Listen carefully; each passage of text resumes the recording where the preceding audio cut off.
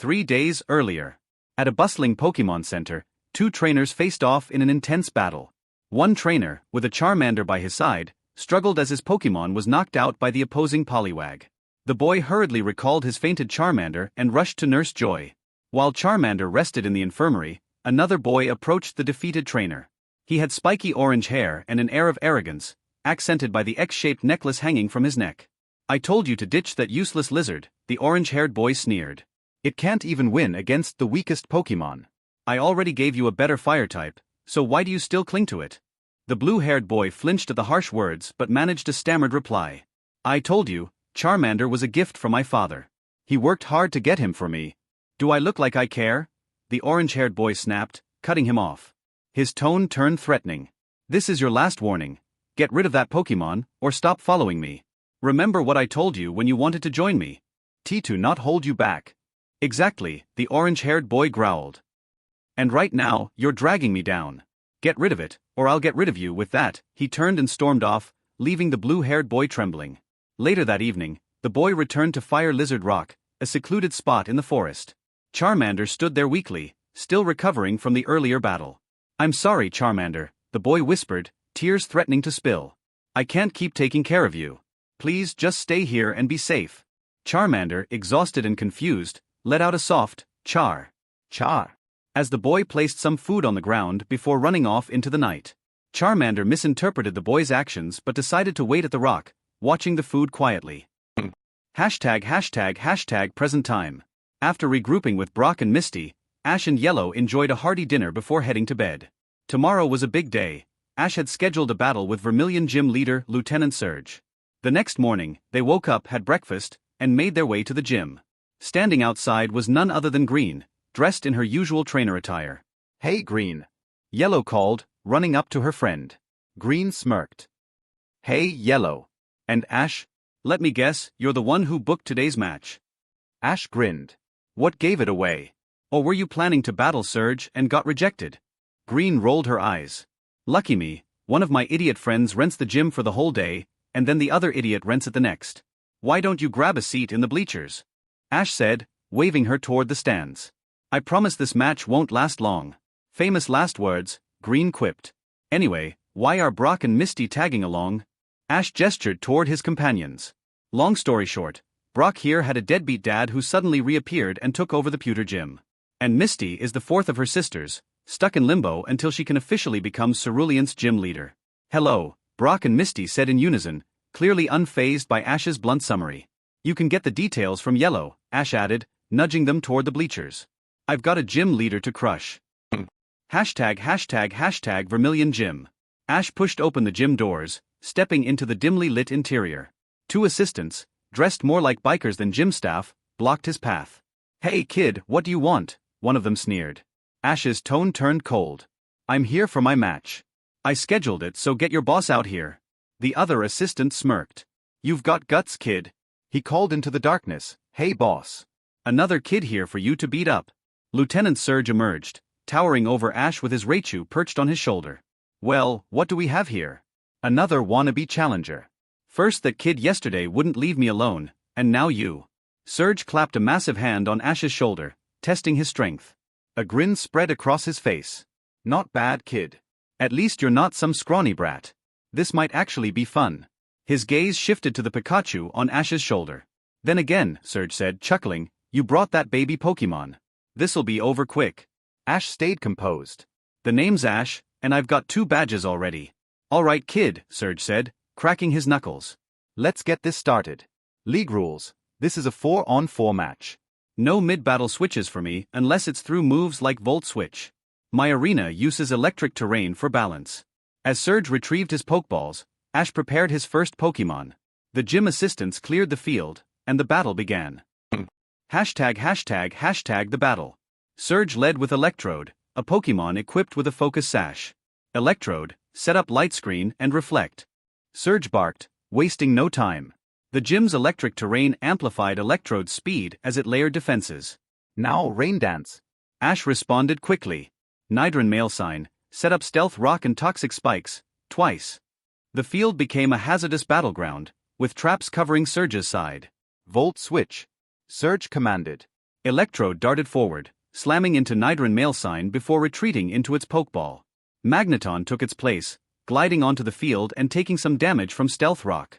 Ash swapped out Nidran Mail Sign for Machoke, who immediately came under fire from Magneton's thunder. Despite the electric terrain and Magneton's Eviolite boost, Machoke endured, though he became paralyzed. Surge grinned. Looks like your Machoke's done for. But Machoke's skin turned red as steam rose from his body. His Guts ability activated, negating the paralysis. Machoke, knock off and brick break. Ash commanded. Machoke lunged, slapping away Magneton's Eviolite with a powerful blow. Then, with a swift follow-up, he shattered the dual screens and landed a decisive hit, knocking Magneton out. The battle raged on, with each trainer exchanging blows and strategies. Ash's tactical use of Protect, Sunny Day, and status conditions kept Surge on his toes. Eventually, the match reached its climax, Surge's Raichu versus Ash's Pikachu. Raichu stood on the battlefield, arms crossed, exuding confidence. Pikachu, determined and full of fire, stepped forward, swiping away Ash's intended Pokeball. Ash sighed internally. Here we go. Alright kid, Surge said with a grin. Let's see if your baby Pokemon can handle the real deal. The final showdown began. Ash stood frozen, staring at Pikachu with a blank expression. For 5 long seconds, not a word passed between them. Up in the stands, the group exchanged puzzled glances. What is Ash doing? Green asked, tilting her head. I was about to ask you and Yellow the same thing, Misty said. You two grew up with him. Has he ever done this before? No, Yellow answered. The only time Ash stops like this is when he's deep in thought. Green squinted at Ash, studying his face. It looks more like he's trying not to cry. What did Pikachu do to crash his brain like that?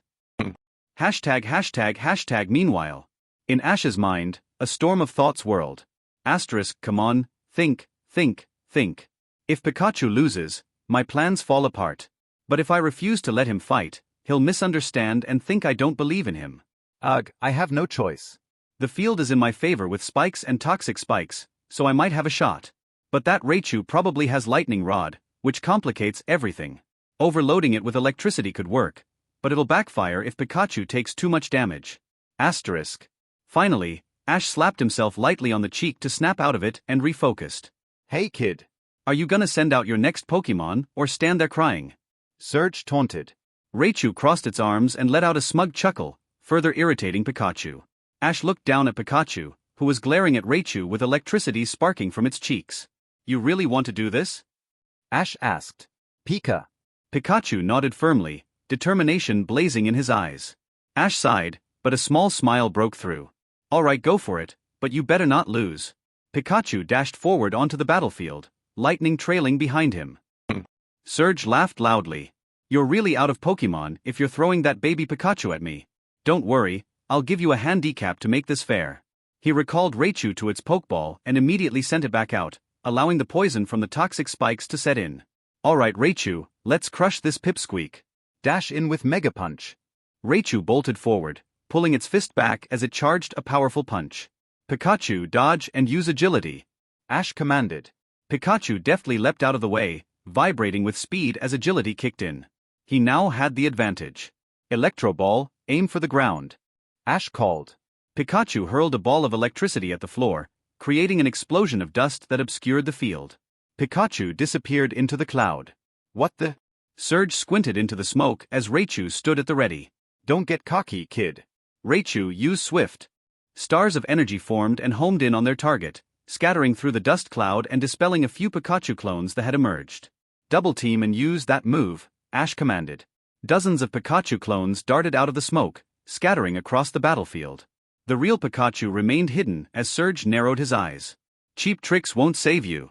Raichu, Scatterbolt.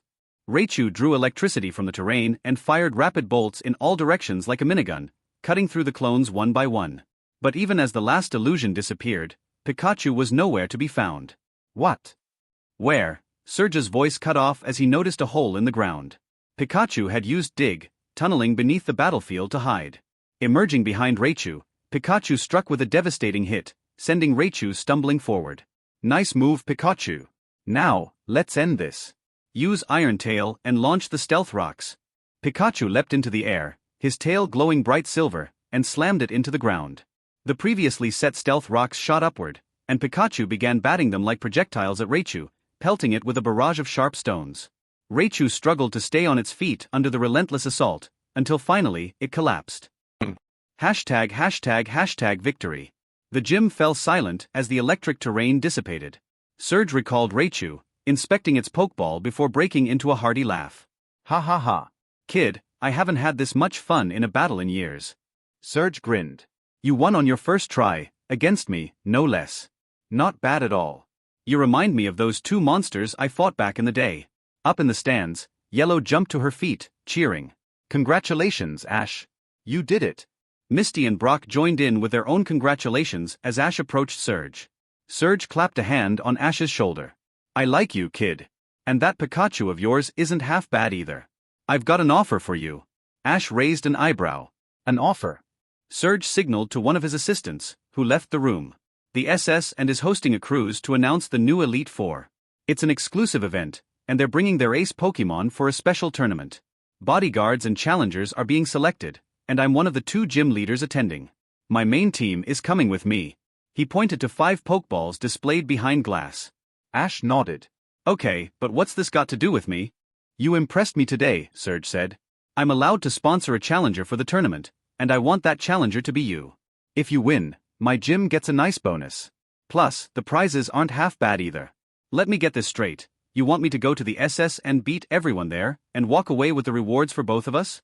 Ash asked, smirking. Pretty much, Surge replied with a chuckle. The assistant returned, handing over 5 tickets. Here, take these. Bring your friends if you want, I don't need them. Ash thought for a moment before nodding. Fine. I'll do it. Surge grinned, handing Ash the Thunder Badge. Good. Just make sure you're back here 2 days before the end of the month. Oh, and if you need training, feel free to come by. Outside, Ash's friends were waiting. Hey Ash. What took you so long? Brock asked. Don't tell me Surge made you clean the gym before leaving, Misty teased. Ash laughed and explained Surge's offer, showing them the tickets. Misty squealed with excitement, while Green's eyes gleamed with thoughts of the potential prize money. Wow, tickets for all of us. Green reached for one, but Ash stopped her with a grin. Not so fast, he teased. After what you did to me as kids, I'll just dangle this ticket in my pocket and hope it's still there tomorrow. Green rolled her eyes, snatching the ticket when Ash let it fall. The group laughed as they made plans to prepare for the SS and the adventures ahead. After telling the 2 birds that Brock, Misty, and Yellow would have them for a while, Pidgeotto was fine, but Firo looked a bit mad, not enough to do anything about it but grumpy nonetheless. So Ash just told him that he could visit his old gang/friends/family, whatever he called it, and that made Firo change his mind and think of all the ways he can flex his new power. So in the end Brock and Yellow would take Firo since he was bigger and Yellow was small, and Misty would take Pidgeotto. So after they grabbed their things, Ash gave them the balls and saw them off. It's always sad for a father to watch his children leave the nest, Ash said with some fake sobbing, but I knew the day would come. Misty rolled her eyes. Come on, as if we would believe that. Can you take anything seriously? Yellow looked like she was going to comfort Ash but then realized he was joking and straightened herself. Only once every 3 business days, Ash said, and they don't stack. Well Ash, thank you again for letting us use your Pokemon. I'll think of a way to make it up for you, Brock said as he finished making a bit of a makeshift saddle. Don't worry about it. Either way, what are you guys going to do when you're over there? Misty just put her finger on her lips. It's a secret. Let's just say I'm going to get some disciplinary help for my sisters. Well, that's not ominous, Brock said, but I'm going to go help my father and train so hard my rock-hard willpower will grow even larger. Everyone stared at him. Okay, I also want to go see Rosejoy again, Brock said with shame and heart in his eyes. Well, I wanted to ask Uncle Wilton if he could help me train. He is actually the best trainer behind the gym leader in Viridian, Yellow said in a happy tone, which Ratty, who was in her lap, also was woken up by. Alright, well, I was going to go travel to the mountains and get my 2 stubborn Pokemon to evolve. Seriously, isn't weird that those 2 just haven't evolved, Ash said, referring to Weedle and Magikarp. Well yeah, Misty said. Can't say much about Weedle, but Magikarps do take time, but with your training regimen for it should have evolved 3 times over, Misty said with a small shiver that no one really saw. Well, whatever, I am still going to the mountains. Maybe I'll find new adventures, fall in love with a beautiful girl, have a family out there, and never even show up again. This might be the last time you see me, Ash said, doing almost a fainting motion. Sure, either way, I guess we will see you in a few days, Brock said as everyone completely ignored the last thing Ash said. Alright, send me a text when you land, I'll be waiting, Ash said as the birds flew off. As he was left with Pikachu alone again, he breathed a sigh and looked down. Well, looks like it's you and me again, buddy. Come on, I'll get you some ice cream, Ash said, waking away. Pikachu said as he ran forward. Sometime later Ash and Pikachu were sitting on a bench both with some ice cream in their hands. Pikachu was enjoying it and Ash released Weepinbell. Well, first things first, Weepinbell spit it out. Ash said, "You see, the move Flytrap has 3 parts to it. Firstly, Weepinbell gets the Pokemon in its mouth that is naturally covered in a poison-mucus combination that makes them very good predators. The second is where they start draining the Pokemon with a mixture of a draining move and poison, and the third is the best part where Weepinbell steals the held item from the Pokemon." As such, Weepinbell had the focus sash from earlier. It was a bit slimy but nothing some time in a time chamber couldn't fix. He grabbed it, put it in his storage to dry for a few weeks, sped it up to a few hours and paid his flycatcher with his ice cream. Ash sat on the bench and thought about his next course of action. Well, there are a few things I can do. I could go meet up with Chloe and laugh at her because she doubted me, but that is a bit too childish even for me. I could also go train with Surge, but knowing him, if I start I am not stopping, so I need to make the preparations beforehand, which will realistically only take a few minutes. As Ash was thinking, he also made another poke block with an Oron berry and gave it to a random Pidgey that came up to him. Well, I guess the best course of action is to go back to that poke center train and see if Charmander shows up. By now it should be close to the day original Ash got to the same location. All I need to see is if it rains or if he is at the rock. Ash finally made up his mind and looked towards Abra, who also somehow got an ice cream. Even though he didn't buy one for her, he didn't bother and told her to teleport her back to the same spot. When she did, they disappeared and Pikachu's ice cream was left behind and the bird from earlier came up and took it for itself. When they appeared, they got behind the Pokemon Center. A random kid saw him, but he just acted like nothing was wrong and went inside the center. And the kid was just left wondering about life. Meanwhile, Pikachu was sad, so he gave him some ketchup. Walking inside, he saw a few people in there with their Pokemon out. There were all sorts of Pokemon. A boy with a Geodude, a girl with an Eevee, another girl with a Clefable, a boy with a Venonat, a girl with an Oddish, and finally a certain boy with a Lucario and a certain girl standing by the Pokemon desk. And 3 people in trench coats that are irrelevant absolutely. Their hair color. What does it matter that one has pink hair, the other has blue hair and the third is a cat? They don't matter, right? Lucario also noticed him and looked at him as he entered. He just acted like he didn't see it and went over to the computers while also thinking to himself, well, this changes things drastically. I had a feeling I was in the I Choose You movie when I didn't find Pidgeotto like in the anime, and I got that feather, but I don't know when it would happen. But that just brings up the question about Cross, since he was the one who got rid of Charmander in the movie. Ash was lost in thought as he approached the computer to call up Oak. Well, I guess I'll figure out what to do when I have to. Oak answered the computer, and it looked like he was eating dumplings. Hello, my boy, to what do I owe this call? He is getting too comfortable getting food when I call him. Ash thought, well, I wanted you to know I just got the 3rd badge from LT.Surge. Since it was a small center in the woods, most people heard this and the certain boy recognized who Ash was talking to, but most people were more interested that he beat Surge. Wonderful. Gary also got his yesterday, though it took him quite a few tries. He even refuses to tell me how long it took him. Oak said with a chuckle. What about you? How long did it take you to get it? Forgive me when I say this, but I doubt you got it on your first try again. But I did, Ash said, which left Oak and anyone who heard him speechless. Sorry, I guess old age is catching up to me. Would you mind saying that again? I beat the lieutenant on the first try. Why is it so hard to believe? You can look up the footage online. I literally fought him a few hours ago. Oak was silent for a moment before regaining his composure. Well, I have to say you continue surprising me, my boy, but I suppose you always like to make sure you could do something before jumping in. Well, I suppose you want to call your mother next. I won't hold you. Also, if you see Gary, tell him Daisy is worried about him. Alright, see you, Oak, and you better not forget our deal, Ash said as he ended the call and started calling his mother's number, which she immediately answered. Hello, Ash, how have you been? Delia said, looking happy. Hey mom, everything is going well. I just got my next badge. Life is pretty nice, Ash said with a smile. Wow honey, that's great. By the way, where are your friends? Is Green or Gary with you? Well, we decided to have a bit of a rest for a while, so they went to their families. Gary and Green are doing their own thing. So you let them and you didn't think to come and visit your poor mother, Delia said with a pout, which a certain girl heard and snickered about. Come on, we both know what will happen if I come back home. You were already ready to cry when I left. If I go back, you won't let me leave without the waterworks coming out. I know, I just miss you. Well, how about you tell me about Dash? Delia was cut off by a boy with a Vaporeon running into the center and getting to Joy. Excuse me, Nurse Joy, please help my Pokemon? My Vaporeon's been hurt, the boy said as he set the water fox down. Let me see, Joy said, it doesn't look good. What happened? That Entei came out of nowhere. The boy said sadly, I thought for sure we could catch it. Joy grabbed the poor Pokemon in her arms. Don't worry. It'll be just fine. Ash sighed, sorry mom, something came up. I'll call you later. Ash said, okay, see you later, love you, Delia said as the call ended, and Ash walked forward as one of the kids started asking about what he meant by Entei.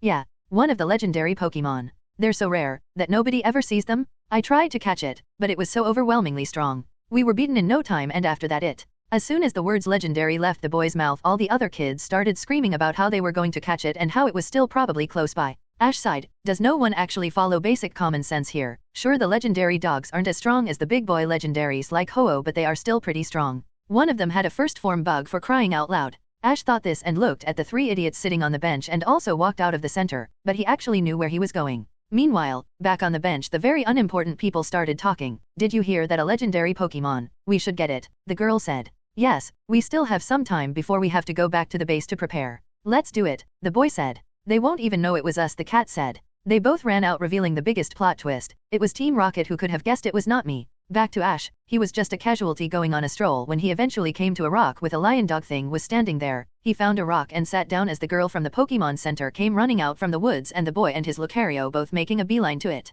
There it is, X2, they both said as they noticed each other. Meanwhile, Ash pulled out a bag of chips and enjoyed the show. The two people were Sorrel and Verity. Verity looked like she was about to taunt Sorrel, but before she could, Sorrel ran up with Lucario. Lucario Aura Sphere, Sorrel commanded. As he did that, Lucario charged up a blue sphere and launched it towards the Entei, which hit him and did nothing. Verity was stunned. She didn't get to say anything before snapping out of her daze. Hold it, I got here first. Before pulling out a Pokeball, Piplup come out and use Bubble Beam. Out of the ball came a small blue penguin, appeared and started spitting out bubbles and launched them at the Entei, which also hit but also did nothing. Entei didn't even register their attacks, so he breathed out, shooting an ember with the strength of a flamethrower at them. Both Sorrel and Verity did not expect such a strong fire move and tried running off, also having their Pokemon follow them. Lucario also took a knee and tried to protect the 3 behind him with a barrier, which weakened it until the barrier also cracks and shatters, pushing him back. Meanwhile, Ash was sitting on a rock enjoying his chips as a few random Pokemon sat next to him and also started watching. He gave them some berries which they happily accepted and enjoyed the slaughter.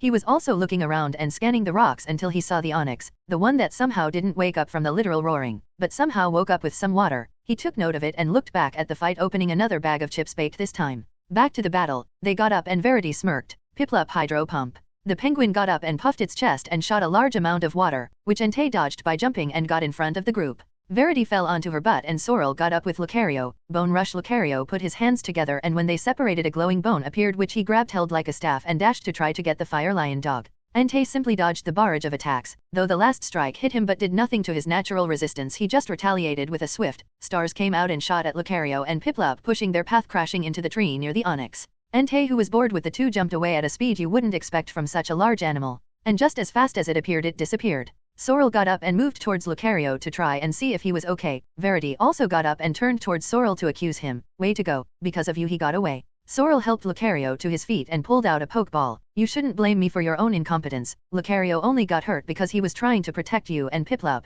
It's not like you were dealing any real damage. As he said that, he returned Lucario to his Pokeball. Oh yeah, well, how about you prove it, right here right now. Sorrel looked back at her. With what Pokemon? In case you haven't realized, both our Pokemon are injured from the battle. Verity looked like she was going to say something before she closed her mouth. Crunch. Sorrel and Verity heard a crunch that they hadn't before because of the battle. Looking over to the origin of the sound, they saw Ash sitting there with his legs crossed eating some chips with a bunch of other Pokemon sitting on and around him also eating a snack. As soon as they turned to him, he raised an open hand with a, "Yo." They both didn't know what to make of what they were seeing until Sorrel spoke up. You're from the Pokemon Center, right? How long have you been there? Since the slaughter started. I mean, whoa, it was not even a struggle. Entei destroyed both of you, Ash said as he got up and dusted himself off. What were you planning on doing? You weren't planning on waiting for us to do all the work then catch Entei after he was weakened? Verity accused him. Ash put the bags in his pocket. Seriously, if I was, do you really think I would have been sitting in plain sight? Please, we can't even hurt the thing, much less catch it. In case you didn't notice, he wasn't actually trying.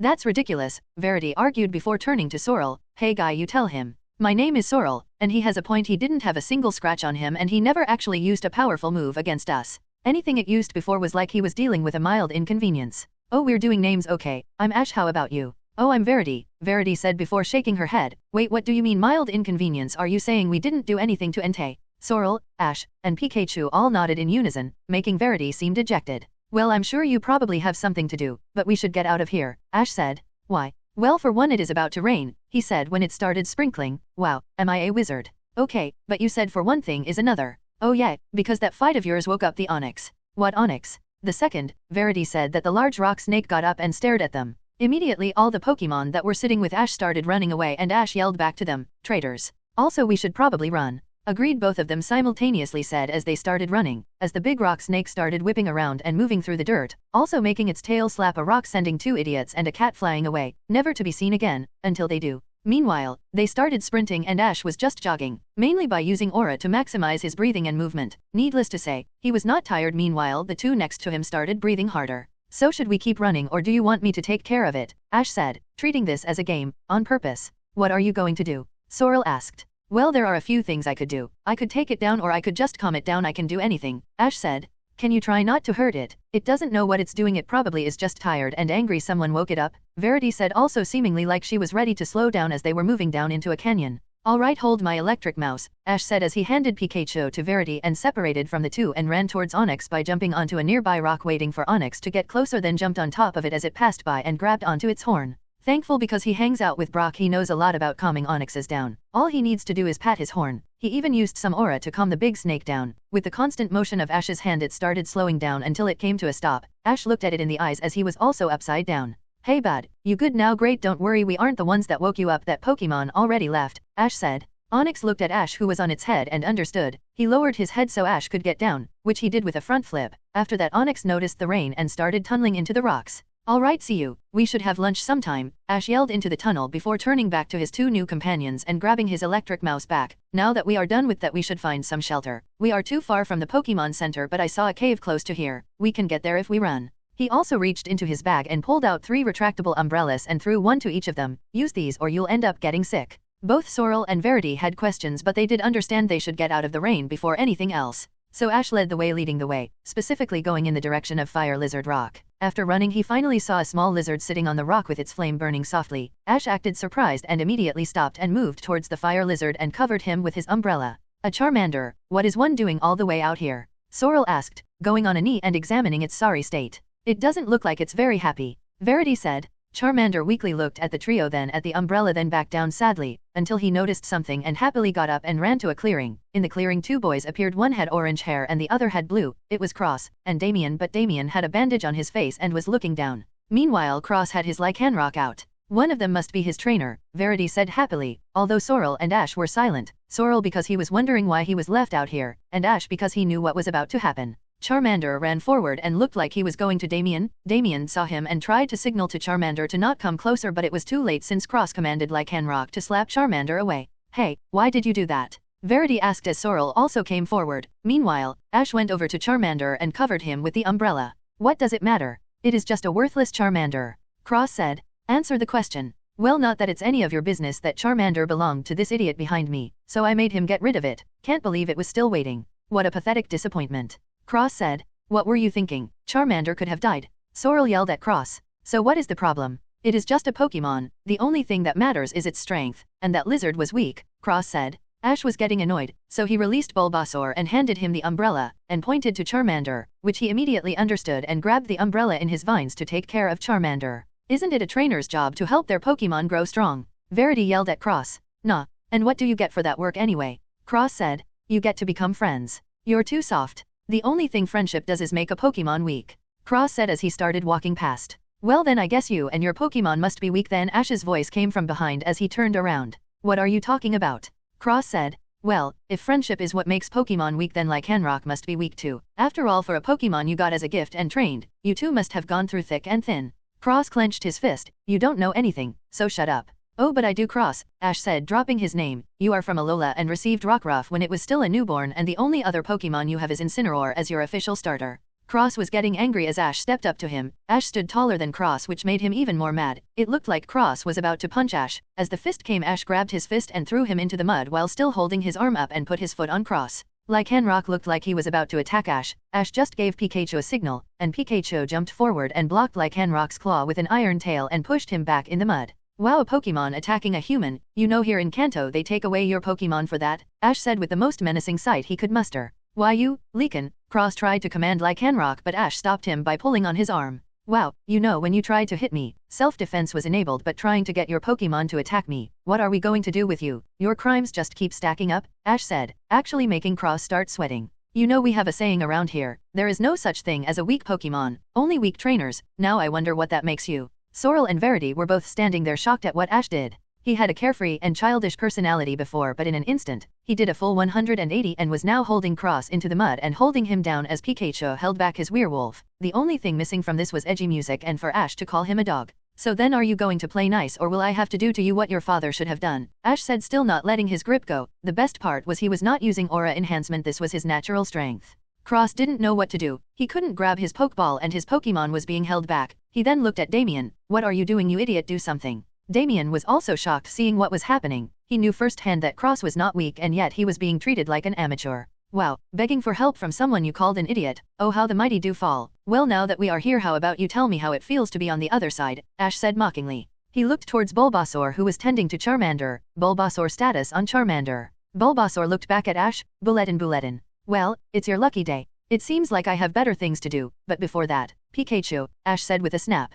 Pikachu already knew. He jumped, dodging another attack from Lycanroc, grabbed onto his back, and started lighting up both of them using Thunder Wave, paralyzing the wolf and then jumping back to Ash. Can't have you doing anything stupid now, can we? Ash said, releasing Cross as he then fell face first into the mud. He then walked over to Charmander and held him in his arms as Bulbasaur went onto his shoulder and held the umbrella. Oh, and by the way, if I find out you try anything that even resembles what you did, I promise you'll end up with much more than a dirty shirt. Ash didn't even look at Cross as he said that and went to his companions. They both almost flinched looking at his face, until he suddenly got his smile back as if nothing happened. Alrighty, let's head to shelter, I can do some first aid there. Ash didn't even wait for their response and just started walking, which they decided to follow since they had nothing better. Cross just stood there angrily and then looked at the back of Ash as he walked away. He decided not to test his luck since Lycanroc was paralyzed and with the rain his fire type would be at a disadvantage, so with anger, he decided to leave looking at Damien. Move. Damien didn't dare to even look at Cross in the eyes, and they just walked back to the Pokemon Center, which was pretty far away. Sometime later they eventually reached the cave and set some blankets for Charmander, as Sorrel and Verity also decided to set a fire and to set up camp.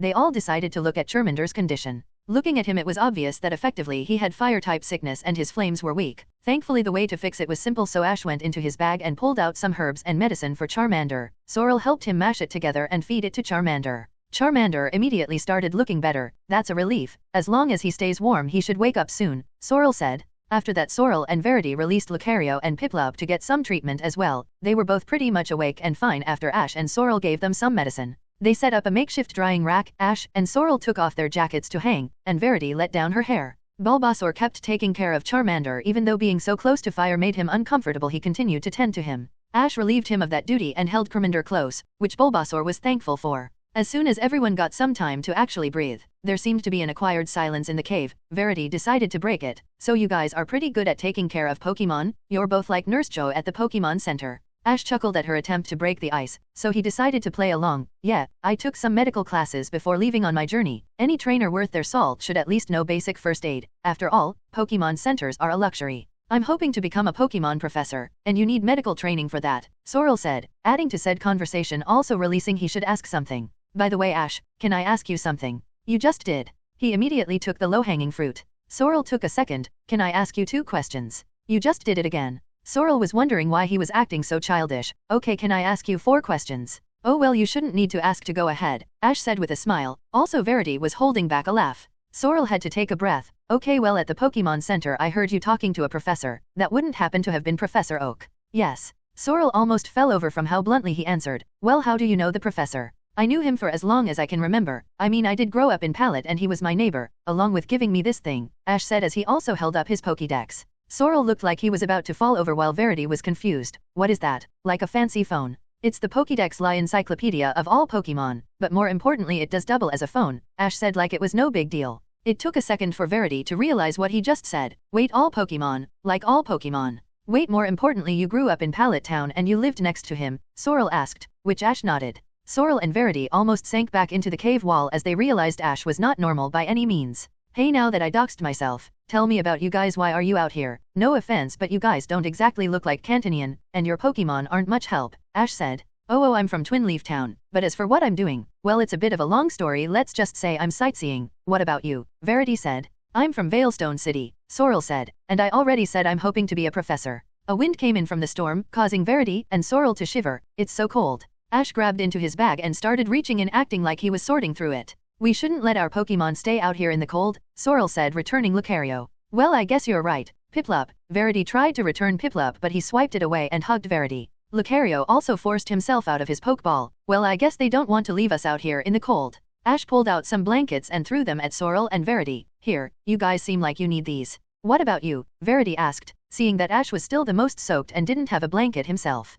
I'm fine, the cold never bothered me anyway, Ash said, almost chuckling at himself. Well thanks, Sorrel and Verity covered themselves with their Pokemon and started relaxing. Some time passed until they heard the stomping of a large Pokemon. Looking at the entrance of the cave, they saw Entei and the Pokemon that abandoned Ash from earlier. Entei walked past the group looking at them, then kept walking up onto a higher platform and sat down. The Pokemon also followed and laid down next to the fire legendary. Seeing the fearsome forces of nature, people and Pokemon are the same, Sorrel said, before looking back. Sorrel pulled out his tablet and started looking for some stuff. There's a legend that proclaims Ho-Oh gave life to Entei. You mean it? Verity asked, and Sorrel gave a nod. You see, around 150 years ago, there was a magnificent bell tower, and this bell tower made it possible for humans to actually make contact with Ho-Oh. But lightning struck the tower, engulfing it in flames. Suddenly, a great rain came down, and the flames were extinguished. But 3 nameless Pokemon succumbed to the inferno. Amidst the destruction, Ho-Oh descended and bestowed life upon them once again, and they were revived. They represented the lightning that struck, the flame that engulfed, and the water that extinguished the tower.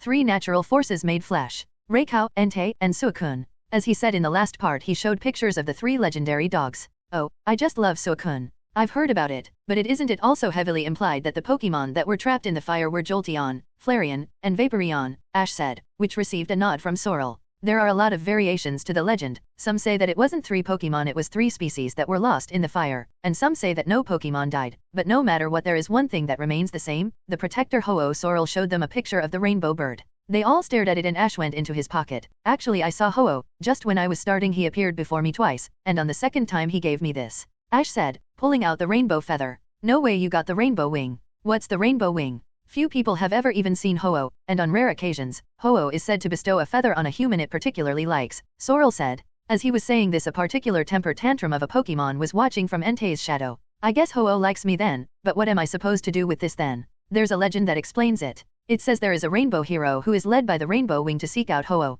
Okay, and do what exactly? Battle it, catch it, set it free from some convoluted prison. Ash asked. I am afraid I don't actually know, Sorrel said. Like with all myths, the details are foggy on a good day. This whole time Ash had been gently using aura to help Charmander and bond with him, so he started twitching and opening his eyes to look around. Well, look who decided to wake up, Ash said, looking at Charmander with a smile and putting him down to check his flame. Your fire is looking good as new, but you must be hungry, Ash said as he pulled out some Pokemon food that was good for fire types, the kind you can buy in bulk, and gave it to Charmander, which he ate happily. Seems like Charmander is finally healthy again. Yeah, and it looks like he was really hungry. I wonder how long he was on that rock, Verity said before a pull on her ear came from a blue penguin who was jealous. After Charmander ate his fill, Ash decided to drop the Dawn fan in the room. So Charmander, what are you going to do now? Charmander looked at Ash then backed down sadly. Char. Well, how about coming with me? I'd be happy to have you, and I can promise I won't abandon you. Charmander looked at Ash and thought before nodding with joy. Charmander Char. Ash smiled and booped Charmander with an empty Pokeball, which he went in with a ding, and the Pokédex updated.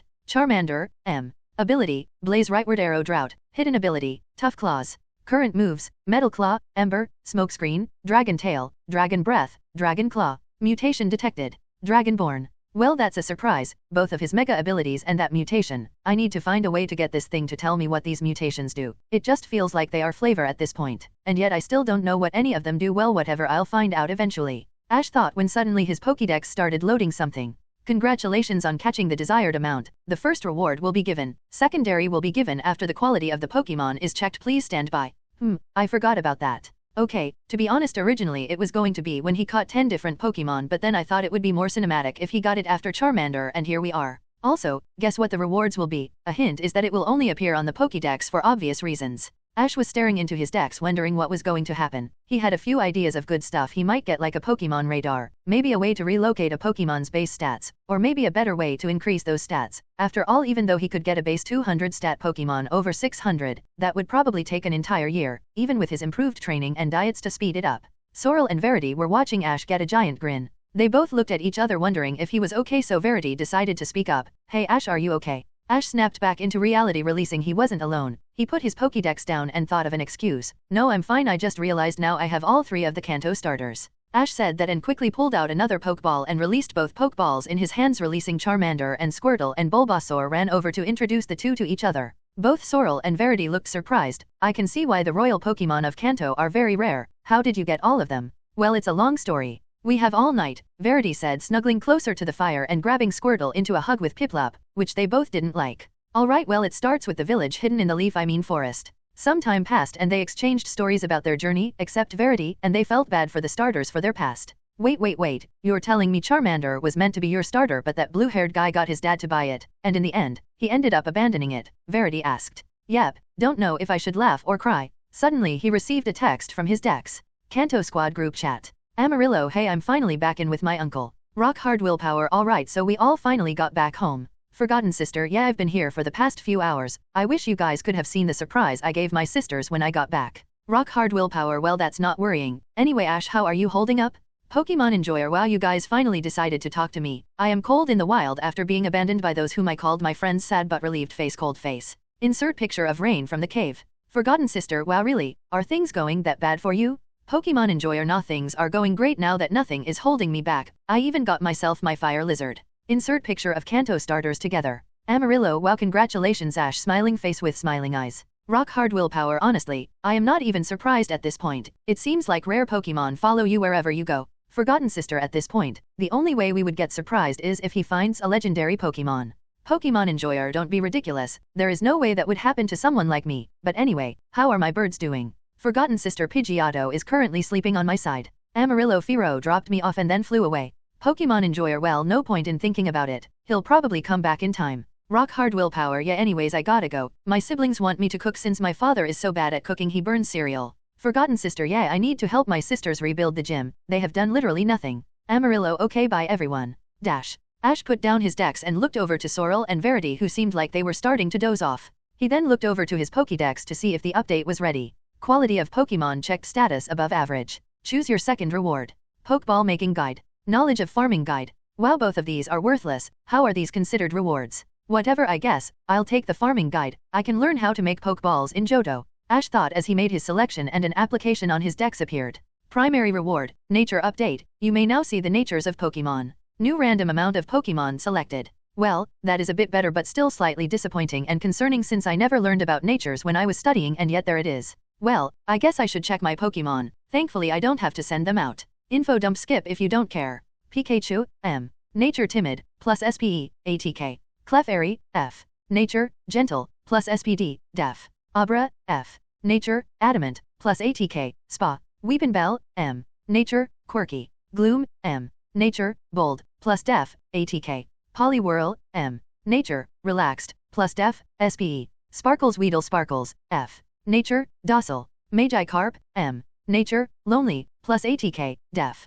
Scyther, M. Nature, impish, plus def, spa. Nidoran male sign, M. Nature, mild, plus spa, def. Machoke, M. Nature, adamant, plus ATK, spa. Bulbasaur, M. Nature, jolly, plus SPE, spa. Squirtle, M. Nature, impish, plus def, spa. Charmander, M. Nature, brave, plus ATK, SPE. Well then, not the best and not the worst except for Abra having the literal worst possible nature. There better be the nature mints so I can fix these. Thankfully Abra isn't going to be battling so it is fine for now, but even still none of my other Pokemon have really bad natures, most of them are mediocre. Ash sighed into his hands trying to think before he remembered he had another reward. Looking into his Pokédex and went into an app with everything. Looking into it, it was similar to a wiki page with a bunch of information about the optimal way to grow berries, apricorns, and thankfully the information about the mints is also there, but he still doesn't know how to get them. Sorrel and Verity already fell asleep, so he decided to start studying the farming guide and see if there was anything else. Sometime later, Ash was still studying the information and already got the gist on how he could improve the quality of the berries he was growing.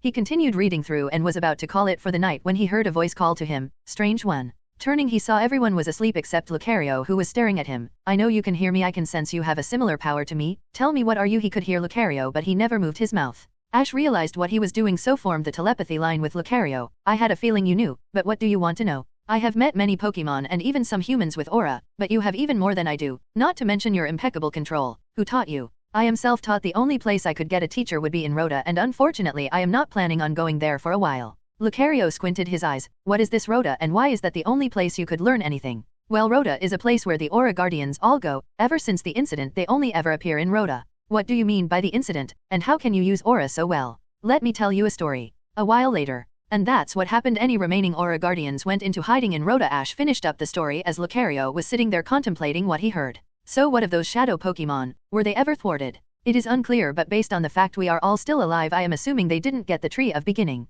Well, it seems there is much I need to learn. I would also like to see this Rhoda. Could you convince Sorrel to go there? Sure, but on one condition. I want you to train with me. You want me to battle your Pokemon? I don't see how that is relevant. Who said anything about Pokemon? I want you to train with me. I have a few techniques I have been meaning to practice. Don't worry, this will help you just as much as it will help me, Ash said as he approached Lucario menacingly and his fists started glowing blue. The next morning, everyone was waking up, some easier than others, and immediately they saw the Pokemon and Entei were gone. The rain finally stopped, so after they packed up and put out the fire they went outside. When they got out they saw a large rainbow over the mountain. It's a rainbow? So beautiful. Sorrel turned and said, they say that Ho-Oh lives at the end of the rainbow. As soon as he said, the rainbow feather started glowing in the direction of the rainbow. The legend says the rainbow wing will guide you. Sorrel said, so, what's over that way? Ash asked. There are quite a number of steep mountains over there. The Raisin Mountain Range. Should we go then? Ash said, turning to both Sorrel and Verity. Wait, you're asking us? Verity asked. Sure, we are in this together after Entei. Besides, I have some time to kill, so if you guys have some time, let's go.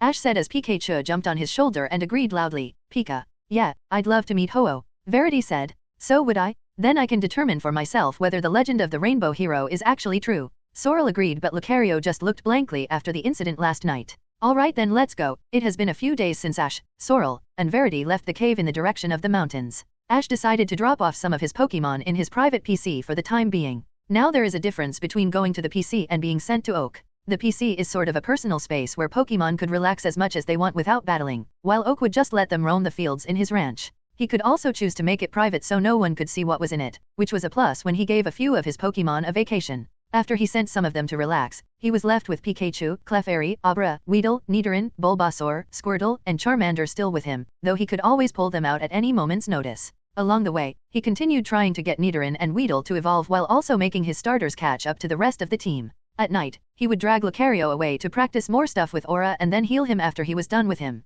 Overall, a lot of progress was made with everything. Charmander got the most attention since he was the newest member. Considering his ability and current nature, he would be a mixed attacker with a current focus on physical and would start practicing special later. Surprisingly, Charmander was pretty close to evolving, at least more than Bulbasaur or Squirtle. He would give them training regimens, prepare their food, give them poke blocks, and then make them work on their control over their stab element. Meanwhile, he would continue brainstorming new ideas and studying his new information, leading him to his newest idea. They were currently staying in a small town for the night, and they all went out for dinner at a nice restaurant with their Pokemon out, and Ash was writing in his usual notebook that both Sorrel and Verity had looked at before. Sorrel was intrigued by his training regimens and specific diets, and Verity was confused about them. Explaining it to her made her start thinking about something, but she never said what. What are you making this time, Ash? Sorrel said as he was eating pasta. Well, I have been trying to understand something specific for a while, electromagnetism. Ash said, catching both of their interests. You see, if you add electricity at a very specific frequency to metal, it causes the poles to face the same direction, creating magnets.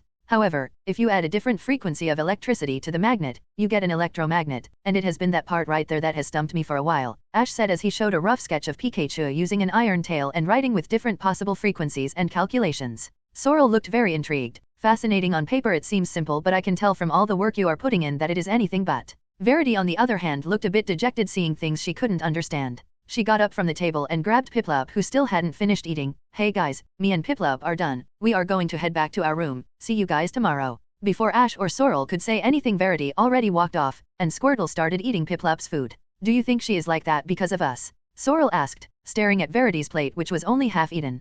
Probably. Should we say something? Probably not. Let's be realistic, if we try it will probably make things worse. The rest of the night finished without much else happening, and the next day they continued journeying along the way. Nidoran and Weedle were beating up a bunch of random Pokemon along the way. The day eventually turned to evening and everyone decided to stop. It was Ash's turn to cook, so Sorrel and Verity would set up the camp. Meanwhile, at the side, Nidoran and Weedle still wanted to battle, and since they had been fighting together they decided to have a battle themselves. Ash noticed them but decided to let them do their thing as Squirtle sat down next to Charmander and Bulbasaur and pulled out some popcorn to enjoy with his homies. Their battle began with them being about 10 feet apart, and Nidoran closed the distance by dashing forward, throwing his horn forward as it started glowing. Weedle, who had been practicing with nothing but her webs the whole time waiting for her to evolve, could now make webs as thin as wires and as strong as metal. Using the webs she zipped out of the way, leaving one thread behind. Nidoran caught himself and decided to jump, aiming to kick the worm, but as he was in the air, Weedle shot out a thread that wrapped it around his legs and slammed him into the ground, and as Nidoran was starting to get up, Weedle sent electricity through the webs, getting Nidoran by surprise.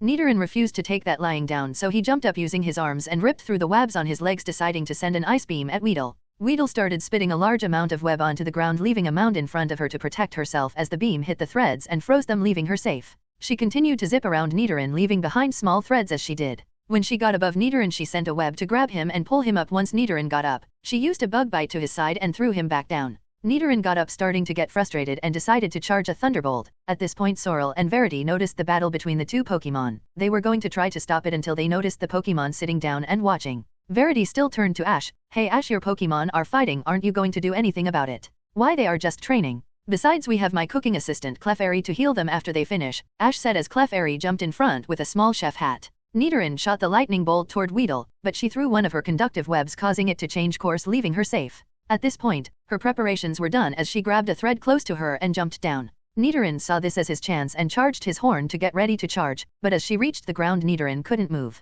Throughout the battle, Weedle was setting up thin thread-like webs, and when she jumped down she tightened them, leaving Nidoran wrapped and trapped. Seeing her chance, she started using her webs as a conductor to send more electricity into Nidoran, which he couldn't dodge. Nidoran wanted to break out. He did not want to lose. He was a prince. He was the prince. He couldn't lose. He wouldn't lose. As he thought that to himself, he started glowing and growing, and when the light went away, he evolved into Nidorino. Ash's dex dinged as it updated while he was cutting some vegetables, and Clefairy was mixing a bowl of pink batter. Nidorino, M. Nature, mild, plus spot, def. Ability, poison point. Hidden ability, hustle. Current moves, focus energy, confusion, protect, toxic spikes, stealth rock, thunderbolt, sludge bomb, dig, ice beam, shadow ball, sucker punch, Venoshock, rock slide. Royal Gene. No one had time to think as Nidorino ripped himself out of the webs and dashed forward, blasting rockets along the way as his ability came into effect. Hustle, sacrificing precision for power as he launched himself forward. Weedle dodged some of them but got hit by most of them, sending her back. She was going to send another Electroabe to retaliate, but before she could, Nidorino appeared behind her, giving her a sucker punch and sending her back onto the dirt.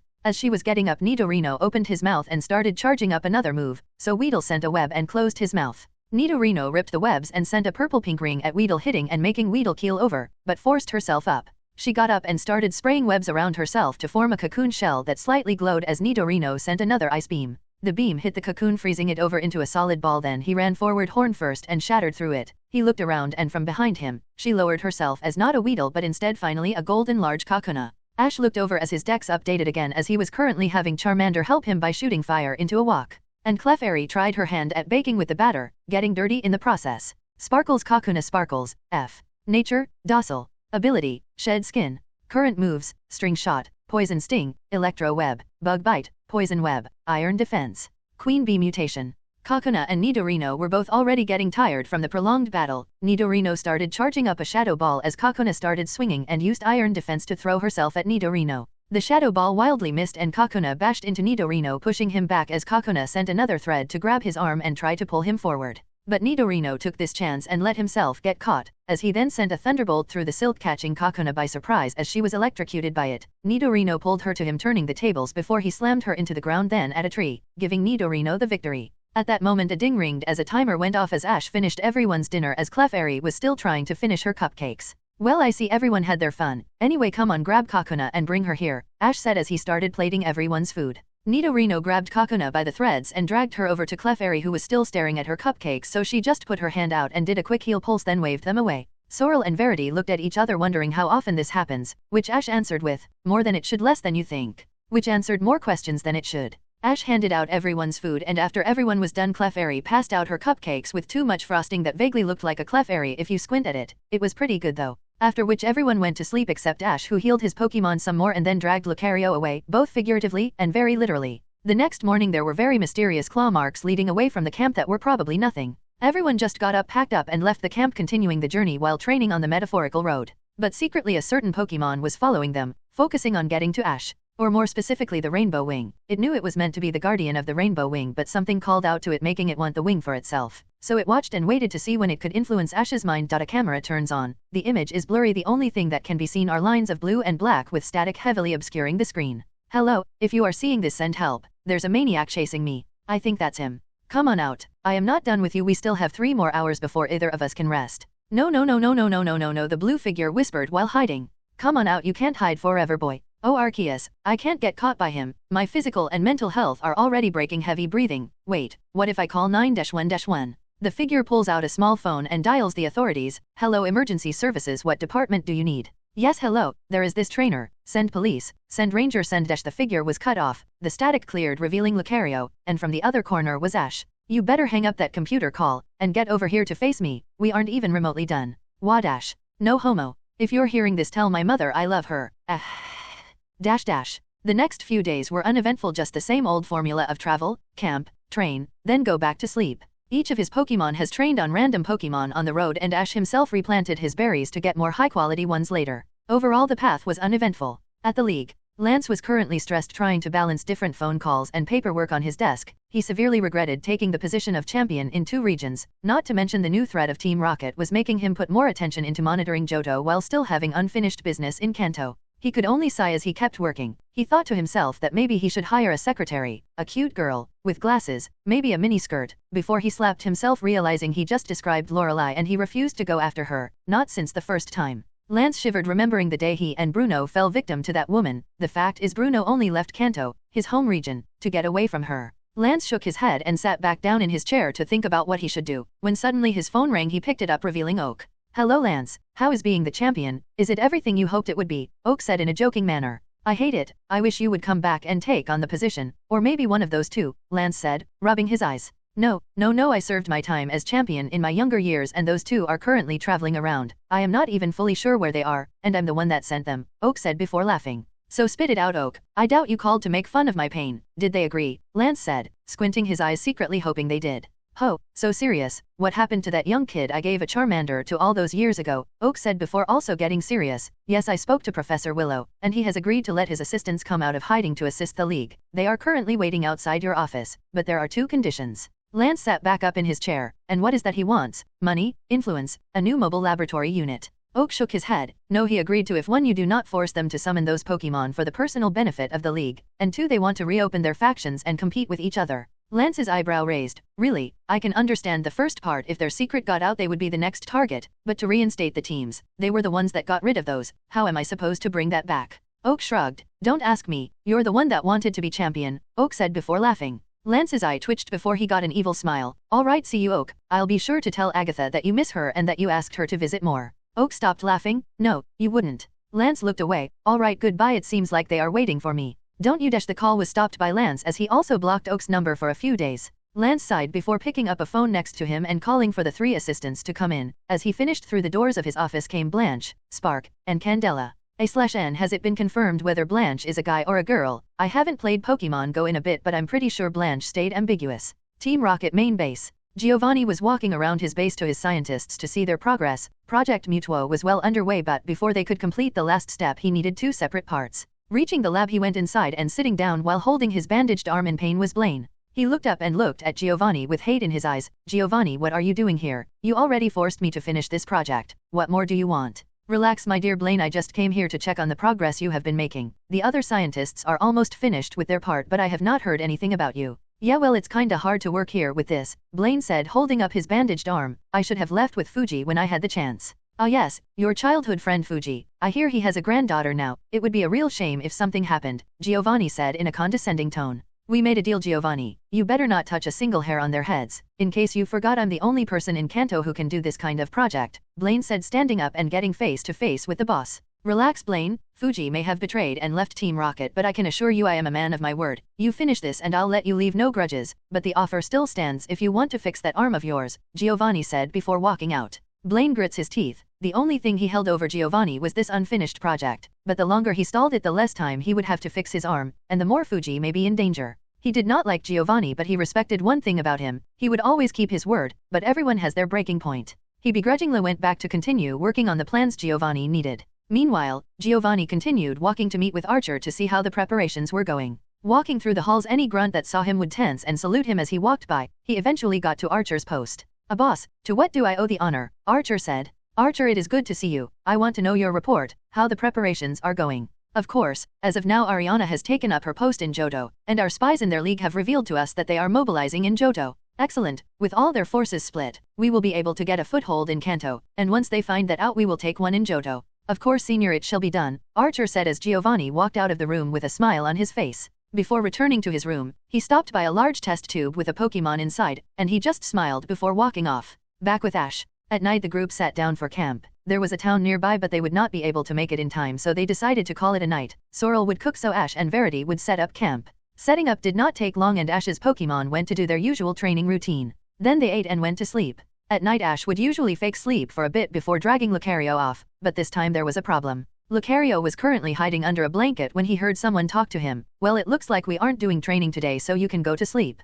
Lucario almost cried hearing that and immediately knocked himself out before he could change his mind. Ash meanwhile got up and walked over to the small pond where Verity was sitting and looking through her phone. He went behind a tree as Verity continued looking through her albums of photos. She continued swiping until she got to the photo of her mother. Verity looked sad seeing the picture until suddenly, "Hey, what are you looking at?" Verity almost dropped her phone before she grabbed it close and saw Ash leaning down looking over her shoulder. What are you doing here? Shouldn't you be sleeping?" Verity said. "Well, I could say the same thing about you," Ash said while also taking a seat next to her. "So what is keeping you up?"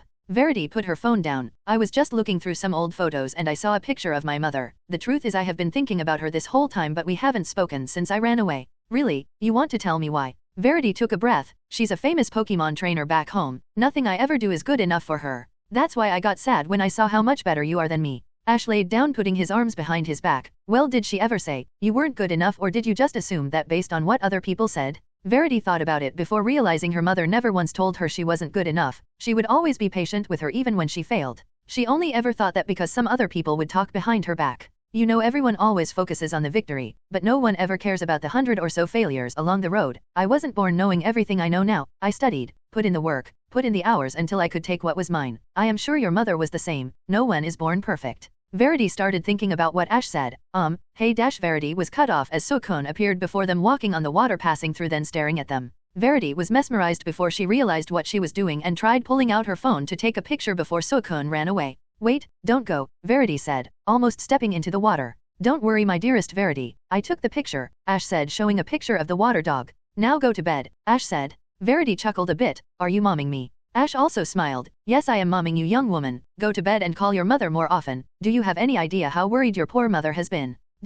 It was the next morning and everyone got up. After they packed everything up, Ash and Verity showed Sorrel the picture of Suicune and explained how they saw it at night near the pond. "To meet Suicune so soon after seeing Entei, incredible luck. I wish I too was awake," Sorrel said. Ash sneaks up and pats Sorrel on the back. "No point in crying over spilled milk. We need to get to the next town before sunset. If we run we should be able to get there just after 12. What do you guys say?" Sorrel, recovering from the shock of getting slapped in the back, pulled himself up. "All right, I wanted to look at the library for more information about the Rainbow Wing." "Sure, let's go, but I bet I can get there before you too," Verity said as she started dashing forward and Piplup was struggling to follow her. Ash and Sorrel looked at each other and both shrugged and started running. Along the way Ash grabbed the penguin and put it on his other shoulder with Pikachu. A bit of time later, Ash was standing by the gate of the town. The town itself was a small port town, with a battle circle in the center of the town. Verity and Sorrel were panting as they just got to the gate. Ash and the two Pokemon on his shoulders were eating some berries. "How huff do puff you run so long?" Verity said. Ash pulled out some water and tossed it to them. "I was basically raised by a Dragonite.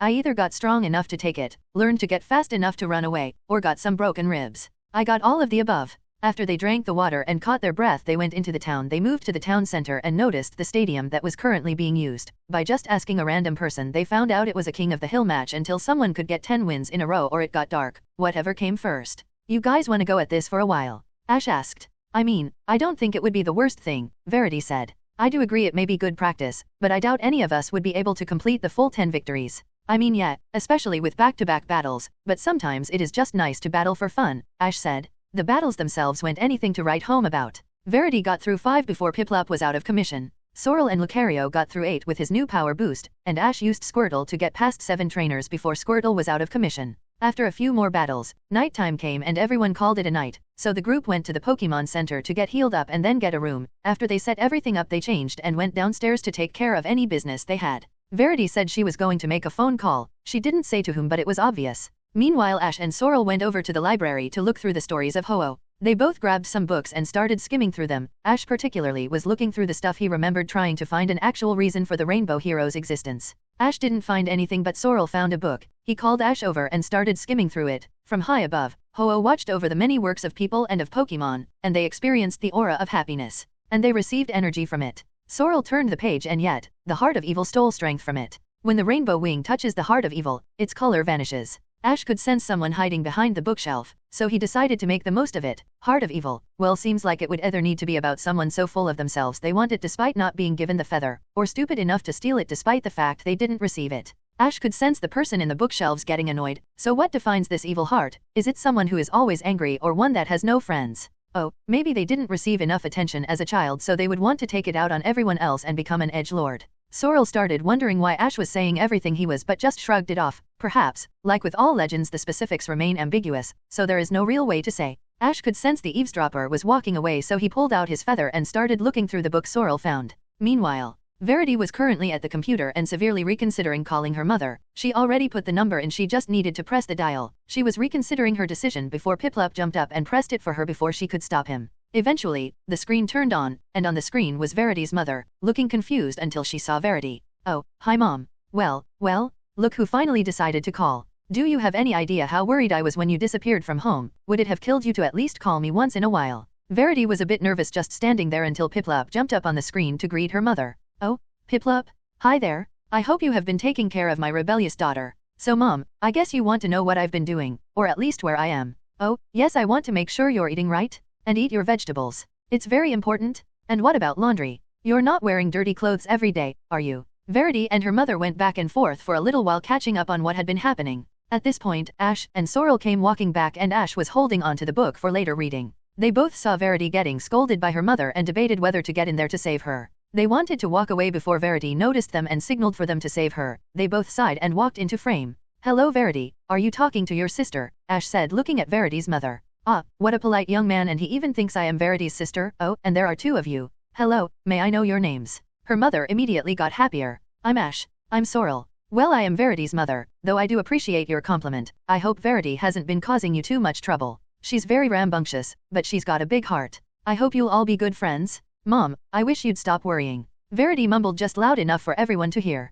Well, I'm sorry in case you forgot, my only daughter ran away from home with no announcement and has not called me in a long time. I think I'm justified a bit. Verity's mom said, immediately losing the progress they made. After some more scolding, Verity's mother eventually hung up, but not before making Verity promise to come back once she finished what she was doing. Verity signed once her mother finally hung up and sat on the nearest couch. I'm gonna lay here for a bit. Ash and Sorrel looked at each other and both grinned, thinking the same thing, then walked over to her and picked her up. Hey, what are you two doing? Put me down. Verity tried squirming out. Nope, we are going out and you're going to like it, Ash said. And just like that, Verity was dragged out of the Pokemon Center. Joy didn't do anything since she saw they were friends and just chuckled to herself. The rest of the night they went sightseeing in the little town and then had lunch at a local restaurant. By the time they returned, Verity was tired enough, so Ash was carrying her on his back. He dropped her off in her room with the help of Piplup and went to his room himself. The next day everyone got up and went downstairs to meet up. Ash grabbed some coffee and sat down with Charmander sleeping on his lap and Pikachu eating some toast with ketchup. So what are we going to do now? Do you guys want to rest a bit more, or should we continue the journey? I think we should be able to make it in a few more days.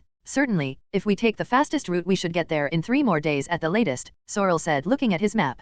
Oh, yeah, I guess this little adventure is almost over, Verity said a little sadly. Well, if it's almost over, how about we spend a few more hours here, at least until lunch, that way we can battle some more, Ash suggested. Sorrel shrugged but agreed also. They all moved out to the center where some people were already battling. They also joined in. Verity got through a few Pokemon but was taken down by a trainer with a Snorlax. Sorrel jumped in and took it down and went for 3 more before Lucario was out. Ash jumped in, took it out with Charmander, and went a few rounds. His next opponent was a girl with a Clefairy. She looked like she was trying to dress like a Cleffa. Charmander, let's end this quick, Ember then run forwarded for a Metal Claw. Clefairy tried to dodge, the girl commanded. Charmander ran forward and shot an Ember at the pink thing. It managed to dodge by jumping in the air, but once it was there it couldn't escape Charmander's Metal Claw that slammed her into the ground. Clefairy, if you can get up, try a disarming voice. Clefairy pushed herself up and shouted in Charmander's direction. Even though it didn't do much, Charmander was starting to get tired from constant battles. Charmander, don't give up on me now. Finish this with another Metal Claw. Charmander picked himself up and dashed forward for one final hit, which sent Clefairy out of the stadium and unable to battle.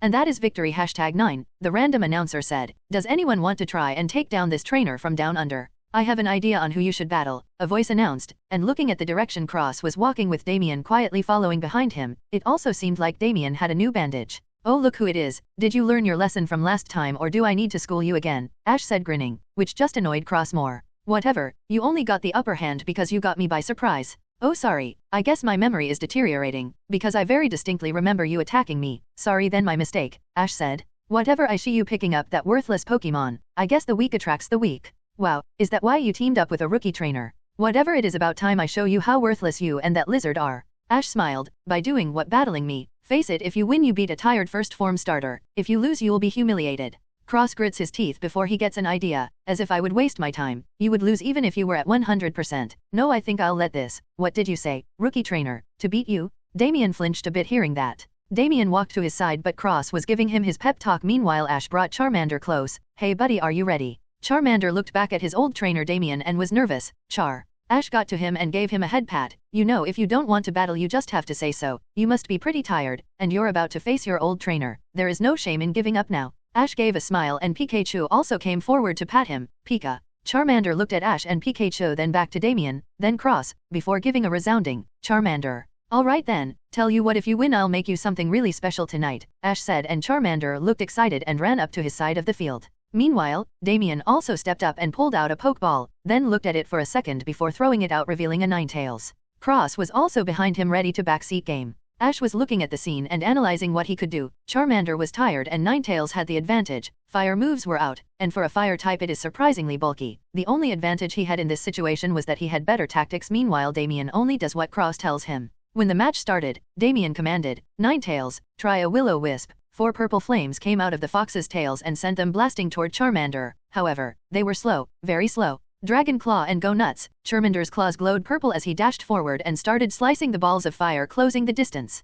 He was dashing and jumping over them until he reached the fox and used the claws on his feet. Ninetales was pushed back and Damien got concerned. Are you dash? But he was cut off when Cross told him something. So he straightened his back, get up and use extra sensory, then shoot a shadow ball. The fox got up and sent a psychic attack at Charmander that made him hold his head. Then the fox raised its head, gathered a green ball, and sent it toward Charmander, who was on the ground. Charmander picked himself up and easily jumped over the green ball, but that was what Damien, or rather Cross, wanted. Nightshade. Ninetales got a dark aura as it shot a black beam at the airborne Charmander, not letting him dodge. Charmander got pushed back but got back up anyway and made a sound towards Ash, signaling he wasn't done. Alright then, smokescreen into the ground, then use your tail. Charmander started spitting out black mist and disappearing, causing everyone to lose sight of him, until Cross noticed a fire in the mist and commanded Damien. Right, fire blast right there, Damien said, pointing towards the fire he saw. However, as soon as the large fire hit they saw nothing releasing. It was just an ember left as a decoy. Damien wanted to get Ninetales out of there but it was too late. Charmander jumped out from behind and hit the fox on the head with his tail glowing purple, then jumped past him, returning to his original position.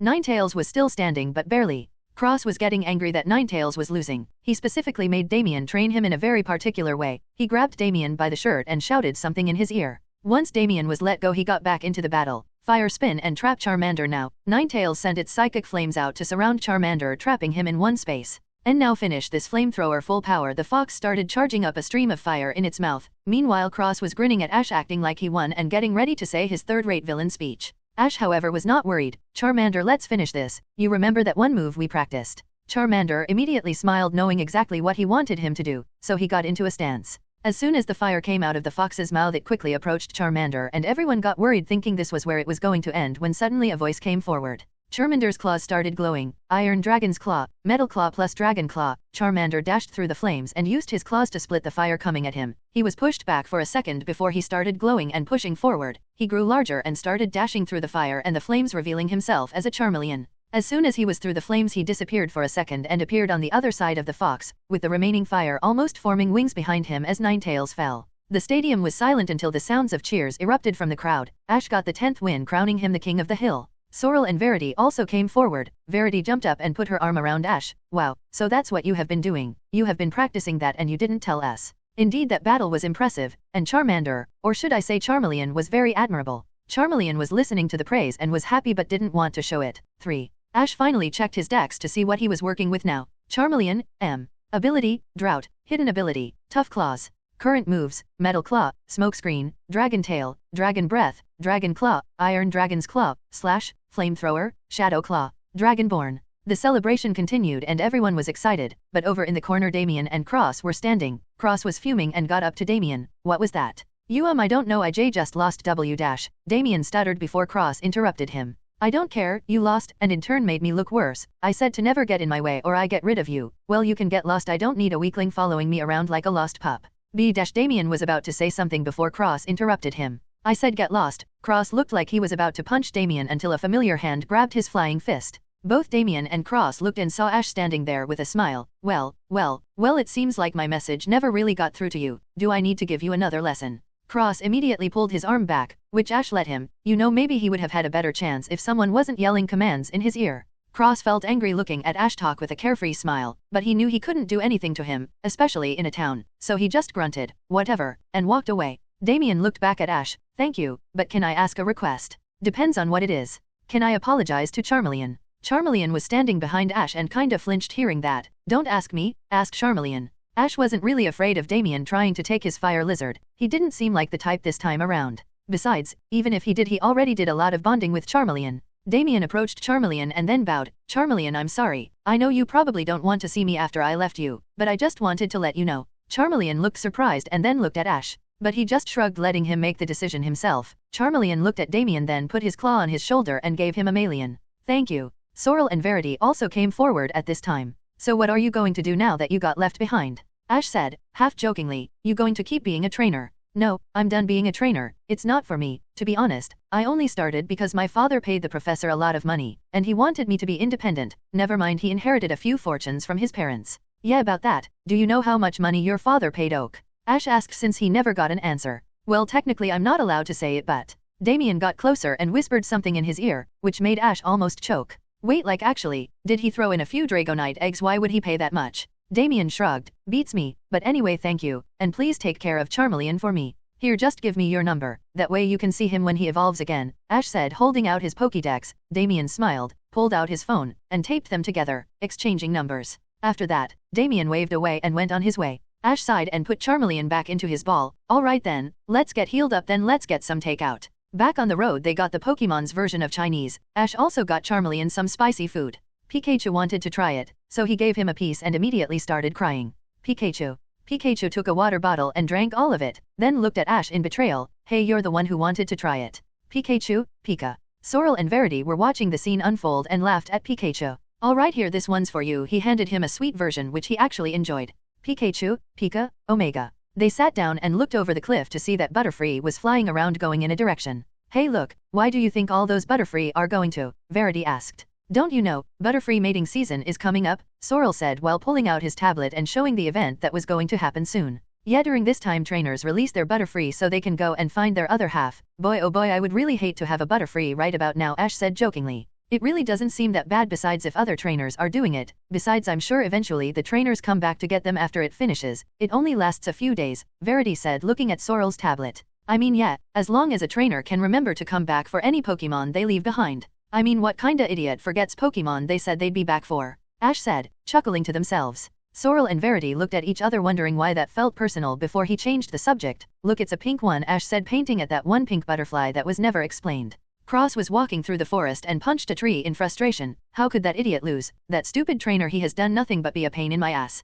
Cross was walking through the forest and wandered around. Since he didn't know Ash had the wing, he wasn't racing toward the mountain. He was frustrated and decided to push his training even further. I already have 4 badges and 2 of them are from the official gyms. I bet that trainer doesn't even have one. I swear if I see him again I'll show him and his little companions he isn't so invincible. As he was saying that, a figure came out of the shadows. It had long given up trying to get into Ash's mind. It was far too sturdy and defended. However, this other trainer would be much easier, and he too has a history with Ho-Oh. The figure came out and started slithering towards Cross's shadow and started doing his magic. As Cross was training he heard a voice. You want revenge, don't you? Who's there? Cross said, looking around but seeing no one. That trainer with the Charmeleon. I can help you, give you power so you can defeat him. And why should I accept? I am already strong enough to beat him myself. Cross shouted into the nothingness. Yes, you are strong enough to beat him, but I can make you strong enough to humiliate him. Cross got less aggressive hearing that. And why are you telling me this then? Because of your connection with Ho-Oh. Cross eyes widened. How do you know about that? I know a lot, like how that trainer also met Ho-Oh, but he received the rainbow wing, but you didn't.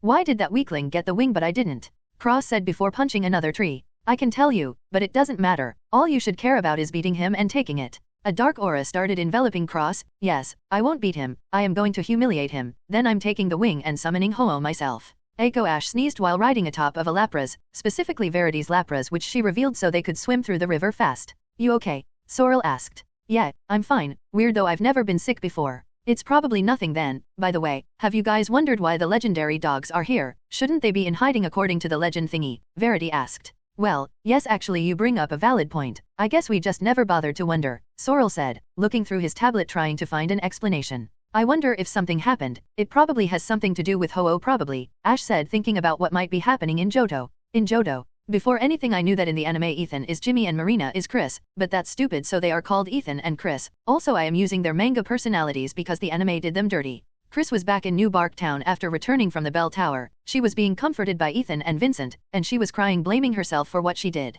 Flashback no jutsu. 3 months earlier Ethan, Chris, and Vincent received their starter Pokemon. Vincent decided to stay in their town for a bit longer getting some extra help from Elm, but Ethan and Chris decided to start their journey only on their separate ways. Ethan and Vincent wanted to make it to the league and become great trainers, but Chris was determined to complete the Johto National Dex. To date the only National Dex that has been completed has been the one for Kanto, but Chris wanted to change that. Throughout their journey Chris caught any Pokemon she could find and would send them to Elm and Oak. She already had the team she wanted to battle with, and after she heard of the legend of the Burnt Tower her next goal was obvious, to capture the legendary dogs. When she reached the Burnt Tower she called her 2 friends. Ethan had Cyndaquil evolve into a Quilava and had barely just earned his 2nd badge, and Vincent got enough confidence to start himself a month ago. He even earned his 1st badge. Chris, hey guys, it's good to see we are all doing our best. Vincent, why yeah, you guys better not count me out just because I started later than both of you. I am already well on my way. Ethan, alright, and when we meet I expect a battle. I have new Pokemon to show you, and that surprise hatched, so you'll be in for it. On the day of their journey Elm asked Ethan to take care of an egg he received, mainly because he had a rare gift for bringing out the full potential of baby Pokemon.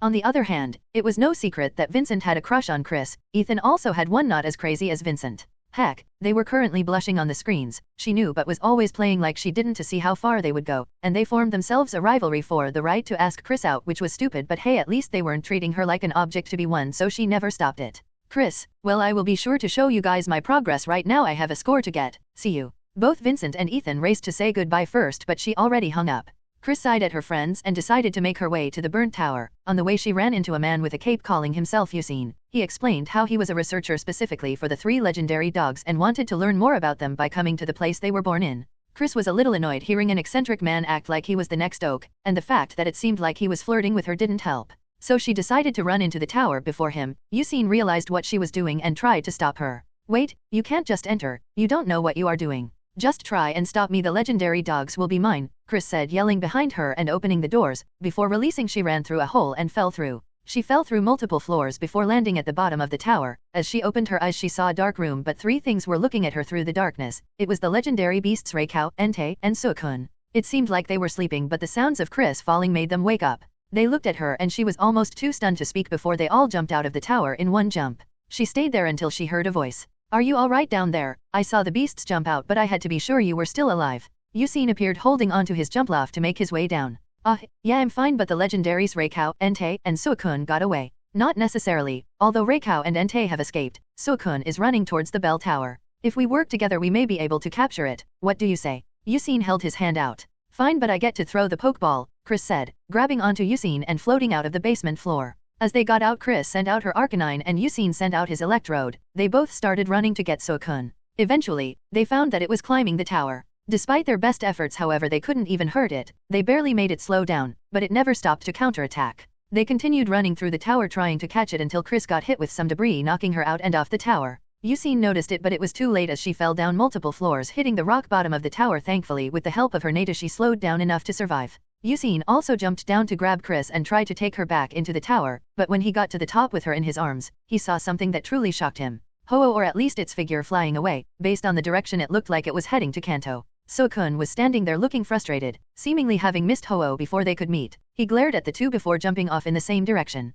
At that time Chris finally got up, still injured and groggy but more or less not suffering any permanent damage. Hey, you're finally awake. Where are we? On the highest floor of the tower, and Suicune. I see, well it can't be helped then. Suicune looked over at the artwork of Ho-Oh. Do you want to know why I am here, and why the legendary beasts awoke today specifically? What do you mean? A friend of mine told me that they would return, so he advised me to try and rebuild the burnt tower, but it seems that they awoke for a different reason. Look. Suicune pointed, and when Chris turned over she saw a statue of Ho-Oh glowing slightly. You see, Ho-Oh has also awakened and seemed to be trying to get somewhere, and its presence gathered them together again. Suicune must have been hoping to see Ho-Oh since it decided to come here. As soon as Chris heard those words leave his mouth she got a reality shock of what she was doing. Did Suicune manage to? Suicune just shook his head. Well, it seems like I must get going. If I want to catch up to Suicune before turning to Chris, I do hope we may be able to meet again under better circumstances. And just like that, Chris was left alone to think. She sat down on the roof of the house and started crying. End of flashback. Chris decides to return to her town and back home where she locked herself in her room. When Elm heard what happened, he called Vincent and Ethan. When they heard it was about Chris, they ran back as soon as they could. They managed to get her out and to Elm so she could explain the situation. She told them everything. I'm so ashamed. Hey, there's no need to beat yourself up about it. Everyone fails to catch a Pokemon once or twice. I failed one on the way here. Vincent tried to cheer her up. I'm not upset about failing to catch Suicune. I'm upset because I wasn't able to understand Suicune. Suicune just wanted to be able to see Ho-Oh again, and all I did was attack him recklessly, and because of that he missed his master, the one that he has been waiting for. I should have noticed. I should have taken Suicune's feelings into consideration. Chris started crying again and Ethan handed her a tissue. Are you okay? Mentally, I mean. You seem like you aren't able to focus, Ethan asked. Vincent was about to yell at him before Chris answered. Yeah, I haven't been able to catch the weakest Pokemon since then. That's part of the reason I came back. Vincent and Ethan looked at each other and nodded in understanding. Ethan spoke up. So starting your training back from square one. Seems like fun. I think I'll join you. What? No, you guys shouldn't need to make it to the league. Vincent walked up. It's fine, there's always next year. And besides, we just started, it's not like we are halfway done and giving up. Come on, it will be fun for all of us to train together. Yeah, and besides, one more year of training, we'll beat all the gyms easily, and you'll be strong enough to meet Suicune again. Chris looked down at her hands, then he poked balls and smiled. Alright then, back at square one. I'll become strong, then I'll meet and apologize to Suicune. Ash was currently sitting on top of a sleeping Primeape that Bulbasaur took out. Actually, there was a whole group, but nothing a sleep powder couldn't take care of. Are you sure you should be sitting there? What if they wake up? Verity asked, looking at Ash with his legs crossed. It's fine, Bulbasaur's spores are no joke. These guys ain't waking up unless you make them get up, or about 10 minutes, whichever comes first, Ash said as he was feeding Bulbasaur a cookie. Anyway, Sorrel, how far are we from the base of the mountain? Sorrel was looking at his map. He also leaned on one of the sleeping Primeape. Well, it should only be a few hours if we walk, though I wonder how we are going to get back. Oh, you don't have to worry about that. I have my secret weapon, Ash said before Abra climbed out from his jacket and he gave her a cookie too, surprising everyone there, including Bulbasaur. I didn't know you had an Abra. How come we haven't seen her around? Verity said, also petting the little fox. She has either been doing her own thing or sleeping in my jacket, so it never came up, Ash said before jumping off the Primeape. Alrighty then, if we hurry we might be able to see the Butterfree flying off. They started running off, leaving the Primeape to sleep, although by the time they were far away, if you listened closely, you might have heard the sounds of screaming and a glint in the distance. After some time they reached the base of the mountain and off the cliff the swarms of Butterfree. But on the side of the mountain the pink Butterfree with 3 guys competing for her affection. Ash, Verity, and Sorrel watched the Butterfree fly around. Ash also recorded the whole thing for later use. But eventually, all the Butterfree flew off into the sky. Once the Butterfree were out of sight, Pikachu suddenly started glowing and lighting up with electricity. Then they heard a roar coming from above them when they looked up and saw Raycow. It's Raycow, Sorrel said as Raycow started staring at them. Raycow let out another loud roar and lightning shot from behind him, sending a flash at all of them. When they looked back, Raycow was gone. Well, that's not concerning. That makes all 3. Yeah, I wonder if they are all trying to gather around the mountain for the same reason we are, Sorrel said. Welp, we might as well start climbing the mountain, Ash said, taking an overdramatic first step. Come on, my magnificent companions, this mountain isn't going to climb itself. Ash, Verity, and Sorrel started going up the mountain. The further they went, the more fog would start to form around them out of seemingly nowhere, and through the mist the sounds of many Pokemon could be heard staring at them. Magnemitur Hornido Queenitaking Electabuzz Magneton Magma. What's up with this place? It looks like something's made the wild Pokemon upset, Verity asked, looking at the Pokemon at the top of the mountain. It's Ho-Oh. An old male voice came out from the mist. All of them gather here.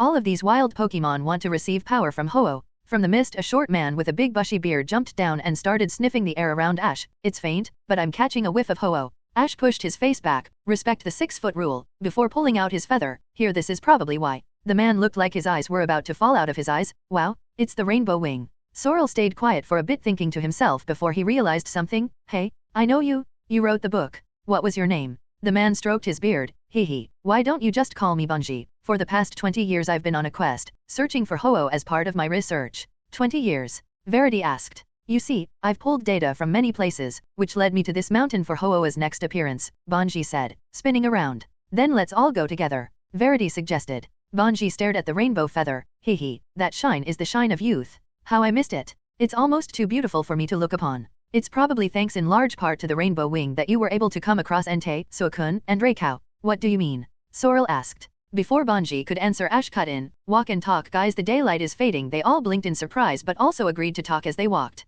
Ho-Oh wants to know if there is a young person out there suited to be the rainbow hero. That means you may have someone guiding you. A guide from the shadows. Have you noticed anything? Well, there was something, but surprisingly it stopped appearing a few days ago, Ash said, feeling around in his shadow but it was empty. I suspect it's an extremely rare Pokemon. Marshadow, they say it's a guide from the shadows. When the color of the rainbow fades, Marshadow seals it back up and makes it right. Yeah right, that man-child mind controlled the entire mountain, Ash thought as his feather shot out a rainbow light creating a rainbow. The rainbow flew to the other side of the valley in between two mountains hitting a crystal-like rock, making a very pleasant prism. Everyone was mesmerized by the sight of the rainbow coming through the mountain. When a rainbow flower blooms upon Rainbow Rock, Ho-Oh shall appear. Well, then we should get over there if we don't want to miss our rainbow bird, Ash said, and everyone agreed, with Verity going ahead of everyone else. Ash and Sorrel sighed and went after her. Banji stayed looking at them. Time flies and rainbows quickly vanish. Yes, young ones. Hurry, before he also started running after them. Banji however in his old age slowed down fast, so Ash ran back and gave him a piggyback ride to catch up, which he did not struggle with.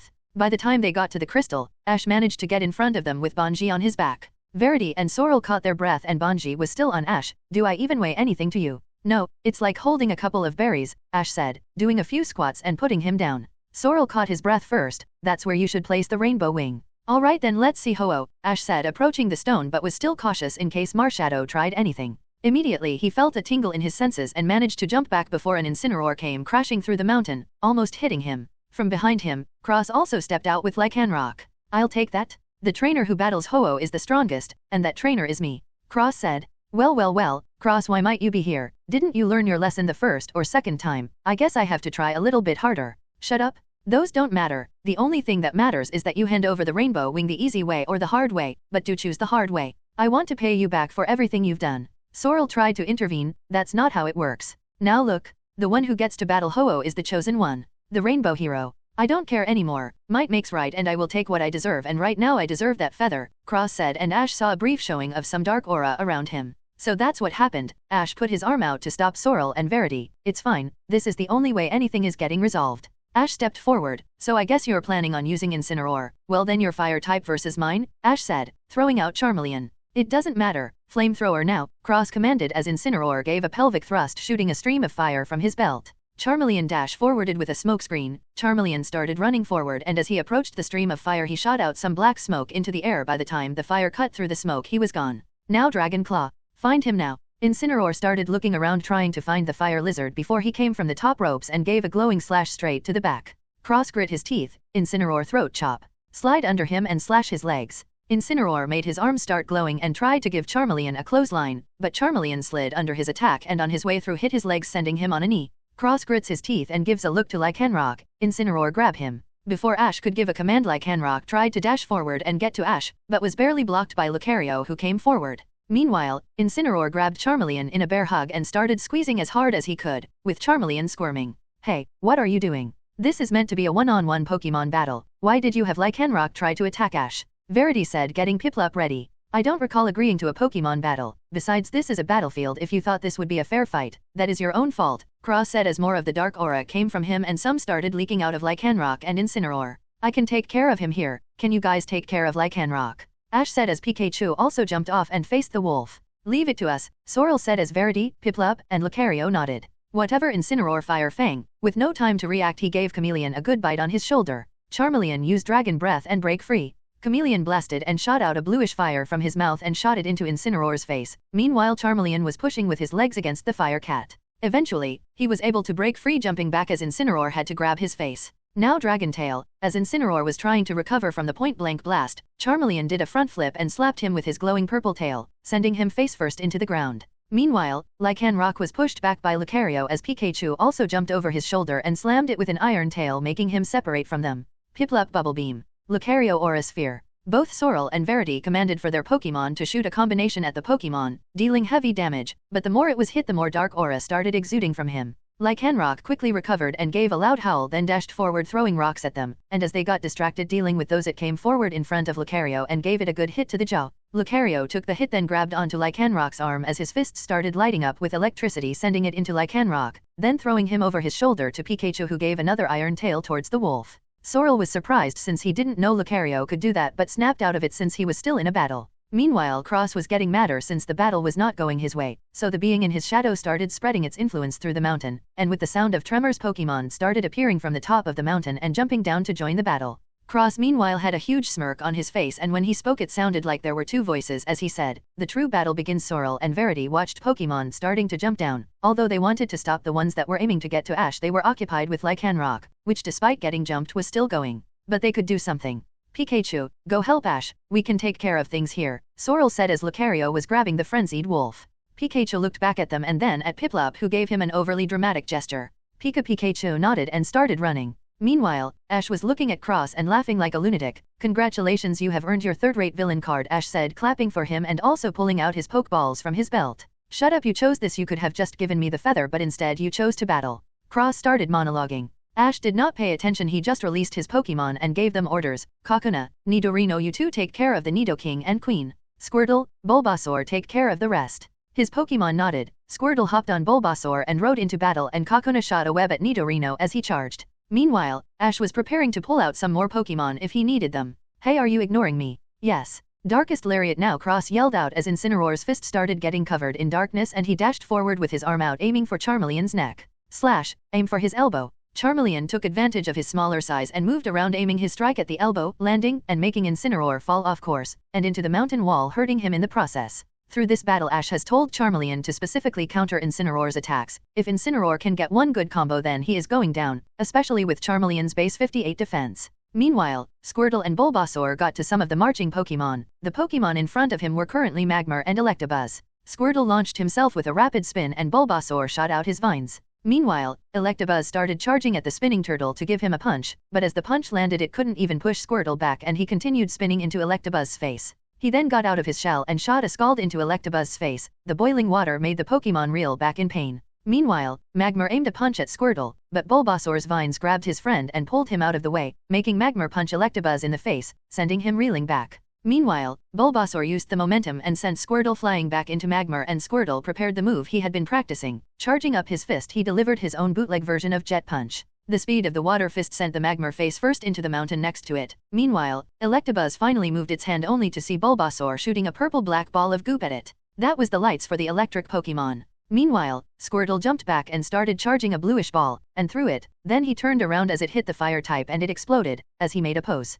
Squirtle aimed his fist out for a fist bump, but Bulbasaur put it down with his vine and pointed at more Pokemon approaching them. Squirtle smiled and pulled out his sunglasses, and started slow walking. At the other side of the mountain, Nidorino spun around the cocoon so that it could get above the Pokemon he was charging at, and then he shot out a confusion to slow the Nidoking down a bit. Meanwhile, Kakuna, while being airborne, started spreading out a lot of web strands for later use, and then she shot herself down with an iron defense, heading to bash the Nidoqueen in the head before she shot out an attack at Nidorino. Nidorino meanwhile took the destruction and used an ice beam at the ground at the Queen's feet. Then when Kakuna hit Nidoqueen, it made her slip and fall, leaving her prone. But before they could capitalize, Nidoking dashed forward and tried to grab Kakuna, but she shouted out another web to dash out of the way as Nidorino shot a shadow ball. Nidoqueen, while still on the ground, tried to aim a thunderbolt at Kakuna, but the webs she set up dispersed them enough that it didn't hurt her as she shot a web closing the Nidoqueen's mouth. Nidoking on the other hand lifted up his foot, getting ready to start stomping, but before he could, Nidorino got in front of Kakuna and used to protect. Then Kakuna sent a purple web at the king that didn't do much damage, but that wasn't the goal. Nidorino on the other hand came in from behind and sent an ice beam into Nidoking. Nidoking tried to dodge, but the web kept him in place, making him get shot directly, making him barely stay up. On the other hand, Nidoqueen used a light flamethrower to get rid of the ice and the web in her mouth. Then when she got up, she dashed at Kakuna, who was busy holding the web. The Nidoqueen punched the ground as tremors started bursting out of the ground and dust enveloped her. It was silent for a moment when the smoke cleared the figure of a cocoon lying motionless, and the Nidoqueen yelled out in victory. But when the smoke cleared, what was there was only the cocoon. Suddenly a zip came from behind and a big shiny Beedrill appeared directly behind the Nidoqueen in a blink. Suddenly Beedrill started zipping side to side before appearing and sending a strong acrobatics to the Queen, sending her flying back, but then she sent a web to grab Nidoqueen. Then she used a move she was practicing with Nidorino. She used a special web that started freezing slowly, then quickly when it reached Nidoqueen, putting a light blue freeze on her leg before pulling her back and into the Nidoking. She pulled on one of the webs from earlier and trapped them together and started dangling. Neither of them celebrated as they saw more incoming, so they prepared themselves. Queen Bee mutation, base stat total raised to 500, physical and special are added together and treated as one stat. Ash was still focusing on what his best shot to get close to Cross was. He knew he could end this if he could got one good chance, but as he was there, a Magneton came levitating from the mountain at him, but before it got close, Pikachu jumped in and gave it a good kick, sending it back. "Hey buddy, good to see you, how are things looking over there?" Pika dash. Alright then, do you mind covering me from them? Ash said before pointing at multiple Magnetons slowly approaching. Pikachu's cheeks lit up and nodded. Ash smiled and then focused on the battle again. Incineroar got back up and held his shoulder before getting back into his fighting pose, but at this point, Blaze activated and his fire got brighter. Cross smiled seeing the scene unfold and held his X necklace. It's time we end this, before pulling out a gem from his pocket. Ash immediately recognized it as a Furium Z, but it looked like some dark energy started gathering around it and then went into it. I didn't expect I would need to use this, but to show Ho-Oh I am the only one worthy, then so be it, Cross said before putting the Furium Z into his X necklace, and it started glowing. Cross made a pose that ended with him putting his hands on the ground as Incineroar did the same pose, and a black and yellow energy started coming from Incineroar. Then he started charging a yellow and black fire from the belt. When it was ready, Incineroar launched a large beam of fire aimed at Charmeleon. Charmeleon, cover your arm with dragon metal and brace yourself. Charmeleon set his claw with a purple glowing metal and braced his legs as Incineroar's fire beam got to him. Charmeleon was struggling trying to hold it up and Incineroar tried more fire. Sorrel and Verity were trying to make Lycanroc go down, but he just wouldn't stay down. Currently it was dashing at Piplup using Iron Head. Lucario, stop him. Sorrel commanded as Lucario started dashing forward and put both of his palms out, slamming into the wolf as then a purple pulse came out of his hands pushing him back. Piplup, whirlpool. Verity commanded as a giant cone of water came out and trapped the wolf in the middle, spinning him around. Lucario then moved forward and made his fists glow blue and grabbed the water, freezing it in place, creating a prison trapping Lycanroc inside. Sorrel didn't bother to wonder anymore, he just turned to Verity. Alright, we need to help Ash. But when they both looked back, the first thing they saw was Pikachu fighting a dozen or so floating Magneton, using his tail to bash into them, getting them into a line.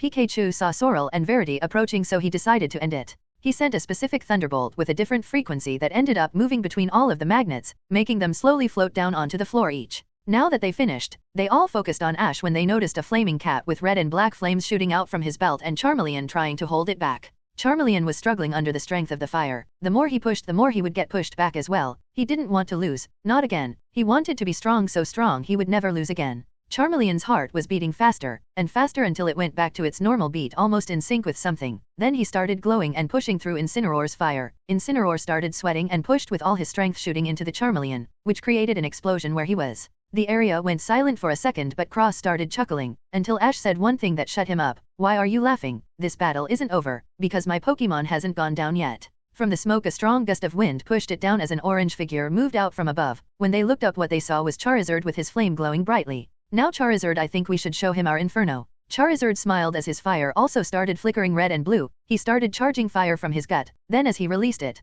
Fire Dragon's Roar, Flamethrower plus Dragon Breath, a heavily compressed red fire came out that shot at Incineroar. Incineroar was tired but thought he could take it, so he braced himself. But when it got close, it expanded, turning blue and hitting Incineroar. He tried to hold it back, but the strength made him fly back and sent him barreling into the mountain, creating an explosion. When the smoke cleared, Incineroar was put into the mountain and unable to battle. Dragonborn, gain Dragon Stab, can learn any Dragon-type move. Cross stared at Incineroar with shock on his face. He tried to see where Lycanroc was, but he was trapped in an ice prison. He looked over at the Pokemon that jumped in, but most of them got taken care of. Ash stepped forward, preparing what needed to be done. The sound of his steps could be heard throughout the entire mountain, and from high above the legendary dogs were staring down. Suddenly Cross ran forward and aimed to get at Ash, but Ash hit him in the stomach with an open palmed strike, putting his aura through it, and from behind Cross Marshadow was shot out. Everyone saw what just happened and was shocked seeing Marshadow, but Ash pulled out a Pokeball. This is probably not going to work. The ball went through the air, but Marshadow just sunk into the ground and disappeared, and the Pokeball broke on the rock.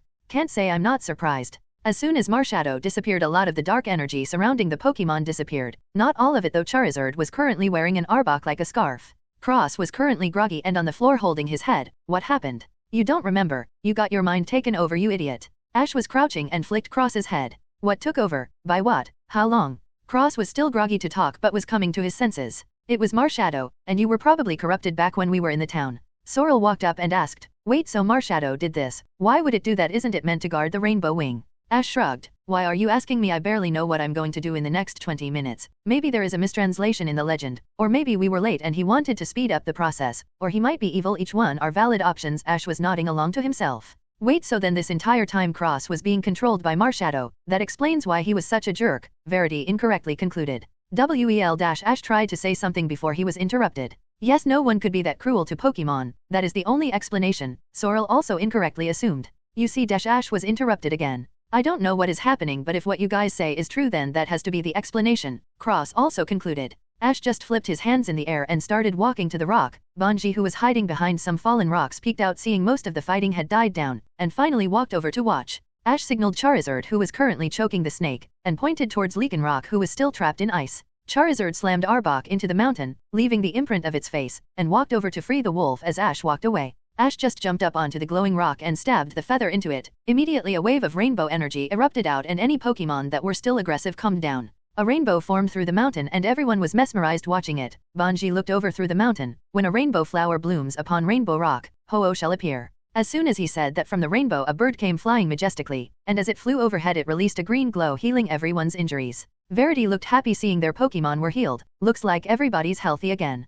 And that's the power of Ho-Oh, Banji said. Once Ho-Oh finished flying, it landed on top of the crystal and looked over everyone. Wow, Ho-Oh is really standing in front of us, Sorrel said. Indeed, this is the destiny of the rainbow hero, Banji said.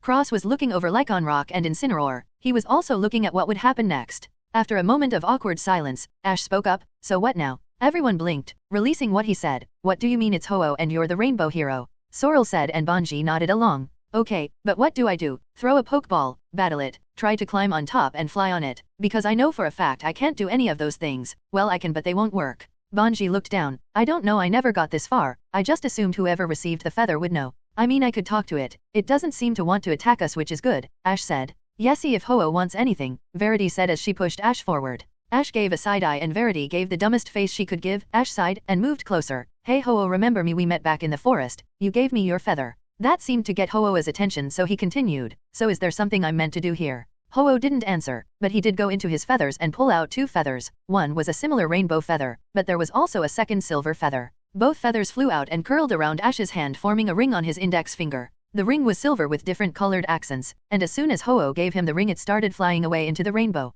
A full 5 seconds of silence happened where everyone wondered what happened, and Ash looked at the ring he got. It looked pretty and he could feel something about it, so it wasn't just a nice looking ring. He tried to take it off to look at the inside, but it wouldn't come off. He started struggling to pull on it, then jammed it between a rock and started pulling, but the only thing that happened was that he fell over. When he looked back at the ring, it had a scratch, but it immediately fixed itself. Eventually, everyone walked to Ash's body and looked at him. So that happened, Sorrel said. You're telling me, I guess I have a ring now, at least it's not on the ring finger. Would be weird trying to explain that. I mean, it looks pretty, Verity said. That's what I thought, Ash said, finally getting up and returning most of his Pokemon to their balls. Well, I guess we should get off this mountain, Cross said. Yeah, Verity said before looking at Banji. What about you? Are you coming down with us? No, you young people shouldn't dwell on this old man. Besides, now that I have some new material, I have a new thing to do. Okay, well then there is the only thing to do in this situation, Ash said as he put Pikachu in his bag and then put his arms around everyone. What is that? Sorrel asked. To jump. What everyone said before Ash jumped back where there was a cliff and everyone started falling. Everyone was screaming, even Lucario was panicking, and Banji looked down the mountain as they were falling with his eyes wide open. But when they got low, they popped out of existence. Banji realized Ash had something to do with it, but he didn't know what, so he just sat down and looked into the sunset. Young men and women, live on. Just keep on living on. And if you do, a path will open for you. The future is bathed in a rainbow-colored light. Back to Ash, they appeared in front of a Pokemon Center below the mountain, completely fine. Everyone was currently reeling from their experience. Meanwhile, Abra got out of Ash's jacket and sat on his shoulders. Warn somebody. Verity grabbed his collar and started shaking him around. Where is the fun in that? Ash said with an innocent face. Don't play coy, you know what you did, Cross said. Wow, I don't even know what that word means, Ash said. Sorrel composed himself. There is no point in dwelling on it. Everyone calmed down. Well, I guess I'll be on my way then, Cross said as he turned to Ash. I don't remember whatever battle we did, but I'm going to get even stronger. And someday we'll battle again, just don't lose to anyone before then. As Cross started walking away, Ash called out, alright then, I better see you at this year's league. I'm afraid this is where our paths must part as well. I'm off to learn about the legends of Articuno, Zapdos, and Moltres. Sorrel said, I think I'm going to head on back home. I'd really like to see my mom. Verity said, oh, that reminds me. Sorrel, give me your tablet for a second, Ash said. Sorrel handed him the tablet and Ash put some information in. Here, you should visit this place sometime. Lucario is about to reach that age where they need to return to Rhoda. I put in some stuff for you and my number so we can stay in contact. Sorrel thanked Ash, and suddenly Verity also stepped forward. Hey, I need that too. Both Ash and Sorrel looked at Verity when she said that. Wow, how formal. At least take us out to lunch first before you try to hit on us. At the same time, nonetheless, how shameless, Ash said, also fake fainting into Sorrel. Verity blushed hearing that. No, it's so we can stay in contact. After getting a laugh out of Sorrel, Ash gave Verity his number and Sorrel did the same. Tell you what, if you guys wait for me, I promise we'll meet again, Ash said. I'll hold you to that word, Sorrel said. Alright, I better see you in Sinnoh sometime, Verity also called out. And just like that, they went their separate ways as Ash teleported back to the Poke Center where this side adventure started. Good work Abra, soon you will be ready, Ash told her as he put her back into the Pokeball, then he released Charizard. Before he did anything he sent a photo of Charizard over to Damien. It hadn't even been 10 seconds before he texted back. The message mainly consisted of asking how he was and if he was doing well, but he also said he transferred a bit of money and to consider it a small apology and that he was preparing something better. Ash pulled up his account and almost choked seeing how much money he sent over with a note saying don't worry it's my father's money. Winky face. Ash sighed looking at it. With the amount he just got he could probably feed all of his Pokemon for a year. Thankfully he doesn't need to use it, he is still burning Oak's money. Eventually, he walked over to Charizard. Let's fly. I have wanted to do this for way too long, Ash said, jumping on his new Fire Dragon Lizard. He also pulled out some headphones and pulled up the only song fitting for this moment. Musical note Free Bird, yeah, musical note Ash yelled as he was soaring through the clouds moving back to Vermillion City as the guitar solo hit. After a few minutes of cycling the city, they finally landed next to the gym. Ash finally pulled his Pokemon out of his PC since everyone caught up more or less. And as soon as everything was ready he went up to the gym and kicked the door down. The loud band was heard through the gym and in front of him was Surge. Old man, you said it yourself, let's start training. Who are you calling old? I'm only 38. Surge yelled back at him. Fine then, if you want to train I'll make you so strong you won't lose to anyone, both in Pokemon and your physical, but you better be ready because now that we are going to start I'm not letting you leave, Surge said, cracking his knuckles and approaching Ash. For the next few days Ash and his Pokemon would be trained in Surge's gym. Pikachu was trained by Raichu, and Ash was trained by Surge, even teaching him on how to fight. Specifically, he was taught the Unovan's military martial art called Kali, which was a real-life fighting style that involved fighting with staffs and knives, but more importantly, was all about incapacitating your opponent as fast as possible. But he also learned Sumlerdrit, which was a close-range fighting with the body's 9 natural weapons, including the hands, feet, knees, elbows, and head. Meanwhile, Pikachu was being beaten by Raichu and improving his effectiveness with his electricity. Everyone else was trained by the rest of Surge's Pokemon. The day would end with everyone having to eat way more than they are used to, so they could bulk and then sleep, then the next day they would restart. After Firo dropped off Brock at his gym he immediately left to drop off Yellow. Eventually, they did land back in Viridian. Yellow was going to offer Firo something but he immediately flew away going to Route 1. Yellow was left standing there. She sighed and walked over to her Uncle Wilton's house. It was getting pretty late. Usually, Wilton would be back from fishing so she knocked on the door. A few seconds passed before the door was opened and there was a Nidoking. When the king saw her he immediately recognized her and pulled her into a soft hug. Nini, it's good to see you again, how you have been? King Nidoking enthusiastically answered. Then another voice came from inside. Hey Nidoking, who's at the door? Then walking out from inside was Wilton. When he saw Yellow he also rushed over to hug her. Yellow, you're back. Uncle Wilton, Yellow said as she was being squished between the two. Well, don't just stand there, come on in, Wilton said, but Yellow was still being held in Nidoking's arms, so she was just carried in by him. Nidoking eventually let her go and she sat down at the table seeing Wilton's Butterfree sitting on top of the lights. Wilton also sat down. So how have you been? Do you have any more Pokemon? Yes, but most of them are sleeping right now, but I'm doing good. How has everyone been since I left? Well, to be honest with you, most of the Pokemon have been a bit rowdy, especially with the gym leader currently M.I. So I have been working twice as hard filling in some of those duties. Thankfully I still have those Remoraid. Those work fine as starters. Oh, I didn't know. Don't put on that face. I know that face too well. It's not your fault, so don't blame yourself. You had nothing to do with this. It was just correlation, not causation. But anyway, what brings you back so soon? Yellow straightened up a bit. Well, there are two things. Firstly, I missed everyone and I wanted to visit, but also I wanted to ask if you can help me train. I didn't expect you to start battling. Well, it's just I don't want to feel useless most of the time, and my Pokemon want to evolve but I don't know how to do that. Wilton chuckled. Yeah, maybe I should have shown you the basics before you left. Sure, why not, I can help you. Yellow looked excited before her stomach grumbled and she turned red. Well, it seems like you're in luck. We were just about to have dinner, Wilton said as he called for someone. Then from the kitchen came an octillery with an apron and bowls in each hand, and gave one to everybody. They all enjoy dinner like they used to, but about halfway through Dottie jumps out of his Pokeball to do his usual thing. The evening was filled with happiness and catching up. After some time it got a laugh and Yellow went to her original room. It was the same as how she left it. She let her Pokemon out and went to sleep. The next morning Yellow was woken up by Dottie nudging her, then pulling her out of the bed. All right, I'm up, Yellow said, still half asleep, but she got onto her feet and went out to feed everyone since Dottie only wakes her up when he is hungry. When she got into the kitchen she saw Octillery working in the kitchen and Wilton sitting in the kitchen reading the paper. Hey Yellow, you're up and you look like you got hit by a Tauros. Let me guess, Dottie. Yeah, Dottie is hungry, so now it's everyone's problem, Yellow said, sitting down as Octillery threw a plate of pancakes to her. Before she could eat them though, Dottie did bird things and stole one from the top. Octillery sent a slap at the bird and then gave it its food. Dottie ate it begrudgingly. Do you want to call your other Pokemon out so I know what I'm working with and so they can get some breakfast? Oh yeah, I should, shouldn't I? Yellow said as she walked back upstairs and called down her Pokemon that came rolling down. After everyone got situated they ate and then went outside to start. Butterfree took Kitty into the forest for something, and everyone else was taken by Wilton to train. The day went by with everyone training hard and Dottie trying to run but failing. Eventually, they got a break. Wilton sat down with Yellow and handed her a popsicle and they started talking. Until Yellow asked something. Hey, what happened to my parents? Wilton almost choked on his drink as he heard what Yellow asked. Why do you ask? Well, I don't remember anything about them. As far as I can remember I've been with you. Well, I don't know much about your father but I do know something about my sister. Yellow's eyes lit up. Can you tell me? Wilton looked at Yellow and then at the forest before he smiled. Sure, I'll tell you if you can defeat me in a Pokemon battle. Meanwhile, in the forest, Kitty was hanging from the trees in webs as Butterfree was eating a strawberry. Kitty did evolve into a Metapod but was currently stuck in Butterfree's webs. Meanwhile with Brock.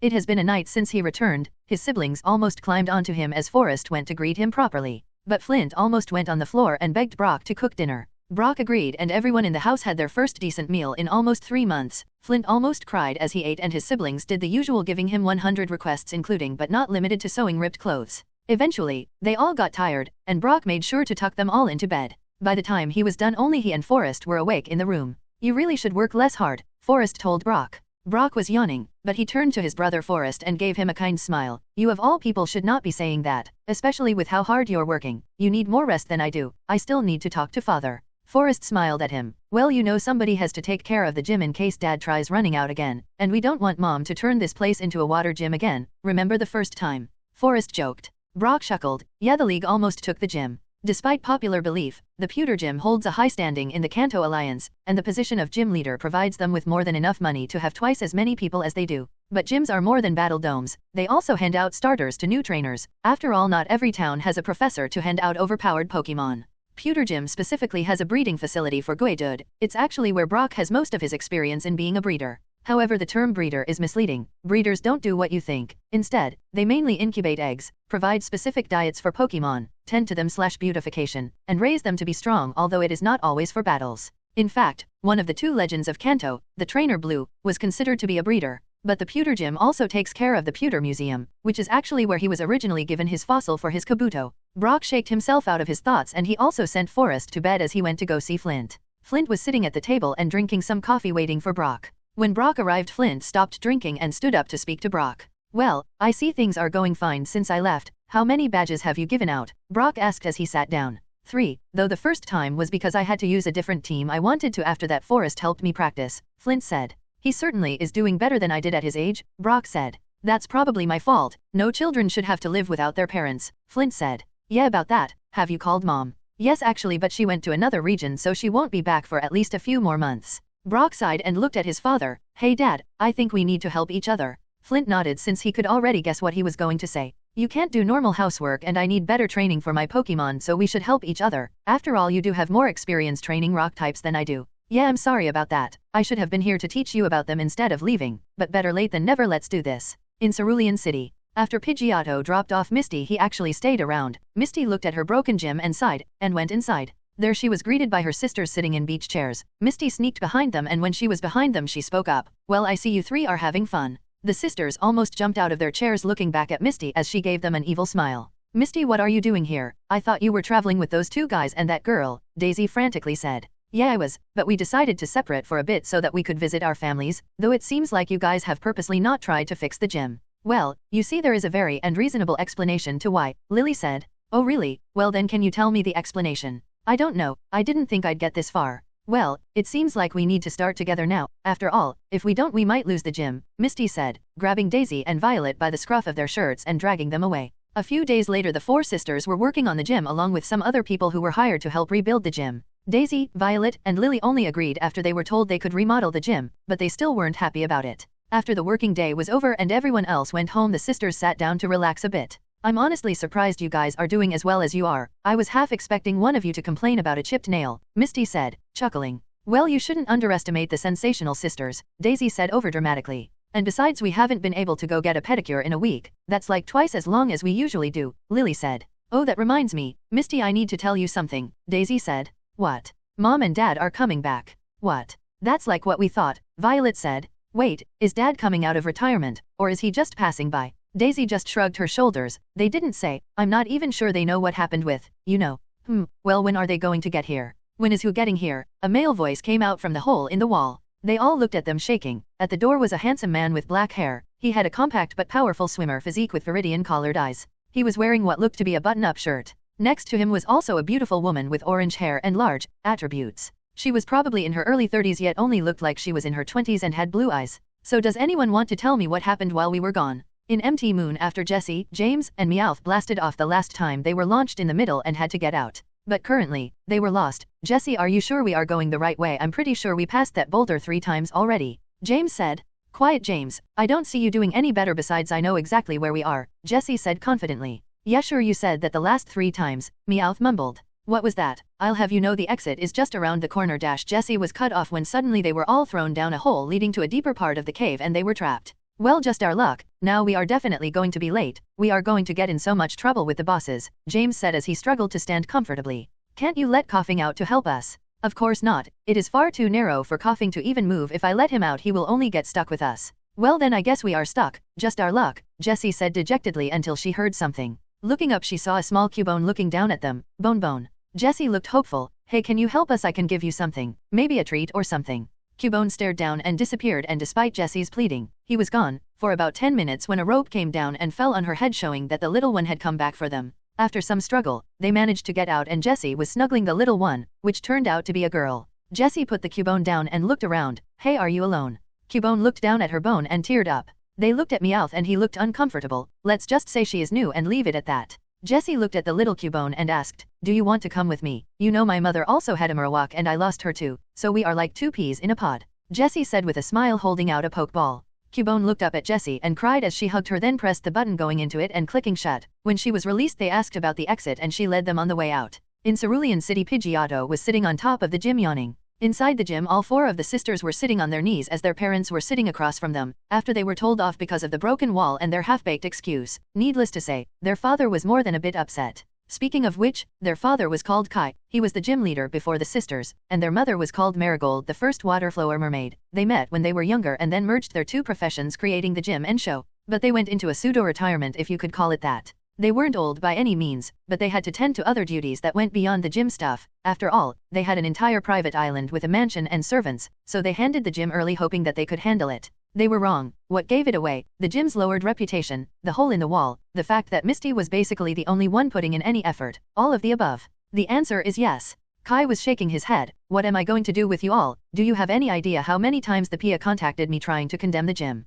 Dear, you shouldn't scold them too hard with tough words. It's not going to do anything, Marigold said with a kind smile before suddenly also turning to them menacingly. Besides, I think you should teach them to be better, don't you agree? Kai looked at his wife with a kind look. What a wonderful idea, my love. It really was my fault for not doing this earlier. He said this with a calm look on his face despite what he was about to do. The 4 sisters felt a shiver down their spines, and when Misty looked towards them in hope for advice, he saw Daisy, Violet, and Lily making a break for the door. But Marigold's Golduck was waiting and closed the door and blocked it. Daisy, Violet, and Lily tried to make their way to different exits when Kai's Tentacruel came out and grabbed them all, including Misty. Wait, why? I didn't do anything wrong. Misty tried to escape from what was coming. Because you are too weak to even consider becoming the next gym leader. We are either making you stronger or getting over that small fear of yours, probably both. With that, the 4 sisters were dragged off for training directly under their father and mother. Over at Pewter, Brock was training his Pokemon in the morning, learning from his father by evening, then teaching him housework by night, and repeat. Although Zubat was taking a break since this training was useless for him. Meanwhile, Flint used his original team to battle/train with his Radon. He had others, but Radon was his strongest. Brock needed to use 4 of his Pokemon at once to have a hope of standing a chance against Radon. The days were normal until one day when it was Radon vs Graveler, Rhyhorn, Kabuto, and Onix. Ready, Brock, Flint said, preparing Radon. Let's go, Brock said, taking off his shirt and crossing his arms as all 4 of his Pokemon went out at the same time. Radon took the first move and started dashing forward with a horn attack at Graveler. Onix grabbed him, Graveler hammer arm his back. Onix slithered forward and wrapped Radon and started tightening himself. Meanwhile, Graveler took the opportunity to slam into his stomach. But it didn't slow Radon at all. Instead, he sent a stomp and picked up Onix, reversing the wrap to him, then used him as a whip to send him into Graveler, making both slam into the rocks. Rhyhorn, try your own horn attack. Kabuto, get ready. Rhyhorn started running forward to try and hit the bigger Radon. But Radon was not planning on just letting himself get hit, so he braced himself until from behind him 2 arms grabbed each of his arms, restraining him as Rhyhorn slammed into Radon's stomach. Now, Kabuto, who was hiding behind some rocks, was finally close enough to launch a purple sludge at Redon, hitting a toxic. Redon was mad after he got poisoned, so he grabbed Graveler from behind and threw him at Kabuto, then sent a bulldoze at the two of them. Graveler was the one who received most of the damage, meanwhile Kabuto came out from underneath still up. Meanwhile, Redon didn't want to give him breathing room, so he dashed forward and raised his fist aiming to slam into Kabuto, until he started glowing and growing. When the light stopped shining, Redon's arm was being held back by two scythes. Looking at where the scythes came from revealed Kabutops. Kabutops immediately, without being ordered, dashed under his arm and sent an aqua cutter at Redon's back, which actually did some good damage. Redon was about to counterattack when suddenly a voice came out, "Onyx now." Onyx came from behind with his head shining silver as he sent a savage headbutt into him, sending him back. Then from his side, Rhyhorn dashed, sending a drill run into his side and putting the pressure. Before Redon could see what was going on, Graveler got up and used a move he borrowed from his gym bro, Ice Punch. Redon was getting a lot of damage done to him, and with the stack of poison he was getting really close to going down, and he was surrounded on all sides, so he decided to stop holding back and finished it with an earthquake, and almost 1 second later he went down from the poison. Brock sighed, "So close, we almost finally won. But you are improving, and you got Kabutops?" Flint said, using an antidote before returning Rhyhorn. "Yeah, we are improving, and just on time. I only have a few more days before I need to get back." Flint smiled, "Yeah, but it is time for lunch, and hey, I think I am also getting better." Brock chuckled, "Sure, at least now it is edible." Yellow was currently battling with Wilton's Butterfree with all her Pokemon. This was not the first time she battled him, but she would lose each time. Throughout her training with Wilton, her Pokemon of course got stronger. Kitty also evolved into a Butterfree, but that was off-screen, so nobody cares. Yellow would always try different strategies she saw others use, since she didn't have a fighting style herself, so oftentimes her Pokemon would be confused. Then later she would heal them and talk to them to see how they felt fighting in that way. The constant battles led up to this battle, which would probably be the last battle she could do before she needed to go back to pick up Brock. Speaking of, Firo returned with his chest puffed out after showing this dominance to the Pokemon in the forest. The night before, Yellow was talking to her Pokemon. "Do you guys think we can win?" None of her Pokemon gave a clear answer. After being beaten constantly, it does wear you down after all. Yellow looked guilty since she knew they were mainly losing because she kept using different strategies she never tried. Wilton himself told her to stick to one style instead of trying a lot of different ones. "Everyone, it's my fault for trying to copy everyone else, so you know what? Forget any strategies, let's all just fight like we want to and have fun," Yellow said, smiling. All of her Pokemon looked at her and then in unison cheered. Meanwhile, from downstairs Wilton heard Yellow talking and smiled. The next morning the final battle started with Butterfree vs Dottie, Ratty, Kitty, and Gage.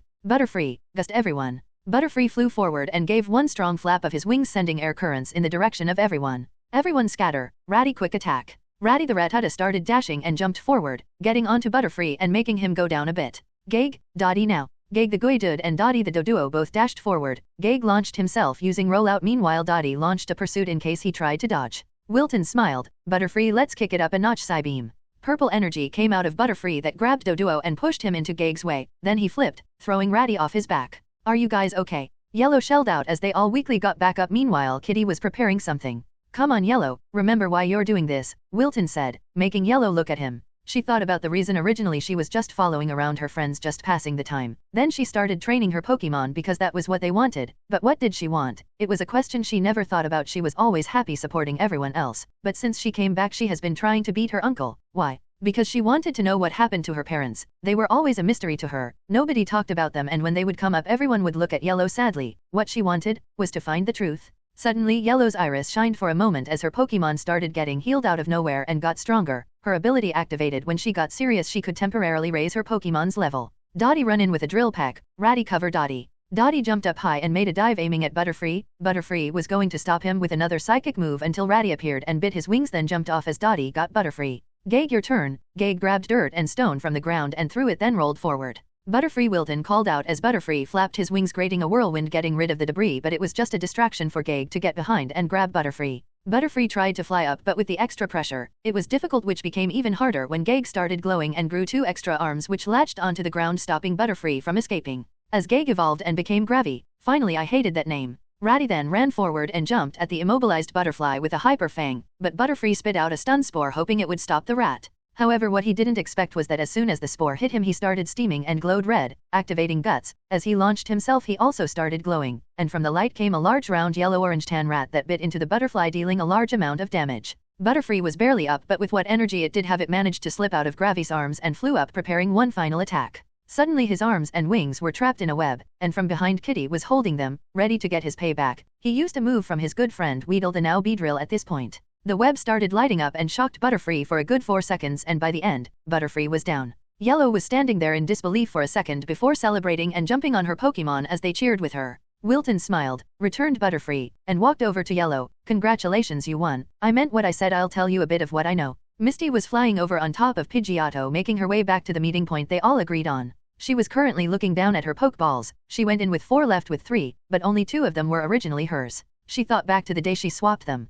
Flashback no jutsu. It was a couple of days since their parents returned. Over that training, they all trained together under their father's eyes. If they started slacking, then they would get a good scare from his Gyarados. Misty in particular was freaked out the most, since when she was small she crawled into this Gyarados' mouth. Although she tells everyone she was almost swallowed, Kai's Gyarados is a sweetheart. He would never even think of hurting any of them, but by the time she understood that the damage was done, it was so bad that she refused to even get close to Magikarp, which made training with Ash awkward at times. Although she didn't outright hate them, she still hated bugs more. But one day after they were done training, Misty was sitting by the water as she let her Pokemon out to relax, and from the water a certain Magikarp approached her, seemingly recognizing her. Misty could tell which Magikarp this was. It was the one she was given. She wanted to train her into a powerful Gyarados, but now she looked at her with a complicated expression. Although Misty tried making her go away, she would always come back. You know that silly fear of yours isn't going to help with anything. A voice came from behind Misty. Looking behind her, she saw her mother Marigold. I know, as a water-type trainer I shouldn't be afraid of a water Pokemon, Misty said, looking down at Magikarp.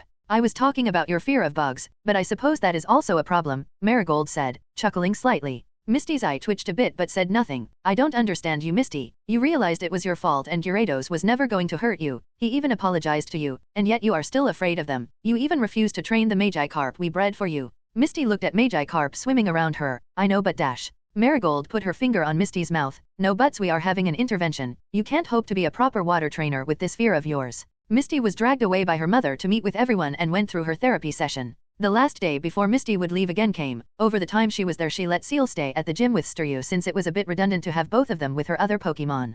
After multiple trial and error and some training, Misty held a new Pokeball. Well, new since the ball was old, but it was new since it was a different Pokemon. When Misty was about to climb on Pidgeotto, Marigold was the first to approach and hugged her daughter and started doting on her. How mean. Your mother just returned and all you can think about is leaving again. How could you? Everyone sweated a bit seeing this since this was all too common. Mom, calm down. Besides, it's not like you were going to stay for much longer. Kai walked forward and put his hand on his wife's shoulder, also slightly pulling her back. Come on honey, you know she is right. We were only going to stay another week to make sure Daisy, Violet, and Lily could be somewhat ready to be left alone. Marigold pouted, but then she remembered something she wanted to do and pulled out a long jacket and gave it to Misty. It's about to get colder, so take this jacket. It's the same kind I had when I was your age. The jacket in question was white and looked like a hoodie. It was actually 2 sizes too big, so when she put it on her fingers barely showed and it reached down to her shorts. Okay, so looking at a calendar and Japan's seasons, we are starting to approach the end of August, which would be the end of summer, meaning that fall is coming up. Misty looked at her family and thought of this entire experience and hugged her parents. We missed you. Don't worry, I'll stay safe. After all, if I can't do that, how can I take over the gym from my helpless sisters? Misty said the last part by almost fainting. Daisy, Violet, and Lily looked offended. HW, okay, you're not wrong, but you didn't have to say it. Misty chuckled and hopped on the bird and looked back at her family and waved at each other as they waved. Flashback end. Firo was flying. Yellow already picked Brock up from pewter and they were making their way back. Brock was making some small talk with Yellow, but she was lost in thought thinking about what Wilton told her before she left. Flashback no jutsu part 2. Your parents were both famous researchers. They were known to never stay in one region for too long. Your parents tried to settle down when they had you, but old habits die hard, so they made an agreement to have one final big adventure. They left you with me since the place they were going was considered undiscovered land. Now from what I know, there was an expedition team that went with them, but half of them never returned, but those that did say that they met a Pokemon. But their stories didn't match up. Some said it was a bird Pokemon, others said it was a dragon, some said it was one Pokemon and the other said 2, one even said they were legendaries. But they did say one thing, that they were blown all over the place. Yellow stayed silent as Wilton continued, but over some years some of the expedition team have shown up again, but your parents haven't, although we know at least your mother is alive. Wilton pulled out an old-looking note from a desk inside the house reading. Wilton, you are probably surprised even seeing this letter from me, but you should know I am okay. Although I am searching for my husband, we were separated by 2 Pokemon. Honestly, I am not exactly sure where I am, but I'll send Butterfree with it. Please take care of him since he may be injured because there seems to be a storm around the place. Take care of Yellow for me and don't tell her until she can beat you. Sincerely, your big sis, 3. Yellow was silent looking at the letter before she spoke up. Is that everything? Don't you know anything else? Wilton smiled. I do know more, but how about I tell you when you can beat the rest of my Pokemon? Wilton said, gesturing at her now tired Pokemon. Well, it's getting late. I'm going to bed. You should rest up too. You have a long journey to get to tomorrow, Wilton said, walking off. Yellow also went to bed thinking about what he said. However, during the middle of the night when Yellow and her Pokemon were sleeping, Wilton sneaked into her room and took her straw hat. He went into the kitchen and pulled out a box and a sewing kit. From the box he pulled out something that came with a letter and a separate note that read, P.S. When Yellow finds out and gives her these without her knowing. From the box she pulled out 2 feathers, the rainbow wing and the silver wing. He put them on the inside of her hat and then returned it to her room, and nobody knew a thing. The next day Firo was waiting impatiently, and Wilton was about to give a heartfelt speech when suddenly, flashback end. Brock poked Yellow who was spacing out. Yellow, you there? Earth to Yellow, hello. Yellow blinked awake out of her thought. Hugh, why yet? Yep, what did you say? I said we're probably going to land in a few minutes. I can see Vermillion from here, Brock said, pointing into the distance. Oh yeah, I wonder what Ash is doing. With Ash. Ash had his left arm in a cast while he was sitting on top of Poliwhirl doing push-ups, so one more day then the cruise happens, right old man? Surge was sitting on top of Machoke as he was doing push-ups. I told you to stop calling me that I'm only 38. And I told you are already 10 years older than my mom, yet here we are. Besides, half of my ribs are already broken, so there's nothing you can do to me to make me stop. Ash said with a big smirk. Whatever, but anyway you surprised me. Kid, you had more progress than when I was twice your age. If you joined me in the war you would have flown through the ranks. Admittedly, even though the whole experience made him want to break Surge in half, it was quite beneficial. He learned to actually fight. His Pokemon got good training under a more experienced source, and most importantly he finally got a 6-pack. He still wants to break Surge's arm. Anyway kid, you should probably get some rest. There isn't much else I have to teach you. I guess you can continue training your Pokemon, but I'm pretty sure that Pikachu of yours is unconscious, Surge said, pointing into the corner of the room where Raichu was poking at Pikachu, and Pikachu himself was sparking like loose wiring. Probably going to need to take care of that. Anyway, I should be able to take off this cast before the cruise. Honestly, I'm surprised you have both knowledge about Pokemon and human treatment. It's rare for most people other than Joyce to do even one of those. You would have been invaluable back in the war, if only. Surge remained in his past. Ash ignored him and walked off outside and thought back to his current progress. Currently the new berries he planted are growing well and should be ready in about a week. Also, since Charizard is a Charizard, he has finally started using the good stuff he got back in Palette to start making very high quality poke blocks. Honestly, he would just give all of his Pokemon the high quality stuff, but if he did that then it is like trying to teach a child the alphabet with a dictionary. It is technically possible, but over time it will make the poke blocks have less effect. But with them, Charizard has been getting stronger terrifyingly fast. He could probably take down Erica without taking any damage. He thinks he doesn't really know how Erica is different. Anyway, over the time he was there, he ran into Chloe again and spent some time catching up then teasing her, and he would have pulled the ultimate move any guy can do to a girl, hang out with her mother. But he had to relocate since he almost had to take care of the Go problem. Then Gengar tried doing his thing again, so he ran away from that. Ash sighed and sat down on the beach and looked at Abra. Are the preparations ready? Omega. Abra nodded, wanting praise for her hard work, so Ash gave her a bag of chips. He sat down and looked up, seeing his 2 birds conveniently show up in the sky at the same time. When they saw each other and saw Ash, they both looked at each other and blinked, and everyone knew if they blink then it is on, so they dived trying to get to Ash first, ignoring the screams of the passengers. Firo managed to win barely, which he didn't forget to rub in Pidgeotto's face. Meanwhile, his friends were probably traumatized. Ash walked over to them. Well, look who finally decided to show up. It took them a bit to finally get off without falling over. Brock was going to greet Ash until he saw Ash with a cast and bandage under his clothes. Are you okay? What are you bandaged all over? Don't be ridiculous. It's not all over, Ash said, lifting his shirt showing his chest with some bruising. I'm fine here, it's just that half of my ribs are broken. Geez, what happened? Ash smiled. Nothing happened. Ash was walking towards the hotel he was staying at over the past days. The hotel in particular was one of the ones owned by Surge, who had a surprising monopoly in the town, so he was given a room for free. Though his friends were pestering him as he walked. What do you mean your arm is in a cast? Nothing happened? You're bandaged like a mummy. Nothing happened? Your abdomen is covered in bruises. Look, nothing happened. Okay, now come on, we can get a room here. Surge has been covering most of my costs of living, so you guys can just grab a room, Ash said, going into a hotel complex near the gym. Going inside, there was a receptionist who greeted them. When she saw his bandages she sighed. Was it Surge related? It was Surge related. The receptionist girl sighed. Well, like always, everything is on us, and I see you have some friends. Should I prepare some rooms for them? But immediately when Ash looked back to talk to everyone, the only thing left of Brock was a blinking outline. Then looking back, Brock was already kneeling at the receptionist. I only want one room.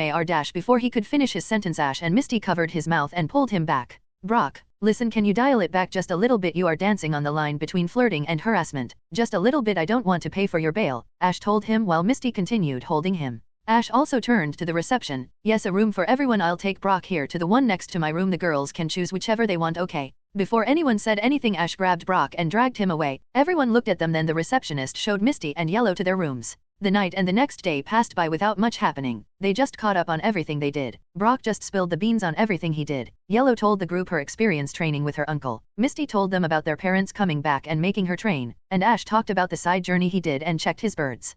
Firo, M. Nature Adamant, plus ATK, Spa. Alpha Mutation, gain a permanent +1 to SPE and ATK. Pidgeotto, M. Nature, Jolly, plus SPE, Spa. Obviously, they left out some things, except Brock, about the whole thing, but they did ask about the little Charmander. Ash smiled and put his finger on his mouth. Maybe you'll see when we get to the SSN. At that moment they finally noticed his new ring on his finger. Hey Ash, what's with the ring? Oh yeah, kinda forgot about it. Well, let's just say it was a gift. I don't know anything about it, but hey, at least it looks nice, Ash said, chuckling. That explanation seemed good enough for them, so they dropped it and the day of the cruise came. They stood out in front of the ship. Ash could take the cast off, but he kept it on for dramatic effect. Serge was also walking with them onto the ship as everyone was looking at the large ship, except Brock, who was looking at all the girls. Ash was looking over to the side. He didn't see Jessie and James dressed as schoolgirls passing out tickets, but he did see some girls wearing sailor outfits who presumably were hired to hand out a handful of tickets. As far as he could tell, they weren't with Team Rocket, they were probably hired by the League to fill the ship with more people. They got on the ship at around 7 o'clock. They were early, the ship would be leaving in 2 hours at 9 o'clock, so they got first pick of rooms. Thankfully they didn't have to bunk, and the room they chose was one of the bigger ones. They could all easily sleep on the bed if they wanted/needed to.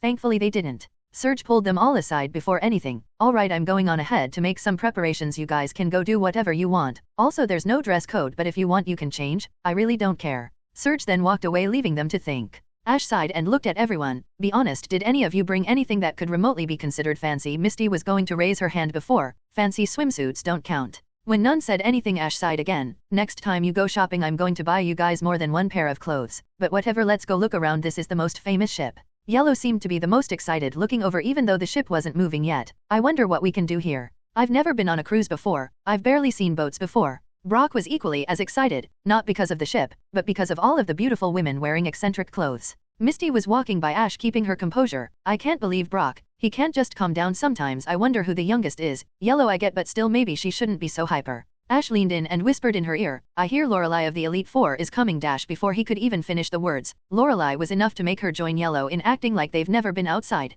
Ash just followed them, leading to the sundeck of the ship where there was a banquet. And despite not everyone having arrived yet, there still was a large amount of people around. Ash walked around on his own, looking at the people, seeing if he could find any Team Rocket agents. He didn't find anyone who obviously was part of Team Rocket. He did see a girl with a kimono who was socializing, and Ash recognized her. That's the Bellsprout girl. What was her name? I think it was Jeanette. She is here. Oh boy, it's going to be one of those BS plot lines, isn't it? Ash though also walked away quickly before he was seen, but he bumped into someone else. He literally bumped into a boy with a blue hat and t-shirt. Behind him was also a Pikachu, which Ash also recognized as Travis, the one boy who looked like Ash if you squint hard. Oh, I'm sorry, are you okay? Travis said, quickly getting up and apologizing since he made an assumption due to Ash's cast. It's fine, so what brings you to the S.SN? Ash said, furiously looking for a chance to keep moving while the two Pikachu started making faces with each other. Oh right, I should introduce myself. I'm Travis, I come from Kumquat Island, and this is my partner Pikachu. I'm Ash and I also started with Pikachu. What a coincidence. That's cool. Oh right, I won my ticket in a raffle. They picked me up in the Orange Archipelago. That's why so many people are here despite only docking an hour ago. Well, that is interesting, Ash said, looking at his non-existing watch. Sorry, I need to go meet up with some friends. Enjoy the cruise, maybe we'll meet again. Ash Speed walked away, looking around and also seeing some people he recognized. If he didn't have his eidetic memory, he wouldn't even know half of these people. There was a man in a trenchcoat named Giant, Dario flexing his Dodrio, a young purple-haired girl Yumi, and more. But the ones that surprised him the most were Richie and Otoshi. Ash went to sit at a table since seeing everything made him dizzy, when suddenly two people sat next to him. Looking at the noise, he saw two familiar faces, being Samurai and AJ. Hey there, fancy seeing you here. How have you been? AJ said. Ash blinked. You two are here, how and when? I'm also surprised AJ also met you, but we met up after we both earned our first badge there. We battled, and after we ended in a draw we traveled together to one day settle our battle. As for why we are here, we were aiming to fight the lieutenant, but the gym was closed. Then we were approached by a girl who gave us a ticket. Samurai said. She was totally into me. Why else would she give me a ticket for the S.SN? AJ said, nodding to himself. Keep telling yourself that we only agreed after hearing about the tournament, Samurai said, putting his hand on his sheath. Hey, bud, that sword may be a model, but don't pull it out, you will be thrown off the ship, Ash said, putting a finger on the hilt and pushing the sword back into the sheath. Samurai blinked and looked embarrassed again. So what brought you here, and where is that girl you were traveling with? Well, after I beat the lieutenant he gave me a bunch of tickets, so we came on. She is here. She is just looking around. I assume your other friends are also here, AJ asked, and Ash nodded. Before they continued catching up, Ash's arm was grabbed. Looking back, there was a girl with a sailor outfit similar to the ones outside the ship. "Excuse me, senior, we need to speak to you about your companions." Ash sighed and got up and was dragged off by the girl. When they were out of sight, the girl turned to him and took off her hat, revealing green again. "Hey, miss me." Ash looked unfazed. "I wish I could say I didn't expect this, but I grew up with you. I also know what your voice sounds like." "Wow, I can't believe it. Creepy much. Either way, what do you think of this uniform I borrowed from the employees?" Green said, doing a small pose. "Well, besides the fact I know that uniform isn't the only thing you took, and the probably 3 wallets you have in your pocket, you look good," Ash said, giving her a thumbs up. "Wow, close. I have 4, but thank you. That cast you have really brings out the color of your eyes." "Yeah, I worked real hard and it just happened, so not much I can do about it except wait. But anyway, what have you been doing while we were gone?" "What else? Train and make money. Also beat Surge after I reaped the rewards from your efforts," Green said as a waiter walked by. "Also make that 5. Ash shook his head. "What am I going to do with you? Whatever you do, your own thing, just leave me out of it," Ash said, walking away. He walked around looking for his friends. He was led by the sounds of battle. Looking at the place, he saw the gentleman from the anime battling Yellow of all people. Yellow was using Dottie vs his Rattata. Ash tried to approach before he felt a hand on his shoulder. I guess this is a thing now, before he was pulled back, which he didn't bother resisting. When he stopped, he looked up and saw Gary grinning. "Sup, Gary." "Sup, nice cast, really suits you," Gary said, letting go of Ash. Green already said try being original. "Anyway, how'd you get here?" "I bought a bunch of tickets. You remember Surge?" "Yeah, he gave me a bunch. He was going to give them to you, but you stormed out." Gary looked like he wanted to scream. He was about to ask something, but Ash beat him to it. "I know what you want to say, and the answer is enough." Gary took a deep breath and walked off, presumably to yell in a corner. His cheerleaders, who were literally acting as background characters, followed him. Ash finally walked over to the battle where Yellow was about to claim victory until the gentleman returned his rat and wiped some sweat from his head. "Great battle, but let's call it a draw." Ash was annoyed, and so was everyone else, since it was clear Yellow was going to win. So Ash started something. "Oh brother, this guy stinks. Boo," and everyone started joining in. "Boo, you suck. That was cheap. I can't believe I thought he was a respectable man." The crowd was shouting at the gentleman who pulled the ultimate scumbag move and effectively rage quit. The gentleman was at a loss. There really wasn't a good option for him. If he defended himself, he would be ridiculed. If he apologized and conceded defeat, he would be admitting to it. And if he walked away, then he would lose any respect he gained.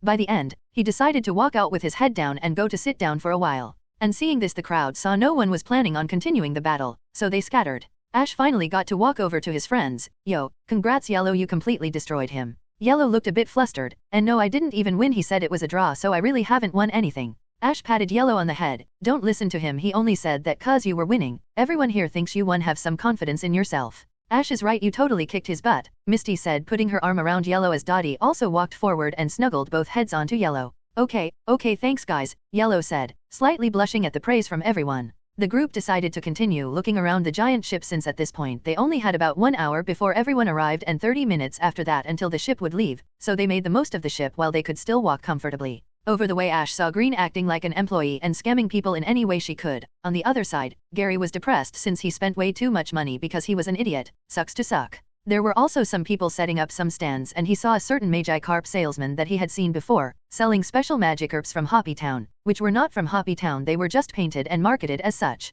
Needless to say, he ignored him and continued walking and looking through the ship. James was walking around in his tuxedo, surveying the room and serving people. He was frankly pretty uncomfortable wearing a suit. The last time he wore one was back when he was still in that place. It still brings back bad memories. He was suddenly brought out of his thoughts by the sounds of a man. "Hey, you there, boy." James blinked as a man at a stall called him. Me?" James asked, looking at the man in surprise. Yes, look at this Pokemon," the man said, pointing down. James quirked a brow and looked to see a Magikarp with a really weird pattern. "A Magikarp?" James asked in surprise. "Oh, so you know about this Pokemon?" the man asked with a wide grin. "Legends tell that one Magikarp lays 1,000 eggs at once. Each of those 1,000 baby Magikarp lay 1,000 more. 1,000 times 1,000 makes 1,000,000. Every one of those 1,000,000 lies another 1,000. That's a billion Pokemon. And you can sell one Magikarp for 1,000 poke dollars each. So why is it weird looking? That is because this is a rare species from Hoppy Town. They specially breed each Magikarp so that each one is of the highest quality. And you know what, since I like you and you know your stuff, I will sell it to you for 3,000. And tell you what, for another 2,000 I'll add in a breeding guide and incubators. What do you say?" James just looked from the Magikarp to the man with a deadpan expression. He knew a lot about Pokemon and knew a scam when he saw one. He should know he makes one every week, especially since this Magikarp's special spots were smudging off on the container. But then again, he didn't hate the idea of a Gyarados, and since Jessie just got a ground type, he also liked the idea of destroying her with a water type. His imagination also started going wild with the idea of him riding on a Gyarados through the water. "I'm interested, but not for 5,000, make it 200. Sir, I can't possibly do that. Each of these Magi carp cost me 2,000, selling it to you at 5,000 already puts me at a loss. Yeah, say that again when the paint isn't smudging on the fish tank. The man looked down at the fish and gritted his teeth. Okay, I'll give you everything for 2,000. Not interested, but I wonder what my boss, the captain, would think of this. Fine 1,000, that's as low as I'll go, he said mumbling. Just the Magi carp for 500 or I walk away. Fine, but you better know this is costing me more than you can imagine. You have a deal, James said, handing over the money and receiving the gold pokeball. By the way, the paint is smudging on your hands. The man looked at his hands and frantically started wiping on the water the Magi carp was in. Meanwhile, James walked away spinning his new Pokemon in his hand. Brock separated from the group to go and flirt with more girls. With his unorthodox method of flirting with all of them before any of them gave him an answer. The worst thing was that it seemed like one girl was interested, but as soon as he jumped to say the same thing she immediately lost all interest. Poor guy. On the other side of the ship, Ash, Misty, and Yellow were still looking around through the stalls. A lot of them seemed to be similar to carnival games, things like bottle toss, ring toss, that one weird fish game, even some strength games and stuff like that.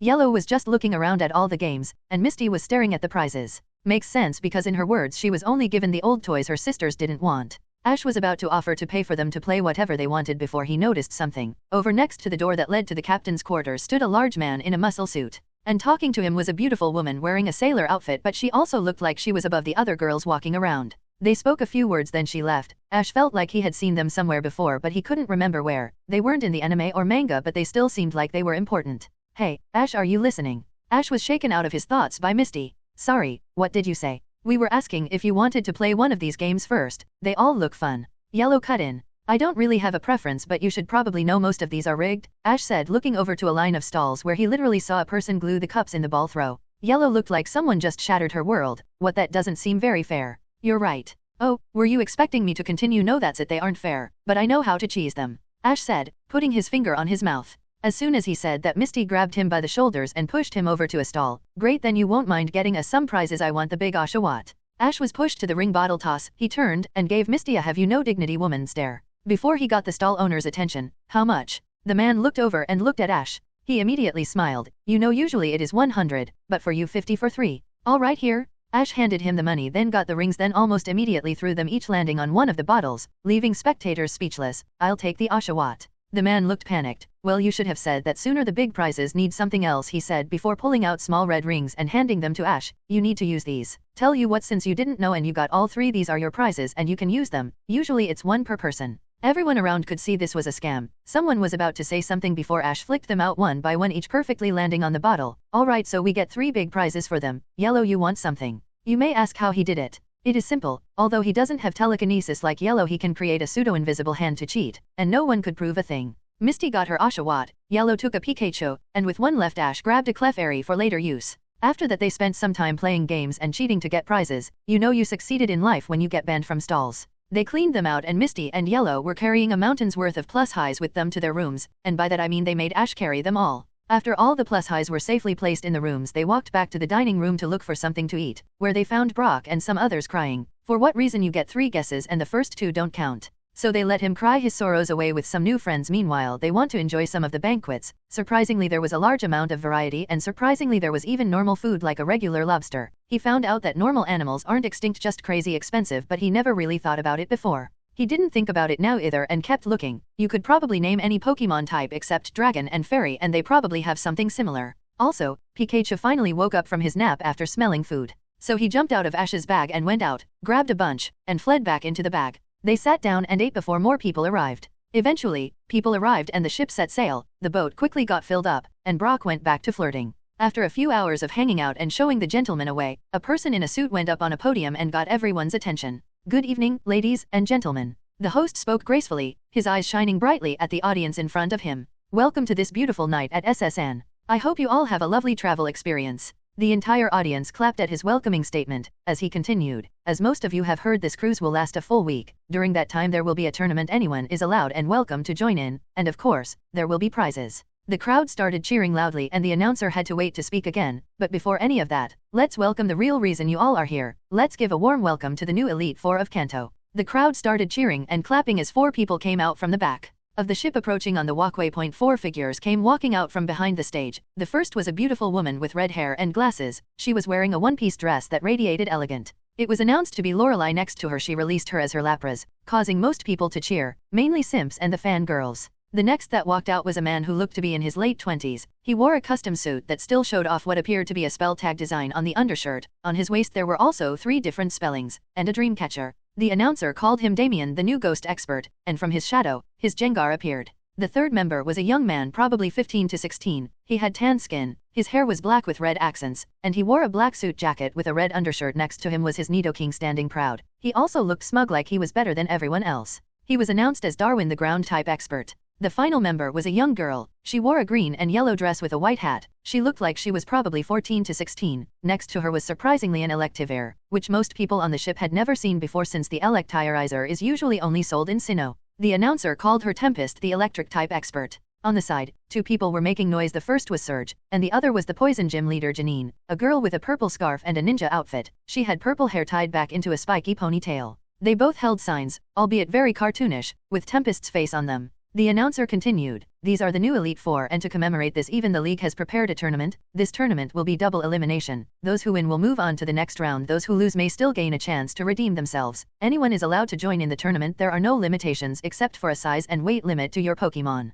With that some of the crowd started groaning. The announcer elaborated, "Don't misunderstand, we just mean don't use a Snorlax or an Onix in the first few rounds. We have special fields for that, so wait until then." That made most people cheer up, but there were still those people who only trained one big Pokemon that were complaining. Now we have 32 stadiums prepared where contestants can go. Only one person from each field can advance to join the main tournament. In the stadiums it is a free for all. Also, due to the size of the ship, every trainer is only allowed one Pokemon. And finally, before any of you start scattering, just know that the top 5 will be receiving Pokemon eggs that the Elite Four and Lance himself prepared, though the members of the Elite Four will choose who gets what egg, except for first place of course, and a nice little extra prize doesn't hurt either. Now everyone, you can talk with your friends, join in one place, or scatter in hopes your friends still make it, but get out there and give the new Elite Four a show. The crowd erupted into cheers as most people scattered to choose a stadium. Meanwhile, Brock was finally slapped out of his trance by Ash. Then he snapped Misty out of her fangirling. "You two need to stop. I expect this from Brock, but you Misty, I expected more," Ash said like a disappointed father. "So should we all choose different stadiums?"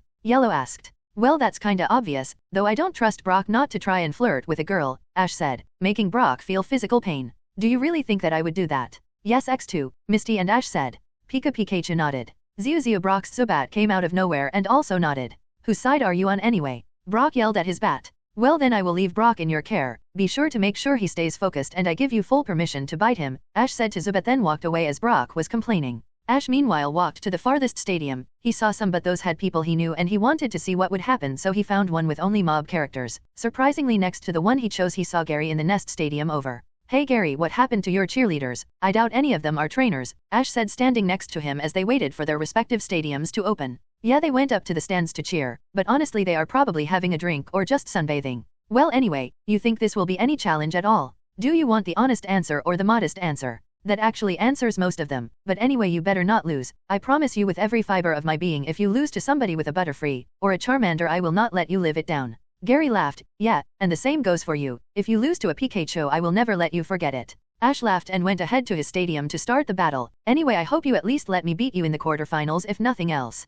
James walked over to Jesse and Meowth. He told them about his purchase, and needless to say, Jesse grabbed him by the collar. "What do you mean you bought a Magikarp, and for 500 did you get hit on the head?" James would be lying if he didn't expect this reaction. "Why do you care? It was my money. Besides, when it evolves you'll be sorry you ever said that." Jesse stopped shaking him hearing that. "Wait, those things evolve? I thought their only use was to eat them or something." James pulled out a book and started flipping through it. "Seriously, do you even do any research into Pokemon?" "Here," James said, handing the book that was on the Gyarados page. "It evolves into that monster. Won't it go ramped as soon as it evolves?" Meowth said, shivering. "That only happens with wild Gyarados. If you raise them from Magikarp they are loyal to you, and unlike you, I have the patience to wait." Jesse shrugged and returned the book. "Well, whatever, at least you used your money, so I don't care." The stadiums opened, and when they entered it was chaos. They were only allowed to use one Pokemon, so some went in to take down as many as they could, some went to target someone specific, and some started camping. On his way in, Ash wonders which Pokemon to use. Squirtle was pretty close to evolving but wasn't too good at battles like that. Nidorino was also a choice, but he was planning on doing something with him that he can't do on the lower levels of the ship.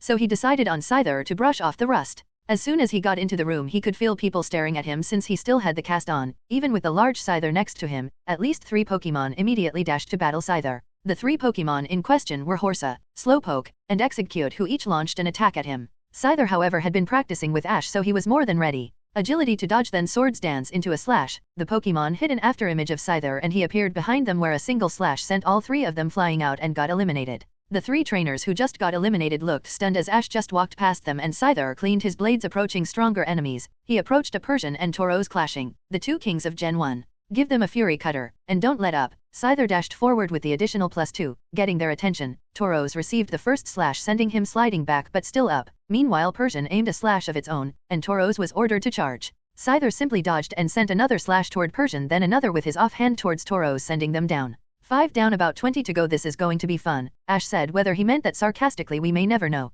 Brock was released into his side. He released Graveler since it was his lightest and smallest Pokemon. Zubat wasn't ready to fight and he wasn't entirely used to using him. Speaking of Zubat, he was sitting on his shoulder and refused to go in the ball. Brock was released and started battling. He was actually used to large-scale battles like this, mainly when the Guidids at home got angry, but because of the limitations put on him, he mainly used defense curl then roll out, multiple times. By the time a Pokemon managed to hit him he was at +4 defense, so it barely did anything. Smackdown. Graveler sent an open-handed strike to the random Fearow, sending it to the floor. With that only makes half of everyone here out. I wonder how everyone else is doing, Brock said. As soon as he said that he saw a girl battling and because he had no self-control he was about to run over and use some cheesy line about love on a battlefield, but Zubat bit him, snapping him out of it. On Misty's side, she used her Starmie since it was her best option. She took hit and run tactics and took a Pokemon down, then retreated before she put attention on herself since she couldn't really afford to fight many Pokemon head-on since Starmie wasn't the bulkiest to take the hits, nor the fastest to dodge them. Ice Beam on the ground.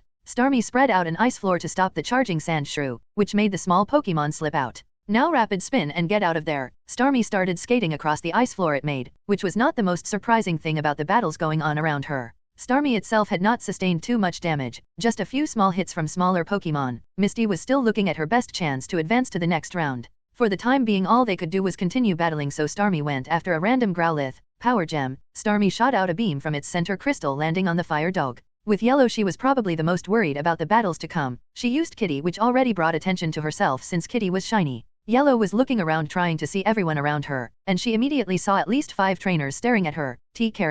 Immediately a Golbat and a Ponyta charged at Kitty. Kitty put them to sleep. Kitty the Butterfree dodged the incoming Golbat and started releasing sleep powder over the Ponyta. Then as Golbat tried to attack again he shot a web tying up the bat and sent electricity through it. But before Yellow could relax, a Farfetch'd came out from the top and slammed its leak into Kitty. Oh no, Kitty, please get up. As the Farfetch'd tried to attack again, he got trapped on webs from earlier, shocking the bird. Kitty got back up to face more Pokemon. Meanwhile from the top stands the members of the Elite Four were watching and discussing stuff. So who do you guys think is gonna win? I think probably that girl over there, or maybe that guy over there. No, that one, Tempest said, in a way too energetic tone. I don't know about winning, but I certainly see interesting contenders, Damien said, specifically staring at Ash. What, the kid with the broken arm? I bet you half my salary he doesn't even get to the top 8, Darwin said mockingly. Sure, I'll take that bet, but no crying when you have to give it up. So you're calling dibs on that kid if he gets on the top 5? Okay, well I call him that boy down there, Tempest announced, choosing a random person. Alright, if that's what we are doing then I call that one kid with a Marowak, Darwin said. What about you, Ms. Lorelei? Well, I suppose if I had to choose then maybe that girl down there, Lorelei said, pointing at Misty. About 10 minutes after the free-for-all started, Scyther was sitting on top of a pile of Pokemon. By the last few minutes everyone saw Scyther as the threat and everyone went against him. They lost. Scyther was currently sitting satisfied, cleaning his blades with some of the weaker Pokemon, effectively saying that they are weaklings and pathetic all without talking. They finished in about 8, but the announcers hadn't come to check on his side, so he was just waiting until the announcer's voice came up. We have our first winner. Ash Ketchum moves on to the next round. By that time Ash and Scyther just walked out. He didn't bother to return him until he also went up into the spectator section. There were a few people, and indeed Gary's cheerleaders were over at the side of the ship sunbathing. People from the top questioned him, but he ignored most of them. Brock was mainly fighting Zubat, leaving Graflay to fight on his own most of the time. He was doing well enough fending off incoming attacks and taking what he couldn't dodge. When suddenly he heard the announcer say Ash had finished, he felt happy for his friend when suddenly out of the corner of his eye he saw something. He saw some girls hear that and talk to each other. Then when he saw Ash up in the stands he saw a bunch of girls approach him. As soon as he saw that a fire was lit he grabbed his bat, put it back on his shoulder, and took control of the battle. Over a few minutes, more people started advancing. Eventually, Brock came out and questioned Ash about what those girls were doing and also violently shook him back and forth. That continued until Misty also came out and pulled on Brock's ear as soon as she heard what he was upset about. Green and Gary finished earlier. Green went out to probably scam people, and Gary went off to do Gary things. The only one left was Yellow. It took about 5 more minutes for Yellow to finish. In the field the majority of the Pokemon weren't even knocked out, they were just tied up in webs or asleep, which counted since they were incapacitated. So Yellow walked out looking more tired than Kitty, who was out and celebrating. Yellow wanted to go to sleep but as the friends were there they all picked her up and carried her off to the main sun deck to wait. By the end it took a full 2 hours for every one of the 32 rooms to be finished, and like always some people were complaining about how it was rigged, the system this was in was trash, they would have won if, etc. Thankfully with Surge being Surge, he made them all shut up. Eventually, the announcer came back up on the stands. Well, I can say those battles were blood pumping. I felt the adrenaline just watching them. But now that the top 32 have been decided we shall announce the formatting of the tournament. We will begin tomorrow with the top 32 having one-on-one battles one at a time. Once we reach the top 16 the challengers will be allowed 2, and in the top 4 will be 3-on-3 battles. The crowd started murmuring amongst themselves hearing that. Each one will be taken on different days. Tomorrow it will be in the top 32, the next day it will be in the top 8, and so on. Now those that lose before the top 4 will have a loser's bracket so that someone rejoins the top 4, then the next day we will have the final battles to announce who gets what prize. Now until tomorrow let the festivities continue. I hear the chefs make a dish that is to die for, and after that, the celebrations continued with dinner, then by the end, everyone went back to their rooms and went to sleep. The next morning they got up and had to pull Misty out of her bed since she was snuggling with the mountain of stuffed Pokemon so she didn't want to get up, but they eventually forced her to get out of bed and change. Speaking of which Ash could start moving his arm around more now. The bone in his arm was completely healed but the muscles were still getting used to it. He didn't need to have it strapped to his chest for support anymore, but he still had it on. When everyone was ready they went to the dining room to eat and feed their Pokemon. They had like 2 hours before the tournament for the top 32 started. They thankfully all advanced but that just meant there would be a good chance that they would end up battling each other. They really didn't bother thinking about it, except Yellow. Honestly when Ash looked around at the competitors, not counting his friends and Gary, there were maybe 3 to 4 people that might give him a challenge depending on how much plot armor they have. Like Richie, if he doesn't have plot armor like in the league he will stump him. But that was when it happened. Speaking of which the ship isn't at the bottom of the ocean so either Team Rocket isn't there or they are waiting. Some say they wouldn't be stupid enough to try anything, and to that, the only correct answer is do you seriously believe that or are you just saying that? Anyway, they ate and decided to just wait for the announcer to talk back up. Looking around he couldn't see Surge or the Elite Four anywhere to be found, but they probably had a room for themselves for those kinds of things. About an hour and a half later the announcer finally stepped back up. Well, how is everyone feeling? It is time for the first day of the tournament to start so we will announce the battles and post them on a board in the front deck shortly. I hope that you all give us blood-boiling battles. When he finished people gave the best cheer they could muster considering it was early morning. Over my table, Brock stood up. Well, I guess we should go see our matches. Let's hope we don't need to battle each other in the first round. Yeah, but knowing our luck maybe 2 of us will even get to the top 4, Misty said, slouching in her chair.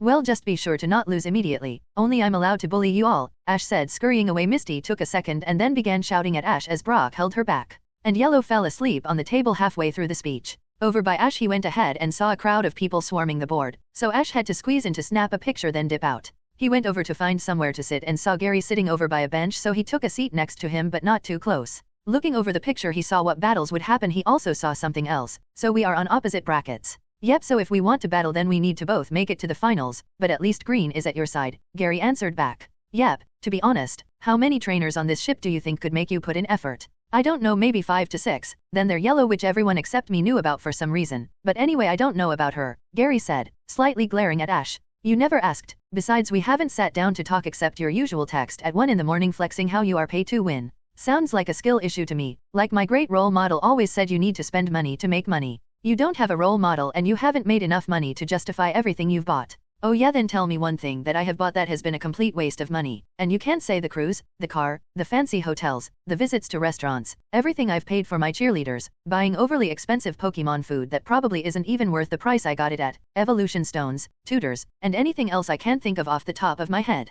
Welp, you got me there. I can't think of anything. You have a point, Ash said getting up to leave, but if I don't at least see you in the top 4 I'm not going to let you live it down. As he walked away he took another look at the brackets. Him and Gary were on opposite sides so they both needed to get to their side if they wanted to battle each other. Misty and Green were on his bracket but Yellow and Brock were on the other. As for the first round, everyone was battling some mob character but he was fighting a man called Giant. He recognized him as the guy who was kidnapped and robbed by Team Rocket that one time, and as far as he knows his main Pokemon is a Hitmonlee. Now that I think about it, that whole plotline was never resolved. They never found him nor did they return Hitmonlee. That's probably fine. He went ahead to prepare since his battle was the third that would happen and most battles would be boring. Well, except for Travis versus Richie, which was way too convenient to be a coincidence. He just walked off and sent the picture over to Brock and he went off to find a place to sit. 30 minutes later the battles started, and 2 boring battles between 2 mob characters. Then it was Ash's turn, so he went up to one side and on the other stood a large man with a trench coat. Ash had a pokeball spinning on his finger. Machoke, go have some fun. The flash of light flew out and in its place was a large humanoid Pokemon doing a stretch preparing for battle. A Machoke reminds me of the P1 Grand Prix. Alright then, how about this? Giant released Hitmonlee, and as he started bouncing, the announcer came up. It's time for an epic showdown between two mighty fighters. In one corner, a hulking powerhouse known for its incredible strength and raw power. Let's hear it for the muscle Pokemon, Machoke. And in the other corner, a master of martial arts, a swift and agile fighter, known for its incredible kicks and acrobatic moves. Give it up for the kicking Pokemon, Hitmonlee. This battle is sure to be a clash of titans. Who will come out on top? Will it be brute strength, or will finesse and speed prevail? Get ready for a Pokemon battle like no other. Trainers, release your Pokemon, and let the battle begin. The crowd went wild hearing the announcer as the battle started. Brick Break aims for his legs. Machoke dashed forward preparing a chop aiming for his legs. Hitmonlee tried to stretch his legs to dodge but Machoke grabbed him by the leg to pull him down and chopped his lower body. Hitmonlee, high jump kick. Hitmonlee was flipped over so he used his arms and sprung up where his legs stretched and landed a kick into Machoke. Grab him and seismic toss. Machoke grabbed the extended leg and spun him around before throwing the Pokemon into the air. Hitmonlee, blaze kick. Finish this with cross chop. They commanded at the same time. Hitmonlee in the air spun around and flicked his foot, igniting it and putting his weight down. Meanwhile, Machoke crossed his arms and jumped up. As the two approached, the fire from Hitmonlee caused an explosion. When the smoke cleared, Hitmonlee crashed to the ground, unable to continue the fight, and Machoke landed behind and did a pose. The referee steps in. And the winner is Machoke. What an incredible display of strength and determination. Machoke proves once again that power and strategy can overcome even the most agile opponents. A well-fought battle by both Pokemon, but today, Machoke reigns supreme. Ash walked down and sat back down. Actually, the battle didn't last all that long, only about 30 seconds, which surprised most people since they didn't expect Ash to fight like that. The show continued, but most of the battles were either one-sided or super close in the worst way. With Brock, Misty, and Yellow all having completely uneventful battles, they just fought some mob characters. Gary and Green had a similar case. The only interesting battle in the top 32 was the last battle between Travis and Richie, the two Ash clones on the ship.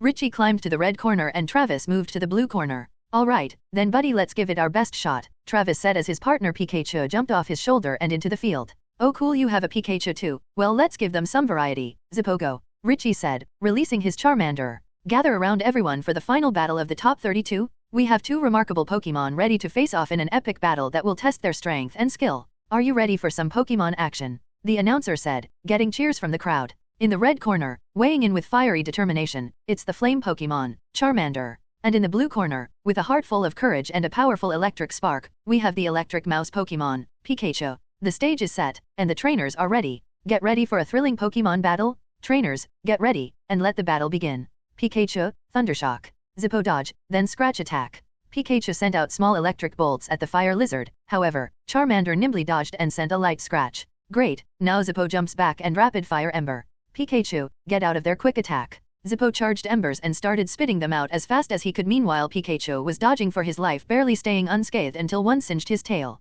Now, get close and swift. Pikachu used the speed advantage he had to dash behind Charmander. Then he started throwing stars, each landing into Charmander one after the other, not allowing him to dodge. Now charge beam. Zippo, now's your chance. Flamethrower on the ground. Pikachu needed to charge the next attack, so Zippo sent a flamethrower onto the ground, obscuring the view, and when Pikachu sent a line of electricity, he failed to hit anything until. Now let's finish this fire spin, then slash. Some of the flames from the firewall shot off in a circle formation around Pikachu, restricting his movements. Then from behind, Zippo appeared, cutting through the flames and slashing into Pikachu, sending him back and out of the field. And the winner is Charmander. What a fantastic battle we've witnessed today. Charmander's fiery determination and well-executed moves have earned it the victory. Pikachu put up a great fight, but in the end, Charmander's flames burned brighter. Travis and Richie walked to each other and shook hands, thanking each other for the battle, then walking away to find the nurse. After the crowd's cheers died down, the announcer finally spoke up. What wonderful battles, and I can promise the battles will just get more blood pumping. But for now we shall let our competitors rest and prepare for tomorrow. After all, this tournament had only just begun. Those of you who lost now, not to worry, there's still hope. But let's give our top 16 a round of applause. After the festivities died down, it was about time for dinner. Ash went back over to sit down while also looking at the battles for tomorrow. A lot of competitors got eliminated, even some he recognized, but he didn't bother looking at that. The battles for tomorrow were Ash vs Asunta, Melissa vs Misty, Otoshi vs AJ, Samurai vs Brock, Yellow vs Dario, Gary vs Mundi, Jeanette vs Green, Richie vs Pete. Looking at the picture he took, he sighed and started looking around to find somewhere to sit. He saw a table with his friends, so he was going on his way to join them before he felt an arm on his shoulder. At this point, I'm not surprised, Ash said before he got pulled back. When he stopped he saw Surge holding him by the scruff of his jacket, and his feet were off the ground. Meanwhile Pikachu was just getting spun around in his bag. So are you going to tell me why you kidnapped me? Did you see that my arm is almost healed and want to break it again? Ash said sarcastically. Well, since I technically sponsored you, I'm taking you to meet with the Elite Four. But you haven't given me anything. What is your sponsorship even supposed to do besides taking the rewards from my work? Don't worry about that, we are here, Surge said as he went into a room still carrying Ash, and the members of the Elite Four were just hanging out, with Tempest talking with Janine. Hi Dad, you're back. Who's that? Oh, it's the guy with the broken arm. Hey Damien, it's the one you chose. Tempest immediately got up and started speaking quickly in an over-energetic tone. Hey, I'm Ash and Surge kidnapped me when I was just passing by, Ash said before he was hit on the head by Surge. Stop that, this idiot kid is the trainer I sponsored for the tournament, Surge announced holding him up. And he is the reason I have a cast on, Ash added. Tempest puffed her cheeks. Dad, you should have told me, I would have called dibs if I knew. Surge and Ash both raised their eyebrow and looked at each other. Surge just shrugged so they ignored it. Meanwhile a dizzy Pikachu finally climbed out of the bad barley, not vomiting whatever ketchup-covered food he just had. Tempest saw the electric mouse, grabbed him, and pulled him into a hug. He even has a Pikachu, he's adorable. Pikachu tried escaping and turned to Ash for help, but both he and Surge were looking away and whistling. Pika. Sigma, degree. Anyway, can you put me down? This is starting to feel weird, Ash said looking at Surge. Oh right, sorry, Surge said and let Ash down. As soon as his feet finally touched the ground he fixed his collar and stretched out his jacket. Damien walked up to Ash and held his right hand out to shake. You can call me Damien, I must say your battle techniques impress me. I hope you can at least get into the top 4. Ash shook his hand with his good arm, which also had the ring. Thank you, but I'm sure you are much more impressive than me. I mean, you made it onto the Elite Four. Damien looked intrigued, not just with Ash but also with the ring. That's a fine ring you have. Would you mind telling me where you found it? Let's just say it was a gift from a friend, Ash said to be polite. To be honest, he knew they were both analyzing each other. He could also feel something special about Damien. It was something supernatural, but he could tell that he wasn't an aura user or a psychic. They both continued to shake each other for an awkward amount of time. They were only broken out of their trance by the sound of someone coughing, breaking their concentration. Well, I suppose I should also introduce myself. I am Lorelei. It is a pleasure to make your acquaintance, Lorelei said, slightly lowering her head and adjusting her glasses. Call me Ash, and the pleasure is all mine, Ash said, putting one hand over his chest and giving a deep bow. My, it's rare to find such a young man being so polite nowadays, Lorelei said in a flirty tone, but no one paid any mind to it. Tempest also approached, still holding on to Pikachu. I'm Tempest, nice to meet you, though it would have been nice if I had known beforehand. Oh, and Mr. Grumpy Pants in the corner over there is Darwin, Tempest said before getting in closer. He doesn't like talking with people much, but also he is salty that if you win your next match he loses money. Ash raised his eyebrow and looked towards Darwin, who had his boots up on the table and was drinking something. Janine also walked up to Ash. Hey, sorry about her, she can get energetic at times. Also, I'm Janine, the acting gym leader of Fuchsia. I'm a ninja Pokemon trainer and master of all things poison, but admittedly I'm still learning. Nice to meet you. I guess we were going to meet anyway since I am taking on the gym challenge. Well then, I won't make it easy for you. Until then I will study more about poison and practice my ninja techniques. Well, I have to say this was interesting, but I do need to go. I need to meet up with my friends before they get themselves kicked off the ship, Ash said, giving a small bow and grabbing Pikachu before walking away. Tempest looked dejected seeing the electric mouse leave, and Damien was left to wonder about Ash. Meanwhile, Ash quickly escaped before Surge decided to grab him again. He made his way through the crowd and eventually found his table again and sat down. Hey, Ash, where have you been? Yellow asked. Was it Surge related? Brock asked. It was Surge related. He dragged me off to go meet the Elite Four in person, Ash said, which made the table go into an awkward silence. You mean you met all of them, including Lorelei? Misty asked. Yes, why do you dash? Before Ash could finish, Misty climbed over the table and started shaking Ash violently. Tell me everything. What did she do? Was she just as elegant up close? Was her Lapras with her? What did she? Wait, no, that's weird. I still want to know, Misty said, still shaking Ash. Ash was trying not to suffer brain damage as Brock and Yellow managed to stop Misty from shaking Ash. Ash took a second to recover. I can tell you if you want, just don't give me head trauma. Geez, you told us you admired her, but this is another level. Misty finally realized what she did and laughed sheepishly. Yeah, sorry about that, I just really idolized her. You know, I could just ask Surge to let you go talk to her. Before Ash finished speaking, Misty's arms grabbed on his collar again. When I said this was a thing, now I was joking, he said before more shaking started. The next morning Ash woke up with a slight headache from all that violent shaking last night. He still managed to get out and prepare for his battle that would be coming up. He planned on using Squirtle since he was pretty close to evolving, and maybe Bulbasaur or Pidgeotto, but he wasn't 100% sure yet since his opponent Asunta was weird. Walking out of his room, he made his way to an empty table to drink some caffeine to clear his head, when suddenly he felt a slap on his back. Looking back, it was Gary, and on the side, Green also sat down on the table.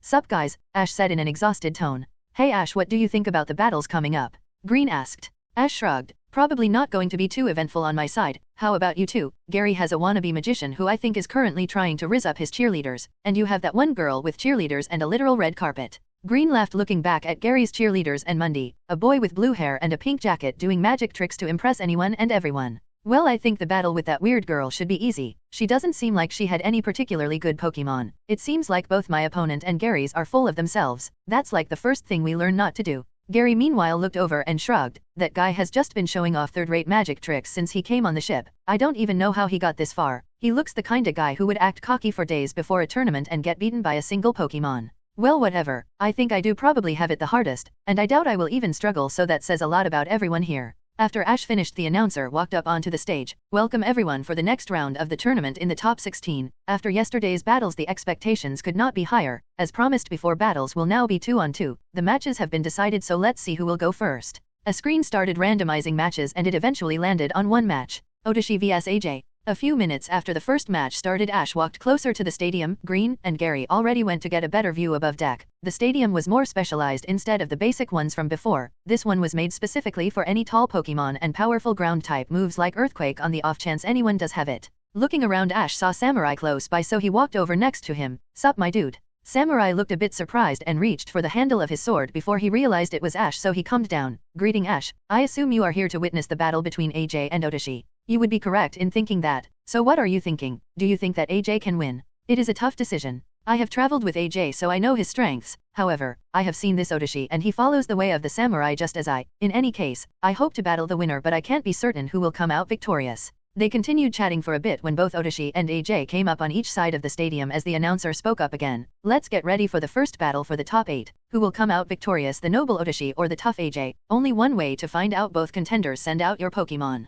Otoshi was a young man with a green kimono-like shirt and sandals. On his hip he had a wooden buken that his arm was always resting on. Under his kimono, it looked like he wore a shirt made completely out of wrapping. As soon as the announcer finished talking, they both released their first Pokemon. AJ released his Raticate, meanwhile Otoshi released Marowak. Raticate, let's start with a quick attack, AJ commanded as his Raticate started speeding towards the bone dinosaur. Focus and dodge. Marowak closed his eyes and held his bone in a similar position that Otoshi had with his sword, using focus energy to concentrate and dodge the incoming attack. Leer and prepare yourself, Otoshi commanded, and Marowak sent a glare at Raticate, making him slightly flinch, but he snapped himself out of it. Meanwhile he put his hand on his bone and started slowly drawing it. Zen headbutt. Raticate started dashing forward with his head glowing white, getting ready to collide with Marowak. When he reached Marowak he did one final jump and kicked up some dirt, but when it cleared, Marowak held his bone in front of him, holding back the rat's head, though he was slightly struggling. Now push him back, then bone club. Marowak slid his bone across the rat's head, then with one foot pushed him back so that he could get in a low stance, and one dash appeared on the other side of the Raticate. He then put his bone back in NIS imaginary sheath and Raticate fell over. Everyone was stunned seeing the display and were left speechless until AJ returned Raticate and pulled out a second ball. Well, I can at least say you aren't all talk, but this battle isn't over. Sandshrew, let's do this. Very well, I wouldn't have it any other way. Bone club. Marowak started running forward holding his bone like a katana, preparing to slam into Sandshrew. Sandshrew sand tomb, then dodge. Sandshrew picked up some of the sand and dirt around him and conjured a small tornado aiming to trap the Marowak, also making sand enter his eye, slightly disorienting him enough for Sandshrew to dodge the attack. Swift all around. As Marowak's vision was being inhibited by the sand around him, stars started hitting him all around. From the outside, Sandshrew was spinning and releasing stars so that Marowak wouldn't get a clear shot at him. Marowak, I'll be your eyes. Bonemerang to the northeast. Marowak closed his eyes and launched his bone. On the first hit he missed, but on the way back the bone hit Sandshrew. Now bulldoze. Use bulldoze? Both ground types used the move at the same time in the center. The shockwaves started greeting small mountains and debris on the field, mostly cancelling each other, but the aftershocks still got to each other, dealing damage. Let's finish this. Fury swipes. Bone rush. Both the ground Pokemon dashed towards each other and started clashing with the claws and the bone. They continued clashing multiple times with powerful strikes, until the next slash Sandshrew was about to do. Instead of deflecting it, Marowak redirected it, letting him hit Sandshrew with the butt end of the bone, knocking him back and out of the stadium. The announcer spoke up. What a blood-pumping battle. Never have I seen such techniques from a Marowak, and Sandshrew's powerful moves were nothing to scoff at, but in the end, the winner was Otoshi. The crowd cheered as Otoshi came up to AJ and thanked him for the battle. AJ did the same and walked down and saw Ash and Samurai, so he walked over. Well, this is just downright embarrassing, and after I promised I would meet one of you in the finals. AJ scratched the back of his head. Don't worry about it, you can make up for it in the lower bracket. The screen from before started randomizing another match, and the match that showed was Brock vs Samurai. Well, I suppose that's me, Samurai said, walking over to his side. A few minutes or so later, both Brock and Samurai stood on their sides with a new field. The announcer did his thing again. Sorry for the delay, we needed to fix the field, but we will now start with the next battle. Both trainers may now release their Pokemon. Samurai sent out his Pinsir and Brock sent out Kabutops, then the announcer signaled for the battle to begin. Let's start this with an X-Scissor. Pinsir's mandibles started glowing as he started running towards Kabutops, hoping to land some quick slashes. Dodge with Aqua Jet and get behind. Kabutops got covered in water, then at high speeds, he moved around dodging the attack and landing one at the back of the bug. Now Liquidation. Kabutops' claws get covered in water, then he sends a barrage of slashes at Pinsir.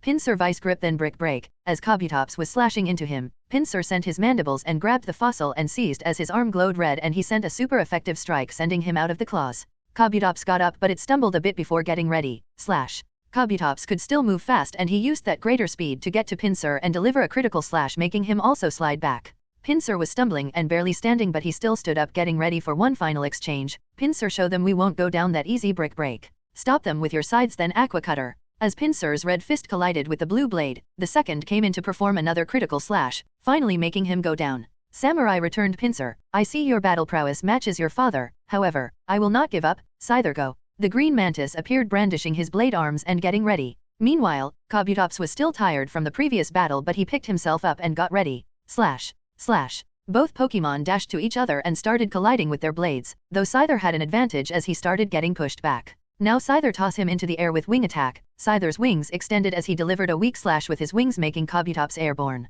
Now X-Scissor. The blades started glowing green as they delivered a slash into the falling fossil, finally knocking him out. Brock returned Kabutops and prepared his final Pokemon. I have to say, you've impressed me with the level you have trained your Pokemon, but I refuse to give up now. Onix, let's do this. The big rock snake stood imposingly, getting ready with the mostly fine Scyther preparing himself. Scyther quick attack. Scyther started the battle by darting toward Onix with great speed, aiming for its weak spots. But the attack didn't even process on Onix. Onix Rock Tomb, then move in for a bind. Onix's tail whipped up some rockets surrounding Scyther, restricting movements and dealing heavy damage as Onix solid in to trap the bug in a bind and started squeezing against the struggling bug. Scyther get out of there, then double team. Scyther managed to squeeze out and created clones in the hope of distracting Onix. Onix Rock Slide. Onix slammed his tail into the ground, then up started a rain of stones hitting all of the clones and the original, sending him spiraling into the ground. Now let's finish this. Dragon Breath. Onix got close and sent a bluish flame from his mouth into Scyther, making him go down as well. The referee called it, and the victor is Brock of Pewter City. What an exciting match it was, back and forth the whole time. Let's hear it for our competitors.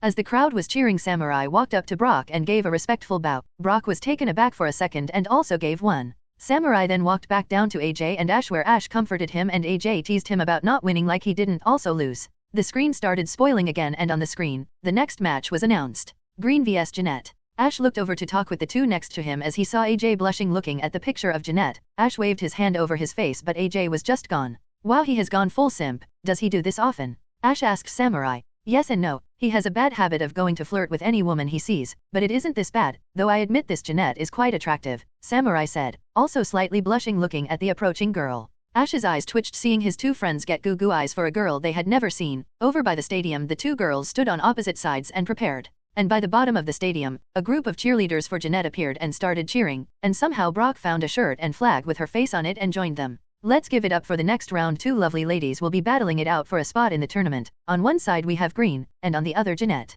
Let's see what battles these ladies will give us. Now begin. Jeanette sent out her Beedrill while Green sent Ivysaur. Beedrill poison jab attack, Jeanette commanded, taking the first move. Green smiled. Ivysaur vine whip and grab its arms. Ivysaur's vines shot out from its bub and grabbed onto the stingers that were coming at it, shooting them into the ground and getting them stuck. Oh no, Beedrill, get out of there. How about no, Ivysaur Leech Seed. 3 seeds came out of Ivysaur's bub and each stuck on a separate body part, then they sprouted, wrapping up Beedrill and beginning to heal Ivysaur. Though Beedrill managed to get out. Beedrill, don't give up, let's give them a fury attack. No you don't. Ivysaur slide under and grass knot. As the bee dashed at Ivysaur, it managed to dodge under and on the way sent some vines grabbing the bug's feet. When it reached the other side, Ivysaur pulled on the vines and Beedrill was sent face first into the ground, unable to battle. Beedrill, no. Jeanette said sadly before returning her bee and looking at Green. Very well then, I shall show you the Pokemon I have trained with since I was a child. Bellsprout, go. On the field stood a Bellsprout with an Everstone necklace. Meanwhile the cheer squad got louder, which made Jeanette look a little annoyed but didn't say anything.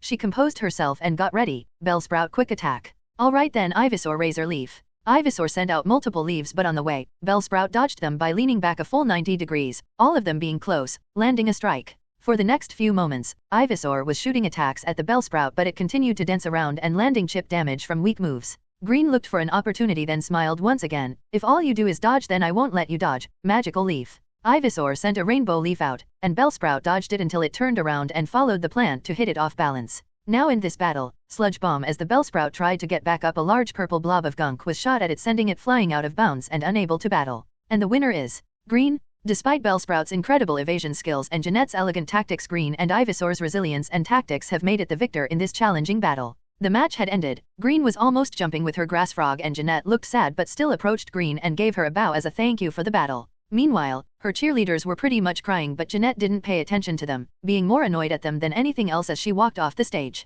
AJ and Samurai also saw this and both wanted to walk over to her before realizing Ash was still standing with them, and seeing the other one had the same idea. Ash could tell where this was going so he patted their shoulders and gave them a push. Just go you simps, we can talk later. AJ and Samurai looked at Ash grateful and then at each other before speed walking while not breaking eye contact with each other. Ash sighed and looked at the screen to see who was next. Yellow vs Dario. Ash was still confused about why Dario was on the ship. Sure, he was apparently part of a rich family of breeders, but still to come out here, he wasn't even that good of a trainer or breeder. His Pokemon spent more time fighting each other than racing. Ash shook his head and went out looking around for his friends. He eventually found Misty standing alone, which made sense since Yellow was going up and Brock was crying over Jeanette. Hey, Misty. Misty looked over and saw Ash walking over. Look who decided to show up. If I didn't know any better I'd say you were avoiding me. I am, because I don't want more brain damage, Ash said, sending a jab back at Misty causing physical damage. Yeah, sorry again, I just got excited. It's fine, but Yellow is up. I doubt she is going to have trouble. What do you think? I don't know, apparently this Dario is some big shot breeder, at least according to him, but I do hope Yellow wins.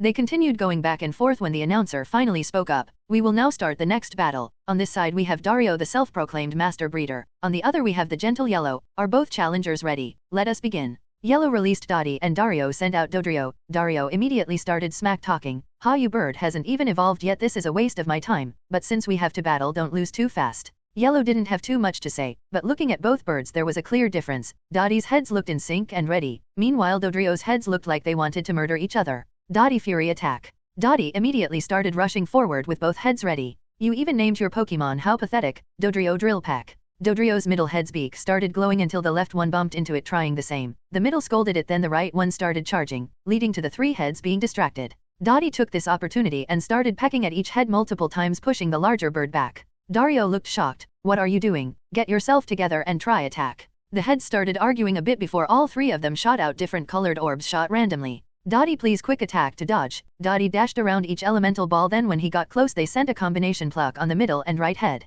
Dario was getting a little desperate. All three of you calm down. Jump kick. Since jump kick didn't need the heads to decide who does what since the center head controls the body most of the time, Dodrio sent a jumping kick that connected with Dottie's body. Dottie, get to the sky just like we practiced. Yellow commanded, made most people look shocked. Dottie smiled the best way a bird could and did a front flip kick into the middle head and pushed himself off. When it was in the air it flicked its feet, quickly kicking the air, which moved so fast that the friction beneath his feet created miniature sonic booms under. An idea she got from Ash, after he stole it from some other anime that probably isn't that popular and also probably a short one-shot. Needless to say, people got stunned, even more when Dottie started moving through the air and aiming an axe kick. Dario snapped out of it. Dodrio, get out of there. Dodrio tried moving out of the way but all three heads moved in different directions, causing Dodrio to fall on its butt and letting the kick finish it off. There were cheers as the announcer abound equals said Dottie's victory. Dario, send out your final Pokemon. Dario made a pitiful expression before looking down. I only have Dodrio. Then that disqualified Dario, making Yellow the winner. Yellow celebrated and hugged Dottie. Meanwhile, Dario walked off the stadium not even giving Yellow a second look.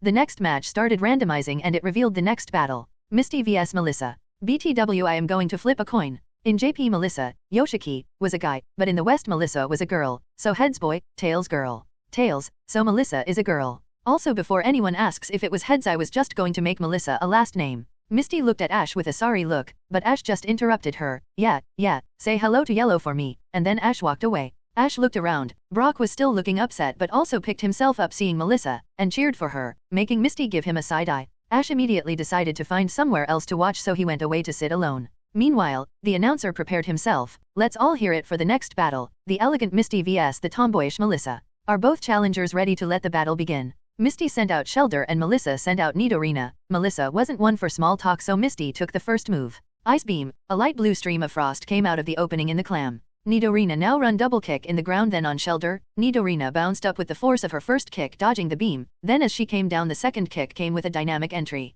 Clamp. Misty quickly said, making the clam close its shell and trapping Nidorina's foot.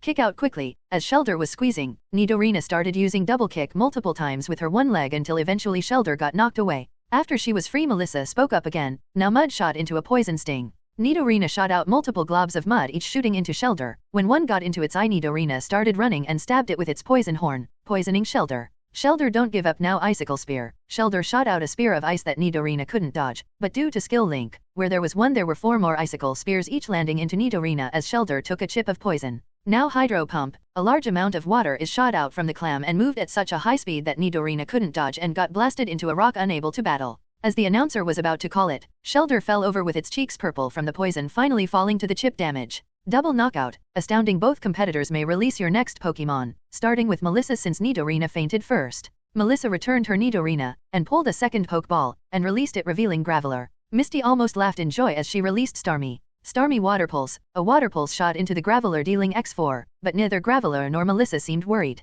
Defense Curl and Rollout. Graveler got into a ball and started rolling with the double base power rollout, getting one hit into Starmie, then on the other side it turned around and hit the starfish from the back while still rolling. Starmie Ice Beam the ground, then rapid spin to dodge. Starmie froze the ground with a beam of ice, leaving it too slippery for Graveler to turn. Then before it got hit, Starmie flew off, spinning then coming back like a boomerang. Graveler meanwhile tried to turn or do anything, but the ice made it impossible as it ended up crashing on a rock on the field. It didn't take much damage and less from the spinning Starmie. It tried to grab it, but Starmie spun out quickly, making distance. Now that Misty had the field advantage and Graveler's movement was now virtually non-existent, they began to get worried. Rock slide quickly. Graveler punched the rock behind it, causing a shower of boulders to fall upon Starmie. Starmie took damage from the falling rocks but remained resilient as the shower made a small path for Graveler. Now Psybeam. Starmie sent out a bunch of random images of shapes and other things that connected with Graveler since it couldn't move, activating the chance to be confused as Graveler started getting dizzy and fell on the rock it was on. Graveler, can you get up? Graveler tried to get to its feet, but a combination of the ice and the confusion made it slip and hit itself.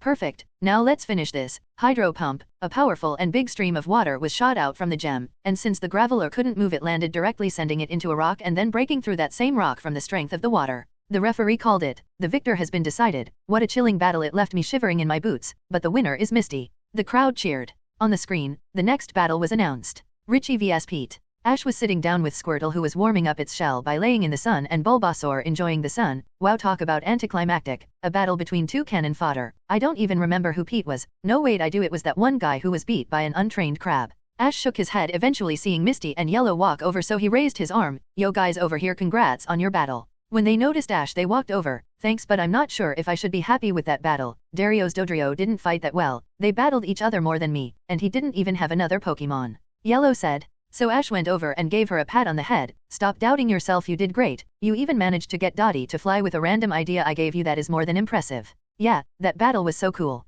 Yellow got red with the praise she was getting. Meanwhile above, the announcer spoke up, finally announcing the next battle. Sorry everyone for the delay, that ice took us a bit to clear, but now we are ready. On this side is Richie, and on the other is Pete Pebbleman. If both contestants are ready, release your Pokemon and begin. Richie sent out Sparky Pikachu and Pete sent out Shelder. Sparky double slap. Sparky ran forward with his tail glowing, preparing to slap the clam. Shelder quickly withdraw. Shelder went into its protective shell, making the slaps from Pikachu do minimal damage. Now Ice Beam. Shelder opened up the shell, charged up a blue beam, and shot it out. Sparky leaned back, dodging most of it but still getting frosty in his stomach. Brick break quickly. Sparky balanced himself on his tail and then sent a strong kick into the shell, pushing himself off. Clamp. Shelder shook off the attack and went forward to try and trap Sparky. Now Thunderbolt. As Sparky got back up, he sent a yellow stream of electricity into the open mouth of the clam, dealing heavy damage and taking it down. Pete returned Shelder quickly and released his next Pokemon, Growlithe Go. Sparky quick attack. Sparky started dashing, quickly moving to the dog and sending a tackle into it. Growlithe Ember then run in for a crunch. Growlithe shot out 3 separate small balls of fire. Sparky dodged all of them only to get a surprise bite from the side. Sparky Thunder Wave. Sparky grabbed the dog that bit him and sent a weak electric shock, paralyzing it and making it let go. Flame Wheel Hurry. Growlithe tried to move but the paralysis slowed it down tremendously, and when it finally started spinning, Sparky got ready. Let's finish this Thunderbolt. Sparky shot out another bolt of electricity, landing on the paralyzed dog and knocking him out. What shocking results. The winner is Richie. Dash. Richie was furiously shaking Pete's hand, thanking him for the battle, so much that the announcer had to call him out so they would get off the stage. The next battle was being chosen and the screen showed Gary vs Mundy. Before anyone, even the announcer, said anything, a loud and slightly obnoxious voice came from the side. I suppose it is my turn. Showtime now, watch me work my magic. This battle is for you, my lovely ladies. Mundi was loudly announcing while doing some dumb magic tricks and was getting a good amount of support from the audience. Wow, that guy is obnoxious, Ash said out loud, but also thinking something. I just remembered Brock saying something stupid back in the Pokemon League. I think it was something like flying type moves are super effective against Kingler, which was stupid but never really found out if that was a dub error or Brock actually said that. At the stadium, Gary and Mundi were standing on each side. Mundi was blowing kisses in random directions. My adoring fans, don't worry, this battle won't take long. I shall show you all how I work my magic. The announcer stayed silent for a bit, not out of respect but more like he was annoyed. Anyway, the next battle will begin. On this side we have Gary Oak, and on the other side we have a man who gave me a long list of titles to call him that I will not be doing. The magnificent Mundi, the announcer said, pulling out a long piece of paper and throwing it behind him. Both trainers, get your Pokemon, be ready and start. Gary sent out Wardurtle and Mundi sent out Execute. It seems like I already have stolen the type advantage, just like how I will steal the show. Confusion. Gary didn't seem to want to honor Mundi with a response. Wardurtle dodged with Aqua Jet. A beam of different colored shapes was floating quickly at the turtle when suddenly it dashed out of the way in a jet of water and got close to the eggs. Mundi looked slightly taken aback. Execute Bullet Seed. Don't let him. Rapid Spin. Execute tried charging seeds in its mouth to shoot out, but whenever it did, Wardurtle would come in spinning and slap the face, charging up. Bite. Wardurtle got in front of the main head to deliver a bite that cracked its already cracked shell, although Mundi tried getting it to dodge. Hydro Pump. Wardurtle got in there one blind spot, then shot a powerful beam of water, sweeping all of the eggheads and launching them out of bounds and out of the fight. I suppose you have some skill. No matter, I shall still come out victorious. Golbat. Soon the floating mouth with wings was facing against the turtle with a tail. Golbat wing attack. The large bat's wings started glowing as it moved at high speeds, surprising most people as it got a slash into Wardurtle. Wardurtle rapid spin to recover. Wardurtle attempts to salvage the situation by getting a hit on the bat, but it simply starts flying higher to dodge. Poison Fang. Withdraw then bite. Wardurtle directed the bat to bite down on his shell, dealing nothing, allowing him to turn the tables and bite it. Now Iron Tail. Wardurtle's tail glowed silver as it spun itself, getting behind the bat and then delivering a strong slam, making the bat eat dirt. Golbat was up, barely, and Mundi looked worried. Confuse Ray and get out, quickly. Golbat sent out a weird orb out of its eyes that went to Wardurtle, making him feel dizzy, and Golbat tried to run away. No you don't. Wardurtle snap out of it. Hydro Pump. Wardurtle shot out a Hydro Pump, although at first it was going everywhere, but then he got himself together and moved it to the fleeing bat, shooting him out of the sky and into the ground. Mundi looked overly surprised and fell on all fours. How could this be? How could I, the great Mundi, lose? Gary and the announcer both ignored him, and the winner of this battle is Gary Oak. Such a marvelous display of power from Wardurtle. How could Mundi stand a chance? The crowd started cheering and Ash was clapping while Squirtle was looking at Gary's Wardurtle. One may think that he was looking at Wardurtle with admiration, but in reality, Squirtle's mind was filled with only one thing. What a waste. If I had a tail like that, I could boost my poses to the next level. Ash got up, returned his two Pokemon, and turned to Misty and Yellow. I guess that means I'm up. Don't wait up, he said, walking off. On the screen, it showed the last fight, which was Ash vs Asunta. Ash walked up to the stand and saw Gary on the way there, gave a nod, then continued walking. When he got up on the other side, he saw Asunta looking over to Melissa and gave a nod. Asunta looked at Ash and pulled out a Pokeball. Sorry about this, but I can't afford to lose. I need to beat that girl for my friend Melissa. Ash smiled. Well, that girl you're talking about is my friend, so if you want to get to her, you'll have to deal with me, and I promise you, you won't win. The announcer spoke up. It's time for the final battle of the top 16 for the last spot in the top 8. On this side it is Ash, and on the other, we have Asunta. The tension here is so thick you could cut it with a knife. Both trainers get ready and begin. Asunta released a Rhyhorn, which was clearly a girl from the smaller horn than the one Brock has, and Ash released Squirtle. On the side, Gary took a sip of water and spit it back out in surprise. Ash saw it and thought, whatever they were going to find out anyway, so might as well show off a bit. As he thought that, Asunta took the opportunity to move first. Rhyhorn Stomp. Rhyhorn began charging forward and prepared her front right leg to stomp down on the turtle. Withdraw as Rhyhorn sent down her foot and sent multiple stomps, pulling up a dust cloud. When she stopped, the dust cleared and the only thing there was a shell. When Rhyhorn looked down to get a closer look, Squirtle popped his head out and shot a water pulse into her face. Rhyhorn staggers back and attempts to stomp again. Rapid spin to escape and scald. Squirtle pops back into his shell and is sent flying out, but comes back like a boomerang, getting on top of Rhyhorn and then sending boiling hot water on its most vulnerable spot, the back of the head where her joints are, also causing the burn. Rhyhorn, get it off you and drill run. Rhyhorn starts moving and jumping around like a wild bull, eventually making Squirtle lose his grip. As he's falling, Rhyhorn's horn starts spinning as she charges forward, but Squirtle simply hides back in his shell, and due to the boosted defense and burn's secondary effect of having physical attacks, it barely did anything. Bubble into Aura Sphere. Squirtle pops his head out again and gets water into Rhyhorn's eyes, forcing her to close it. Then as he is still airborne, he comes out of his shell and charges a blue ball of energy in his palm and hits it into Rhyhorn, also doing a big spin, and the Rhyhorn comes crashing down into. But despite all of that, she was still up. Rock Slide with everything you've got. Rhyhorn stumped with everything she had left, and rocks started barreling down on the small turtle. Let's finish this aqua jet to bounce. Squirtle was enveloped in water and started gliding, bouncing off the falling rocks like a ball in a pinball machine, increasing his speed until he reached Rhyhorn and shot into the Pokemon, shooting her back and unconscious. Asunta quickly returned Rhyhorn and pulled out a second Pokeball, releasing it and revealing it to be an Ivysaur. Asunta looked at Ash and then made a motion to Ivysaur before speaking up. Energy Ball. A green orb of energy charged in the butt of Ivysaur, which shot out, aiming for Squirtle.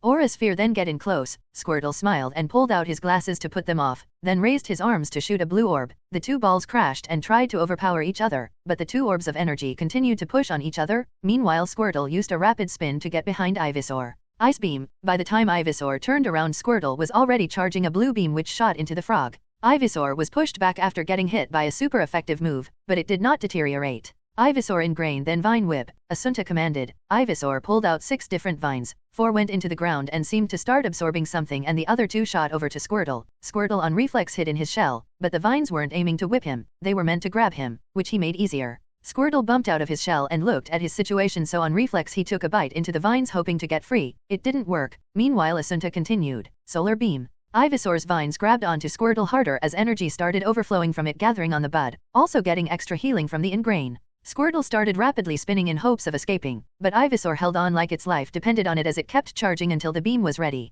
Ash quickly called out, "Brace yourself and protect." The greenish beam shot out as Squirtle raised his arms and started holding back the beam with a barrier he summoned. But the barrier started cracking and the attack was not even close to being done. Squirtle started sweating, thinking that he was going to lose. He closed his eyes thinking that it wouldn't matter, that Ash would still win without him. In his head, his voice echoed, "Without him, without him, without him," until it changed to 2 voices, a boy and a girl. He heard the girl's voice, "Just leave him, we're better off without him." Squirtle remembered that day. It was nighttime and they had just set up camp. His trainer was a boy named Kevin, and the girl was his girlfriend Luna. The day before, Kevin challenged a trainer that Squirtle knew was stronger, smarter, and had the advantage against him, yet he still chose him. He lost that battle, leaving him injured. While he was recovering, he heard their conversation. Now Luna was never really a fan of him. She frankly hated water types in general since she chose to be a fire type expert. So since they started their journey together, she has tried to get Kevin to get rid of him. Kevin would always refuse, but the consistent chipping away and losing finally got to him one day. Kevin was not a good trainer. He barely knew type advantages and never actually taught Squirtle anything, but he still was Squirtle's trainer, so he continued to obey no matter how stupid he acted. But on this night, one word that came out of his mouth changed everything. "Yeah, maybe I should. To be honest, I don't even remember why I wanted to keep him around. You already gave me this cool new Pokemon, so who needs a useless turtle? But maybe we can keep him as a punching bag." That was the straw that broke the Camerup's back. During the night, Squirtle sneaked into Kevin's bag and took his Pokeball to smash it. Then he limped into the water and lost consciousness. The next thing he remembered, he was found by his friends, the Squirtle Squad, and the rest was history. But now things were different. He had a new trainer who cared for him and his friends, even that idiot Bulbasaur and the rookie Charizard. He was happy. He smiled as the beam enveloped him and an explosion happened, and in his place was a large dust cloud, and when it dispersed, the only thing there were the black glasses with one lens broken. Everyone was wondering where Squirtle was. Ash just smiled. "Let's end this. Ice Jet, Ice Beam plus Aqua Jet." From the top of the rocks came a turtle in water. As he was in it, he launched ice, creating an ice bullet that shot into Ivysaur, forcing his roots out of the ground and sending him flying into the 2 orbs that were still colliding. But once Ivysaur hit them, they exploded. Meanwhile, the turtle walked over to his broken glasses and struck a pose as the explosion happened behind him. "War Turtle," said War Turtle with his broken glasses covering one eye, and his new tail and ears flowing with the air caused by the explosion. The crowd was silent seeing the explosion, and when the smoke cleared, the only thing there was Ivysaur with spirals in its eyes. The announcer was the first to snap out of his trance, and the winner is Ash. "What a mesmerizing battle, I didn't dare to even blink." With Squirtle evolving in the battle, these trainers certainly saved the best for last. Over by a different room, if you paid attention, you could hear the muffled sounds of a boy screaming in frustration. And with this battle, the contenders for the top 8 have been decided. Let's give a round of applause for our competitors and get ready for tomorrow's battles. Let's see if these trainers can keep it up. The audience started cheering as Ash walked off. When he got down the stairs, he saw Gary standing there. "So you want to explain?" "No," Ash said blankly, then continued to walk off, surprising Gary. A few hours later, all of the competitors for the top 8 were sitting at a table, along with Samurai and AJ, since this was the table that they just joined. It was Ash who joined first, then Misty and Yellow, Richie, then Brock, then Green and Gary, finally Otoshi. They were having an intense conversation when Samurai and AJ mentioned that Jeanette and them exchanged numbers, making Brock lose his mind, going back and forth as AJ looked like he had the moral victory. Ash and Otoshi did not care and were barely half listening. "I can't believe this is the conversation I have to listen to. This is my evening," Ash said, taking a sip from his drink. The 3 boys looked offended and Brock spoke up. "How can you say that? Haven't you ever been in love?" "Yes," Ash said immediately, then taking a casual sip of his drink. Everyone was shocked, especially by how fast and casualty he said it. Do you want to tell us? Sure, but this is your one random piece of lore from my past, Ash said, going into his bag, pulling out a laminated picture and showing it to the table. Immediately all the boys, except Gary, almost lost their eyes. Even Otoshi had a hard time moving his eyes away. Green looked over at the picture. Oh, it's Daisy. Why do you have this picture? Brock cut in. Better question who this is and can you let me meet her? Well, for one, this is Daisy, Gary's sister, Ash said, pointing his thumb over at Gary, who was hiding in a corner. As for why I have it, back in the day me and Gary collected Pokemon cards. I had a rare G-Max Slowbro. Gary wanted it, so he gave me this picture. I was 5, and I got it laminated. I can't believe you still have that picture. I thought you got rid of that crush on her. She is 10 years older than us, Gary said. I never said that. I liked her and still do. Will I pursue something? Probably not. Will I reject it if it does happen? Also probably not, Ash said. Why are we friends? Gary said into his hands. Because you were insufferable before we became friends. I mean, seriously, I am surprised I didn't break your jaw with how annoying you were, Ash said with a mocking smile. Green also smiled. Oh, you mean Mr. I the Great Gary Oak will become the strongest even above Gramps, she said, doing a pose. No, like, Ash Ketchum, you may be my rival for now, but one day I will leave you so far behind that the dust in your clothes will be dreaming of me. Ash also mocked. Or, if you get on the ground and beg, I may consider being your friend. I already stopped doing that. I was a kid, leave me alone. Gary tried to defend himself.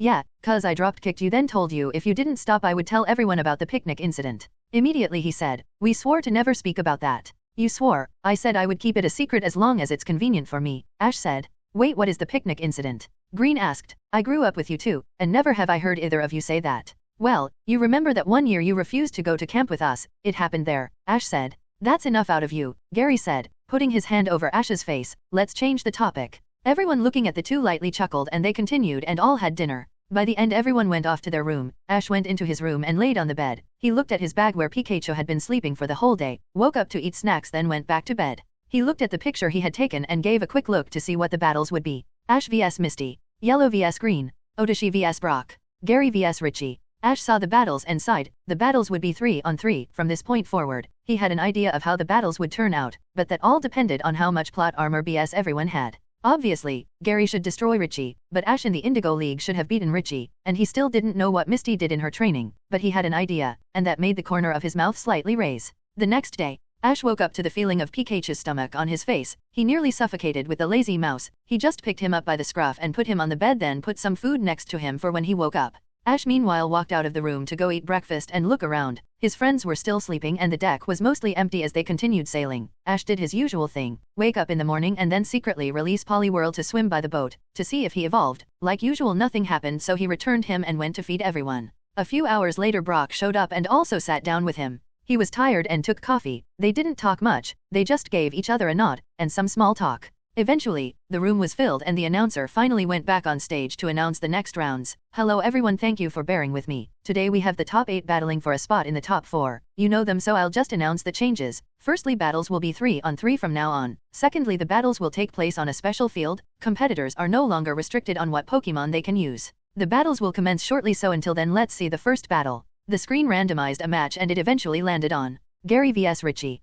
The room was excited, ready to see the first battle, and soon Gary and Richie walked up on opposite sides. The announcer got everyone's attention. Let's start the first battle. On this side we have Gary Oak, and on the other we have Richie, a battle between the prodigy and the rookie. Let's let this exciting match begin. Gary released Wartortle and Richie released Happy the Butterfree. Happy sleep powder, Richie commanded. Happy flew over the field throwing down a fine powder. Wartortle, wash it away with Water Pulse. A ball of water shot from the turtle that gets sent to the center and pops, making a slight drizzle, washing away the powder. Now bite. Wartortle ran forward and jumped towards the Butterfree that was flying above him, sending a bite into the butterfly's wing. Happy used confusion. Happy's eyes glowed and Wartortle fell to pull, picking him up and throwing him aside. Wartortle water gun. Wartortle shot a beam of water that hit Butterfree, making it stager but stayed up. Happy stay strong and silver wind. Happy flapped its wings, creating silver crescents of energy shooting towards the turtle. Wartortle rapid spin. Wartortle went back into his shell and started spinning quickly, creating a mini whirlwind, dispelling the wind. Now body slam. Wartortle launched himself still in his shell, crashing into Butterfree.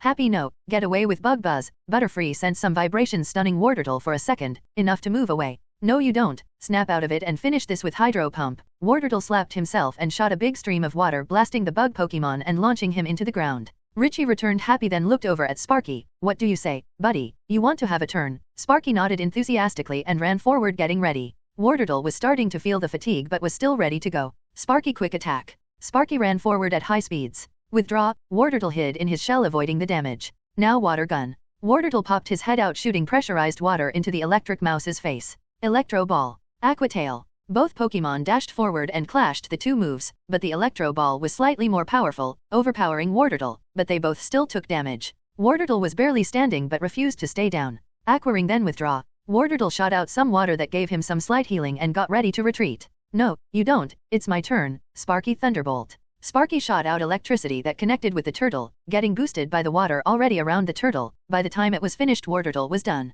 Gary returned Wartortle and pulled out another Pokeball. Alright, this is your first battle, let's do this, Growlithe. Gary released a small orange dog who was ready and wagging its tail. Sparky another Thunderbolt. Not this time, Roar. A yellow stream of electricity was launched aimed at Growlithe, but Growlithe released a powerful roar that disrupted the electricity. Ember. Dodge with quick attack. Growlithe shot a barrage of small flames, but Sparky started dashing and jumping using his speed to dodge and get close. Double slap. Now crunch. Sparky aimed to slap Growlithe, but Growlithe bit down on Sparky's tail. Sparky flashed to escape. Sparky released a bright light blinding Growlithe for a second, enough to make distance. Flamethrower. Growlithe shot out a big stream of fire aimed at Sparky, directly engulfing him. Don't let him recover, Fire Fang. Growlithe used the remaining fire to cover his teeth and ran to give one final bite to Sparky. And that was lights out for the electric mouse. Sparky, no, Richie said, returning his electric muse. Don't get too confident, I still have one Pokemon left. Zippo the small fire lizard hit the field and stood proud. Ember. Ember. The two fire types started shooting flames, each colliding with each other, creating small explosions on each one, but Growlithe also started running forward.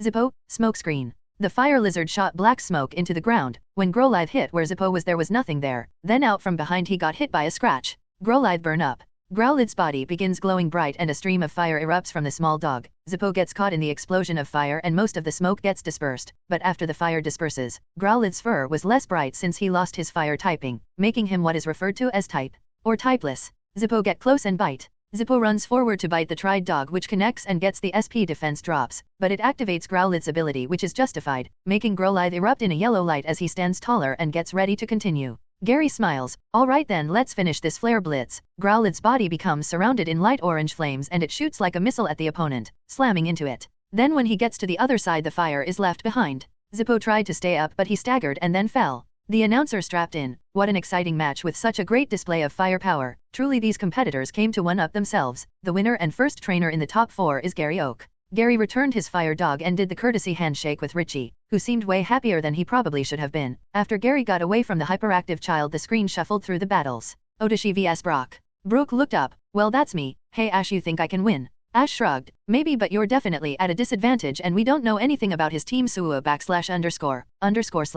Brock walked over to the stage and was met with Odashi on the other side. I suppose this could be considered a rematch, couldn't it? Yes, I guess it could, since you battled me when I was still a gym leader. If I recall correctly, I was your second gym leader. Third, I got one of the unofficial badges before you. The announcer spoke up. It seems these trainers have some history. Let's see what battle this grudge match will bring. On this side, we have the tough Brock, and on the other the righteous Odashi. If both trainers are ready, get ready and battle. Brock sent out Graveler while Odashi sent out Marowak. Brock didn't have too many good choices for this battle. Marowak countered most of his Pokemon. Zubat would be the best to use in this situation, but currently, he is not trained enough to validate Brock using him. Currently, his best shot at beating Marowak was Kabutops, but he needed to weaken the ground type first. Graveler roll out, Brock commanded as his rock revved up and shot at the dinosaur. Deflect him, then Bone Meringue. Marowak held his bone like a sword, and when the rock got close he did a quick slash, pushing Graveler off course. To follow up, he threw the bone, the first one knocking him out of the ball and the second hitting him in the face before it flew back to Marowak. Now double edge. Marowak slammed his bone into the ground, then launched himself, getting covered in a light green aura, then using that to slam into Graveler, dealing chip damage to himself. Graveler earthquake. Graveler slams his arms into the ground, making it begin to shake, though the boat is fine due to the specialized field. Still, it makes Marowak lose his footing and get hit. Now Stone Edge. Without letting that opportunity go to wait, a baroque of stones flew out from the ground aiming at Marowak. Parry them and let's end this with Bone Rush. Marowak used his bone to flip up and rushed forward, and with his bone started hitting every rock that he could hit. A few took some chip onto him, but he managed to deflect most of them as he approached Graveler and launched a furious combo that launched him out of the field and unable to battle. Brock expected as much. Returning Graveler, he pulled out a second Pokeball, being Kabutops. Marowak rock smash. Marowak took the first move and charged his one as he ran to strike at the new fossil Pokemon. Parry with Aqua Cutter. Kabutops' scythes glowed blue as they clashed with the bone. They exchanged 2 strikes before Marowak attempted to use his size to get behind to strike, but Kabutops blocked that one with his other arm. Bone Club. Liquidation. Marowak's bone began to glow white. Meanwhile Kabutops' blades extended with water. They both continued their clash, striking multiple times and deflecting the other one until Kabutops let himself get hit to force the bone into the ground, then with the other blade hit Marowak. Thunder Punch. Instead of the traditional way of using it, Marowak lams his bone into his head, then it starts igniting in yellow electricity, and then he jumps back into his clash. When the two clash, the water in the claws conducts electricity, making Kabutops take damage and dispelling the water. Don't give up now, X-Scissor. The final clash, Bone Club. Kabutops ran forward, crossing his arms as they glowed green. Meanwhile, Marowak got into a stance with his bone and moved at impressive speeds to clash with Kabutops. When they collided, there was only one hit confirmed. Kabutops fell to one leg, but Marowak fell over. The announcer had to step in. Unbelievable. Brock had drawn blood on the king in this entire tournament. Otoshi has only sent out Marowak, and in every battle he would take minimal damage, but now he is down. The crowd started cheering like it was the end of the match, even though Otoshi had more Pokemon. He returned Marowak and pulled out his second Pokemon, revealing it to be a Parasect. Kabutops was tired but got back up to continue the battle. Parasect Leaf Blade. Parasect's claw started glowing green as he moved in for a powerful strike. Most Parasect are usually slow, but this one started skittering over to hit Kabutops. However, Kabutops was still faster even while tired. He got behind to slash. Unfortunately, that was what Parasect wanted, as he shot spores from the mushroom on the back, using Stun Spore to slow him down. That gave him the perfect shot, so Parasect turned and delivered a powerful X4 Grass Slash, leaving him unable to battle. Brock returned Kabutops and pulled out one final Pokemon, his Onix. Curse, then Rock Tomb. Onix gets covered in a mysterious light that ups his defense and attack at the cost of his speed, making him slower than Parasect, but he still has time to launch boulders from the ground aiming at the zombie mushroom. Parasect attempts to counter with a Seed Bomb, but since Onix acted first, Parasect could only get rid of a good few of the flying boulders, still getting a direct hit from the rest. Leaf Blade. Parasect recovered from the damage and ran forward, trying to find a blind spot. Onix Slam. Onix attempts to use his big tail to hit the insect, but it dodges and climbs on top, slashing around the lower torso of the snake before jumping off and releasing a spore in hopes of paralysis. Thankfully, Onix managed to resist the spores and used his tail again to grab the Parasect. Parasect Bullet Seed. As the bug was getting crushed, it started spitting out seeds aimed into the face of the rock type. Now Gyro Ball. Onix gets some blue circles surrounding his body, then he starts spinning, striking at the Parasect, and since he is slower due to curse, it deals extra damage. Parasect getting tired, but Onix wasn't doing too well himself, so he just prepared another Leaf Blade. Onix saw this and prepared something on his own, his head becoming surrounded by a whitish blue aura as he darted forward, aiming a brutal head smash. Meanwhile, on the other side, Parasect launched itself as well, repairing its blade for a clash, and when they both connected with each other, both Pokemon fell. The announcer spoke up. Double knockout. Brock is out of usable Pokemon. Otoshi still has one, therefore Otoshi is the winner. The ground started cheering as Brock went up to Otoshi so they could give their thanks. The screen started randomizing the next battle, and since there were only two left, the battle was Yellow vs Green. Ash meanwhile had been walking around and saw Misty giving Yellow a pep talk before pushing her forward. Yellow took a deep breath and walked up the stairs. Ash walked next to Misty to see her off. He gave her an encouraging smile and she got slightly embarrassed and ran to her side. Meanwhile, Misty looked at Ash. So who do you think is going to win? You grew up with those two after all. I have an idea of how this could go, but I'm not going to say it. Meanwhile, as soon as Yellow and Green stepped on each side of the field, they saw each other. Hey, Yellow, it's been a while, hasn't it? Green said in a carefree tone. Oh hey Green, I guess it has been. It's funny how things turn out, isn't it? Yellow said, trying to sound casual but was nervous inside. Yeah, but sorry about this, but I want to win, Suo. I'm not going to just give up. I got stronger, so I'll show you just how strong I am. The announcer finally stepped in. It seems this is a battle between friends, but there can only be one victor, so let's see what these two ladies have in store for us. 3,2,1 You may start. Green sent out a Clefairy and Yellow sent out Ratty. Ratty quick attack. Ratty dashes forward, aiming to get early damage in the pink Pokemon, but Clefairy does a spin and manages to avoid it. Clefairy disarming voice. Clefairy's mouth opens and from it purple-pink energy is shot out like a song, hitting Ratty and disorienting him. Double slap now. Clefairy takes the opportunity to run up and give the rat a nice slap to the face twice. Ratty try Super Fang. Ratty looked at the pink ball that slapped him and ran forward into a jump. As he was falling, his teeth grew in size and bit into Clefairy, having his HP. Alright then, if that's how you want to play it. Cosmic Power. Clefairy did a quick meditation and his defenses went up. Now Moonblast. Clefairy charges a pink orb in his hands and shoots it at the rat. Ratty dodge then return. Ratty ran forward towards the approaching ball and jumped over it as it exploded behind him. Then when he got to Clefairy, he unleashed a barrage of attacks. Return is based on how much the Pokemon likes the trainer, and Yellow's Pokemon really like her, so they all do max power. Clefairy took the hit and even with the upped defense still took heavy damage but was still up. Clefairy Gravity then stored power. Clefairy released energy that began exerting pressure, and then a purple beacon of power erupted out of him, aiming at Ratty. Ratty was used to high gravity thanks to training with Ash's Clefairy, but he still couldn't move normally, so Ratty tried to dodge it but still received damage from most of it. Let's finish this with Pound. Clefairy ran towards the big rat. Clefairy's arm started glowing as he slammed Ratty into the ground. Yellow returned Ratty and looked at his ball, then she pulled out another Pokeball releasing Kitty. Green whistled, a shiny pretty nice, don't suppose you'll let me have it. Yellow looked surprised, no Kitty was a gift, what we are battling, why are you asking that? Green knocked her head and then got back into it. Sing Clefairy started playing a lullaby, but due to the abysmal 55%, it missed. Kitty gust, Kitty flapped his wings and powerful winds stirred up and pulled Clefairy off his feet and into the ground. Now Psybeam, Kitty's eyes began to glow and Clefairy got enveloped in purple light and picked up to be slammed back down multiple times. Now Dazzling Gleam, Clefairy releases a rainbow-colored ball beginning to light the whole field and hitting Kitty. Kitty, let's try Sliver Wind. Kitty began shooting silver crescents of energy, each slamming into Clefairy until he eventually went down. Green returned her pink ball and pulled out a different one. Not bad. Yellow, better than I thought, but you better not count us out yet. Nidorina. The blue poison type stepped up and got ready. Nidorina Sludge Bomb. Nidorina started shooting out brownish-purple gunk, each aiming at the flying Pokemon. Kitty String Shot, then Psybeam. Kitty set up an intricate web around the field. Most of the globs of gunk got stopped by the webs, and the rest managed to hit Kitty, but he didn't let that stop him as he slashed more psychic energy and slamming into Nidorina. Though Nidorina tanked it nicely, Ice Beam, Nidorina started charging blue energy and started shooting out a beam of ice. Kitty started dodging and using the webs from before to block the ice, but his left wing still got hit at the very end.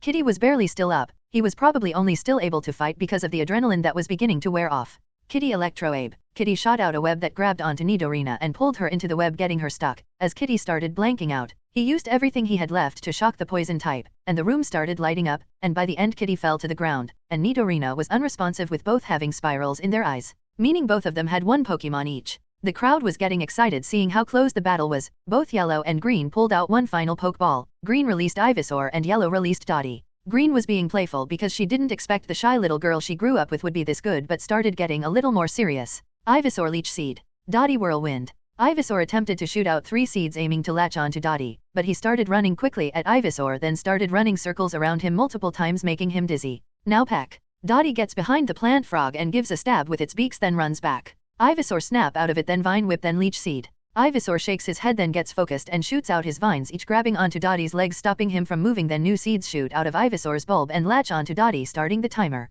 Dottie now fly up to break free, then jump kick. Dottie begins flipping his feet, each one faster than the last. Ivysaur tries to stop him, but eventually, the vines give in and Dottie shoots into the sky, then moves through the air and aims his legs to slam into Ivysaur. Ivysaur, get out of the way. Green tried to command, but it was too late as the bird slammed into the frog, but then he got some chip healing. Fine. Ivysaur Grass Knot, then Poison Powder. Ivysaur gets back up with Dottie still standing on him. He uses a vine to grab Dottie's leg from behind and pull it from under him, making him fall on his heads. Out of the bulb, Ivysaur releases purple dust that poisons Dottie, though it is not badly poisoned because there is a difference. Dottie, get up and drill Peck. Dottie breaks the vines holding his legs, then bounces up. His beaks start glowing as he launches himself heads first, aiming at the grass frog. Get out of the way and Venoshock. Ivysaur jumps to the left, dodging one, but the other does manage to hit, dealing a hefty X2 hit. The center of Ivysaur's bulb glows white, then it fires multiple dark purple blobs of poison at Dottie, and since Dottie is poisoned it deals double damage. After being pushed back, Dottie then took chip for the poison and the seeds. Dottie was in rough shape, and Ivysaur wasn't too good either, but was definitely better than Dottie, especially after the bit of healing. Dottie return. Seed Bomb. Dottie ran forward aiming to try and finish the battle before it got dragged on, but Ivysaur slid under and when he turned around shot seeds directly into Dottie, putting him out of commission. And that is what an intense battle, but it seems this time Green has come out on top, meaning the next match will decide the last member of the top 4, the announcer said and pointed at the screen which showed the last battle. Ash vs Misty. Down by the stadium, Ash and Misty were looking up at the screen. Welp, looks like we get to finish that battle. Yeah, but this time it won't end in a draw. I'll be sure to beat you, Misty said, showing a smug smile. Only one of the things you said was right. All I need to do is choose one bug and you won't be able to even focus. Ash jabbed right back. Misty looked a bit shaken. You wouldn't do that, right? Ash did not answer and walked away. Right. Ash continued walking to his side. Meanwhile, Green dragged Yellow with her over to a corner. Once both Misty and Ash got ready, the announcer spoke up. Here we have the last battle to determine who gets a spot in the top 4. On this side we have Ash, and on the other is Misty. You know the drill. 3, 2, 1, and start. Misty released her Pokeball and out came Shelder, and on Ash's side was Pidgeotto. Pidgeotto came out and was eager to stretch his wings, falling into the air and ready, also seeming like he was smug as if he had won a bet. He has been doing personal training and has been itching to use it. Pidgeotto, it's been a while, let's warm up, shall we? Wing attack. Pidgeotto flew quickly over Shelder and dived with his wings outstretched ready to hit the clam. Withdraw quickly, Misty yelled out. Shelder quickly closed its shell, blocking the damage from the bird. Now Ice Shard. Shellder opened the shell and dozens of small shards of ice came flying quickly at Pidgeotto, not even letting him react. Sand attack, then make some space. Pidgeotto flapped his wings, kicking up some dirt and getting it in Shellder's eyes. They were exposed, letting Pidgeotto get back into the air. Shellder icicle spear. Evasive maneuvers and brave bird. Shellder shot 5 spears made of ice aiming at the bird. Pidgeotto started flying down, dodging to the left, to the right, spinning over another and dodging too as he tucked his feathers in and shot like a bullet, then igniting into an orange fire and slamming into the shell. Shellder was sent flying back but was still up. Ice beam. Shellder got back on its fey leg, it got back up and shot a bright blue beam at the injured bird. Roost. Pidgeotto got onto the ground and let feathers fall off of him as he relaxed, and restored 50%. The beam of ice hit him but it didn't do as much due to the secondary effect of losing the flying tab for a second, then he flew back up. Pidgeotto one last hit, quick attack into return.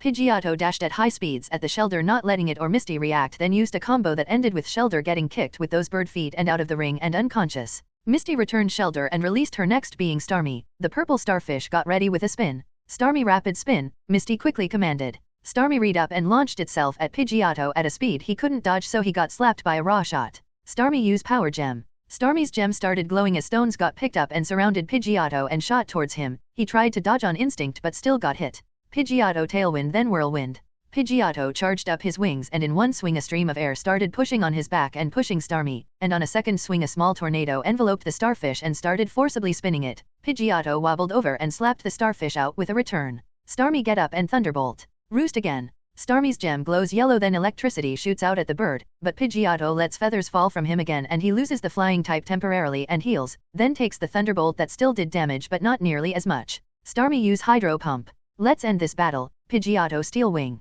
Starmie shoots a stream of water at Pidgeotto. Instead of dodging, Pidgeotto crosses his wings and shoots down and breaks through the water. Is it unnecessary? Yes. Does it deal unnecessary damage? Also yes. Is that going to stop him? No. Pidgeotto slowly broke through the water until he was arm's reach to Starmie, so he used the momentum he had left to slam into the starfish. Then as the water stopped, Pidgeotto used a regular wing attack, dealing a crit that dealt x 2.25 damage. That sash was enough to send Starmie out of commission. Misty returned Starmie and looked at Ash. Well, it seems you have gotten better without us, but so did I. That's why I have an old friend, Misty said, holding up one final Pokeball. Out of the ball came a giant blue Leviathan sea snake, a Gyarados. As soon as she came out she touched the ground, then started levitating and looked eager to get onto the battle. Pidgeotto looked at the snack, then back over at Ash and gave him a look that said, should I be excited or worried? Ash just responded with a nod. I'm in danger, the bird thought, turning back to face the original water fake dragon. Aqua Tail. A blue tail went directly at Pidgeotto's face as soon as he turned around, making the perfect shot for a to be continued. Right now, as the tail slaps the bird, sending him flying to one side but manages to get airborne again. Fine feather dance, then wing attack.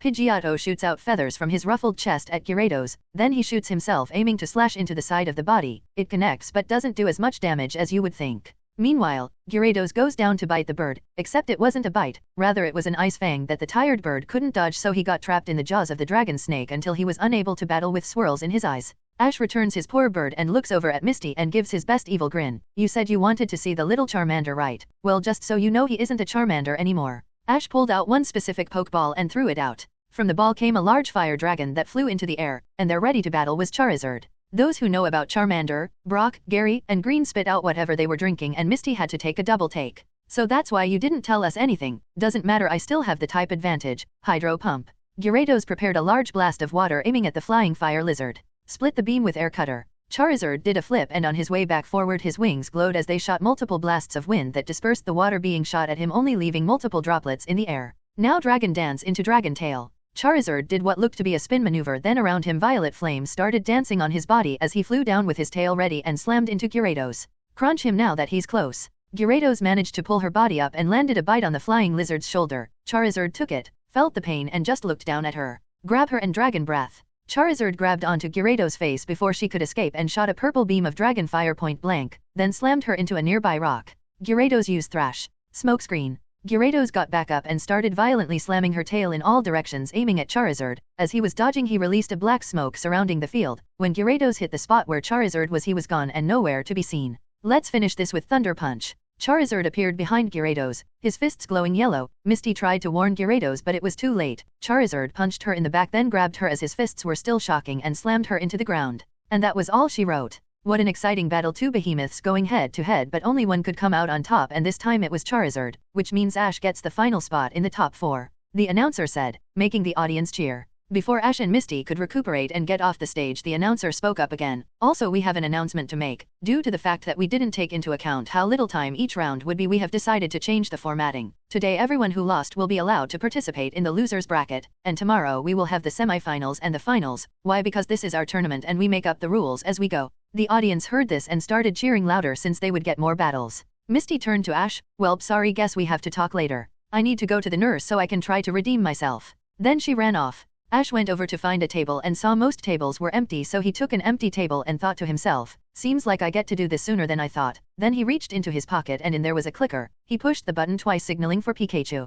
Pikachu in the room was eating, but then he saw the Clefairy doll Ash one last time and he knew he had to start the plan. He took one more for the road and climbed onto the vents. Meanwhile, Ash used a technique that let him see through Pikachu's eyes as he moved to the bottom of the ship. The first thing he saw was Jessie, James, and Meowth on the bed relaxing when he shouldn't. James was feeding a Magikarp and they were talking about something relevant, so Pikachu continued moving until he got to his goal. There he saw a bunch of employees, including the large muscular man and the beautiful woman in the sailor outfit from before, along with about half the staff. There was a stage and on there was a man. Ash recognized him as Executive Proton. Proton spoke up, getting everyone's attention, and the Three Stooges came barreling in. Seems like things are going ahead of schedule on their side. We will need to drag out their attention back onto the S.SN, so after the prizes are getting handed out, that is when we are going to make our move. A random grunt in the audience raised his hand, but Proton answered, if you want you can try to steal the prizes, but the Elite Four are most likely going to be with the winners. If you get caught, none of us are spreading our neck for you. Any more question? One more grunt raised his hand. This grunt had what appeared to be stargazing scars on his neck and a scar from what looked like a fang on his cheek. Do you know what the situation is with the other squads?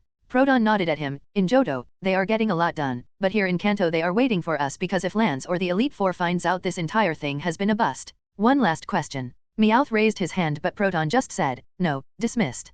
Pikachu stayed quiet and continued observing the situation. On the top of the ship was a massive stadium that let everyone who wanted to get another chance get one, which, spoiler alert, was everyone. The announcer let the battle start, and a free-for-all began. The entire battle was more of a mosh pit where everyone was battling. Over at the tables, everyone who was watching was either people who didn't battle or didn't even qualify to join in the battle. Ash was sitting down alone and had one eye still looking around and another focusing on Pikachu. Overall, nothing special was happening on his side. No weird friends cutting in, no one kidnapping him, and he didn't need to battle. It almost made him want to relax if he didn't know what was happening. Back with Pikachu, he was moving through the vents, keeping an eye. He was told by Ash that when he was sure no one would be in their rooms, he would get a single, and what better way than a giant stadium where the losers could get redemption. So he was moving through the vents and taking a glance into each room until he got to the lower deck, where he finally found what he was looking for. Ash had asked Pikachu to see if Team Rocket was on the boat and if they were to find out why. It was a tall order, but Ash gave him an offer he couldn't refuse, an entire bottle of limited edition ketchup. What was different about it?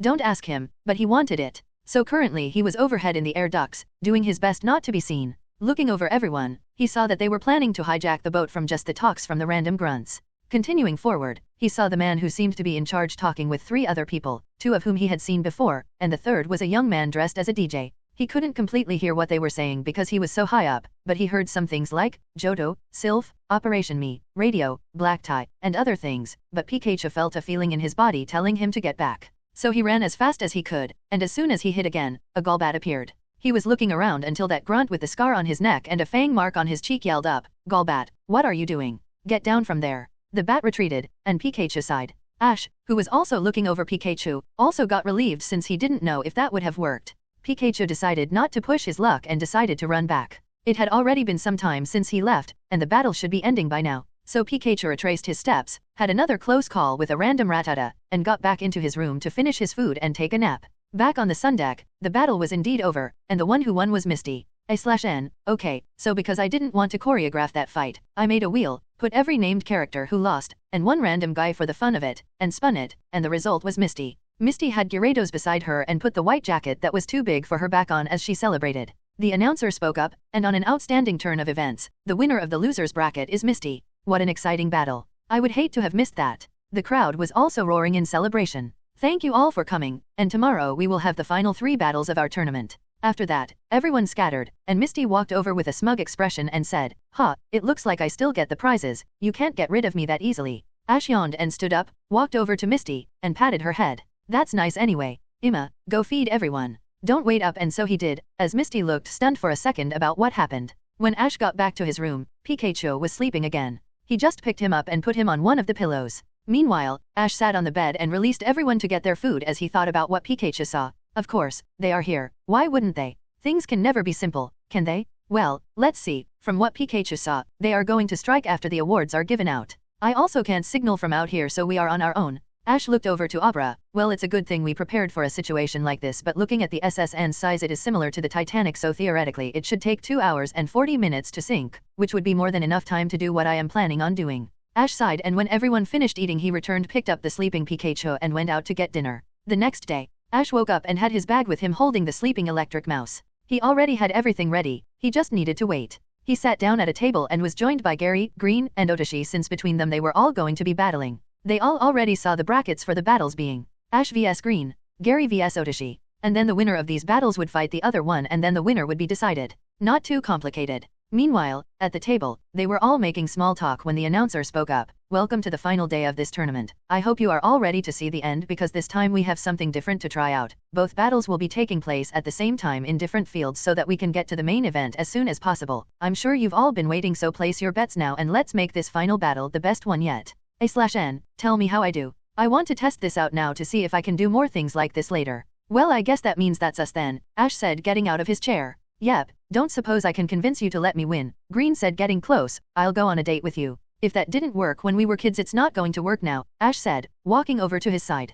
Green sighed and walked to her side. Meanwhile, Gary and Otoshi were watching them. Otoshi looked over at Gary and asked, is that normal? More than you think, Gary said, and walked over to the other stadium, and Otoshi followed for their battle. When everyone was on their side, the announcer spoke up. Rules are the same as before. If all the contestants are ready, then you may all begin. The battle started with everyone throwing out their first Pokemon. Gary sent out Wartortle, and Otoshi as always sent out Marowak.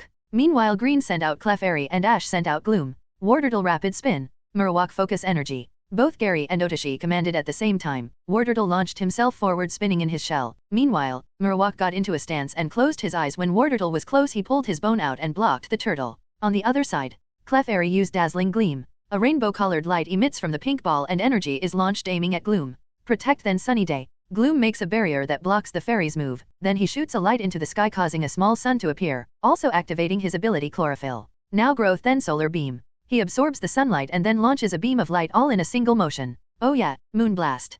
Clefairy summons a miniature moon and summons energy from it, then launches a powerful beam. Both beams collide and explode in the middle, causing smoke to rise. Back on Gary. Hydro Pump. Wartortle was in the air and launching a powerful beam of water at the ground dinosaur, launching him back, but he was still on his feet concentrating on something. Release. Marowak released the move he was charging up, which was Focus Punch. He ran forward and delivered a powerful blow to Wartortle, not letting him retreat into the shell. Now Thunder Punch. Marowak used his bone and ignited it with electricity as he started running forward, getting ready to combo the turtle. As if substitute, then Ice Punch. Wartortle seemed to split in two, creating a doll that took the hit and then popped out of existence. Meanwhile, Wartortle's fist glowed blue and he used it to hit Marowak's abdomen, sending him flying back and unable to battle. On the other, Clefairy was being pushed back but kept using Heal Pulse to top himself off, so he was never in danger. Gloom Leech Seed, then Strength Sap. Seeds were shot out of the flower on Gloom's head that latched onto Clefairy. Then as Clefairy was distracted, he used the seeds to drain Clefairy's strength, which had the added effect of making him more tired, and a bit of healing never hurt anyone. Body Slam. Clefairy jumped into the air aiming to slam Gloom. It hit, but it didn't do much due to the lowered attack and the fact that Gloom is quite bulky, although the 30% paralysis did activate. Sludge Bomb to get him off you, then Venoshock.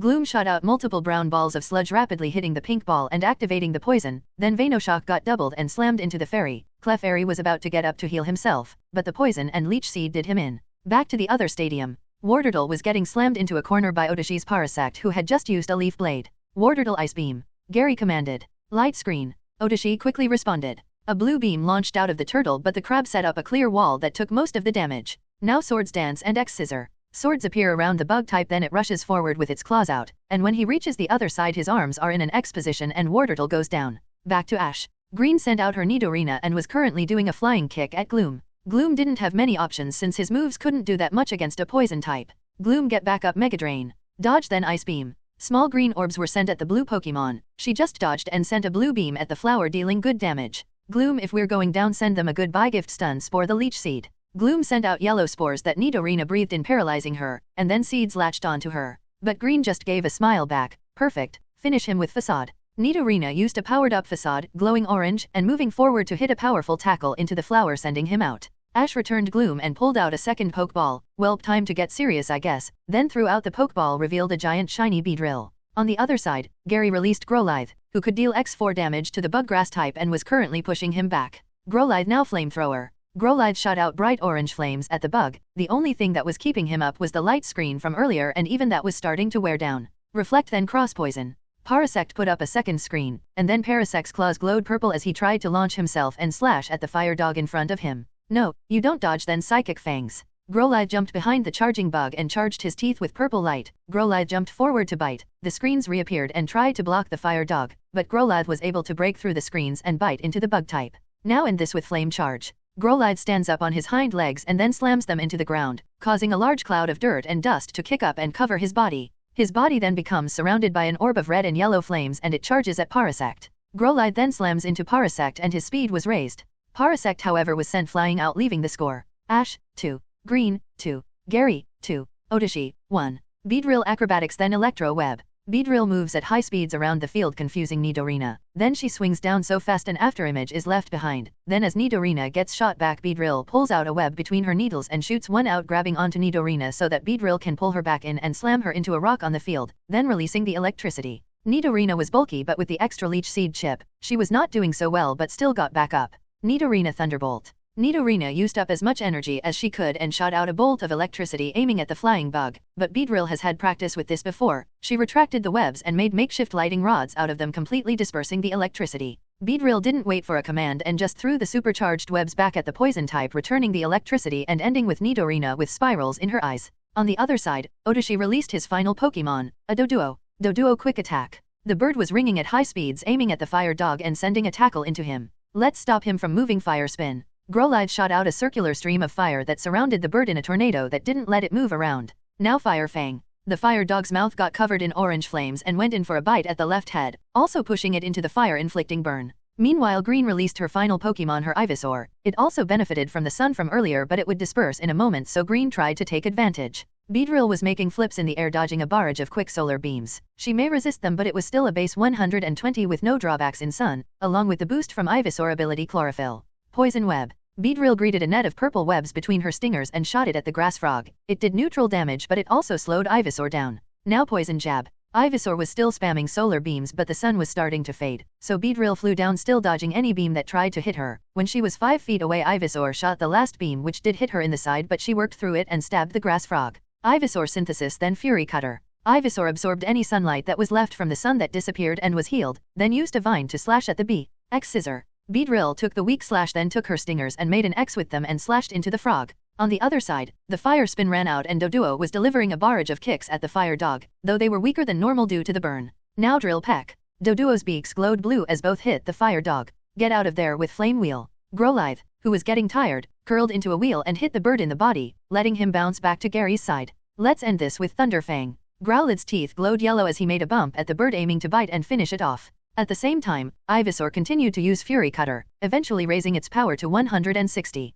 Beedrill Ice Web and end this with Cross Poison. A light blue web shot out of Beedrill and captured up the grass frog, then she pulled on the web bringing Ivysaur into the air and into her arms that were glowing purple. At the same time, Growlithe bit Doduo shocking it, and Beedrill slashed with a critical hit Cross Poison, and due to Sniper, it did X 2.25 damage instead of the normal X 1.5. Both Pokemon ended with spirals in their eyes and the announcer called it. What an exciting battle all the trainers showed us, but with an outstanding double KO the winners and your finalists are Ash and Gary. The crowd cheers as he continued. Don't celebrate too early because we aren't done because we will now start the final battle. Both trainers can go get their Pokemon healed and then come back. Ash and Gary both gave their Pokemon to the nurse, got them healed up, and walked back on stage. As they were walking Gary asked, "So you going to answer anything I asked?" "I don't know what you mean." "Oh, I don't know why you have more than 6 Pokemon, or maybe how you have 2 of the 3 Kanto starters." "I have a Bulbasaur too," Ash said casualty. "That doesn't make things better. Why do you have more than 6 on you?" I asked. "Why, and he just let you." "Yep. Well, that answers one question, and that's probably all I'm getting from you, isn't it? Aw, seems like we are friends, and here I was worried my years of bullying you were for nothing." Gary sighed as they separated and climbed onto the field. The announcer stepped up. "It is time for the finals to determine who is the champion of the S.SN tournament. We have the prodigy Gary Oak, and the crowd favorite Ash, no last name given. You know the drill, both contestants send out your Pokemon and begin." Gary sent out Scyther and Ash sent out Machoke and the battle began. Scyther swords dance then slash. Power up punch. Scyther summoned swords to spin around it. Meanwhile Machoke rushed forward with both fists charging up with red aura and sent a punch at Scyther, but Scyther countered with slash, both attacks blocking each other. Machoke still got the attack boost. They continued colliding until Machoke got one hit and managed to knock Scyther back. Scyther double team then aerial ace. Scyther created clones of it that surrounded Machoke, and then they all stretched their wings and swarmed around. Each time one would fly down and attack, and each time he wasn't sure if it was a clone or the original, so Scyther got a hits on his back. Machoke focus and brick break. Machoke looked around at the flying bugs and concentrated, then 4 Scythers dived down to hit him again, but Machoke found the real one and sent a chop directly into Scyther's stomach, knocking it down and dispersing the remaining clones. Gary raised his arm and shouted, "Counter." Scyther claws glowed orange as he sent a slash at Machoke's legs, then it got up and made distance as Machoke struggled to get back up. Machoke bullet punch, Ash commanded. Machoke got back up and then disappeared. When he reappeared he was behind Scyther with his fists glowing sliver. He then sent a barrage of punches in quick succession slamming into Scyther, then the final hit sent Scyther flying back. Gary blinked in surprise but SH shook his head. Scyther get back up and fury cutter. Scyther got back up after the barrage and rushed at Machoke, striking him with a series of swift and consecutive cuts each stronger than the last, but Machoke resisted it. Knock him back then thunder punch. Machoke uses his palms to slap into Scyther, then with his free hand his fists glowed yellow as he sent one punch into Scyther's stomach, then the second one went across its face. "Now let's finish this cross chop," Ash commanded. Scyther x scissor. Gary did the same. Machoke and Scyther both got into an X position with their arms and they launched themselves at each other. When they got to the other side Scyther was the first to fall, and Machoke barely stayed up. Gary sighed and returned Scyther before pulling out his next Pokeball, which was his Growlithe. Gary took the first move, Growlithe swagger. Growlithe looked at Machoke and glowed red, making Machoke angry, but also confused. He tried to get up to run forward but tripped over a rock and fell on his head, knocking him out immediately. Confusion always was annoying, especially in Nuzlocke, Ash thought as he returned Machoke and released his next Pokemon, Poliwhirl. Gary smiled thinking he had the advantage. Growlithe Thunderfang. Growlithe ran forward with his teeth glowing, aiming at the water type. Protect then substitute. Poliwhirl put up a barrier blocking the hit, then a copy of Poliwhirl showed up and stood in front of Poliwhirl. Now belly drum. Poliwhirl slammed into his stomach and cut his HP, but maximized his attack. Use Will-O-Wisp and aim for the one in the back. Gary commented. Growlithe shot flame balls at Poliwhirl, completely avoiding the copy and surrounding and burning Poliwhirl, who was hiding in the back. But Ash just smiled. Now rest. Poliwhirl, who depleted most of his HP, closed his eyes and started sleeping and fully healed himself and healed the burn. Gary frowned seeing his advantage was gone. Growlithe used flamethrower to destroy the clone. A stream of fire was released from the dog and hit the clone, destroying it and leaving Poliwhirl defenseless. Now wild charge. Growlithe lifted his front legs, slammed them into the ground, and got enveloped in electricity to charge at the sleeping frog and slammed into him, sending him flying back, and Growlithe got some recoil. Poliwhirl finally woke up, albeit very injured from the super effective attack. Ash raised his arm and aimed for the dog, now strength. Poliwhirl delivered a single punch and that sent Growlithe flying away, but he was still up, but very hurt. Growlithe howl then flare blitz. Growlithe howled into the air then got enveloped in flames, getting ready to charge. Poliwhirl double edge. Poliwhirl ran forward and charges with his body as well. Both Pokemon ran toward each other and collide with each other in the middle, creating an explosion from the impact, and when the smoke disperses Growlithe and Poliwhirl were both down. Gary reached Growlithe and looked at Ash. "What do you say, starters, to end this?" Ash returned Poliwhirl and nodded as he went into his bag. "Wake up, lazy bones." Pikachu was groggy but Ash picked him up and threw him in the field. Meanwhile, Gary sent out Wartortle. Pikachu quick attack. Pikachu stretched quickly then dashed forward at quick speeds, hitting the turtle with early damage. Gary didn't look bothered. Aqua Ring then Shell Smash. A ring of healing water surrounded Wartortle, then a white energy surrounds his shell as it cracked off, raising his stats. Pikachu Iron Tail. Let's do the same. Both Pikachu and Wartortle's tails glow silver as they collide with each other like swords, but Wartortle has the advantage because of the stat boosts. Water Spout. Wartortle glowed fully blue then shot a strong stream of water at Pikachu, sending him flying. Ash looked at the flying mouse and yelled out, "Pikachu Trailblaze." Pikachu recovered in the air as his body turned green and moved in a zigzag motion and slides at Wartortle, getting in close, hitting him then increasing his speed. Now Thunder Wave. Pikachu sent a weak shock at the staggered Wartortle, paralyzing him. Gyro Ball. Electro Ball. Wartortle tucked himself in his shell and started spinning at Pikachu. Pikachu made an Electro Ball and shot it. Both collided and Wartortle was pushed back, the whole time getting slight healing. Aqua Jet. Wartortle managed to get back up and shot himself at Pikachu with a tackle, knocking him back. Now Ice Beam. Since Pikachu was staggered back, Wartortle took the chance to shoot a light blue beam of ice at the mouse, which connected, leaving his lower body visibly blue. Ash looked worried. Thunderbolt then Iron Tail. Pikachu shot out a bright beam of electricity that hit the turtle, shocking him and putting him on one knee. Pikachu then ran forward with his tail glowing silver. Gary tried to tell him to dodge, but the paralysis activated and he got hit and knocked back. Wartortle Hydro Pump. Wartortle charged up a hydro pump with everything he had, along with it being +2, it was shot aiming for Pikachu. Ride the wave Electro Ball. Pikachu ran forward and charged one more ball of electricity, then he jumped and used it to surf on the beam of water. When he got close he released it and it exploded point blank, and when it was over Wartortle was down. The announcer called it there. The victor has been decided. What an incredible final exchange. I was at the edge of my seat, but now I give you the winner and your champion Ash. The crowd erupted in cheers. Ash, Gary, Green, Misty, and Otoshi stood on a platform in that order. There was a battle between Green, Misty, and Otoshi that happened during the Ash vs Gary fight. Misty scored over Otoshi but lower than Green, though it was mostly due to direct counters. But that was unimportant. For now, the Elite Four were standing on a platform, and over in a corner Surge was laughing in joy since Ash won. The S.SN tournament has come to an end. Let's give our champions one final round of applause as we hand out their prizes. The crowd gave a respectful applause as a stroller with 5 incubators and a few items appeared. Along with a monetary reward that has already been handed out to each contestant, these eggs have been specially prepared for each of the winners and the Elite Four have selected who will receive each one, with the exception of our champion, who will receive one directly from Champion Lance. As the announcer said that a cute girl stepped forward and handed Ash a light blue egg and a dragon fang. Just from the color he had an idea of what it was. Meanwhile, Tempest was the first to step up. I would have preferred to give this to our champion, but I guess I'll settle with you and take good care of the little one, she said with no filter, and Gary looked like he received physical pain from that. The egg was yellow with black stripes. Damien went next and stood in front of Green and handed her a purple egg and a spell tag. This one is special, be careful with him. Lorelei stepped forward next and stood in front of Misty with a blue egg and a mystic water. You remind me a lot of myself. This little one should help you. They certainly helped me. Misty took way too long to take the egg and even more to even mutter out any words. But she couldn't since Darwin, who was still sour, stepped up and handed Otoshi a purple polka dot egg, said nothing, and walked away. And that concludes the tournament. We will still be at sea for 2 more days. You can socialize or battle. The fields will be open for anyone now. But as of now, enjoy our cruise. There is nothing that could ruin this moment. The audience cheered in agreement. In the control deck, the captain was rushing over to the radio trying to get into contact with anyone before it was too late. He picked up the phone and started dialing numbers until his arms were bound by some webs. Looking back, there stood a young man with green hair and green eyes. Next to him was Ariados, who was holding the web that was binding his arms. Now captain, we can't have that now, can we? Proton said, walking forward, taking the radio from the captain's hands, and dropping it to the floor. This ship is now under our control, so we can't have you ruining our fun, he said before stomping down and breaking the radio.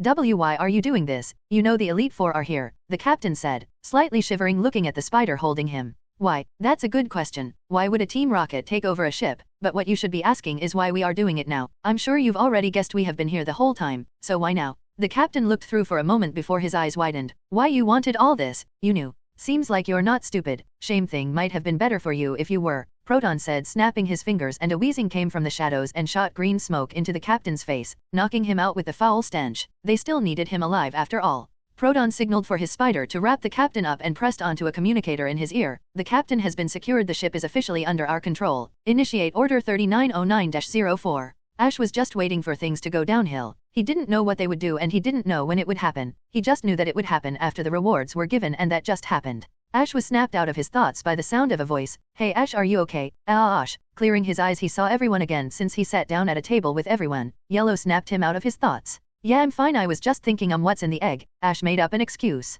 Yeah, I still can't believe Ms. Lorelei handed me a Pokemon herself. I can't wait to see what it is, Misty said as she took the egg out of the incubator and was holding it close. I mean, Gary said, pulling out his Pokédex, we can check pretty easily. Yeah, but where's the fun in that? Green pushed his Pokédex back down. I'd just be happy with an egg. I wish I got one too. It really would have helped, Brock said, looking at Misty hugging her egg. Brock, Ash said, putting his hand on Brock's shoulder, I will get you an egg. I can't promise when, and I certainly can't promise you what it will be, but I will give you one. Brock looked touched and looked like he was going to say something until the Elite Four minus Darwin * walked over to their table. Hey, mind if we sit with you? Tempest said, less as a question and more as a suggestion. Sure. Brock was cut off when Tempest already sat down and somehow had Pikachu in her arms. Lorelei and Damien also sat down. Sorry about her, she is overly hyper most of the time. It's fine, so why did you want to sit with us? Ash asked everyone at the table to look over at them. Why wouldn't we? 4/5 of the winners are sitting at one table. One of them was personally sponsored by Surge to go on this cruise. You tell me, Lorelei said in a teasing voice, and Misty was fangirling.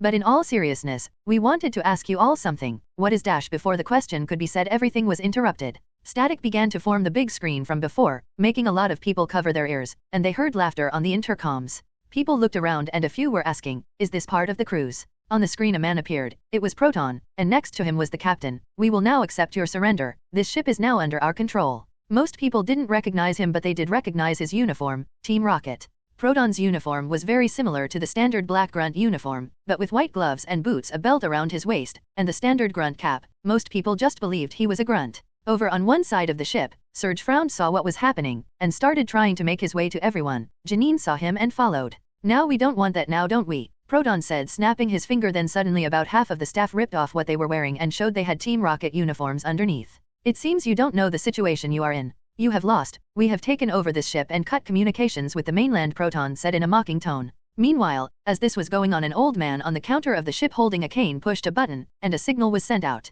Yes, now prepare for trouble, a familiar voice sounded out. Jesse. And make it double a second from the other side, James. So here's a newsflash from across the sea, a third said. Cassidy. The real Team Rocket is here, don't you agree? A fourth said. Butch. Meowth, that's right. Meowth jumped up before all four of them kicked him to the side. Anyway, Jesse said, looking towards everyone, you are all now our hostages. You can surrender your Pokemon now willingly or try to pointlessly resist, Butch said, stepping forward. But either way you will all surrender eventually, and maybe you will be able to leave after, Cassidy said jokingly. So what will it be? James spoke up, holding a rose. The crowd stayed silent before all hell broke loose and people started panicking. Well, that's our answer then, James said, looking back to the team of 4, plus Meowth. Then I guess we should go ahead and dash. Electivire Thunder Punch. Surge's voice rang out as a big Electivire came running forward, aiming to punch the grunts. An explosion happened, and suddenly in front of them, blocking the punch, was an equally large Tyranitar, and from the side, the bodyguard ripped off his uniform, revealing an admin uniform. Your battle is with me, old man, Cliff said, walking forward to meet Surge.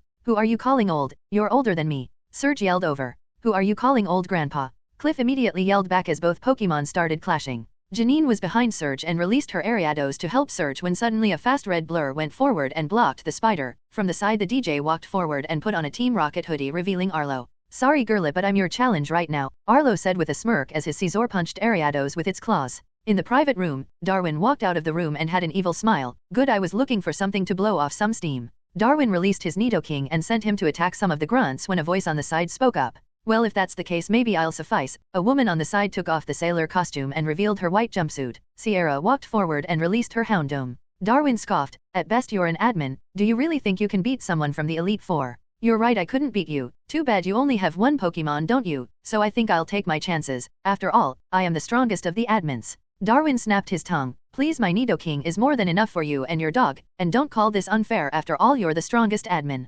Darwin said mockingly. Maybe, but unlike you, I have more than one, Sierra said, reaching to grab the 2 other Pokeballs on her waist, releasing a Marowak and Victreebel. And don't call this unfair, you are part of the Elite Four. Back at the table with everyone, they put the eggs away and were staring down the grunts that were infiltrating the ship. Lorelei was the first to speak up. We need to get to the helm and stop Team Rocket. We also need to make sure they don't tamper with the engine and get the passengers to safety, Damien said, looking at the chaos. I'll go to the engine. Ms. Lorelei, you should go after the helm, Damien said, looking at his senior. Right, then Tempest, that leaves you to evacuate and protect as many people as you can, Lorelei said as Tempest gave a salute, still holding on to Pikachu. I'll go I mean, Ms. Lorelei, if you allow it, let me go with you. With our combined girl power we should be able to stop anyone there, Misty said, trying to keep her composed. I'll go too, Green said, but in her mind, she was just wondering if she could find something hidden in the captain's quarters. Yes, that is a good idea. We should split into teams, and since you all have proved yourselves to be excellent trainers, are you willing to help out? Lorelei said, turning to everyone. Of course, if it is at your request I'll bring down the moon for GA, Brock said on a knee before Misty pulled on his ear more violently than usual. Right, I'll go with Damien to the engine, the rest of you should help the civilians, Ash said, looking at Brock, Gary, and Yellow. Gary held back something and instead said, fine, but I'm doing this on my terms. Brock and Yellow looked more worried for Ash since unlike Misty it would only be him and Damien. We don't have time to argue about this. Damien is a member of the Elite Four. I'll be fine, so don't worry. It's more important to stop whatever Team Rocket is planning. Ash saw their hesitation and that snapped them out of it and gave a nod. All right, when we get up there we'll see if we can contact the police. Keep a lookout for any jammer that may be blocking the signal. Lorelei ran with Misty and Green following. Tempest looked at Ash. Can I keep Pikachu for this? I'm sure he'll help evacuate scared children. Tempest said, but she just wanted to hug the small mouse. Ash looked down at Pikachu, who was starting to get used to it as he gave a /__/. So Ash looked at Yellow. Yellow, if anything happens Pikachu will listen to you, so stay safe. Yellow looked slightly flustered. Alright, you too. Ash nodded as he and Damien started running to the lower decks and Tempest grabbed Yellow's hand and took her with her. Meanwhile, Gary and Brock looked at each other and both shrugged and went separate ways. As Ash was running with Damien, Damien asked something. So how long are you going to keep that cast on? Ash gave Damien a look with his eyebrow raised. You knew. To be honest, Ash's arm healed yesterday. He kept the cast on since it had been such a short time since he was pumping aura into his arm to speed up the healing. If anyone knew, they would get suspicious. It was kinda obvious after I saw those movements in your arm, Damien said. So you can see it. I had my suspicions after I first saw you. Well, to answer your question, I am going to probably take it off soon. The element of surprise from a guy with a broken arm was kinda destroyed after I won. Damien nodded as they approached some grunts blocking their way. Damien didn't stop as his shadow extended and 2 shadow balls were sent at them, knocking them out. Neat trick was that you or your Jengar, Ash said, making Damien surprised this time. I guess you know more than you're letting on. It was Jengar. Ghost types usually make a domain in their trainer's shadows, though I would be curious how one would in yours. Maybe I'll get one later and show you, but we need to get going. The others should be at the door to the helm by now. They continued running. Meanwhile, above deck, Jesse, James, Cassidy, and Butch saw Ash run down. Seems like the twerp is going downstairs, Jesse said. Perfect. We'll ambush him and take his Pokemon, Cassidy said. And we'll do it in style, James said, holding a Pokeball, and the 4 laughed. Meanwhile, Meowth in the corner got back up and grumbled. On the top deck, Yellow and Tempest were battling some grunts that were trying to take some people's Pokemon. Tempest used her Electivire to fight the Pokemon and Yellow used Kitty to sleep powder the grunts, then wrap them in some web, and Pikachu wasn't letting anyone sneak up on them. On their east, Brock had Kabutops fight while Gary was off to the side with Wartortle. Why would they try to take over the SSN? Brock asked as Kabutops was battling hordes of Zubats. Why wouldn't they? This ship has powerful trainers for Pokemon, and rich people they can ransom. The question is, why would they if they knew about the Elite Four? Tempest said in a serious tone, which surprised everyone, but they didn't say anything. Maybe they thought you would be pushovers, Gary suggested. No, if they know about us they would know about Dad and Janine, along with Ms. Lorelei. They must be here for something else, Tempest said as Electivire sent a thunderbolt at a group of Rattata. We can think about that later, Gary said, holding back a group of grunts. For now we need to focus on not getting overrun. Seriously, it's like for every grunt we say there are 20 more we can't. Right, we can investigate later, Brock nodded. On the top deck team, Lorelei was running through the halls trying to get to the ship's helm. What do you think these grunts want with the captain? You saw him tied up in the corner, right? Misty asked. Tough to say. They clearly need him to be alive, otherwise they wouldn't have captured him. Could be they want information. They might want to steal valuables, Lorelei said. No, the rich people didn't bring all that many valuables, and everything they did bring was left in their rooms. Since they disguised themselves as the crew, they would know that, Green said as if it the most normal thing to know. I'm not even going to ask how you know that, but in that case what do they want? Misty said. Green was about to say something when suddenly 5 grunts appeared in front of them and 4 more behind them. Lorelei released Lapras and the grunts each held a Pokeball. Misty and Green each pulled out a Pokeball of their own when suddenly Lorelei pulled out a marker. We don't have time for this, Lapras. Lorelei held her hand out and Lapras shot a beam of ice directly into Lorelei's hand, which stunned everyone. In Lorelei's hand was a doll in a Team Rocket uniform, and she made a few markings on the arm. Suddenly all the grunts' arms lost control and dropped down, releasing the balls they had. Then Lorelei did a few more and all the grunts fell over, having lost all control over their bodies but still awake. Misty and Green stared at Lorelei, who now had a sadistic smile on her face, before calming herself down and looking back at them. Shall we continue?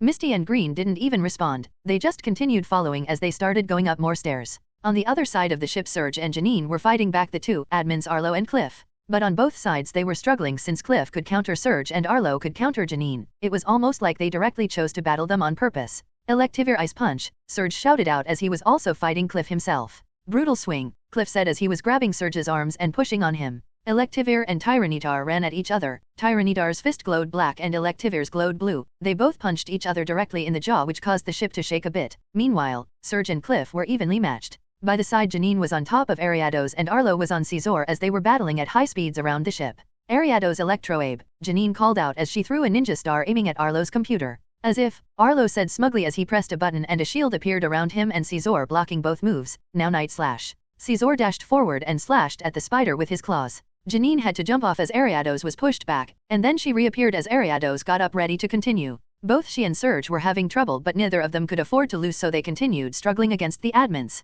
At the north side of the boat, Darwin and Nidoking were battling against 3 Pokemon that were jumping him, and each of the 3 fought in a perfect sync to counter him. And Sierra was no pushover either. She was trained in hand-to-hand combat, so Darwin couldn't get the upper hand in their fight. Nidoking shot a flamethrower at the Victreebel, but Houndoom and Marowak jumped in the way to render it useless as Houndoom absorbed it and sent back a flamethrower of his own. Nidoking then charged a water pulse to shoot at them, but Victreebel pushed the 2 out of the way and took the attack, sending a strength sap at him to weaken him and heal the damage it took. And Marowak didn't let him rest either, as it threw its bone like a boomerang, hitting the Nidoking both times. Meanwhile, Darwin received a kick from Sierra's high heel boots, sending him to his back. He got back up and clicked his tongue but continued fighting. Ash and Damien got to the bottom of the ship. They didn't run into any grunts on the way there, which was surprising, but they didn't have the luxury to wonder, and when they finally got to the final staircase that would lead them to the engine room, they smoke, but not black smoke, red. From the smoke appeared 4 figures and 5 Pokemon, and standing there were Jessie, James, Cassidy, and Butch, and next to them stood Ikans, Coughing, Mankey, Rattata, and Meowth.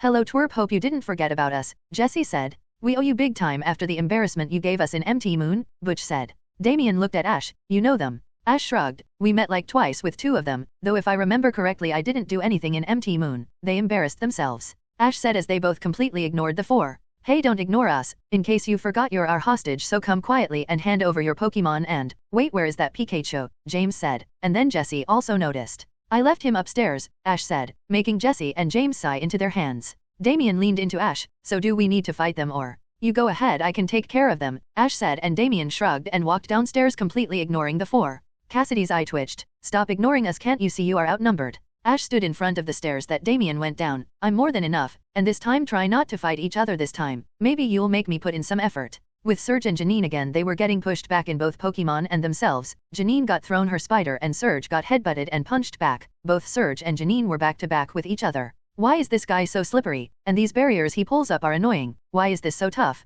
Janine said. "He's not. I could beat him any day," Surge said when they both realized something. "You're thinking what I'm thinking," Janine said, smirking at Surge, and he gave a toothy nod. "Switch," they both said, swapping places, and their Pokemon did the same, and confusing Sif and Arlo. Surge ran forward and Electivire was behind him getting ready. "It makes no difference," Arlo said as he pushed the button again, pulling up a shield again. "Stop this, you filthy casual." Electivire fire punch, Surge said as he pushed into the shield as Electivire charged his fist. The shield started flickering, then it shattered as Surge delivered a close line at Arlo, sending him off Scizor. Then Electivire sent a flaming punch at Scizor. On the other side, Janine ran at Cliff, and Ariados started scurrying towards Tyranitar. Cliff scoffed and prepared his fist. Tyranitar stone edge on that spider. Cliff sent a punch, but as it got close to Janine she disappeared in a puff of smoke and appeared above him. She used the momentum to push him into the ground face first with her legs, yelling out, "Venom drench them, X-Scissor." Tyranitar stumped, shaking the ship a bit, and used some rocks from the field that was still lying around to throw at Ariados. Ariados however shot a purple sludge that landed in Tyranitar's eyes, and then she dodged each of the flying rocks, and used her front pedipalps to slash into the dinosaur. Meanwhile with Darwin things weren't going as well. He was still getting pressure put on him, and Nidoking still couldn't do any meaningful damage, and the fact that Nidoking couldn't use his strongest move without destroying the ship didn't help. Sierra looked down at him, mocking him. "Is this all you have? I must say I am disappointed. I expected more from the new Elite Four, but I guess a wannabe kid will just be that." Sierra was about to continue when she stopped and pushed something on her ear and smiled. "Well, it seems it's your lucky day. I have more important things to do, but I hope our little playdate soothed your anger," Sierra said, walking away as her Pokemon followed. Over on the top team, Lorelei finally reached the door to the helm, and unsurprisingly it was locked, and through the tinted glass there was a figure sitting at the table. "Looks locked. Should we look for another way in?" Green asked. "We don't have time, Lapras," Lorelei called as her Lapras came out of her Pokeball and froze the door handle. Then Lorelei kicked the door, shattering the handle. When they looked inside they were ready for a fight, but there was no one. Looking at the chair, the one sitting there was the captain, still tied up like a cocoon in a web. Misty and Green ran over to him as Lorelei started looking over the controls. When they took the webs off his mouth he started talking. "You shouldn't have come here." Looking at Lorelei,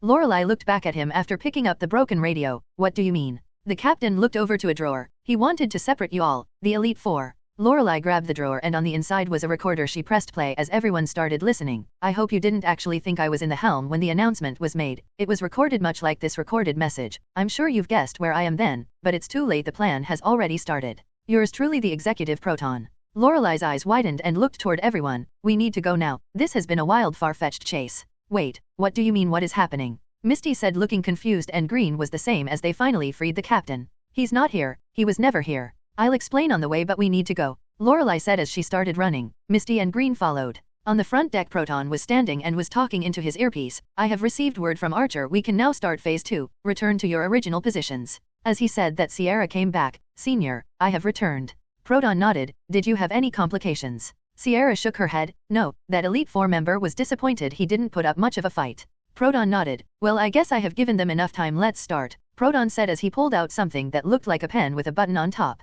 Sierra smiled as Proton pushed the button. "Let the Carnival of Terror begin." Team Lorelei ran back downstairs to meet up with Tempest again. Meanwhile, everyone on Team Tempest was making sure any civilians were safe, although they had not made their way to the lifeboats yet, since 1. Team Rocket was blocking them, and 2. There weren't enough ships for everyone. Some other trainers like Otoshi, Samurai, AJ, and Jeanette joined in to help the battle, but most of the other trainers didn't do anything. As Lorelei got back down to meet up with Tempest's group, and before she could say anything she asked, "Do you know where Darwin or Damien are?" "No, I haven't seen Darwin since the awards, and Damien is still with Ash downstairs." "Why?" Tempest asked. "They weren't up there and any form of communication was destroyed. They did all that to distract and separate us." "What? But why would they do that?" "There's no point. What would they gain from it?" Brock asked from the side. "Time. They have been preparing something, and if we were all together they wouldn't have been able to do it, but I don't know what for." "Then we need to regroup. We need to find Darwin, and someone needs to go to the lower deck to find Ash and Damien." "Alright then, as long as we go fast nothing will go dash." As soon as those words left Yellow's mouth,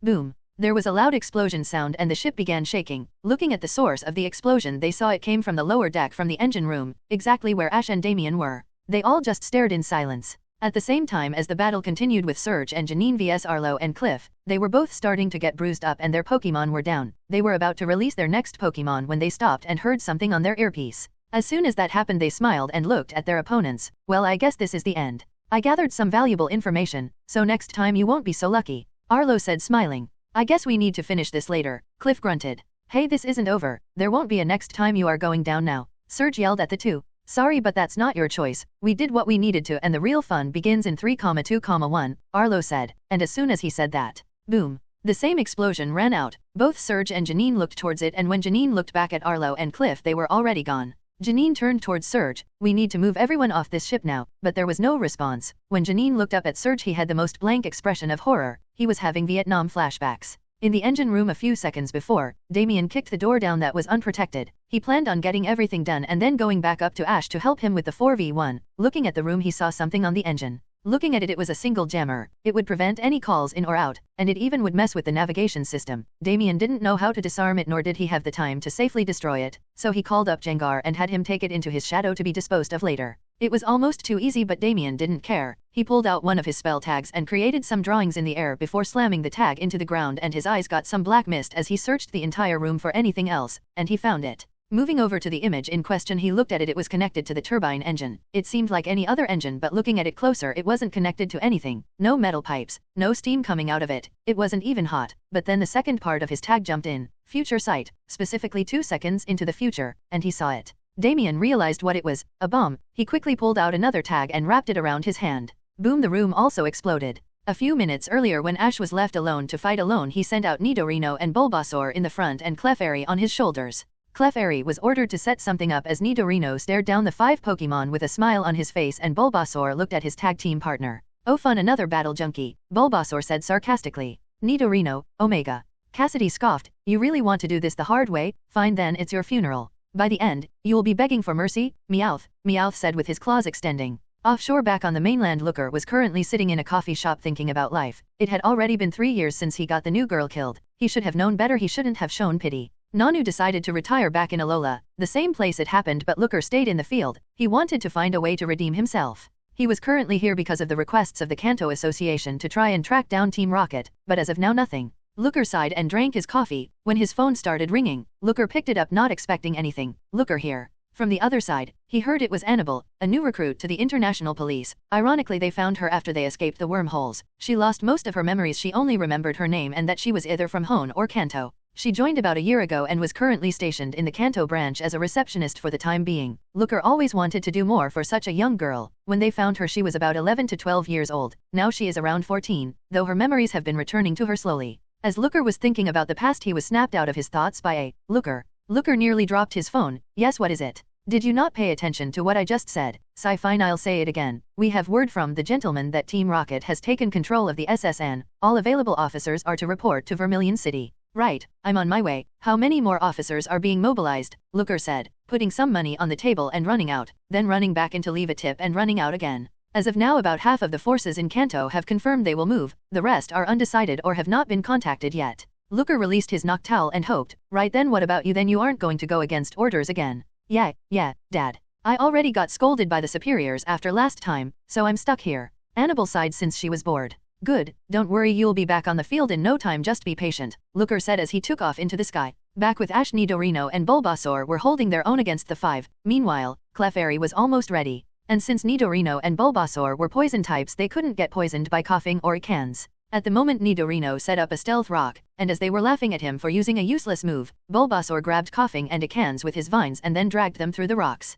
Butch frowned and yelled out, "Mankey, use Brick Break on that frog." Mankey jumped forward with its hand glowing red aiming to hit Bulbasaur as he was also fending off Ekans, so he couldn't dodge the strike from his back. Then Ekans wrapped him. Nidorino confusion on Ekans, Bulbasaur energy ball. Nidorino released a beam of shapes that hit the snake looking its grasp on Bulbasaur, who then shot a point-blank energy ball directly at Ekans. It's not that easy, Coughing now. From behind Coughing released black gas in the air obscuring their view, then from the side, a flamethrower shot out enveloping the two, though Nidorino blocked most of it to protect his grass-type partner. Then another Rattata appeared to deliver a bite at Nidorino, but luckily that one activated the poison point. Alright then, if that's how you want to play, Bulbasaur go up, Nidorino ice beam on the ground. Bulbasaur shot out some vines that grabbed onto the ceiling as Nidorino shot a blue beam that started freezing the ground restricting their movements. Coughing was about to shoot more fire when Bulbasaur dropped down on it forcing him to fall to the ground. Ash was about to make another command until behind him, "You didn't think we would play fair, Meowth, taste my shadow claw." Meowth appeared from behind and charged his claws to hit Ash. Ash just grabbed him out of the air and slammed him into a metal pipe,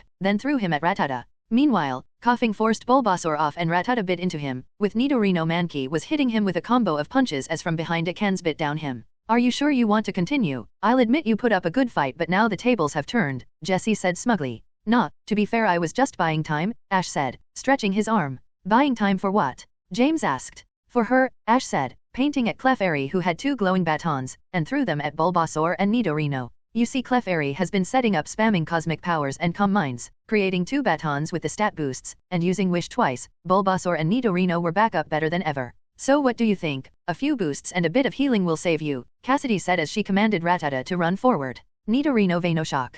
Nidorino created spikes of poison in the air that shot at the rat, shooting it back and launching it into a wall. Coughing flamethrower. Mankey low kick.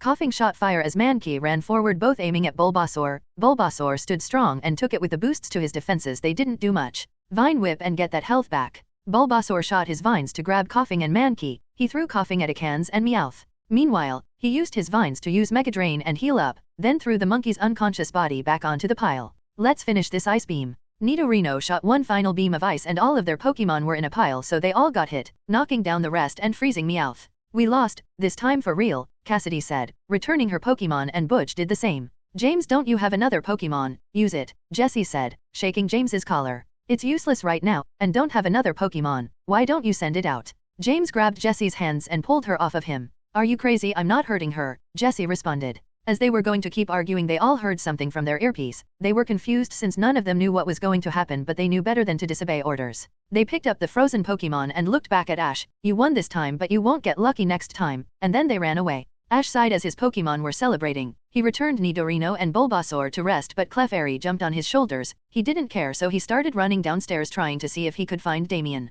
Looking around he saw where the engine was but as he started moving he saw something. In a split second he saw a light approaching him, and on instinct, he put his hands together to put up a barrier then. Boom. 5:36 p.m., 2 hours before complete submersion. Cough cough cough cough asterisk the sound of coughing came from the black smoke and when it escaped through the new hole in the ship, Ash stood there with a large barrier blocking his body, although it had a few cracks on it, and on his arms were a few scratches from shrapnel. His jacket got some damage as well but his hat was completely blown off. Looking back the hat was currently on fire. Ash picked it up and put out the flames. "Oh man, I liked that hat. Well I guess this is a sign. I'll just buy a new hat, and maybe some new clothes." Clefairy was already healing him which was good since he didn't have to pretend to be injured anymore. He looked over to the source of the explosion and poured aura into his eyes. He saw a source walking forward. Damien walked out of the smoke and flames, mostly unharmed other than his blazer that he was taking off then threw back into the fire. Damien and Ash looked at each other and acted like things didn't just completely go horribly wrong. As they walked over to each other Damien spoke up, "So what now?" Ash pulled a notebook out of his bag and started writing something. "Well I guess we should go tell them we are alive, then we should try to get as many people off the boat as soon as possible." Okay, that was a given, but the problem is we don't have enough boats to get everyone off. We have enough for most but people will still get left behind. "Yeah, but I am always prepared for a situation like this," Ash said flipping a page and continuing to write. "I have an Abra and have been training her to teleport for, I think almost 2 months now. Anyway that's not important, she will be able to get a lot of people off, and as long as I stay on the boat she can come back." Damien's eyebrow raised. "That's surprising. And vague, I assume you don't want me to do deeper." "Well to be honest I don't care. So how should we go about it? I'm sure more Team Rocket grunts are around." Ash finally finished what he was writing and handed the notebook along with a pokeball to Damien. Well, you should go up and tell everybody about the plan. You should all get people on the boats and have Lorelei guide them, then take people and let Abra go back and F-. Wait, stop right there. That all sounds good and all, but what about you? You told me to go up myself. What are you going to do? I'm not planning on leaving you alone unless you have a very good reason. I need to stay on the ship or Abra can't come back, so I'll go through the bottom floors and look for anybody left behind. Meanwhile you can go up with everybody else. No, why would I do that? It is probably dangerous. You should go up and I can look for them. Damien argued. Ash grabbed his wrist that had a small cut on it. I'm more suitable for this kind of thing. Then his hand glowed and Damien's cut healed in front of his eyes. Don't you agree, Hex Maniac?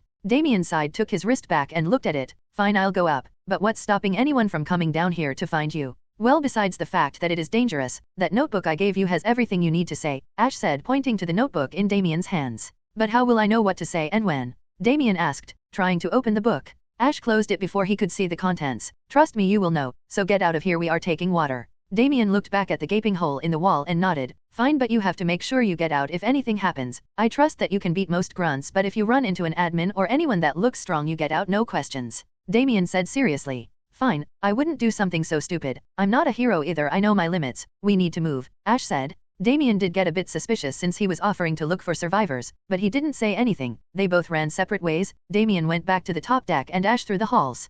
5:41 p.m., 1 hour and 55 minutes before complete submersion. Above deck things went to hell real quick. People were running around and panicking and screaming, and the gang was overwhelmed by the sea of people riding like headless torchics. After seeing the explosion, they all immediately thought the worst and wanted to see if they could get down in time, but they couldn't do that with all the people swarming. Everyone focus, if we want to do anything about what happened we need to get everyone situated, Lorelei said, trying to regroup with everyone. Right, everyone calm down, Tempest said, trying to calm people down so they could talk. Seeing this, the rest joined in. Calm down. Panicking will make things worse. We need to get to the lifeboats. And more things of the like. With the help of everyone joining in, they managed to calm down enough people so they could hear each other clearly, but most people were still panicking and flailing around. We need to clear the boats so that people can safely get off this ship. Gary was the first to speak up with all the chaos. I do agree, but currently we are about 1,000 miles away from shore, and with the nature of the waters that could take longer, Tempest said, looking at everyone. And Ash is still down there, along with Damien, and the other guy is missing, Yellow said, still wanting to rush downstairs. I think the best course of action would be for Tempest to take any trainer that can fight and see if she can clear the boats to start getting people off the ship. Meanwhile, the rest of us can direct people and look for the stragglers, Lorelei said, making the best plan she can think of on the spot. They all agreed and were about to break off until they saw the sight of the large man with a white button-up shirt, Damien. Tempests were the first to see him and switched to her bubbly personality again and waved her hand as she jumped. Hey Damien, over here. Damien saw them and ran over quickly. They all saw the soot on his white shirt and his distinct lack of his blazer. You're okay, what happened, and where is that boy, Ash? Lorelei said, since Ash was nowhere to be seen. Long story short, there was a bomb. They rigged the turbine to explode and we are now taking water. We need to evacuate everyone now, Damien said, casualty. Wait, how can you say that so casually? What happened to you and where is Ash? Brock asked. Well, I was caught in the explosion, but I am fine. As for Ash, he decided to look for anyone left behind on lower levels. Wait, so we should go after him. He should be left alone, especially with Team Rocket running around, Gary said from the side, still trying to calm people down. Well, he said someone would say that, so he gave me instructions on what to say in this situation, Damien said, pulling out the notebook and flipping to a marked page. Hey guys, I'm pretty sure at this point you would be thinking about going after me. Don't bother, I'll be fine. I gave Damien Abra, she can teleport a few people at a time but not everybody, so she needs to do multiple trips. As long as I'm on the ship she can come back. Damien relayed what was on the page and flipped to the next page. Also, you guys should still try to get people on the boats. Abra can take everyone but she will need time to rest. Time we won't have. Damien finished and didn't read a note at the bottom of the page. He says that, but can we really let him go alone? It is too dangerous, Brock said. Damien flipped 2 pages. Brock, you are 5 years older than us, we are not children. I can be left alone, I'm not stupid. He did not write that, Misty immediately said. Damien flipped 3 pages. Misty, yes I did. If there's anything about me I'll tell them about the treehouse incident, Gary said, throwing his hat in the ring. Damien flipped 2 pages back. Gary, the treehouse incident was your fault. You were just jealous I was taller than you. You want to bring up that. The sandwich incident is in here. Don't try me. Gary looked like he bit into a lime, and Green laughed. Oh, I remember that one. Daisy was not happy that day. Misty gave one more shot. Well, Ash needs to. Buy me a new shirt. Everyone looked at Damien as he looked at a note in the book. Nope, nothing on that. Ha, that means I win, Misty said triumphantly, but then Damien flipped a page. Misty, I know it was you. Sure, I'll buy you whatever you asked for. It was probably a shirt or some pants. Also tell Pikachu to put the ketchup down. Everyone blinked and looked back and saw Pikachu had a bottle out of nowhere. There is no way he wrote that. Damien flipped the book and on the page was that exact wording, and on the bottom was if they deny this, show them. Wow, are we really that predictable? Damien flipped the page in front of them, on it was a large yes. Misty sighed into her hands and Green spoke up, alright I'll go with Tempest to clear the boats. Okay we wasted enough time doing this bit, I'll go too, Gary volunteered. Very well then, I'll go as well and I'll take Lapras to guide everyone to safety, Lorelei said. I will search for Darwin and the 2 gym leaders, the rest of you should calm everyone down, panicking will only make things worse, be prepared to battle some grunts, Damien said then looked at Yellow and handed her the Pokeball. He didn't say this but I assume he wants you to keep his Abra for this. Yellow nodded and looked down at the Pokeball and gripped it. Meanwhile, everyone went to do their mission. 5:45 p.m., 1 hour and 49 minutes before complete submersion. 2 grunts were walking through the halls looking for any valuables they could take. Hey man, there's nothing here, where are all the goods, the jewelry, I'll even take some loose change at this point. Grunt 2 looked at his partner and sighed looking at his antics. Can you think about anything other than money? Seriously, we weren't sent here for that, we just needed to see if we could find stragglers. Please, being a grunt pays about as good as a berry picker. Grunt 1 said, flipping over a suitcase and finally finding a single ring. Finally, let's go. Grunt 2 sighed as he went to the door and before he opened it a stream of water pushed it open and sent him flying, knocking him out. Grunt 1 looked at his partner in shock, then when he looked at the door he saw a boy holding a big fish like a gun that just blasted water. Before he could move, a second blast shot him and knocked him out. It was Ash. He was having Magikarp use Hydro Pump. With his special attack of 15 it was strong enough to knock them out but weak enough to not blast their skin off. He walked to their bodies and went into their pockets to find their Team Rocket IDs, then he put them with the other ones for later use, then he took all their Pokemon. He then picked them over his shoulders and took them to a room with about 15 other grunts.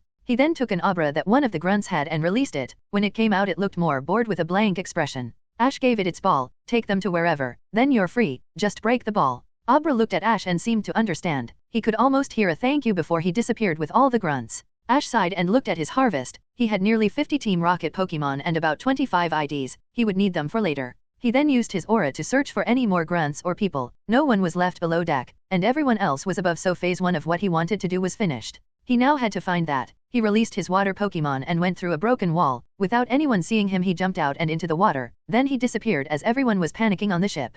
5:39 p.m., 1 hour and 43 minutes before complete submersion. Damien was looking around to find the other 3. They needed more help to get everything done with all of the chaos going on. He started by running over to the last place they saw, Darwin, the private room. A few grunts got in his way but nothing Jengar couldn't deal with. When he arrived it was more people running around, and over by the door he saw Darwin and his Nidoking looking worse for wear. Moving over to Darwin, Damien helped him back to his feet, but then Darwin brushed him aside and painfully returned Nidoking to his Pokeball saying, I'm fine. You don't look like it. In fact, you look like you got run over, Damien said, crossing his arms and looking at his workmate. It's fine, just a few bruises, you should see the other guy, Darwin said, smirking. So what are we working with? Currently I'm looking for our gym leaders, the rest are clearing out the escape boats. As of now we haven't found the one behind it. Apparently they just needed us separated, and now the ship is slowly sinking. Whistle reminds me of an old show I watched, but it ended with a lot of drama and not the good kind, so I never finished it. I can't remember it though. Anyway, from what I remember those 2 should be around the west side of the ship. Damien nodded. Good a place as any, let's move. Damien walked past and Darwin bit his tongue, holding back the urge to grunt in pain from the beating he received. On the side Janine was holding Serge's arm and pulling him along. Serge however didn't seem fully there. With the people running around and throwing things everywhere, he saw images of when he was in the war. Everything that was being thrown around looked like grenades and bullets flying. A random sandwich hit the floor and it looked like shrapnel. Looking at himself, he had a standard military uniform and he had his Electabuzz next to him shooting bolts. But looking at his arms, he held someone who had a bullet wound and was bleeding out. He was saying Serge's real name, but every time he said it, it was replaced by a high-pitched screeching or explosion. It was a mistake. Boom, you need to get out of here. You have a pretty lady waiting for you back home. Panting asterisk just panting, please take care of Pikachu for me, he said, handing Serge a Pokeball before his hand fell weakly, still alive but light, quickly leaving his eyes. For him, he was flashing back and forth between reality and his PTSD. Janine was trying to move to find everyone, but having to drag around a man who was twice her size was not easy. Looking around she saw 2 people, Damien, and limping behind was Darwin. They both immediately see the large man and the small girl dragging him around, so they move to meet up. Hey, how are you two? Damien asked, mainly looking at Serge. We were fighting 2 admins, then they ran away when the explosion happened. Since then Serge has been like this, Janine said, then looking over at the injured Darwin. What about him? I'm fine. I also fought an admin all by myself, and I completely destroyed her, but I just got a few bruises. Darwin said, still holding back pain from his injuries. Right, Janine said, but we need to get to Tempest. She probably knows what to do with Serge. Yes, we are all meeting up by the boats. Everyone is trying to get them cleared so we can start evacuating. Damien explained. Janine nodded. Let's go, but first a little help. Damien joined in and Darwin pushed from behind. 5:35 p.m., 1 hour and 39 minutes before complete submersion. Under the ship in the water, Ash was holding on to Wartortle and Maybe-Harem looked around as Poliwhirl was swimming around near the ocean floor. He prepared multiple rebreathers for this exact moment. When he got down to the ocean floor, he created a link with his 3 Pokemon. Hello, hello, hello, testing, can you hear me? Ash said to them. Boss, I can hear you, Wartortle responded back. I'm here, Maybe-Harem responded back. Loud and clear, Poliwhirl said.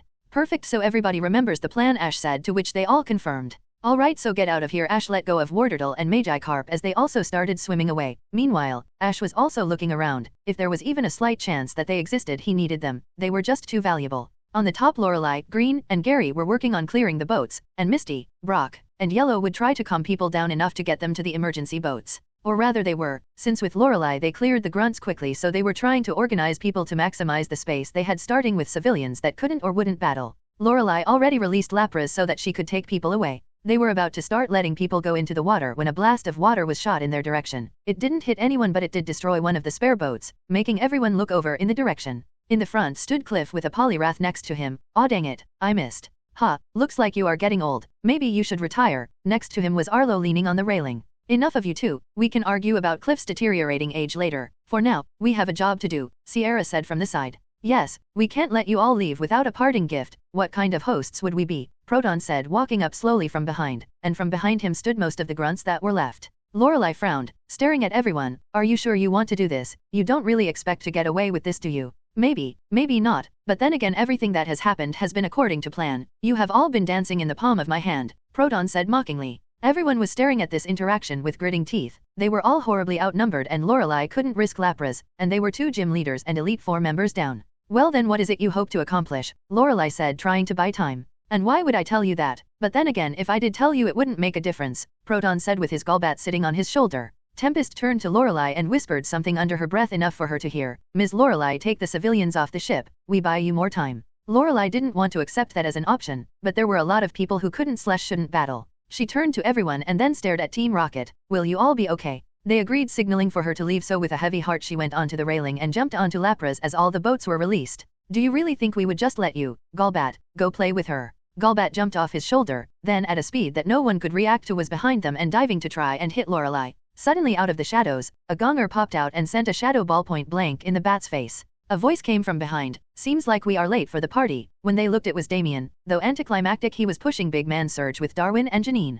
Tempest ran over to her friend and father. What happened this time? She asked, less concerned, more like she was tired of it. I don't know, after the explosion he just started acting like this, Janine said, pulling out another Pokeball to prepare for battle. Alrighty then, sorry Dad, I'm borrowing this, Tempest said, taking the belt with Pokeballs off Surge, then picking one and getting ready as well. Ms. Lorelei, get them to safety. We will be fine here, we still have that dot. Fine, but all of you stay safe. If I find out one of you did something stupid, then I'll show how cold I can be, Lorelei said as Lapras used ice to guide and connect all the boats and started spreading away. Arlo released his Blastwaz and was about to command it to fire until Proton raised his hand, signaling him to stop. There is no need for that. It won't make a difference if they get to land or not. We are far enough away, it would take at the very least 5 hours. By then we should be done here. Then he looked over at the rest of the people. Besides, we can have some fun right here. All the rockets started glaring over at everyone. Both sides started getting ready since a battle seemed pretty inevitable at this point. Including the original group, there were 5 other people that seemed like they could battle. Both sides got ready and released their Pokemon.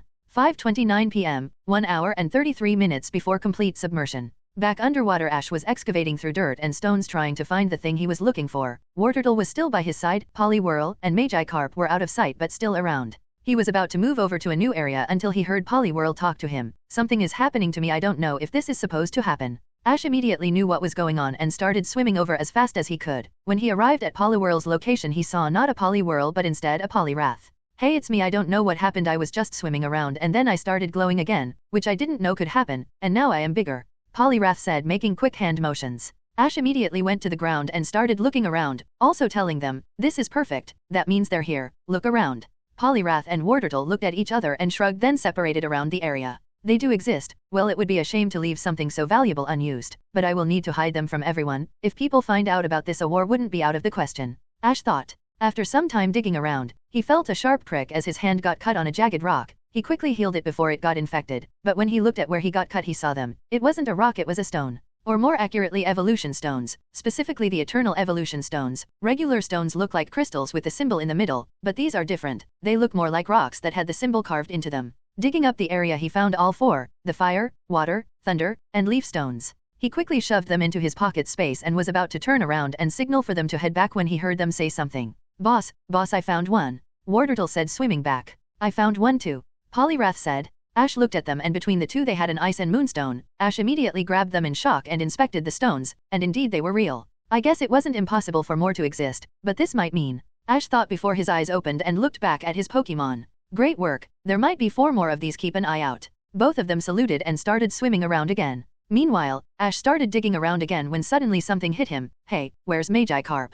5:14 p.m., 1 hour and 18 minutes before complete submersion. At the same time, Magikarp was swimming around, seemingly being pulled by something in a direction. So he started swimming and just kept swimming, just kept swimming, just kept swimming, swimming. After moving a good distance he found something, a ship, but instead of the metallic SSN, it was made of wood, and much smaller. There was also a black flag that looked blank but clearly used to have something on it. Just from the wood it looked at least 50 to 70 years old, but Magikarp didn't notice or care. Around the area there were a bunch of Magikarp swimming around. He tried asking one about the ship but they ignored him. Magikarp tried with a few more but the same happened, so he decided to move into the ship. Once he was inside, the ship looked like a pirate ship design. The first thing that stood out was that a few skeletons around, and looking at the captain's quarters he saw skeletons with a coat on with a notebook. Clearly, the captain had recorded his adventures. What was in that notebook, you may ask? The story of a lifetime, the crew's adventures, a tale lost to time, a map to find the greatest treasure that would give money, fame, power, the map to the One Peak off.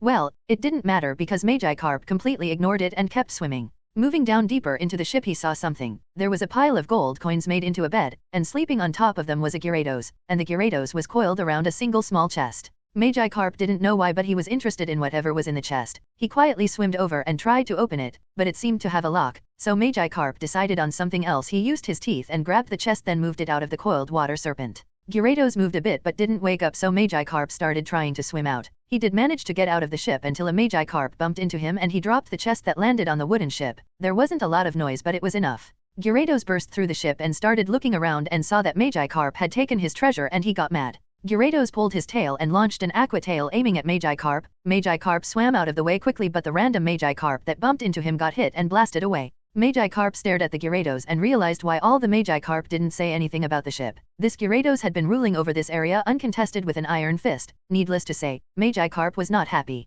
Magikarp swam quickly to the Gyarados and tackled it. Then when Gyarados went down to try to bite him, he quickly moved out of the way and slapped him on the back of the head. Gyarados got staggered but it got back up and launched a headbutt aiming at the fish. Magikarp dodged and sent a slam on the Gyarados' head and used that momentum to bounce up and started swimming back down. Gyarados got mad and charged a Dragon Pulse and shot it in the air aiming to hit Magikarp on his way down. Magikarp saw what Gyarados was doing, so first he used Splash to make him spin, then Hydro Pump, creating a whirlpool drill. When they collided, Magikarp immediately started dispersing the blue beam and some even joined the drill as it collided into the Gyarados, sending him face first into the floor of the ship and breaking through the wood until they broke through the other side and Gyarados slammed into the ground. Gyarados was still up. In its time ruling over this area, it had never had a challenge, much less felt pain. The thing was that Magikarp wasn't overly strong. He was strong but not stronger than Gyarados. But Magikarp trained with actual fighters. Meanwhile, Gyarados wasn't a fighter. He was a bully. It never had to learn to fight. It just dominated since it was the largest thing in the area. Gyarados looked up and saw Magikarp look down at it. Then he turned his back and started swimming away. Gyarados felt humiliated. A Magikarp was looking down on him. He used his anger and shot one final Dragon Pulse. Magikarp turned around in time to see the Dragon Beam approaching. He moved out of the way but his stomach was still hit a bit, also tearing off some of his scales. Magikarp looked mad and stared at Gyarados. Then a pulse was released from him as the area he was shot revealed a few golden scales. When the pulse hit Gyarados, it was shocked and froze, before lowering his head and swimming away with its tail between its legs. Magikarp looked at the fleeing serpent and ignored it. He went back to the chest and picked it back up to find Ash. 6:50 p.m., 54 minutes before complete submersion. Back on the SSN, there was an entire battle. By this time most of Team Rocket was taken out. The only ones left were the admins and Proton. On their side they weren't doing too good either. The 5 random trainers were defeated after a few minutes. Darwin was already tired, and with him making a beeline to get revenge on Sierra, he was beaten shortly after. Tempest was borrowing Surge's Pokemon and letting Raichu out to take care of Surge. Yellow ran out of her Pokemon, so she had to rely on Pikachu. But other than that they were battling with everything they could muster, Damien and Tempest vs Proton and the admins vs everyone else. And they weren't doing as good as you would think. This isn't a game with level-appropriate challenges that gradually get stronger so you can grow. The admins had one team which were all-powerful. They were going to continue until all of Team Rocket heard something from their earpieces. The voice of Archer resonated in their heads. Attention everyone, our plan has succeeded. We have spread our influence in Kanto. New bases are being constructed as we speak. Executive Proton is to report back. Admin Cliff is to report back. Admin Sierra is to report back. Admin Arlo is to report back. The rest of you all may continue to work on the SSN, or you may get out. It makes no difference. Executive Archer out. Proton smiled. Well, it seems like we have to cut our battle short. Shame, maybe next time we can have a rematch, but for now I suppose we should leave one more gift. Cliff, if you don't mind. Cliff smiled and released his Tyranitar, who was still injured but could still do one move. Earthquake. Tyranitar punched the ground of the ship, causing the ship to violently shake and a crack to appear through the ship, separating them and speeding the process. 54 rightward arrow. 34 minutes before complete submersion. As everyone fell over from the vibrations, Proton released a Kadabra that had what appeared to be a collar on and had a blank expression.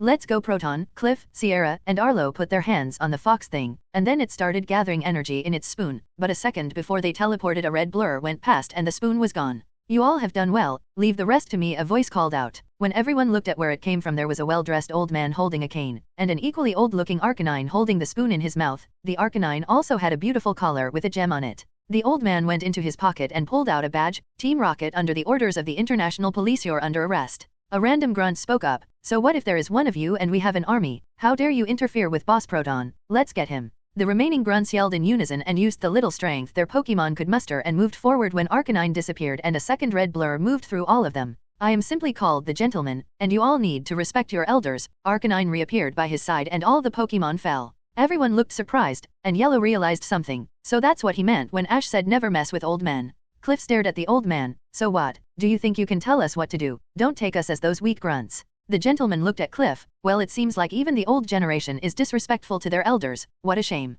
I am in my 30s. Macamp, show him what happens. Cliff sent out his last Pokemon, being his Macamp, and he ran forward aiming to punch the old man. Sigh, Arcanine. Arcanine appeared in front of the punch and took it without a trace, then hit the Macamp with a skull bash, slamming a headbutt into it and sending the Macamp back while holding its head. Fine then, seems like you are worth more than these so-called elites. I suppose we can spare some time, Proton said. Facing Arcanine was Proton's Golbat, Sierra's Houndoom, Arlo's Blastoise, and Cliff's Macamp.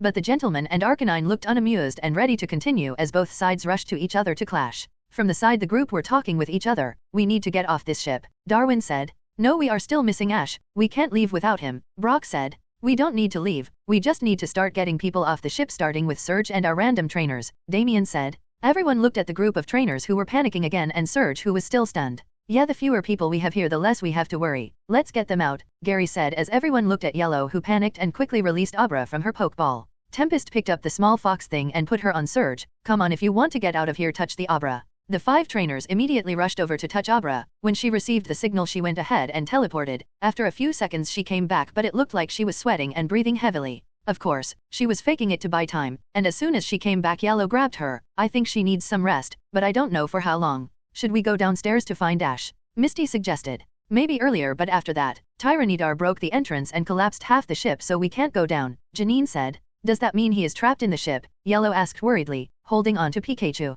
Very likely. For now, our best choice is to wait for Abra to get enough energy to go to him and then back. They all had to bite their tongue as in the background Arcanine was holding his own against the 4 Pokemon. But when Arcanine and the gentleman were far enough, Sierra took advantage. Houndoom now. Arcanine was expecting a sneak attack on his back, so he focused all his focus to counter-attack. What he didn't expect was for Houndoom to send a headbutt at the gentleman himself, sending him back into a wall, which pulled his attention for enough time for Blastoise and Macamp to restrain him. Sierra took a step forward. I must admit I am impressed. I can imagine you must have been a pretty decent trainer back in your day. Unfortunately for you, that time has come and gone. The gentleman struggled to get up and reached for his cane. Arlo saw this and scoffed. You're still trying to get back up. Quit embarrassing yourself, just accept your limitations and go into retirement while we still give you the chance. The gentleman managed to reach his cane and struggled to get back on his feet. My limitations pant can go straight to hell. Stronger people than you have tried and failed to do the same, so what right do you have to tell me anything? The gentleman looked at his partner Arcanine and pulled something on his cane. What do you say, partner, one last time?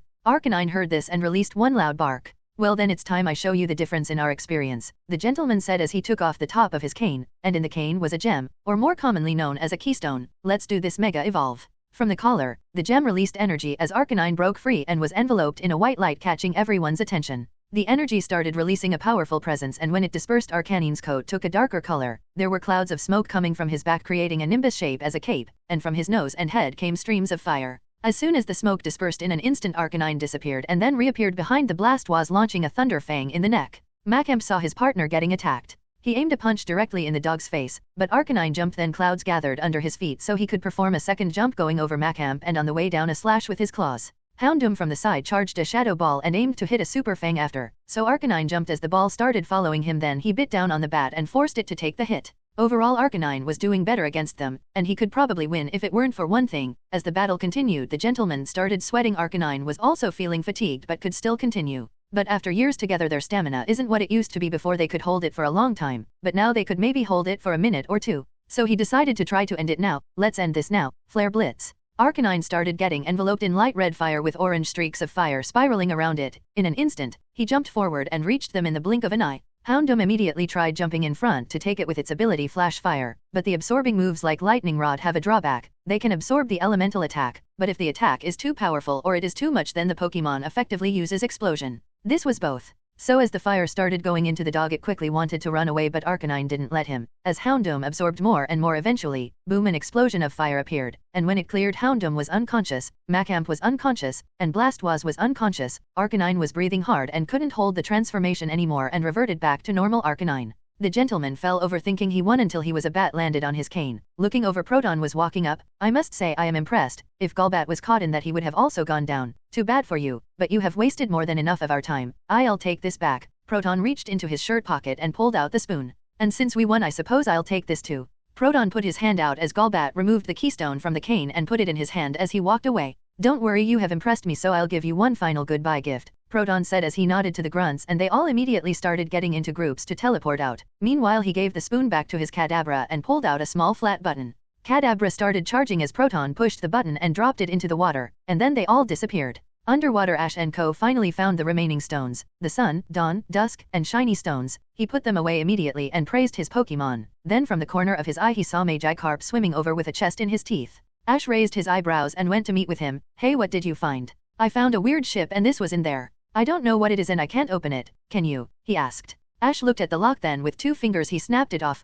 letting them see what was inside. Looking at it, it looked to be a yellow gem with blue and red inside. Ash could tell what it was, so he put it away. Good work, this is very useful, but for now, we need to get out of here. We have spent enough time down here. His Pokemon were about to say something when they all noticed a weird disc float down next to them. Before they could look at it, started releasing an annoying sound. They all heard it, but it didn't do anything to them, except for Magikarp. Not just his, but all the Magikarp around. They all started acting weird, like they were in pain. Ash looked confused when suddenly a random Magikarp evolved in front of him and yelled as he rushed up. Then another, then another, then another. They were all evolving and Magikarp seemed like he was resisting it since he saw how they were acting. The Gyarados started viciously attacking each other, trying to show dominance. All of them were blinded by rage. Ash returned his other Pokemon and went over to Magikarp to grab him. You need to calm down before it's too late, this isn't you. Only now did Ash see the yellow scales on Magikarp's stomach. Magikarp was starting to fade in and out of consciousness. He knew if lost right now he would go on a rampage. He could hear Ash's voice and he started reminiscing about things. Flashback no jutsu. Magikarp was born in the ocean instead of the pond where he was found. When he was born he was the last to come out and the smallest. His parents, however, were both Gyarados, which naturally made him better than regular Magikarp. However, because he had a litter of nearly 1 million siblings, and by Magikarp standards if 2 survive to adulthood that is considered overachieving, as the runt he was left behind to fend for himself. He managed to survive by himself by abusing his small size, and hiding until he reached the equivalent of his teenage years. By then he was the size of a child Magikarp, so he managed to blend in with a different group of Magikarp. It went on until he was caught by a bird, and instead of the bird eating him there he flew, all the way back to the forest. He tried to escape by flailing but never did until he got in the middle of the bird and another bird fighting. He escaped and fell into the forest and into the pond, injured, battered, and bruised. Along with being in an unfamiliar land, he thought it was it for him until a different bird found him. The bird looked at him as he accepted his fate, but then a feather fell on his head and it went into his body. He was completely healed and felt different. When he tried to see the bird, it was gone. Shortly after that, Ash found him, and the rest was history. He managed to start growing and became stronger, and he received a true family. Flashback end. Magikarp on the outside managed to calm down and saw Ash holding him. He started glowing, but he wasn't angry. He was happy. As he grew, all his scales started shedding off, revealing a beautiful golden set of scales, and then he was completely enveloped in light. Back on top, the group went to help the old man back up, as he struggled to get his partner back into his Pokeball. Hey old timer, how you feeling? Gary asked. Do you want my honest answer? the gentleman answered, holding his chest, his heart beating irregularly. I guess not, but we need to get you out of here. You need medical assistance, Brock said, doing a quick checkup on him. Please, back in my day we would face far worse than this. If you want me to go to the hospital you'll need an army of Gyarados, Gururera. The old man laughed, still feeling pain in his chest. Anyway, we still need to get out of here, and Ash is still stuck downstairs. Is Abra good to go? Janine asked, looking over at Yellow. Abra looked at everyone and seemed to search for something. When she found it she nodded. Alright then, go get him, then we can get out of here, Misty celebrated. Yellow held Abra out. Okay Abra, go get Ash, then let's get OU dash. As soon as Yellow said that, a Gyarados jumped out of the water, then another, then another, then another, until at least 10 angry Gyarados were surrounding the ship. Everyone had a blank expression for a good few seconds. What? What? The Gyarados roared into the air and started thrashing around, attacking everything, and bumped into the ship, making everyone fall over. When they opened their eyes they saw that the Gyarados were starting to tear into the ship, and looking at the old man, he was on his knees clutching his heart, mumbling, I was joking. Yellow rushed to get him back up, but looking back up she saw a tail rushing down at her. She closed her eyes since there wasn't much room to run, and Abra flew out of her hands. But instead of feeling anything, everyone heard a clap. When Yellow opened her eyes, Ash was standing there and a blue barrier was blocking the tail. Well, I didn't expect I'd need to show you guys this, especially not this early, Ash said, smiling, as he held his fingers out and pointed to the side. A red Gyarados came and attacked the Gyarados, knocking him away. Everyone was stunned, firstly by what they were seeing and secondly by how Ash was looking. His clothes were wet, he had no hat so his hair was on his face, and his jacket was still dirty and had holes. Yellow looked at what Ash was doing. Wait, are you going to tell them about the secret? Everyone hearing what Yellow was saying looked confused as they saw Ash put his hands down, and the barrier did the same. I'm about to let everyone in on the secret. Ash put his hands together and started doing hand motions, not like Naruto, more like JJK. Then he spun them as electricity sparked between his fingers. Then he made a motion of pulling back a bow, and an electrical bow appeared in his hands. He then released it. Then in an instant a bolt of lightning hit one Gyarados, then the lighting chained with the rest, shocking a total of 4, and with the X4 they floated back down. Ash breathed out and let Gyarados take care of the rest, then turned back to see the old man struggling. What happened while I was gone? Hey Yellow, mind helping me with this? Ash put the old man on his back and put his ear to his chest. Meanwhile Yellow quickly rushed over with Pikachu. She put him down and put her hands on the old man as they started glowing. After hearing his chest he got up. His heart stopped. I need to restart it. Ash put his hands together and a weak electricity appeared. 200 volts. No reaction. 350 volts. Still nothing. 500 volts. By the third time, his heart finally started beating weakly. Thankfully he was unconscious of everything. Alright, he's alive. We need to get out of here, Ash said, looking back, and everyone was looking at him with a blank expression, except Damien. Sigh, and this is why I didn't want to tell anyone. I can answer your questions later. For now, we need to get out of here, Ash said. Over by the side, Gyarados took down most of the original group of Gyarados, but more were starting to appear. Ash grabbed Abra, Pikachu, and the old man, then returned Gyarados as he rushed over to have everyone touch Abra, and as soon as they did they all disappeared. At the port, the 5 trainers were being questioned and Surge was finally getting back to his senses. The entire area was shut down since the international police showed up, and Looker, who was currently the highest rank, took control as they started gathering boats to sail out. Until a group of 10 people popped into the middle of the pier, and one of them was their senior officer. Needless to say, the officers took them in for questions, but not before Ash handed the old man over to the medical team. And after Damien, Tempest, and Darwin revealed their rank, and it was confirmed, they were all let go after they explained what happened over at the SSN. Ash reached into his bag and pulled out the 50 Pokeballs and explained how they were Team Rocket Pokemon. He even received a bit of money as compensation. So after they all had a moment to breathe they all looked at Ash and Yellow questioningly. So are you going to tell us? Well, long story short, you know the Pokemon Lucario. Yeah, I can pretty much do everything they can. How about a long story medium? Ash sighed and slouched in his chair. Okay, ever hear of Aura? And that's pretty much it, Ash said after finally finishing the story. It obviously left a few parts out, but it covered the important things. In the room were Gary, Green, Yellow, Misty, Brock, Tempest, Janine, and Damien. Darwin needed medical attention since he was beaten badly, not to mention his Nidoking, so he was in the other room. So let me get this straight, you have some weird power that lets you do random stuff, Gary asked. Yes and no, I know I can do specific things, I just don't know everything I can do. I might become stronger, or I might have peaked, Ash said. Okay, but that electricity thing, what was that about? Can you like to make other elements? Tempest asked. If I can, I haven't found out how to do it. Okay, then what about your arm then? You don't have your cast, and yet you're moving it around like nothing happened, Brock said. Okay, I'll have one last rundown on everything I can do, but this is the last time. I can heal, sense things, make electricity, and make small enhancements to myself, along with barriers, Ash said. Okay, so you're healing. How much can you do? And how much can you enhance yourself? Janine asked. Okay, it's not healing as much as it is speeding up the natural healing process. I can't heal broken bones or do anything about any sickness or disease. As for the enhancement, it is barely noticeable. I can't make myself strong enough to pick up boulders. It is a minor boost at best. If you want healing like that, you'd want Yellow over there, Ash said, pointing at Yellow with his thumb. Yeah, I've been meaning to ask about that. That thing I saw on MT Moon. I didn't forget about it. I was just waiting how long you would take to tell me. Brock said. Sorry, we wanted to keep it secret until a moment came up, Yellow said. Yeah, but pretty much she is different from me, where I can control aura, the natural life force in everything. She is a psychic, but not in the way you'd think. How so? Damien asked. Ash looked over at Yellow and made a head movement and she nodded, so Ash shrugged. So basically, as far as I know, she had minor telekinesis, can communicate with Pokemon, and can heal, but like heal, actual healing. Everyone looked confused and surprised, then Green thought of something. Wait, so I saw Ms. Lorelei do something. She made a doll of ice with Lapras, then she used a marker to draw on them, and that made the grunts lose movement in their bodies. Can one of you do that, or is that something different? Ash acted like he was thinking, then pointed over at Damien. Seems like that is his area of expertise. After all, he is a hex maniac. Everyone looked over at Damien shocked. You didn't have to expose me, you know. You could have just said you didn't know. Sigh before you ask anything. Basically, I can do things that ghost types can do in the form of curses. As for Lorelei, I have no idea. The first thing Lance told me when I met him was to stay away from her.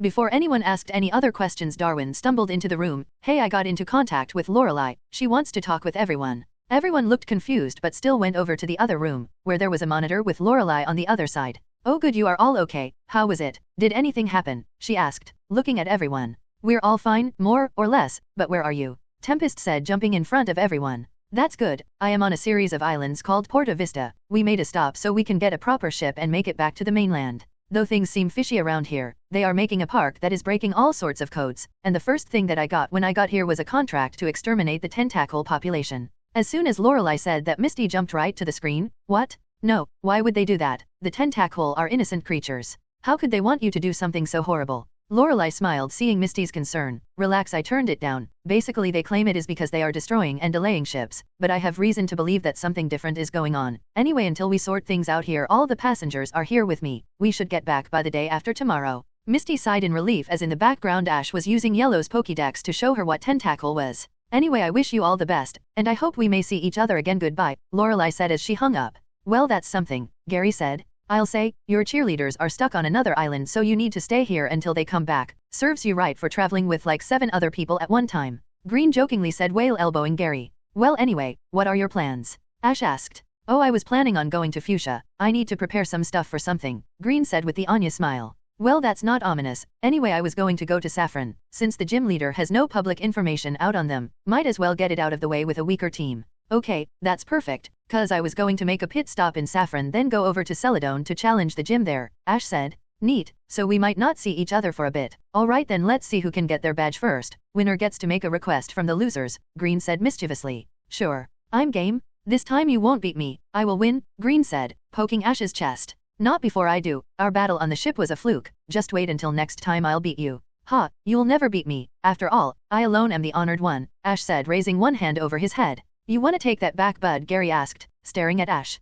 Nope, I said what I said and I'll stick to it. In Team Rocket's main HQ, when Proton and the admins returned to the main base, they walked to meet with Archer. Meanwhile, the grunts that were with them would leave for their quarters to rest until their reward or punishment would be given. When they all reached Archer, he looked at them with an amused look, then at Proton, and walked forward. He gave his cheek a light slap, not intending to hurt him, more to get his attention. Admin Cliff, Sierra, and Arlo will be with me. Executive Proton, the boss wishes to speak with you directly. Proton was surprised on the inside but didn't show anything outside. He simply nodded. It shall be done, before walking out of the room and making his way to Giovanni's office. Once Proton reached the room, he took a breath and held the stone in his pocket, his only lifeline if things got out of hand. Then he knocked on the door. You may enter, Giovanni's impending voice called out as Proton entered. From the room, he saw Giovanni sitting down with his Persian on his lap, debatably only his third strongest Pokemon. He had a brand new black suit on that probably cost him a few grand. Well, hello Proton, I see you finally decided to join us. I must say your work was impressive. You outdid my expectations on this mission. I half expected most of the grunts to have been taken in, but instead you even managed to damage the public's trust in the league.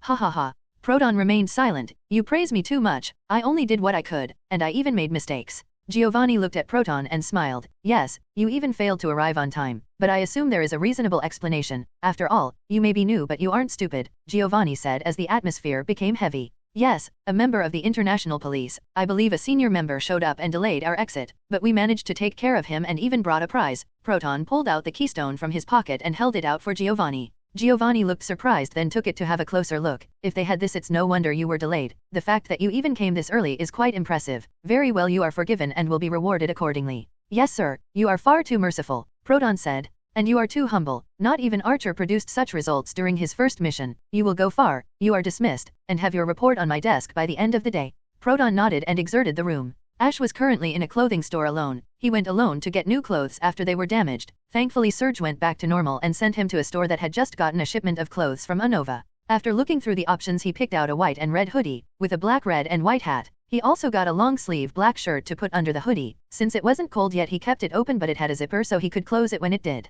And he got shoes to match. He also got a new pair of gloves, with the fingers. Originally he grabbed some winter gloves to try them on, but when he put them on, the ring phased through the glove and appeared on the outside of the glove. He tried taking it off and it did easily, so he grabbed a pair of black gloves. He grabbed a few of the same pair of clothes and checked out. He also went ahead and saved his old clothes for something later. After waking out, he thought about what to do. Everyone else was at the center healing their Pokemon. Pikachu was there too, but he wasn't since his Pokemon were fine. So as he was walking, he went past the Cerise laboratory and saw that Chloe and her mother were standing by the door, and in the frame was her father, Professor Cerise. Ash looked at his non-existent watch and got an evil smile. I have time. He walked over and sneaked up. On his way he saw the chubby little Yamper, but with a treat bribe his cover wasn't blown. When he got close, he put his hands over Chloe's eyes. Guess who? Chloe was startled, but when she heard the voice she calmed down. Ash, do you mind? Ash let her go. Aw, seems like you're becoming immune to my charm. What a shame. Hello, may I know who you are? Cerise said, not in a hostile tone since he could tell that he and Chloe were friends. Yeah, I'm Ash. Chloe told me about you, Professor. Nice to finally meet you.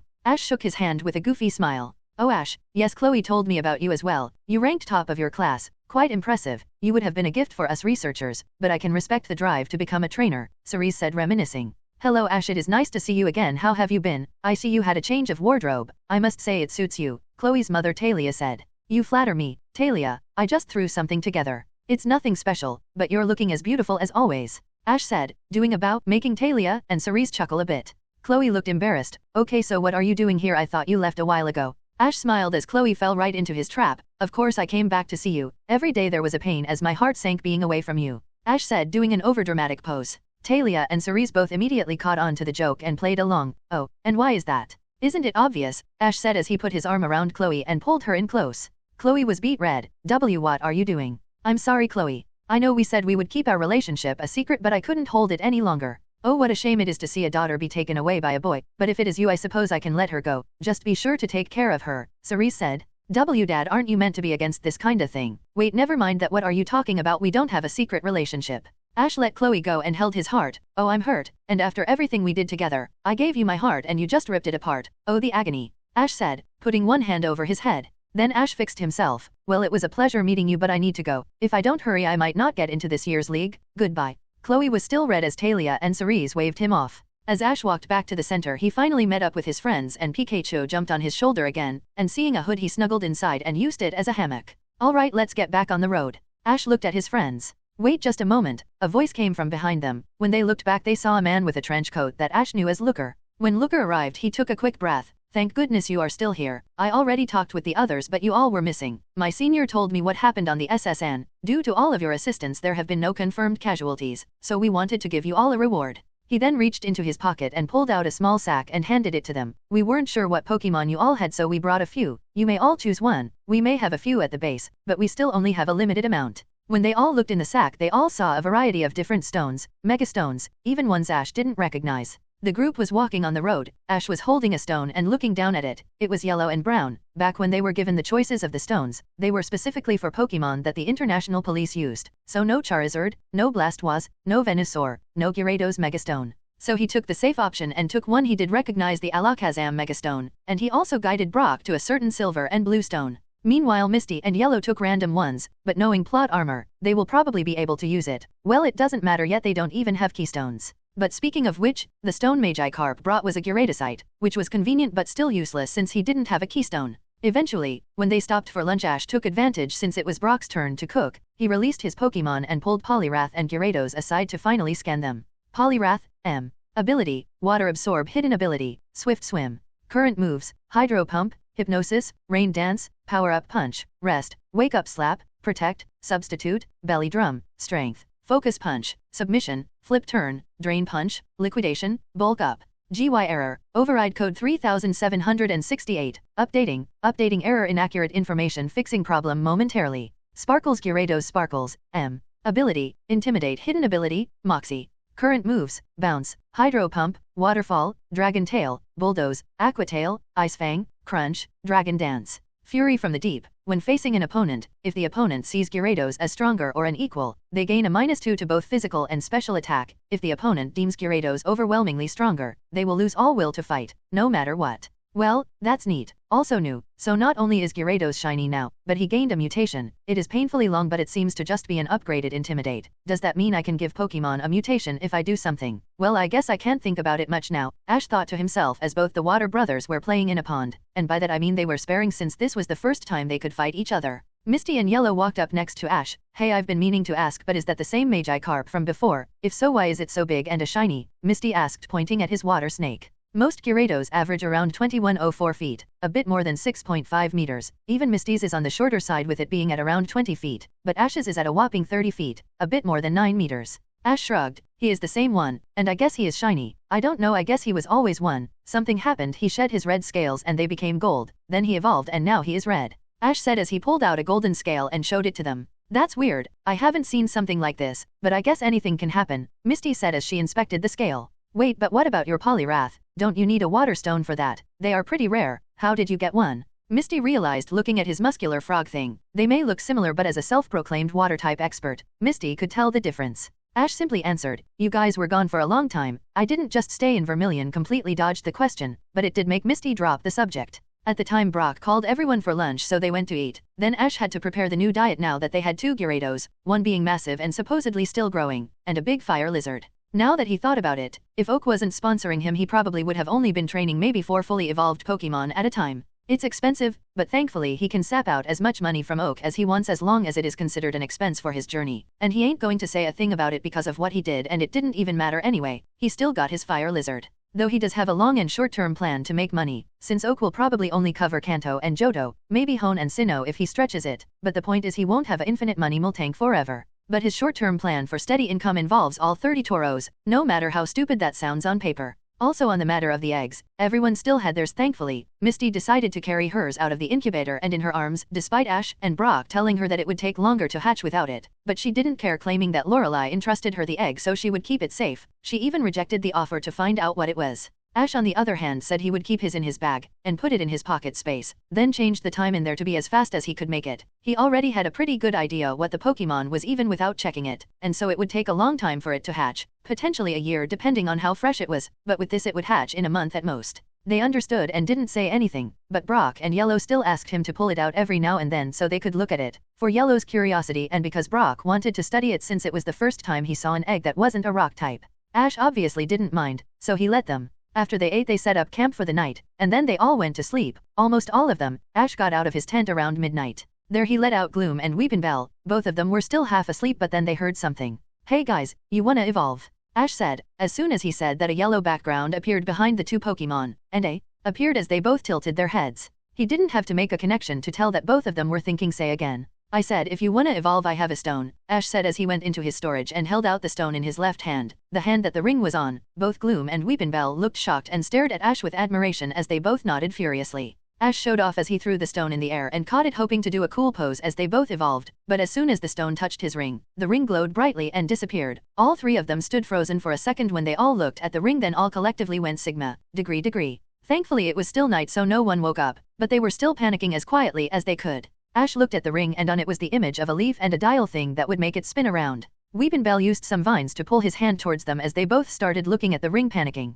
Eventually, it led to Ash poking Weepinbell, and when he did he immediately started glowing and growing until he stood as a Victreebel, making the 3 look stunned again, looking at each other with a Sigma, degree. Ash pulled back his hand and looked at his ring. The symbol was still there, so he looked at Gloom then pointed at him. At the moment they were 5 feet apart instead of touching like he did with Victreebel. And to their surprise, it worked and Gloom started glowing as well as he started glowing and growing. Then the horrible smell they were used to changed into a slightly less bad smell as a Vileplume stood in front of them. As they both started admiring each other, Ash quickly pulled up his dex. Victreebel, M. Ability, Chlorophyll, hidden ability, Effect Spore. Current moves: Vine Whip, Advanced, Growth, Sleep Powder, Poison Powder, Stun Spore, Sludge Bomb, Giga Drain, Swords Dance, Protect, Knockoff, Sunny Day, Solar Beam, Fly Trap, Leaf Blade, Grass Knot, Power Whip, Synthesis, Strength Sap, Stockpile. Vileplume, M. Ability: Chlorophyll. Hidden ability: Effect Spore. Current moves: Giga Drain, Growth, Sleep Powder, Poison Powder, Stun Spore, Leech Seed, Sludge Bomb, Protect, Energy Ball, Sunny Day, Solar Beam, Strength Sap,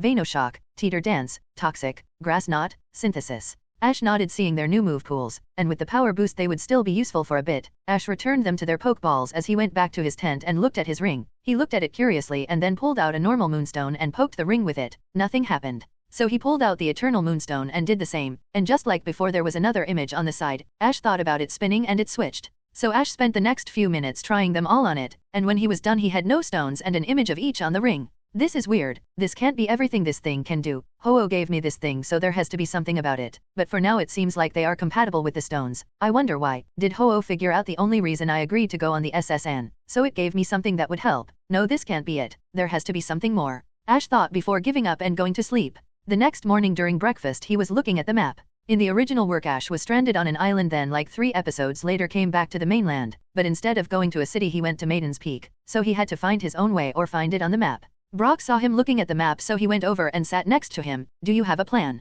Ash was slightly startled since Brock surprised him but composed himself. So we should get to Saffron in a few days if we go north through Route 6, but if you guys want we can make a stop by Maiden's Peak, and if we stay for the first celebration we should get to Saffron a few days depending on how long you want to stay over there. Everyone was listening and immediately Misty and Brock agreed. Yes, I hear the summer festival is amazing, Misty said. And it will be my last chance to find beautiful girls in swimsuits before summer ends. Brock immediately agreed, and Misty didn't even pull his ear this time. Ash was currently being pushed off his seat. He was barely still on it as he grabbed both of them by the head and pushed them back. All right, sure, we can make a pit stop, and since we are there we might as well see the Butterfree coming back from mating season. As soon as Ash said that, Kitty in the corner who was eating immediately froze and dropped his food and slowly started back at Ash as he realized something. Furry. Kitty was sitting over by the side being depressed. Meanwhile Yellow was trying to comfort him. There, it's okay, Yellow said while patting the butterfly on the back. Ash appeared behind Yellow. If it makes you feel any better, they left before you evolved. Free, T.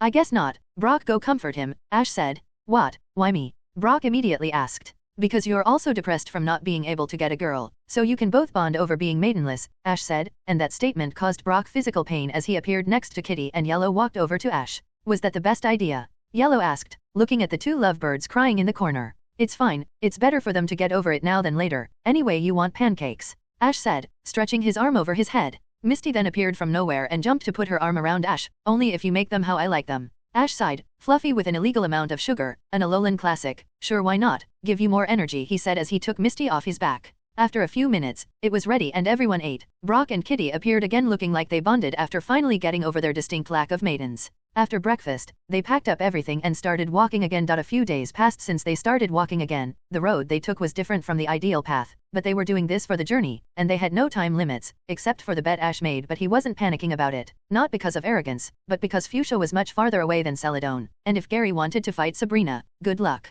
Speaking of that hot crazy girl, he knows almost nothing about her since unlike every other gym leader her matches aren't let out for the public. Heck, Ash isn't even sure she is the gym leader. She had a dad in the anime, maybe he is doing stuff. Anyway, Ash needs some prep time before going against her. Anyway, on the road Ash did more training and set up a new training schedule for his Pokemon since it has been a bit since they did his specialized training, especially his 2 birds. So a quick reminder and update of the training regiment was: Pikachu, Victreebel, Vileplume, Nidorino, Bulbasaur, Wartortle, and Charizard would work on special attack. Victreebel and Charizard specifically worked on it instead of the other ones since despite the fact they were mixed attackers they could compensate with things like Swords Dance and Dragon Dance. Pikachu, Fearow, Pidgeotto, Poliwrath, Beedrill, Gyarados, Scyther, Machoke, and Wartortle would work on physical attack. Wartortle, Bulbasaur, and Poliwrath would work on defense and HP, followed by a marathon for speed EVs, and to help in stamina. All of which would be under Clefairy's gravity, then they would all be healed, and Ash and Yellow could help with that now. Speaking of which, everyone else did their own training. A/N should I also add the companions training, since they would also do their own training.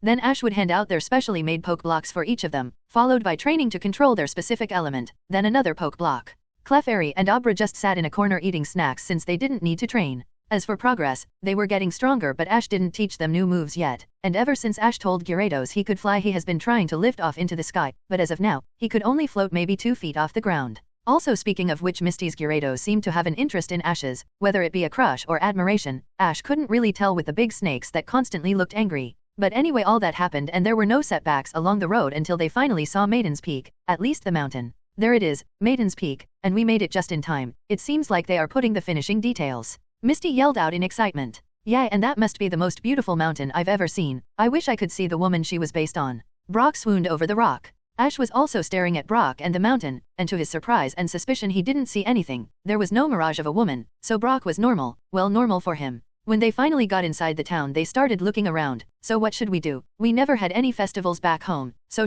Yellow said as Misty suddenly stopped her. Wait, you've never been to a festival? That is unacceptable. We need to get the full experience for you. Misty yelled out. Okay then, so what should we do first since you're the expert? Brock asked as he crossed his arms. Well, in case you haven't seen, the people here have something distinctly different from us. Can you tell what? They don't have a girl yelling into the air. Ash said sarcastically as Pikachu nodded on his shoulder. Not everyone has kimonos, so let's all get kimonos. Misty yelled as she punched the air. Omega, Yellow nodded along, losing to Misty. Then the two girls marched over to a stall. Meanwhile, Brock and Ash looked at each other and both shrugged, so they went over to get ones for themselves. About 30 minutes later Brock and Ash were waiting for Misty and Yellow. They both were wearing kimonos. Brock had a plain green one with a black belt. Meanwhile, Ash had a white kimono with orange flowers and a black belt. Then they finally heard a familiar voice. Hey guys, over here. Looking behind them they saw Misty waving over at them. She had a pink kimono with pink flowers, and she also put her hair down. Meanwhile Yellow was fidgeting behind her wearing an orange kimono with flowers on it. She also had her hair done.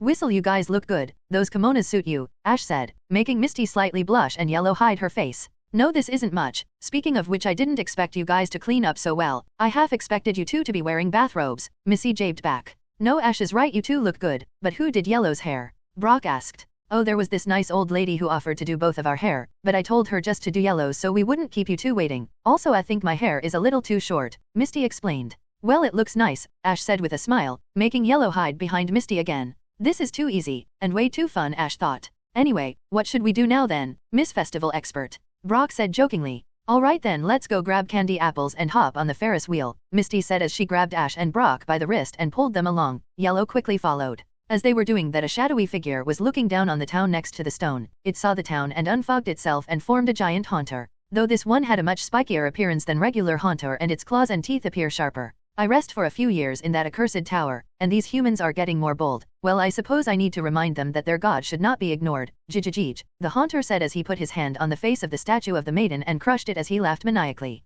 In the saffron gym, Sabrina was floating in a room meditating, when suddenly she felt a shock hit her, like something she wanted to forget came back to hit her like a bat. She fell onto her knees and was breathing heavily. As soon as she fell to the floor, a few people ran into the room. Miss Sabrina, are you okay? These people could be considered students, maybe apprentices. They were fellow psychics who came to her. When they came to her, she was hesitant to accept anyone, but they were insistent on becoming her students, so she reluctantly accepted them, and over time they helped her to not go crazy, and eventually she had to commission an entirely new building as more psychics came to join. Originally when she was born she had these psychic powers. By the age of 3 she could bend spoons, by 5 she could teleport, and by 10 she could do most of the things an Alakazam could do, and she was glad to use these powers for everyone, until one day something happened. When she was 11 a black fog took her and some of her friends away to the Pokemon Tower, only she came back and was never the same. It was 5 years since that day and she finally felt that same feeling. Usually, Sabrina stays quiet and when talking to her apprentices she hardly ever uses her mouth to speak, but this time she said, I need to go to Maiden's Peak. Sigma, degree. Everyone looked shocked seeing Sabrina talk. One boy stepped up, Ms. Sabrina, forgive me, but what do you mean? For what reason could you possibly need to travel outside of the city? It is not something you should concern yourselves with. Just go back and focus on your training. I need to settle some unfinished business, Sabrina said in a cold tone. The apprentice took a step back and bowed. Yes, of course. Sabrina looked over at some of the girls. You all follow me. I need my kimono. A few hours have passed since the last time the gang started enjoying the festivities. Brock left to go flirt with the dancers. Meanwhile, the rest of them were currently at the stalls and Misty was forcing Ash to replenish her supply of plus highs that she lost on the SSN. And like all the games were impossible to win, unless you cheated, which he did. By the time Misty was satisfied with the amount of plus highs, Ash's picture was on most of the game stalls, preventing him from playing anymore. I ask this again, have you no dignity, woman? Ash mumbled loud enough for Misty to hear him. Dignity, what is that? Can you eat it? Misty said shamelessly. Ash held his forehead. Yair days, whatever, what do you guys want to do now? Most of the other stuff isn't going to start until nighttime, and you already got me banned from most of the stalls. As they were walking they were waved over by an old woman. Misty and Yellow recognized her and walked over, so Ash followed along. Hello you two, how have you been enjoying the festival? It's rare to find such young and pretty girls such as yourselves coming to this little village, so you must be the talk of the town right now, the old woman said with a kind smile. Then the old woman looked over at Ash and looked him up and down curiously, before also looking at Yellow and looked a bit worried, but quickly composed herself. And who is this strapping young lad? He reminds me so much of my son when he was younger. Ash put on a smile as well. Hello, I'm Ash, nice to meet you. I heard you did Yellow's hair for her. It looks great, you have my thanks. Such a nice young man, the old woman said solemnly. Tell me, do you all plan to stay here overnight? Yeah, why not? If the celebrations continue then we'll stay here and party all night. Misty jumped in. I don't suppose this old woman can convince you to leave, the old lady said. Everyone looked confused at her words. Why do you say that? Well, I hope you won't mind an old woman telling you a story, will you? She said. Sure, why not? Well then I must tell you the story of the Black Fog. In ancient times people saw it as a legendary Pokemon, and people would worship it and bring tribute, but for those who didn't or went against it, the Black Fog would use its special Dream Eater attack, and eat their souls.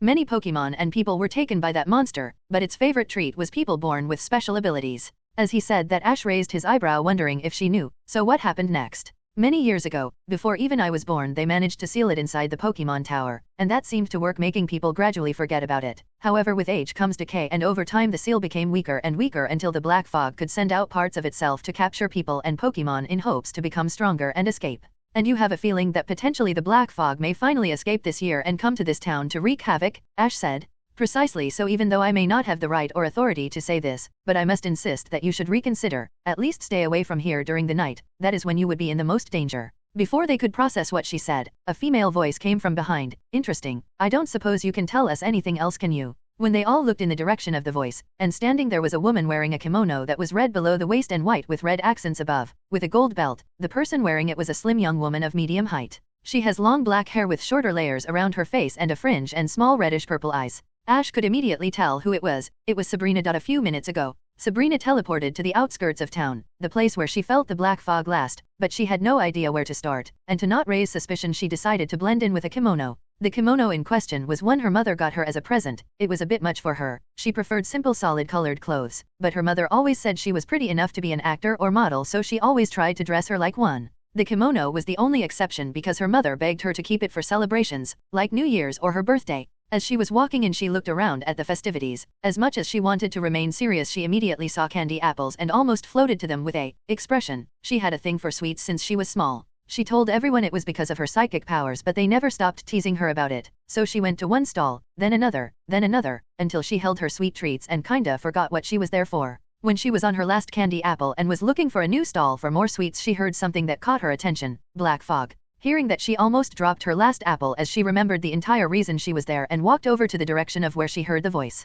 When she got through the crowd of people, she saw 4 people standing in a huddle. The first was an orange-headed girl, but there really wasn't anything special she could feel about her. The second was the old woman who was telling the story. She also didn't have anything special about her, but her eyes seemed to be different from normal. The third was a girl with yellow hair. She could sense that she was just like her and had significantly more potential than any of her students. If trained right, she felt as if this girl could one day rival her. The last was a boy. She couldn't get a read on him, but she felt a powerful resonance emanating from him. The air around him seemed to shimmer with a harmonious blend of colors, and trying to look into his mind, she was immediately pushed out. If it were her students who did the same, they would have been on the ground clutching their heads, but Sabrina was strong enough to hold it in. She decided to push that aside and focus on what she was here for. She finished her apple and threw away the stick. Then she walked forward and asked, "Interesting. I don't suppose you can tell us anything else, can you?" Back to the present. Ash was looking at Sabrina and was holding back the urge to make a face seeing that she was here, but thankfully had practice in making a poker face, so he just looked like he was a confused kid. Looking at Sabrina now, it didn't seem like she was crazy like in the anime, but there was no guarantee she wasn't crazy like in the Adventures manga.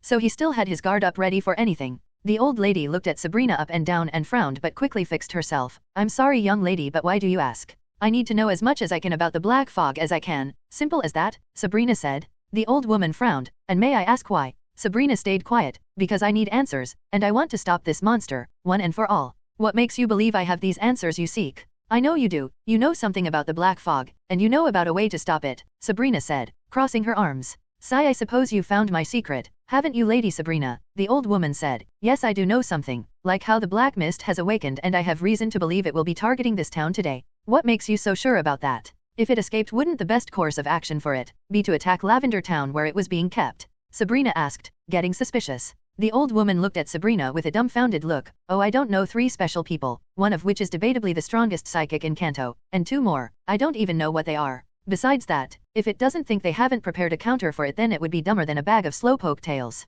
Sabrina frowned. Okay then, now what do you know about stopping it? It is too powerful to be beaten by anything less than a champion. I'm sure you know that just as good as anyone, and our champion is currently still in Johto, the old woman said, surprising Sabrina since she hardly heard about Lance leaving for Johto for business. It wasn't something that would be said to the public for obvious reasons. So the only way I know how to stop the monster is to reseal it, specifically in a Pokeball. Sabrina went from surprise to confusion. Before she said anything, the old woman continued, I know what you're thinking, and the answer is simple. All the surrounding towns have been preparing a special ball called the Enormopoke Ball X1. It's exactly what it sounds like, a big poke ball to catch the thing. We have one in this town, but unfortunately I can assure you, they will not let you have it, even with your rank. Sabrina kept an indifferent poker face and turned around. We'll see about that. I thank you for your time, but I have work I need to do. Then she walked off. The old woman sighed and then looked at the 3 who were just standing there the whole time. I am sorry for what you had to listen to, she said, bowing. It's no problem really, Yellow quickly said, trying to not let her lower her head. So that is Sabrina, much more emotionally stable than the rumors said, Misty said, looking back at wherever Sabrina disappeared. Yes, I am sorry, but do you remember when I asked you to leave this town for the night? The old lady said, mainly looking at Ash. Yeah, what about it? I would like to ask you instead of leaving to stay and help Lady Sabrina. She is too close to this and nobody is going to talk her out of doing what she is about to do, so can I ask for you to support her? Ash looked over to his 2 companions, then back to the old woman. What makes you think we can do anything? You said it yourself. Whatever that black fog you are talking about is, we would need a champion rank trainer. Yes, but I had a feeling when I saw you, and your blonde friend over there, something tells me that you may have what it takes. Of course, if you refuse I will not blame you. It is the reasonable thing to do in this situation. Ash sighed and looked over at Misty and Yellow. Yellow was nodding excitedly, and Misty, seeing Yellow, mumbled, and here I thought we could have a vacation. Ash sighed and gave a nod to the old woman. I can't promise we will change anything, but I can promise we'll do what we can. A few minutes later, the 3 were looking for Brock. The old woman gave them some more information, but it wasn't anything Ash didn't already know. Let's see, from what I remember, the black fog was something that appeared in the Electric Tale of Pikachu manga. It was a Haunter that killed people and Pokemon by eating their souls. Also in the manga it ate Sabrina's soul.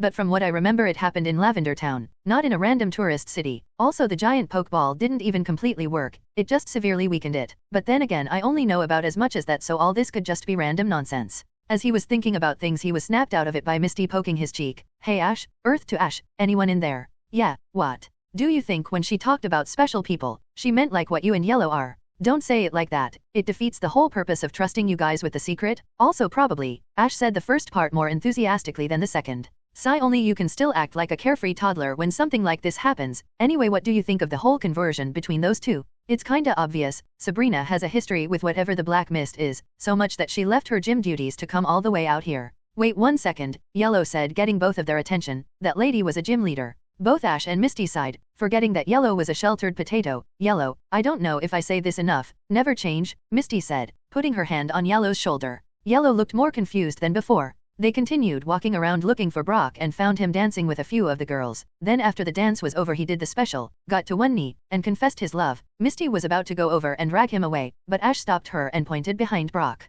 Graveler went out of his ball, picked Brock up, and dragged him away. As Ash and Yellow walked over to Brock, Misty felt like she lost something that defined her character as a whole, for about 2 seconds when she snapped out of it and walked over. They found Brock trying to escape Graveler's grasp to go back to the dancing girls, so Misty went over and did the only logical thing, pulled his ear. It just felt right. Ow ow ow, okay, you don't have to pull on my ear, Brock said, rubbing his ear. I know, I chose to pull it. Anyway, stop being yourself, it's not doing you any favors, Misty said, feeling satisfied. Alright, anyway, it's starting to get dark. You guys wanna get something to drink or something as we wait for the light show, Brock said, finally being released by Graveler. Everyone just nodded along and went over. Meanwhile, they explained to Brock the basic gist of what was apparently going to happen and how Sabrina was here. Sabrina here, that is surprising. I think the last time we saw each other was back in the last gym leader conference, Brock said. Sounds like you guys are friends, Yellow said, currently feeling ratty. An apple. Brock looked down. Don't remind me, I tried multiple times, but she never noticed me. At least the Sensational Sisters gave me a glance every now and then at the conferences. Ash patted his back as he sulked. Dash. Sabrina was standing in front of a small shack with spell tags covering it, and 2 guards standing out front. Ms. Sabrina, we must insist, you are not allowed to enter, one of the guards said. I told you already, this is of the utmost urgency. The black mist is going to come back, Sabrina said, trying to make sure things don't escalate. With all due respect, you don't have proof of that, and we cannot simply take your word for it in a case like this. If you wish to have access to the temple, you must receive permission from the elders. We do not have time for that. I sensed its energy coming from this town, so we need to prepare, Sabrina said when suddenly they heard something. Not just them but the whole town. Inside all of their minds were laughing. GGGG. Everyone instinctively looked at the statue of the maiden, and from the sky came its crumbled head. And floating above it was a large fog that opened to reveal two large red eyes. Sabrina looked up at the black fog and looked towards the guards. See, I told you. Now step aside, we need to finish this now. But neither of the guards moved. They simply looked down and didn't look Sabrina in the eyes. I am sorry, but even with this, without a direct word from one of the elders, our hands are tied. It is not our choice. What do you mean?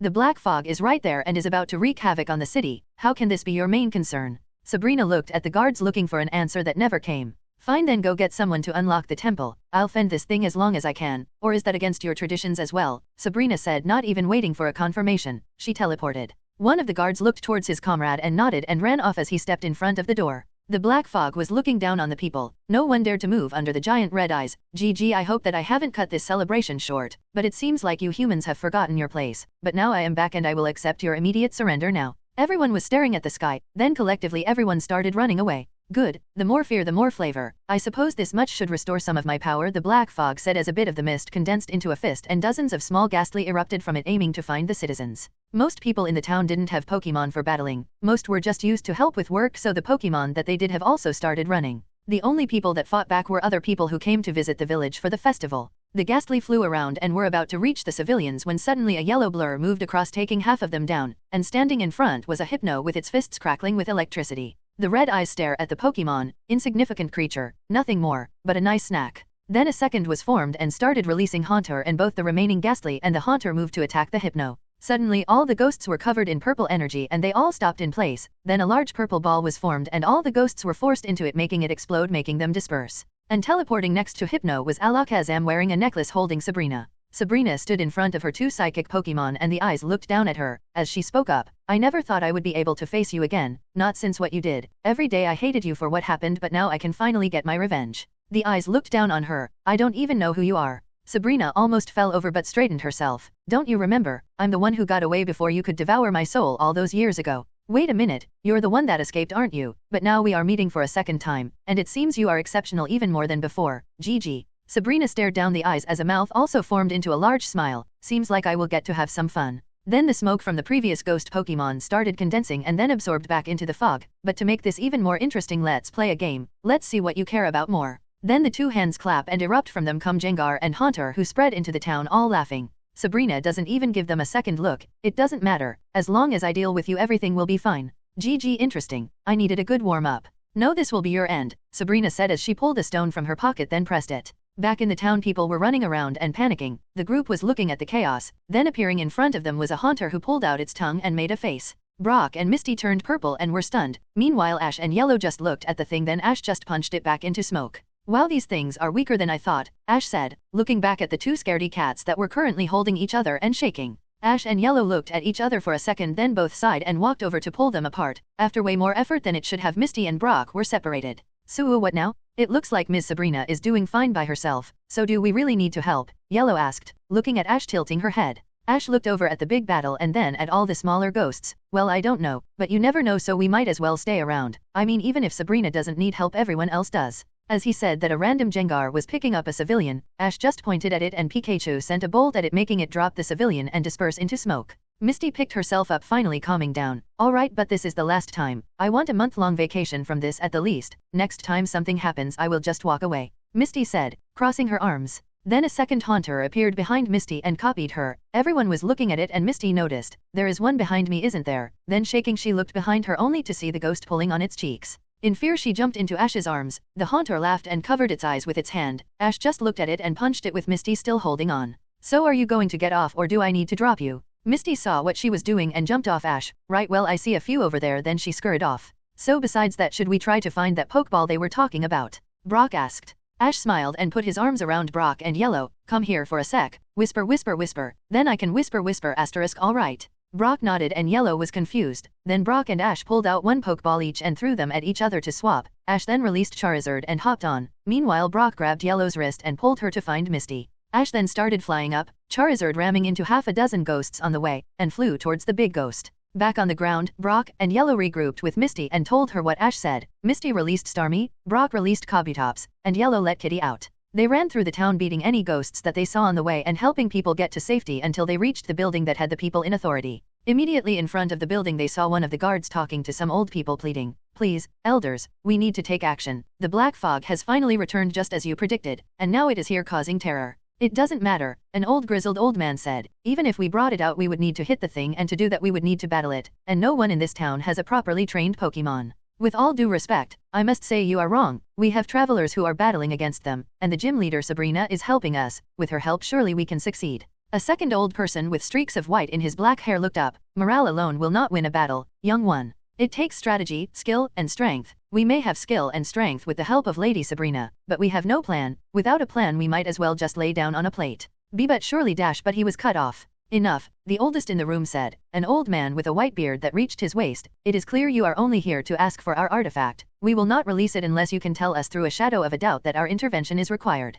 The young guard bowed his head, and before they all left a voice echoed through the hall, "Hold it." Looking at the door, Misty was pointing at them and Brock looked like he tried to stop her. "Why do you interrupt this meeting, outsider?" one of the elders said. "Oh, I'm nobody special. I'm just a girl wondering why you elders can't get off your lazy butts to do something. Your town is in chaos and it is meant to be on us to fix up your mistake just because you can't build up the courage to do something. Watch your tongue, girl, we can dash." "You can do what? You said it yourself, we aren't from this village. You have nobody that can battle and clearly you old geezers aren't going to do anything. So what are you going to do?" Misty said, trying to provoke them. Yellow also stepped into the room. Maybe I don't entirely agree with everything Misty said, but she is right. You can't just stay here while everything is happening. People are going to get hurt." The elder from before was going to say something, but the oldest one raised his hand, stopping him from speaking. "It is not that simple. We can't simply work for a goal that is impossible. In this case, our best course of action would be to prevent as much as we can." "But what is that? You aren't guiding people. You aren't preparing anyone to fight the ghosts. You are just sitting here." Yellow said before taking a deep breath. "Even though I'm not the bravest or the strongest, I'm not the fastest, and I don't have an army, but I am still willing to fight for a town that isn't even mine." Looking at the small timid girl, the elder softened his eyes. "Well, is there a plan then? Do you have something that can back up your big words?" Then Brock stepped into the room. "I can help with that." As Brock was talking to the old guy, Misty pulled Yellow to the side. "That was great, the plan went exactly as planned. I didn't think you had it in you to talk like that." "Yeah, me neither," Yellow said, still slightly shaking. Then they heard a voice that made the two rush back into place. "It isn't a bad plan, but I can't help but feel that you are keeping some things from us. I wish I could tell you everything, but even I don't know the whole plan. This is everything our friend told us. He just said to leave the rest to him," Brock said. The three rubbed their beards and came to a decision. "All right, then we will open the temple." Then the old man who spoke to Misty also spoke up and looked to the guard. "And bring me my old partner. Time to show these youngsters how we did things back in my day." "It shall be done," the guard said, bowing. With the big battle, Alakazam grew a large beard and gained 5 spoons, and began to levitate. It mega evolved. The mist made a shadow ball and threw it at Alakazam, but used ally switch with Hypno and it took it. It would have done massive damage, but it had a Colbur berry, so it was fine to shoot a shadow ball of its own. The foggy form made it have some natural resistance, but it was still taking damage. So it fixed itself and gathered a hand aimed to punch Alakazam, but it simply teleported behind and shot a psychic. The fog had enough and exploded its smoke, pushing back the two Pokemon and blinding Sabrina for a moment. When she opened her eyes, in front of her was a large haunter that grabbed her. "No matter, as long as I devour your soul I will regain most of my power, and that will be more than enough, GG. Sabrina struggled, but it was too strong to break free, so she had no choice but to close her eyes and wait. But what she expected never came. When she opened her eyes she saw the boy from earlier holding her and the haunter with half its hand cut off. "I hope I'm not too late for the fun," Ash said with a smile. The newly formed haunter looked at his hand, then at Ash. "You dare?" "Yeah, why not? Just seemed a little unfair. Just thought I would even the odds," Ash said. The haunter squinted its eyes and stared at Ash before opening them and laughing. "GG, I see you are an Aura Guardian. I thought I would never get to see another one. Here, I believed they went extinct." "Well, so you aren't as stupid as you look. Impressive, I half expected you to confuse me with a psychic," Ash said, making the confused Sabrina even more confused. "How could I not? You Aura Guardians are my favorite. Your souls are just so packed full of life. When I devour your soul and that girl I will be even stronger than in my prime. GGG. Oh, so you want to approach me? I can't devour your soul without getting closer. Ho ho, well then come as close as you'd like." The haunter's eyes shined red as its hand reformed and it started rushing towards Ash and Sabrina. Ash pointed at it with 2 fingers and then pointed to the left without moving his arm. Then from the side, Charizard, who just spammed 6 dragon dances, delivered a shadow claw to its face, sending it flying away into a nearby cliff. And on his head was Pikachu standing with authority and his arms crossed. "Nice work, bud, now go get them back over here," Ash yelled over to Charizard. He simply nodded and sped away. "Hey, can you put me down now?" Sabrina said, still in Ash's arms. And here I was thinking that we could stay like this for a bit longer. Fine, Ash said jokingly as he let her get back to her feet. How did you dash? Sabrina asked when suddenly the sounds of rumbling started resonating from the new opening. Coming out quickly was the giant haunter. How dare you? I have never felt such humiliation in all my centuries. Really, what makes you so great? I am the Black Fog, worshipped by the masses. I am a god.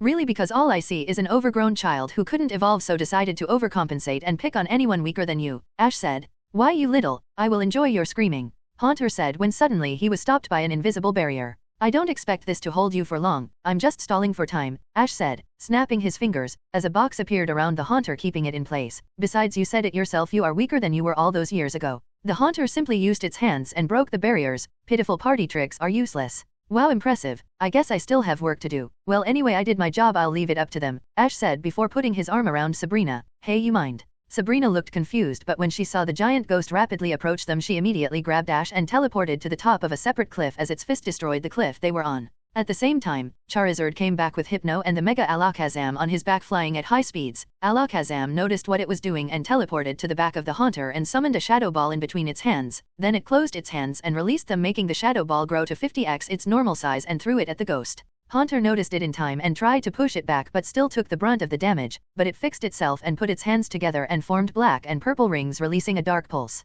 Alakazam used Ally Switch again and swapped places with Charizard and Hypno used telekinesis to redirect the rings of energy as Charizard continued to fly forward. After they had a clear path, Hypno jumped off the fire lizard and made a psycho cut on the head as Charizard hit the lower part with a dragon tail. Meanwhile, Pikachu jumped off and started running across Haunter's head, both hitting the giant ghost. Then Charizard caught Hypno, who then teleported away before it could retaliate. A good thing, because immediately after Haunter did a breath attack that released more ghosts that spread and started chasing the three. Meanwhile, Ash and Sabrina were staring down at them from a higher cliff. While they are not doing as good as I thought, well, I guess it is still quite strong. Sabrina looked at Ash. Wait, what? Who? Why are you? But she was stopped when Ash put a finger on her lips. We can talk later, but we kinda have a bigger problem, so you wanna help? I really only thought this far. You mean you did all of that and you don't have a plan? I have a plan, it's just that it basically boils down to Charizard getting your Pokemon and then jumping the thing, but they can only do so much, Ash said, pulling out his dex and scanning the Haunter. The Black Fog, Haunter, N/A. Moves N/A.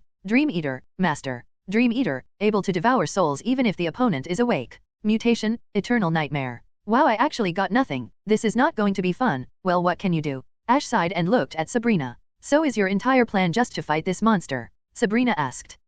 No, we can't beat this thing. Even after all that, look at it, it is pretty much unaffected. The best thing we can do is stall and wait for everyone to get here with the Pokeball. Sabrina sighed. I suppose I don't have room to talk since I came to fight it alone. Yeah, that was pretty dumb, Ash said bluntly, making Sabrina feel like she got shot in the chest. Aren't you supposed to try at least to comfort me? Why? I tell it as it is, you did something dumb, so I am going to call you out on it. That's how I was raised. Sigh, you're like an annoying little brother. Fine, let's see how long we can hold this monster off. Ash just gave an evil smile hearing that. Okay, Oni-chan, I'll support you. Sabrina got caught off guard, and before she could say anything, Ash jumped off the cliff, and when she looked over, he disappeared. I'm not even going to question it, Sabrina said before forming a connection with her Pokemon. Meanwhile, in the fight, the three were fighting off the near army of smaller ghosts. Though each of them only needed one good hit, the problem was each time they would take one down, it would get absorbed by the giant Haunter and then released as a new one. Meanwhile, Pikachu was dodging the Haunter's hands that were going after him since he was on top of its head, but he continued dodging, causing the Haunter to hit himself on the head. Then Pikachu used that opportunity to jump off its head and send a thunderbolt at it, getting a direct hit.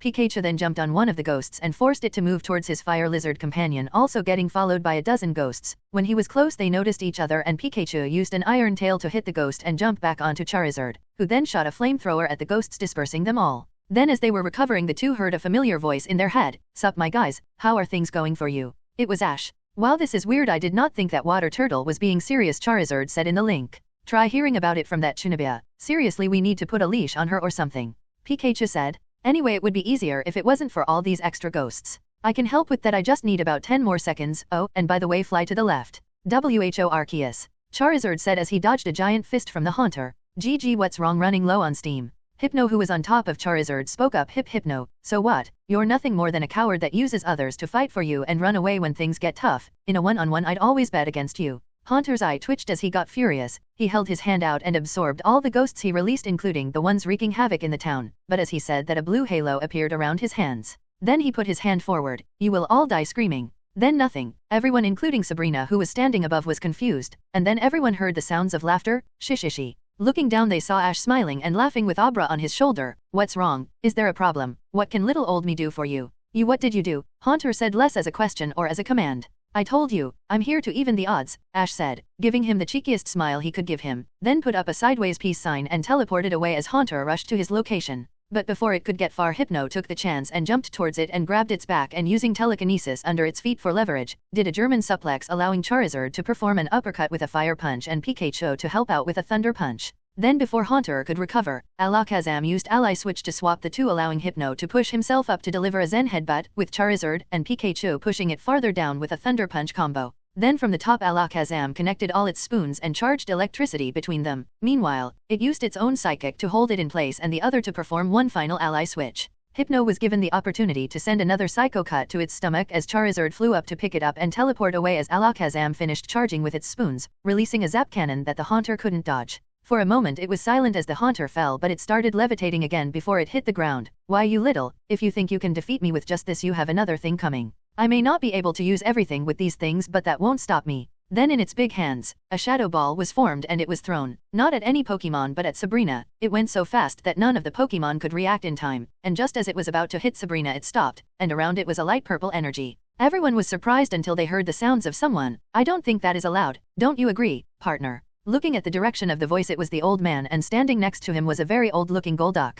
They were both riding on top of Gyarados with Misty, although her Gyarados couldn't fly yet either, but she could still float fast enough. The Golduck nodded and they both looked at the ball. Then let's return this gift. Golduck's eyes then turned purple and the shadow ball that was directed at Sabrina started moving back, first slowly then very fast, hitting the giant Haunter hard again. Misty stood next to the old man and slapped him on the back. Not a bad old timer. I can respect a well-trained water type when I see one, but don't count us out just yet. Misty went into her bag and pulled out her Mystic Water Pendant and put it around her Gyarados horn crown thing and yelled, Hydro Pump full power. Gyarados shot a boosted beam of water that aimed to shoot the giant ghost that was still recovering. At the same time the Pokemon in the sky heard a whistle. Looking over to where it came from they saw Ash appear on top of Charizard with them. Well, what are you waiting for? Thunderbolt full power. Pikachu took a second to process it but also smiled and climbed on Ash's arm, and jumped into the air to shoot a Thunderbolt with everything he had. The two opposing beams met in the middle at the Haunter. The two attacks combined in the middle and became more powerful, shocking the ghost and finally landing paralysis. Ash caught Pikachu and noticed Brock and Yellow with a distinct-looking giant Pokeball. Then he screamed out, Everyone, let's end this, stop it from moving.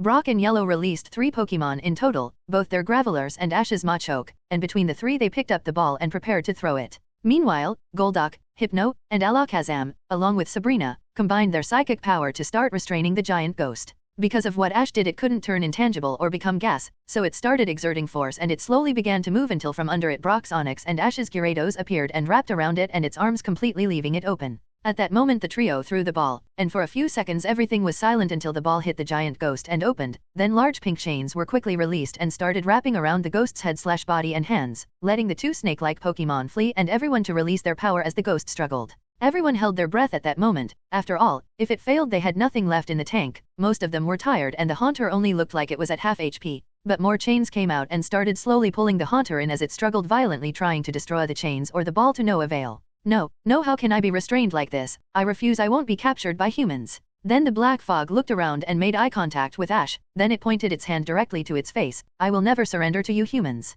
Then in an instant, an explosion was released point blank at Haunter. The explosion pushed everyone back and almost made Hypno and Ash fall off of Charizard, and when the smoke cleared the only thing left was an empty hard husk of a Haunter, and the Pokeball was lying open on the ground. Seeing this everyone finally took a breath of relief as from the husk bright blue orbs started flying out and were dispersed everywhere. During the event multiple people had their souls devoured and went into a coma-like state, but when the orbs hit the people they began waking up. Sabrina sat down and looked at the empty husk and took a deep breath. Then she heard somebody take a seat by her side. When she looked over she saw Ash with an Abra in his hoodie and holding a sleeping Pikachu. Hey, I guess we won, Oni-chan. I'm not going to honor that with a response, Sabrina said. Ah, how mean. 3, Ash said with a pouting face. Seeing that Sabrina let out a small snort. You're an idiot. That's the name of the game, isn't it? I mean, we just fought a giant ghost that eats souls. I guess we are all idiots. Ha ha ha. Sabrina tried to hold it in but eventually, she also started laughing. How are we alive? Ha ha ha. I have no idea. Ha ha ha. Charizard eventually returned with Hypno and Alakazam on his back. Alakazam already reverted back to his original form only to see the two laughing. They both eventually calmed down and Ash wiped away a tear. So what are you going to do now? Honestly, I never thought I would get this far. For the longest time I hated this monster, but now I kinda feel confused about what to do. Well, you are wearing a kimono, and the festivities aren't over, Ash said as he grabbed Abra and put her over his face. Then he put on an overly dramatic voice to make it look like Abra was talking. It could be fun. Could you do it for me? Sabrina sighed. How can I say no to such a cute Abra? Sure, why not? Yay. Then he put Abra down. I'll meet you down there. I need to pick up some things. Then he jumped on his fire lizard, put the sleeping mouse in his bag, and rolled off the cliff they were on with Abra. Sabrina watched Ash roll off and then looked over at the people in the town who were celebrating, and for the first time in a long time, she gave a genuine smile. A few minutes later everyone met back up. Brock and Ash swapped Pokemon again. After the victory, people in the crowd cheered for them since some people were able to watch the battle, and information like that spread like wildfire. The old man stepped forward to meet eye-to-eye with Ash and Sabrina. I must say I am impressed. I didn't expect you to put up such a good fight. Both of you? Misty slipped into the conversion. You weren't so bad yourself, old man. Yes, I suppose, but the results are unexpected but not unwelcome. I suppose we will have a good story the next time we meet with the other towns in the area, the old man chuckled. By the way, how did you come to know about the Pokeball? Every town agreed to keep it a secret, even from gym leaders. Well, there was this nice old woman, looked around your age, she told us about it, Ash said. What? But there aren't any old ladies in this town. I would know, I'm a bit of a connoisseur myself. Haha, he chuckled. That confused the group, so Sabrina spoke up. I can confirm that this is not made up. There was an old woman who told us everything. The old man immediately stopped laughing. If this is true, then I need to talk to the others. I will take my leave then. It is best you keep that matter to yourselves. Oh, and enjoy the rest of the festival. Then he walked away. Well, that's not concerning, Misty said, looking at the Golduck who was also walking away. I should get Psyduck one of these days. Suo, what now? Yellow said, fidgeting her fingers. It looks like most of the things they were going to do were destroyed. Well, let's just see what is left. Besides, I'm pretty sure they still have fireworks. Besides, this time we have a +1, Ash said, announcing Sabrina. Sabrina tensed up and made an awkward wave. Misty almost instinctively grabbed onto Brock's ear as she also greeted her. A wise move, because not even a second later Brock tried throwing himself to the ground. Yellow also stood in front of her and in a panicked state she bowed. Hello, Miss Sabrina. Ash could not waste this golden opportunity. He went over to Yellow and put his arm around her. Yellow, don't be so formal. She isn't that much older than us. Just call her Oni-chan. Yellow, who didn't know any better, nodded. Okay, then turned to Sabrina. It is nice to meet you, Oni-chan. Ash almost burst out laughing as everyone looked stunned at what just happened. Misty stepped forward and pulled Yellow into a protective hug. You're a bad influence. Thank you, I try. It is always nice to see my efforts being recognized, Ash said, doing a bow. Sabrina looked at everyone acting like a dysfunctional family and laughed, making everyone look at her. Ha ha ha, I'm sorry, ha ha. Ash also chuckled a bit and managed to steal Yellow out of Misty's hands. Come on then, I think we might be able to convince them to lift their ban on me. Let's clean them out. Misty was about to do something, probably try to punch Ash on the head, but once she heard his offer she did a complete 180 and was ready to take advantage of the situation. And when they got over there, the people in the stalls were grateful and lifted his ban, but when they heard he was going to start playing again they almost vomited blood. And for the next hour, it was just highway robbery. By the time that Misty was satisfied with the amount of plus highs, most of the vendors were contemplating life. Ash also got Yellow a Pikachu and Sabrina an Abra she was looking at. Yellow would have said no if the same thing didn't happen on the SSN, so she just accepted it knowing that Ash would just insist. But Sabrina didn't know. No, it's fine, you don't have to get me one. Come on, what kind of little brother would I be if I didn't get my big sister a plushie she wanted, Ash said with a smirk. No, I have to refuse. I refuse your refusal. That's not how that works. Eventually, Sabrina gave up and accepted the plushie. Brock said he wanted to find a girl to dance with and left before anyone could tell him anything, so they all sat down and grabbed some carepan from a stand. Carepan is basically Japan's version of funnel cake. They were currently waiting for the fireworks show to start as they were talking about stuff. Wait, so that's actually what happened on the ship? Sabrina asked. Yep, Team Rocket showed up and sank it. Still don't know what they didn't even manage to steal anything, Misty said, taking a bite of the fried bread. Yeah, it was stressful, to say the least, Yellow said. If I had known, maybe I would have accepted the offer to go on there too, Sabrina mumbled. I mean, yeah, first that and now this. I don't know whether to be stressed or annoyed, Ash said, leaning back with his hand on his face. I'm serious about what I said. I want a month-long vacation from this. If something else happens, I'm taking Abra and Yellow and letting you take care of it, Misty said. No, how could you take the kids? First the house and then the car, now the kids, Ash said overdramatically and fell over. Misty rolled her eyes and grabbed Ash by the scruff to help him up. Anyway, yeah, I don't blame you. I really don't want to deal with any more big bad evil whatever. There was even a time before you joined us in MT Moon, Ash said. I am not even surprised at this point. Hey, I don't go looking for it. They just kinda show up. I mean, you can't tell me someone else somewhere isn't being chased by some eldritch being or vice versa, Ash said. Yeah, I may go get some more cake, Misty said, walking off. By the way, Yellow said, getting Ash's attention, how is Brock doing? Looking over to the side, Ash saw Brock being surrounded by a bunch of people. Things are either going really good or really bad. You're talking about how Brock is probably getting kicked in the chest, Misty said, returning. I mean, you're probably not wrong, but you didn't have to say it. Have some faith, everyone gets lucky sometimes. Yeah, but he still acts desperate. You'd think he'd at least wait for a yes or no instead of hitting on anything that breathes. So that's normal? Sabrina asked. Not normal, but normal for him, Misty said. Should we go help him? Yellow asked. Probably, Misty sighed, walking away with Yellow behind her, leaving Ash and Sabrina alone. You know, you never answered my question. What are you planning to do? Have you come up with anything? Ash asked. Not really. I haven't ever put much time into thinking about it. I really spent the last few years obsessing over that monster, and now that it is all over, I don't know. I even prepared to dash. Risk it all, right? Ash cut her off, making Sabrina widen her eyes in surprise. You knew? Not entirely, but I had an idea after seeing you get captured, and you just confirmed it. You were planning on letting it eat your soul, then you were going to destroy it from the inside. Sabrina couldn't deny his words. Not exactly, but you mainly got the gist of it. I never put much effort into relationships and kept a cold personality to everyone so that I wouldn't hesitate and no one would miss me, but couldn't even do that. Ash leaned back. You know, there is a saying I like to remember, dying to win and risking death to win are two different things. Sabrina, who was looking down, looked back over to Ash but was met with Ash flicking her on the head, making Sabrina rub the spot that she got flicked. Ash got up. You shouldn't just focus on what is best for everyone else. It's okay to be selfish every now and then, so I'll give you some more time to think. What do you want to do? Behind him, the fireworks show started lighting up the area with a beautiful light show. Ash turned around. Oh man, I missed the first firework of the night. Then he turned back to Sabrina and held his hand out. Whatever, let's go find everyone and watch together. Dash. In a corner far away from the town, a bit of smoke gathered and formed one eye. How dare that? This won't be the last you see of me. I will return, and I will enjoy your soul, Aura Guardian. GGG. The next morning, after everything finished and everyone was well rested, everyone changed back into their regular clothes, and me with Sabrina at the edge of the town. Sabrina looked at Ash and spoke up. I had a feeling about something. You're a trainer aiming to fight the gyms, aren't you? Yep, right on the money. Well, then I will be waiting for you at Saffron City to accept your challenge, Sabrina said a bit overdramatically. Actually I was going to skip the Saffron gym and come back later, Ash said, scratching the back of his head.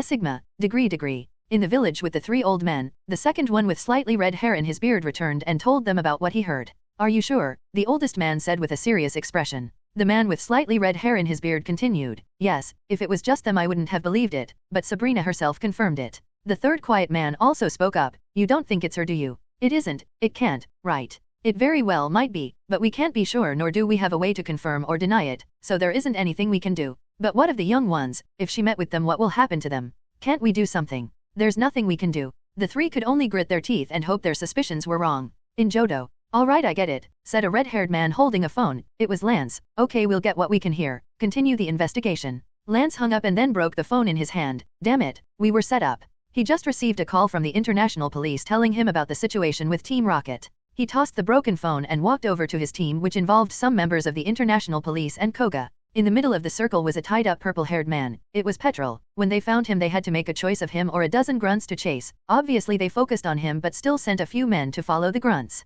Lance walked next to Koga and asked him, has he talked yet? To which Koga just shook his head. Nothing of value.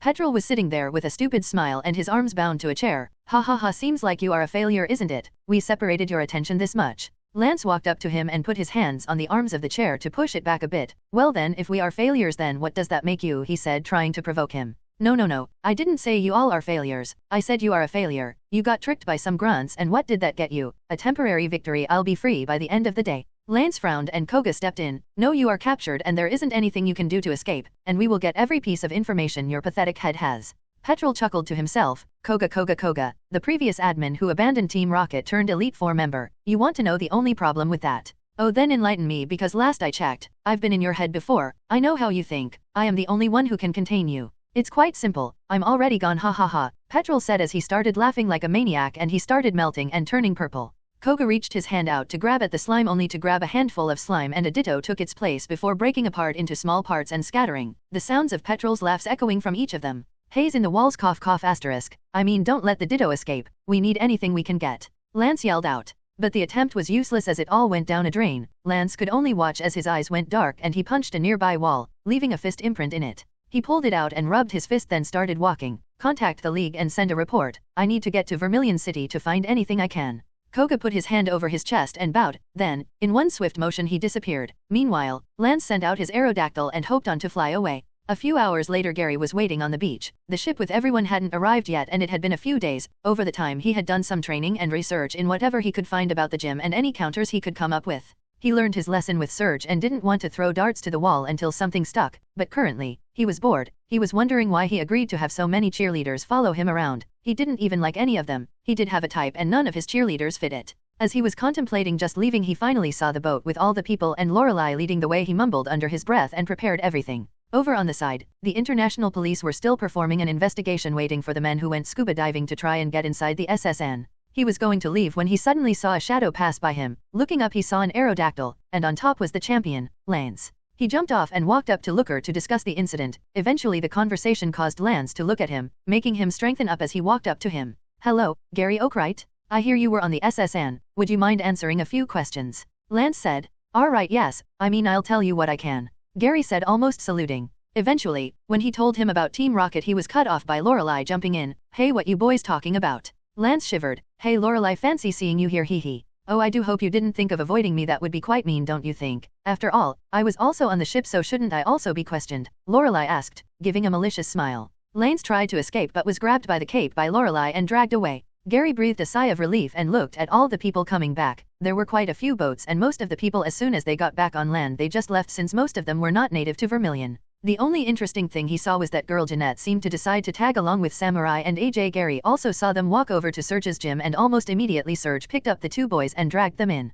Gary didn't even want to think about that torture. Every time he lost, Surge would put him in an exercise plan, so he knew the pain. But Gary decided not to dwell on it and made plans to finally get moving. In the main Team Rocket base, Giovanni was holding the purple ore he received from Archer. A lot of things seemed to be going his way as of recently, and hey, he isn't one to complain. He finally called the executives and Cliff, Sierra, and Arlo. "Very well, now that you are all here, it is time to address the order of business. Firstly, the operation went even better than I hoped for. We were able to spread our influence and break the public's view of the league. But besides that, in the Johto branches have provided exceptional results. Therefore, I have decided to allow Petrol to return to base, with some stipulations of course. But now is the important part. We have what we need, so now we just need a way to make them ourselves efficiently, or force Sylph to submit. But that is another reason as to why I decided to allow Petrol to return. We don't have to sweat those details. But now it is time for the meat and potatoes. According to our scientists, Project Mew is nearing its final stages. However, there is no guarantee that we will be able to make it submit. Now we have two options, and I really don't want to do the second one, so we will be doing the first."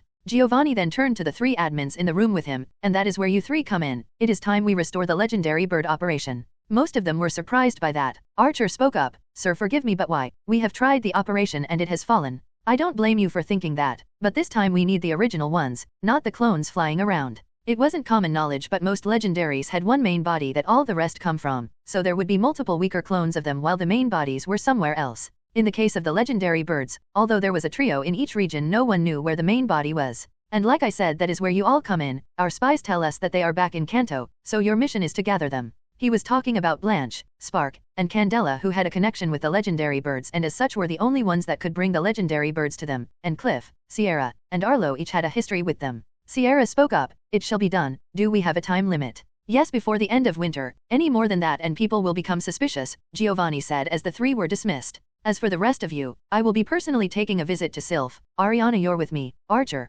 Proton, you're in charge and inform Petrol of the plan." "Yes sir." X3. Back with the group, they were back on the road after parting ways with Sabrina. "Why didn't we ask her if she could teleport us over to town?" Misty complained. "Don't be lazy. If you're tired, call out your Gyarados and ask her to carry you," Ash said. "Besides, Saffron is literally in the next turn. When I call her out and there isn't a battle, she jumps on me like a puppy," Misty complained. "Hey, question, Yellow, can't you also teleport? You're also a psychic, right?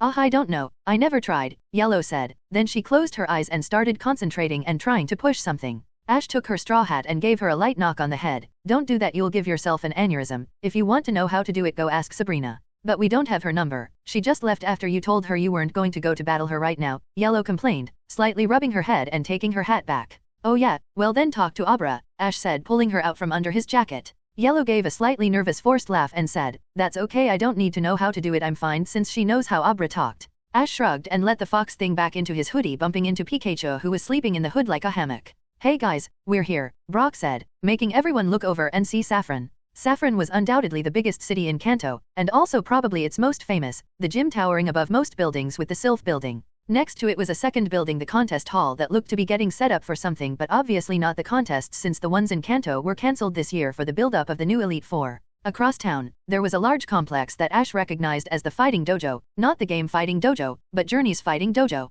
Instead of the small building, it was an entire facility with multiple people and Pokemon both training. Whistled WEP. Now that we're here, what should we do first? Brock asked, basking in the city's light. Well, I wanted to look through the shops around here, so how about we go shopping then go for dinner? Ash suggested. No arguments here, but do you guys mind if I apply for the breeding competition? We missed the first one since we were on the SSN, but there is the one being hosted here for tomorrow, Brock said. This made them confused because he doesn't about being a breeder all that much, so Misty and Yellow genuinely forgot that was his dream. Ash was just confused since as far as he knew breeding competitions weren't a thing. Sure, go for it, I won't stop you. I'll even help you prepare if you want, Ash said, turning over to the girls who both nodded and smiled. Brock also smiled and almost teared up. Thanks guys, I promise to do my best for tomorrow, but for now let's have fun in the city. It was currently night and they decided to get hotels this time since the Pokemon Center was out of rooms since Saffron was the most visited town. They currently booked a room that connected into 4 separate bedrooms, so they all had a lobby they could all go to. Ash walked out after taking a shower and was drying his hair with a towel. He went into the lobby to find Brock looking through his phone doing research for the competition.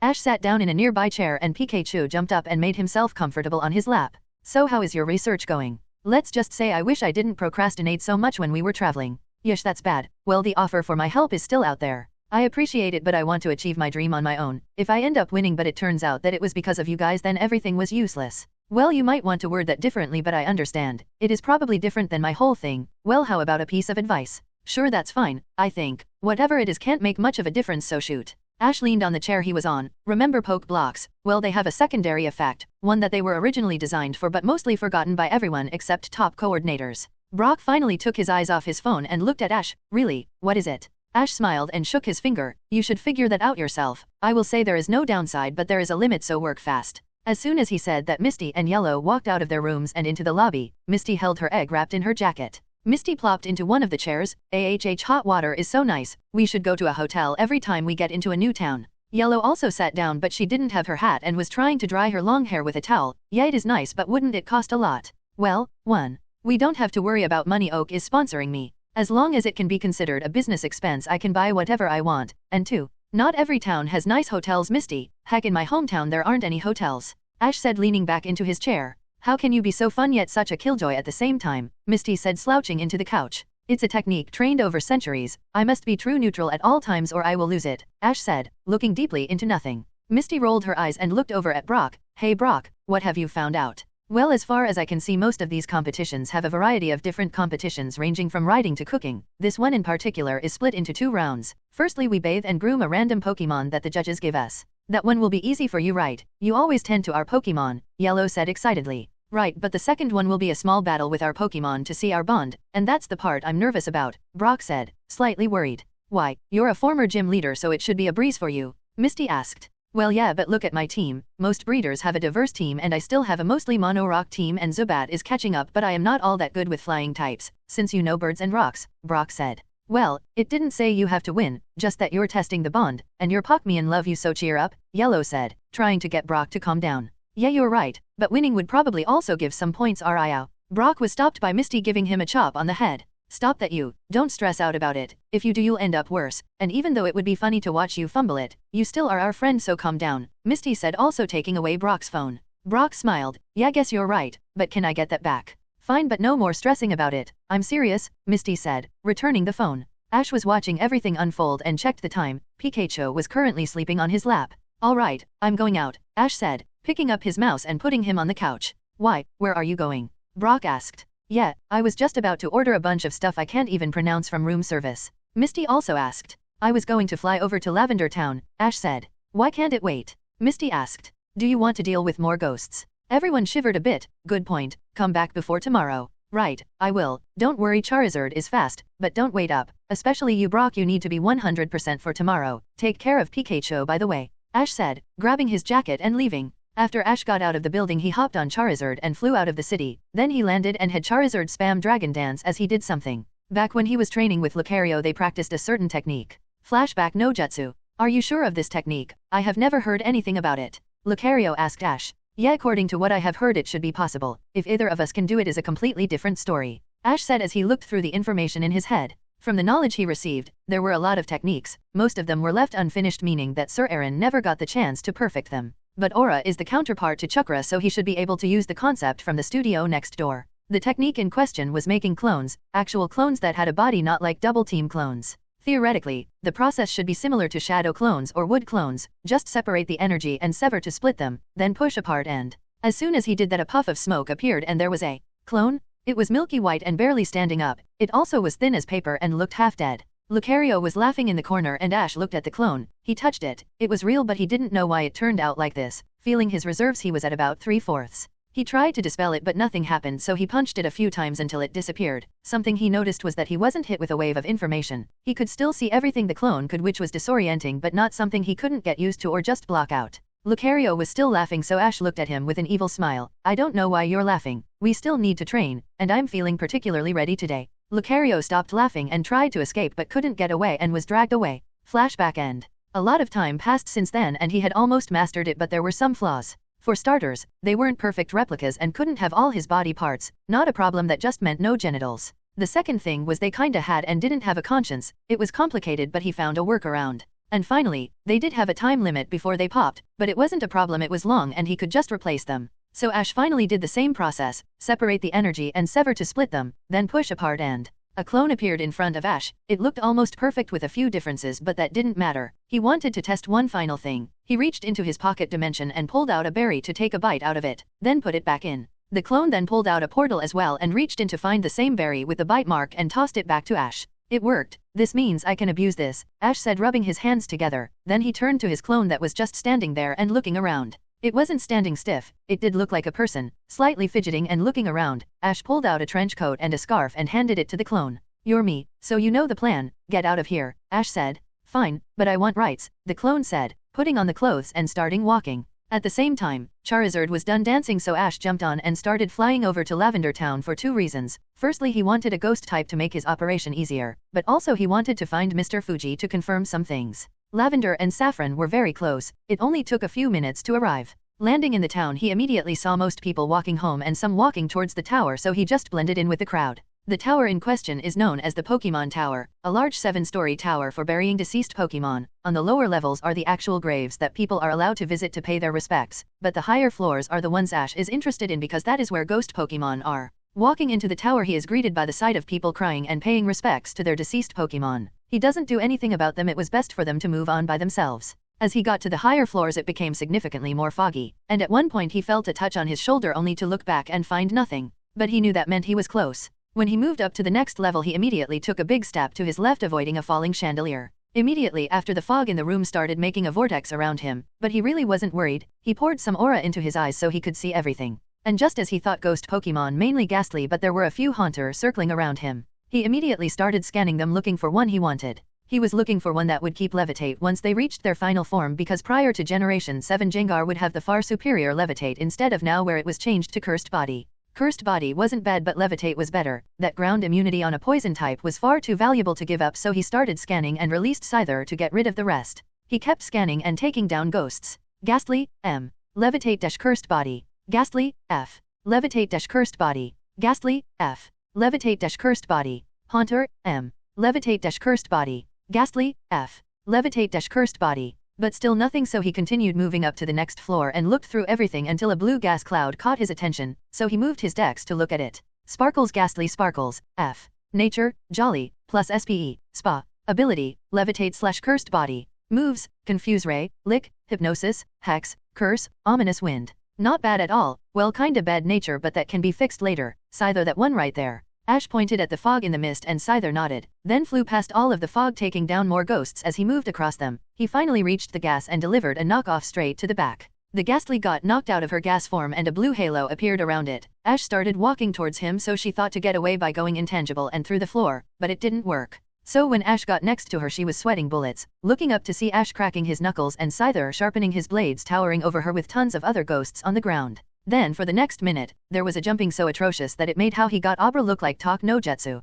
And eventually Ghastly submitted and went into the ball. The Abra Show. Welcome back, my fellow disciples, to the best show on the planet. Are you courting death? Episode 16. Abra said excitedly. Bills Alakazam looked frustrated and done with life. I can't believe you're still making me do this. Well, believe it, senior brother, because since our last episode, that orphanage was just the start. We have broken through the top 200. Another step closer to defeating that dastardly Chansey with her number 1 second Chansey's show. You really shouldn't say that out of context, Alakazam said, looking worried. Why, it isn't nearly as bad as some of the other things we have said, like the thing about the Deshabra tried to say before her psychic connection was cut off. That's enough of that. Can we just get this over with? We have an hour and it isn't an episode without spending 10 minutes talking about nothing. Abra was given control again. Fine if you insist then, let's get right into the news. Alakazam sighed and picked up a piece of paper he had. Well, I guess that's my part. In a small town, the mythical black mist of the second dimension. What even is this? Just read it. Abra said. Fine, yada yada. Here we go. The black mist attacked the village whose name and location will be kept private. But before any problems could occur, a group of powerful heroes showed up, one of which was gym leader Sabrina. Together they subdued and eliminated the threat.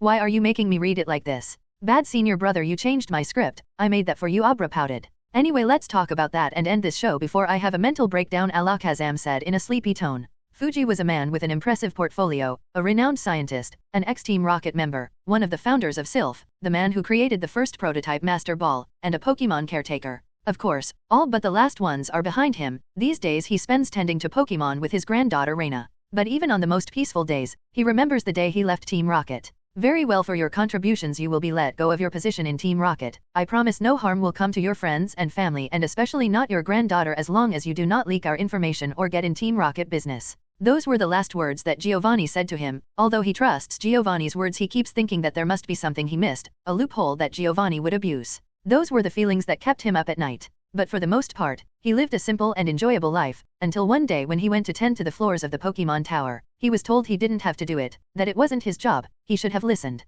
Ash looked at his new catch, satisfied, and so returned Scyther to his ball. He would run some experiments later, but first, he wanted to find Mr. Fuji. A good start would be the Pokemon house or orphanage. But just as he was about to turn to leave, he heard talking from the floor above. He was on the 6th floor and the top was the 7th. That was normally off limits, so he decided to get closer to the stairs and hide behind one of the pillars to hear better. Listening in, normally there seemed to be 3 people having a conversation, but when he enhanced his hearing with aura, he could hear 5 people breathing. One was a lot more panicked and labored than the rest. Upstairs away from Ash was Fuji, surrounded by 4 men with back uniforms. They were Team Rocket. 2 had Fuji by the arms and the other 2 were questioning him. Last chance, old man, before we have to make things get ugly. Tell us the plans for the Master Ball. I told you already I don't have it, and even if I did I wouldn't give it to the likes of you. Fuji shot back. The grunt sighed in annoyance. Fine, then we need to do this the hard way. So what? Torture? We both know I may be old, but that will never work, and you can't kill me either, nor can you hurt anyone close to me. There's nothing you can do to touch me, Fuji said, smiling. You may be right about that, but we have ways to make you talk without touching you, the grunt said, leaning in, turning to the other grunts holding him. Let's take him to the secret base, the one around the bridge, the grunt said, putting a gag on Fuji.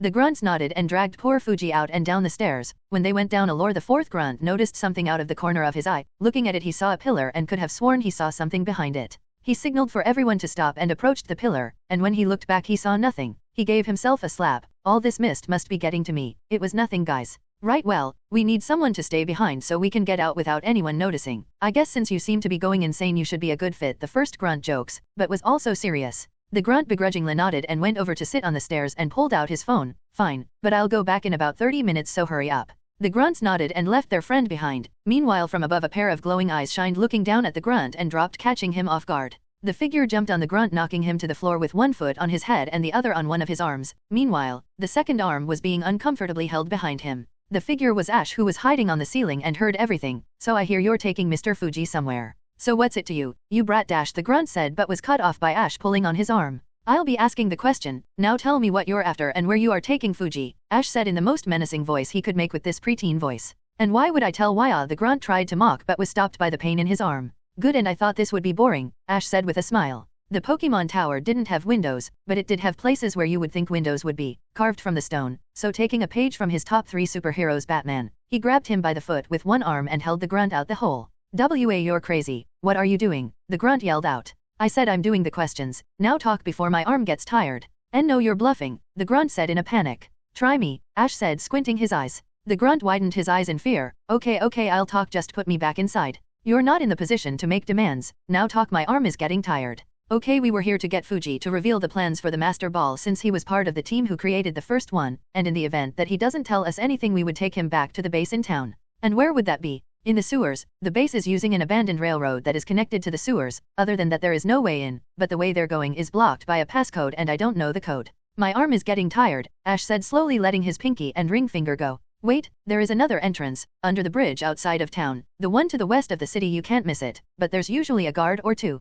Perfect, that's what I like to hear, Ash said, letting the grunt back inside. So you'll let me go, the grunt said hopefully. No, Ash said before slamming his head into the pillar, knocking him out and throwing him aside. Then he started racing down the stairs to get out as soon as he could. When he got to the bottom floors, he noticed that a lot of it was covered in black smoke, and people had to evacuate, no doubt a coughing. He went ahead and slipped an anonymous tip that there was a Team Rocket grunt on the upper floors. Why, you may ask, if he can snitch about him, why would they believe him? Getting out of the tower, he ran towards the bridge near the west side to investigate. The streets were empty, so moving was easy, and when he got to the bridge in question, he looked around. It was hidden from plain sight, but if you looked carefully under the bridge there was a door. With a bit more effort there were two grunts in fully black suits hiding in the dark as well. Both had a coughing by their sides. Ash sighed and released Polyrath, mumbling under his breath, "Things can never be easy, Polyrath, you mind?"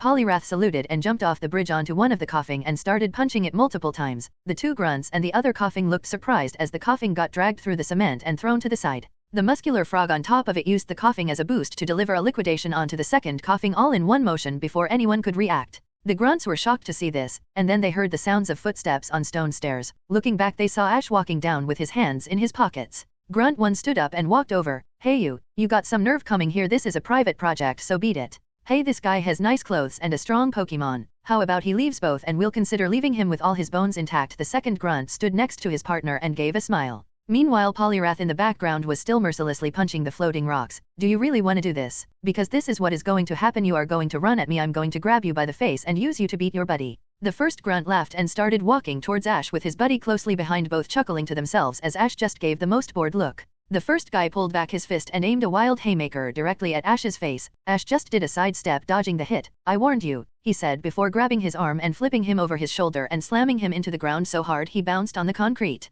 Then, as they were both still processing what happened, Ash grabbed him by the leg and used him like a hammer to hit his partner in the face, sending them both onto the ground. They both stumbled back up and decided to try to take the matter a bit more seriously. The first bigger grunt ran forward and his buddy pulled out a pocket knife to run ahead. The second guy aimed to try and stab Ash, but he took a sidestep and used his arms to redirect him into the wall. Meanwhile, the second grunt tried to deliver a kick at Ash since he was distracted. Ash dodged and used his leg to sweep the grunt off his feet, causing him to fall into the cement again. Meanwhile, the second guy started running at Ash again, so he used his other leg to kick a broken piece of the bridge at him, hitting him in the head, disorienting him. Enough time for Ash to deliver a knee to the abdomen, making him keel over. The first guy again tried to get up to deliver a sneak attack behind Ash, but before he could get in close, vines appeared from behind and grabbed him by the face, then pulled him back. When Ash looked back, what he saw was the grunt wrapped up in thick vines coming from a Pokemon that looked to be entirely made of vines, a Tangela. Next to the Tangela was a girl. She was a slender young woman with pale skin and short black hair with cut bangs, brown eyes, an elegant kimono with a sash, a hairband, and Japanese sandals.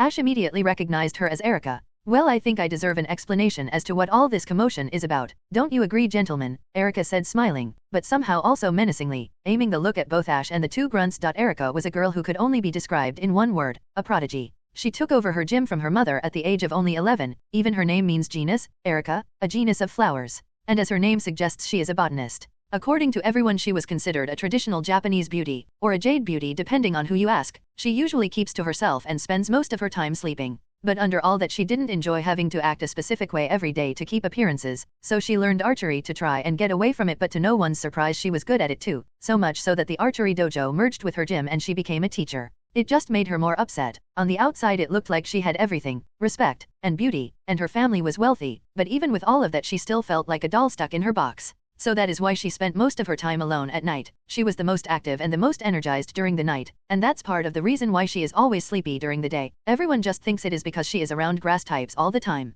She spends so much time at night that people joked that maybe she should have become a ghost type gym leader. She didn't say anything since it gave her an excuse to leave town more often and visit Lavender Town. When she got to the city, she would pay her respects, then collect any herbs and plants that she didn't have or was running low in her town. Oftentimes she would also pay a visit to Mr. Fuji. Over time they bonded over taking care of Pokemon. Today when she came, she found only his granddaughter Reina holding down the fort. She went to the tower to see if she could find him, but when she arrived it looked like people were trying to evacuate the lower levels and the police were carrying out an unconscious man in a Team Rocket uniform. When she saw that, she finally realized that something was going on and that something happened to Fuji. Although she wanted to help, she couldn't. There was nothing she could do. There was no evidence, no witness, no signs of struggle, no motive, and no leads. And that wasn't even mentioning her responsibilities as a gym leader. So even though she didn't want to, she walked away to start making her way back to her town. until she heard something, the sounds of a fight. Almost as if on instinct she ran over to the direction of the scuffle. She arrived at the bridge and saw nothing until she looked down and saw 2 men in black clothes and a small red R, and 1 boy wearing a red and white hoodie, along with a polyrath punching 2 coughing.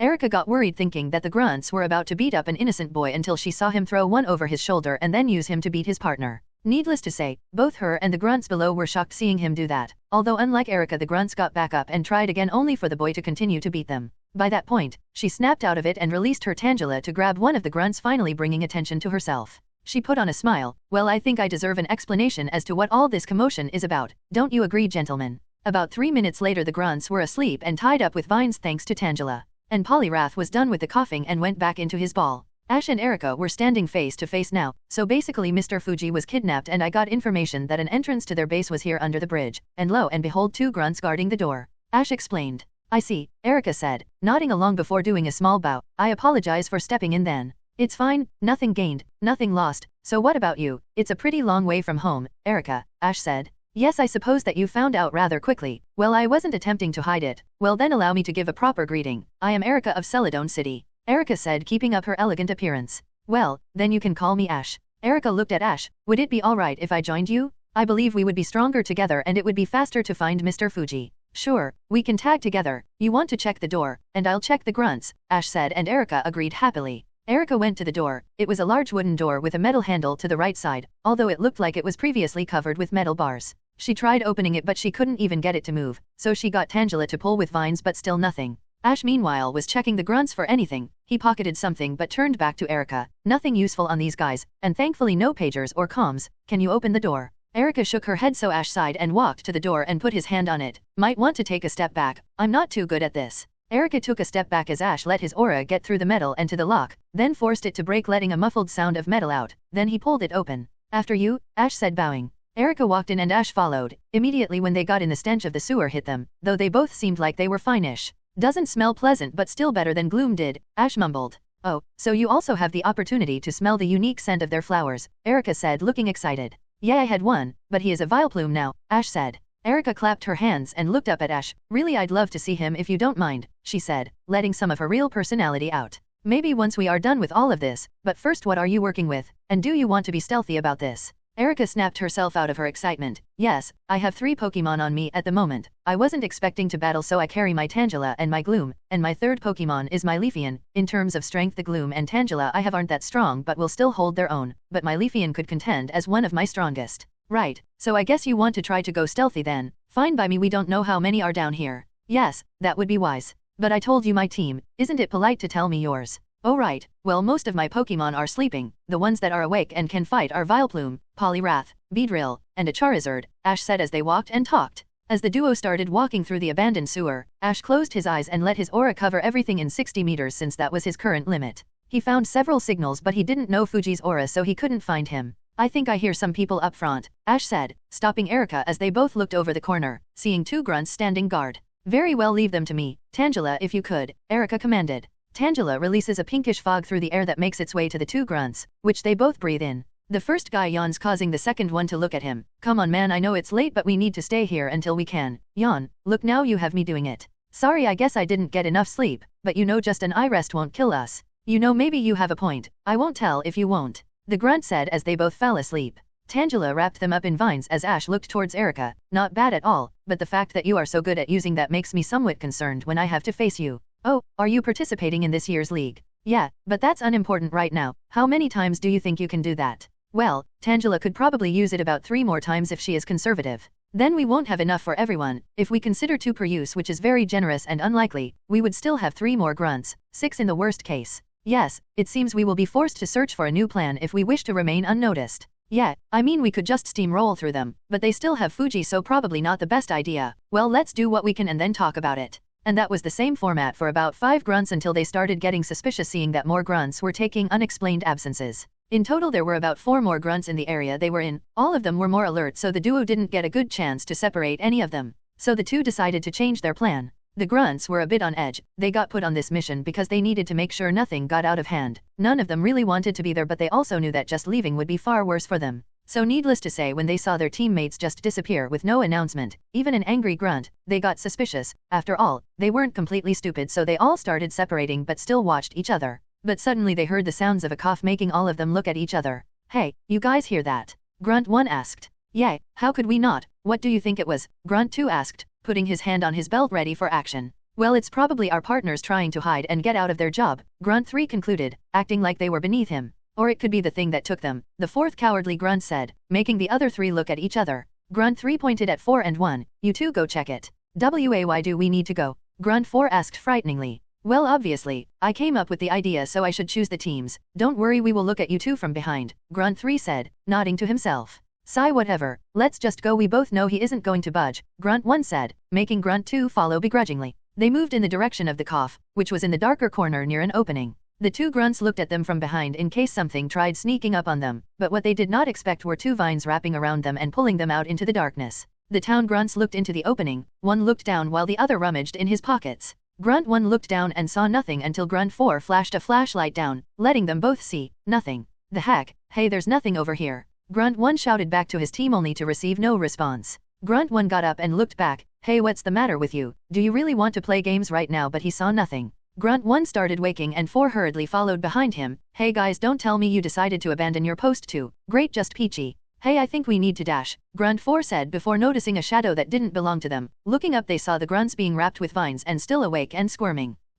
"We need to dash," Grunt 1 started saying before more vines grabbed him and dragged him into the darkness. Grunt 4 started backing up and looking around. Just as he was about to make a break for it, he was grabbed from behind and put in a lock. It was Ash, who was hiding in the darkness just out of sight from them. "We need answers, so how cooperative are you feeling?" "I'll talk. I'm the biggest coward you've ever met." "We'll see. I've already wet myself." "Oh, then you're in the top 5. About 5 minutes earlier, Fuji was in a room. He didn't see where he was. The grunts that brought him there chloroformed him, and he was tied to a chair and bound. Fuji was a smart man. He knew a lot of things, even things he shouldn't. When was woken up, the grunts continued asking about the Master Ball, but he knew that these grunts weren't told everything about him. The Master Ball may be the most important thing he knows, but it wasn't the most valuable. All the same, he didn't say anything. He knew they wouldn't do anything to him, he was sure. And even though he was the boss, Giovanni always made sure to keep his promises. The grunts kept giving empty threats that he knew they wouldn't, or couldn't, do. Until they received a notification on something that appeared to be a pager. They looked at it and put on a grin. "Well, old man, you made the wrong decision. You should have spilled the beans when you had the chance, he," one of the grunts said before walking off with the rest, but as they left he could faintly hear them say something.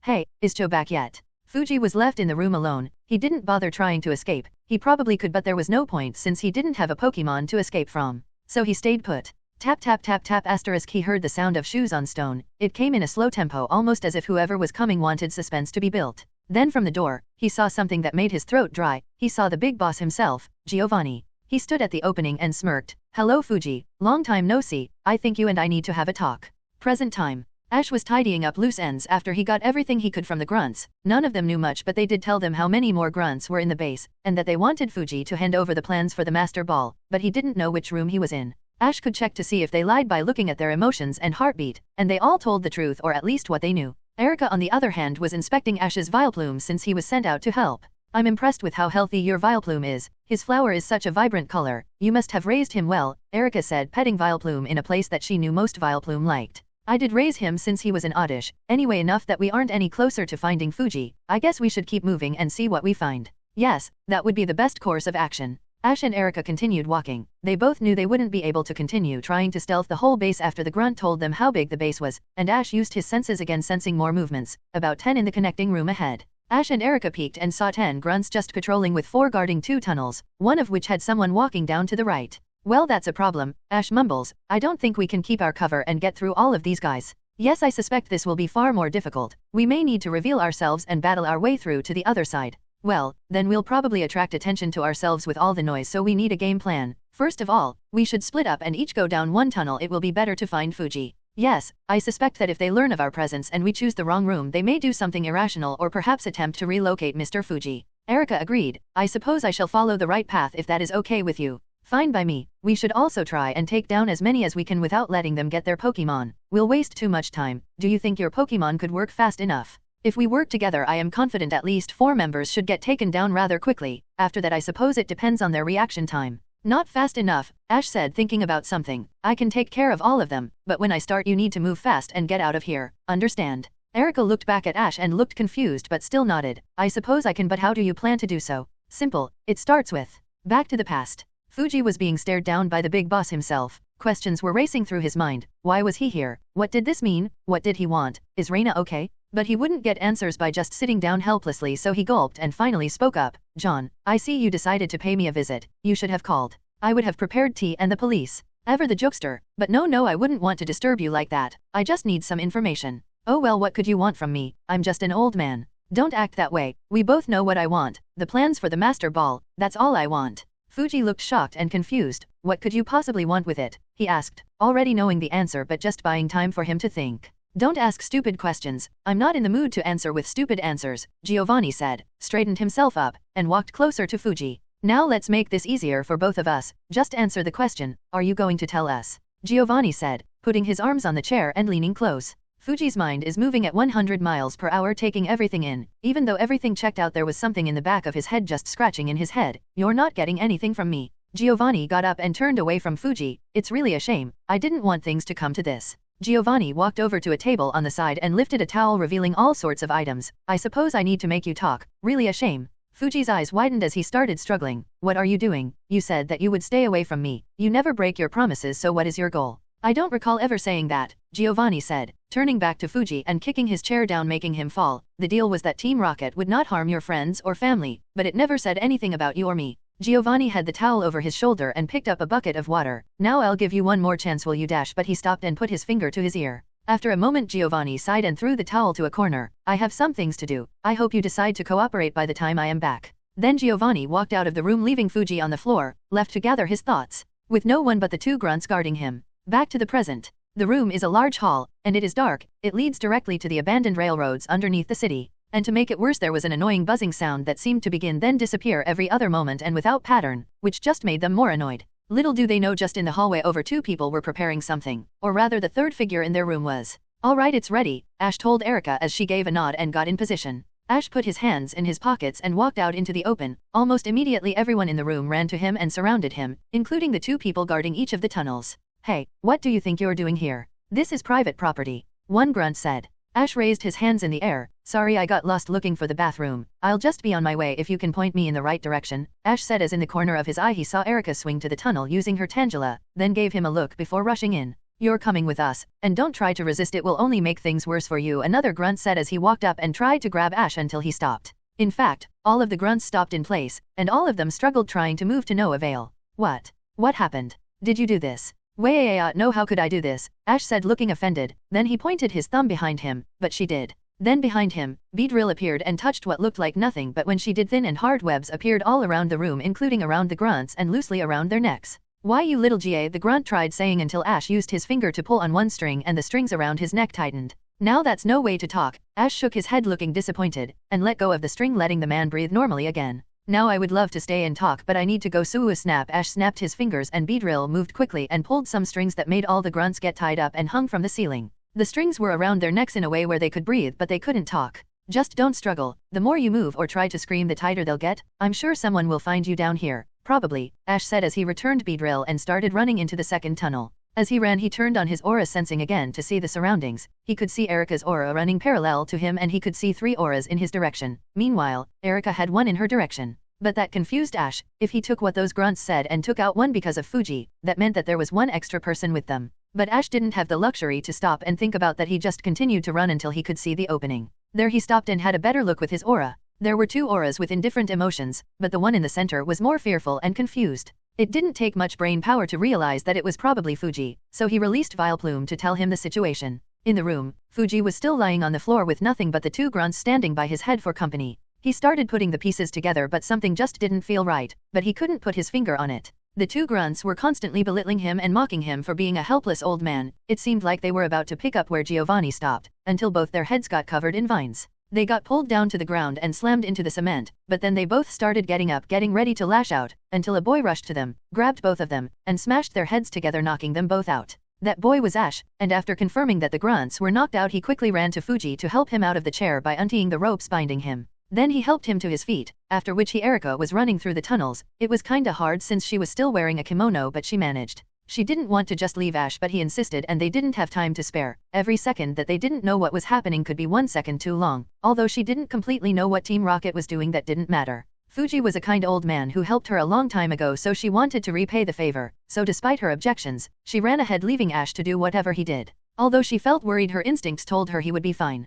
She finally saw a light at the end of the tunnel and prepared for anything that she could face. But when she got to the room, she saw only one man, but seeing this man shocked her. A tall man in an expensive-looking suit talking on a phone was the only person in the room. The suit had the notorious bright red symbol of the letter R. She recognized him as Team Rocket boss Giovanni. Giovanni, who was talking on the phone, saw her as soon as she entered. "I'll call you back. It seems I have company," before hanging up and putting his phone on a nearby table. Giovanni put on a smile. "Erica, the newest gym leader, to what I owe the honor." Erica felt a lump in her throat but still managed to compose herself. "I'm here for Mr. Fuji." "Oh, you're here for the old man? Well, I am afraid to say he is not here, and I suspect you won't find out where he is." Erica's eyes narrowed as she put her hands on her Pokemon belt. "Then tell me where he is. Tell me or I'll beat it out of you," Erica said, completely disregarding her elegant persona. Giovanni put his hands up in a mocking manner. "Oh, that's not very ladylike of you. Don't misunderstand, he is here. It's just you are never going to leave this room to find him. I must say, I'm a bit surprised you barged in here all on your own. Are you brave or just reckless?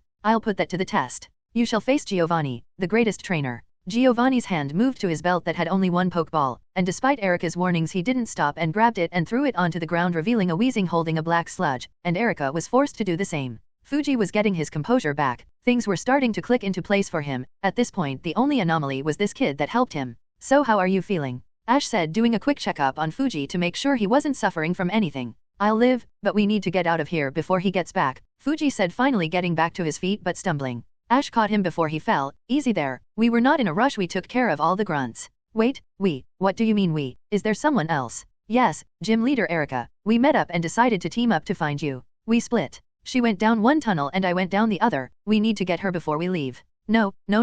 We need to help her. We need to get her and get out now," Fuji said, beginning to breathe heavily. "Wait, calm down and breathe. What is going on? Who is here?" Ash said, putting his hands on Fuji's shoulders. Fuji took a deep breath. "I thought it was Giovanni, but things didn't add up. The way he talked, his posture, the way he walked, the way he dressed, what he asked me when he said that he never said anything. It was all correct but at the same time slightly wrong, and that is when I realized that was not the real Giovanni," Fuji said, making Ash's eyes rise with everything he was hearing. But Fuji continued, "There is only one person who could do this, and if I'm right that means Erica is in danger. This person will do whatever it takes. He has no morals, no consensus, and worst of all, you can strategize against him because he is an absolute narcissistic idiot." There was only one person who fit that profile, and if he was right, then things went from complicated to bad. Ash finally realized that was who was walking down the hall, the extra aura he sensed. He needed to act fast, so he pulled out Charizard and helped Fuji get on. "Charizard, get Mr. Fuji out of here safely, and Fuji, don't worry, I'll get Erica and we'll meet up at your house, all right," Ash said, but before Fuji could protest, Charizard started flying to get out of the tunnel system.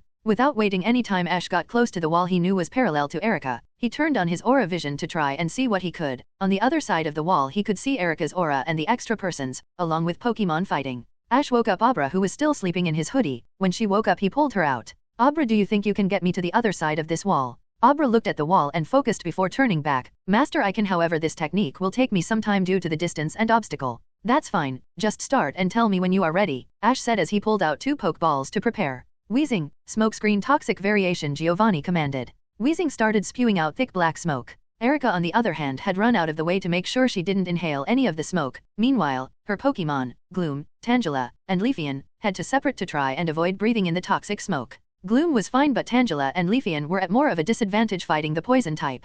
Leafeon Razor Leaf. Weezing dodge and sludge bomb at the ground. Leafeon shot large amounts of razor-sharp leaves through the air into the smoke. Weezing dodged most of them but still got hit with some, and then the gas rock shot out a thick and viscous ball of sludge aiming to hit Leafeon's feet. Gloom intercept, Tangela bind. Gloom jumped in the way of the ball of poison to tank it, causing minimal damage. Meanwhile, Tangela's vine shot into the smoke and managed to grab onto Weezing and pull it out of the smoke. "Cheeky, but it's useless. Pull it towards you with Gyro Ball." Weezing spins forward at a fast speed and a purple ring surrounds its body vertically, causing the vines around it to quickly wrap around him more until Tangela couldn't keep her footing and was pulled into Weezing and got slammed into the ground. "Now stockpile." After Weezing got free, both heads started sucking in some of the black smoke, making them grow slightly larger, letting him get 2 stacks of stockpile, raising its defenses, and with the black sludge it was gradually healing everything. "Gloom, stop it with Moonblast." Gloom's flower opens further and gathers a pink ball of energy and fires it at the Weezing as it tries to continue. The smaller head charges a ball of gunk to try and counter it, but it was overpowered, causing it to be pushed back a bit.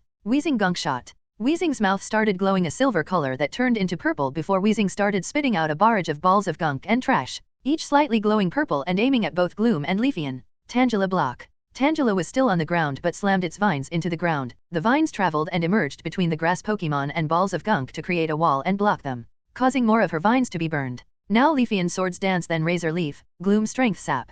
Leafeon summoned swords in the air that started spinning around her as Gloom started spitting out seeds aiming at Weezing. Weezing tried to dodge, but Tangela used the last bit of her strength to hold the poison rock still. Then the barrage of razor-sharp leaves managed to catch it off guard, leading a crit in the process, and then a vine wrapped around it and started taking away Weezing's strength along with healing Gloom. Giovanni scoffed, "You're better than I thought, but even still it's futile." Weezing, smokescreen ignition variation. Weezing shot thick black smoke that was mixed with a flammable substance. Now flamethrower. Then from the big mouth, Weezing breathes out small embers that erupt into a beam of flames, and when it makes contact with the smoke it explodes, engulfing the room in fire, burning the leech seed, and taking it out Tangela. But before the wave of flames reached Erica, a familiar muscular frog appeared and punched the ground, causing a waterfall to erupt and extinguish the rest of the fire. Before anyone could react, a familiar buzzing was heard and a slash mark appeared across Giovanni's suit and face, making him keel over and hold his face in pain. Appearing next to Erica were Ash and Beedrill, and on Drill's stinger was the R symbol that was on the suit, that she handed to Ash. "Sup, sorry I'm late, but I had to get Fuji out of here safely," Ash said, snapping his fingers and giving Beedrill and Poliwrath the go-ahead.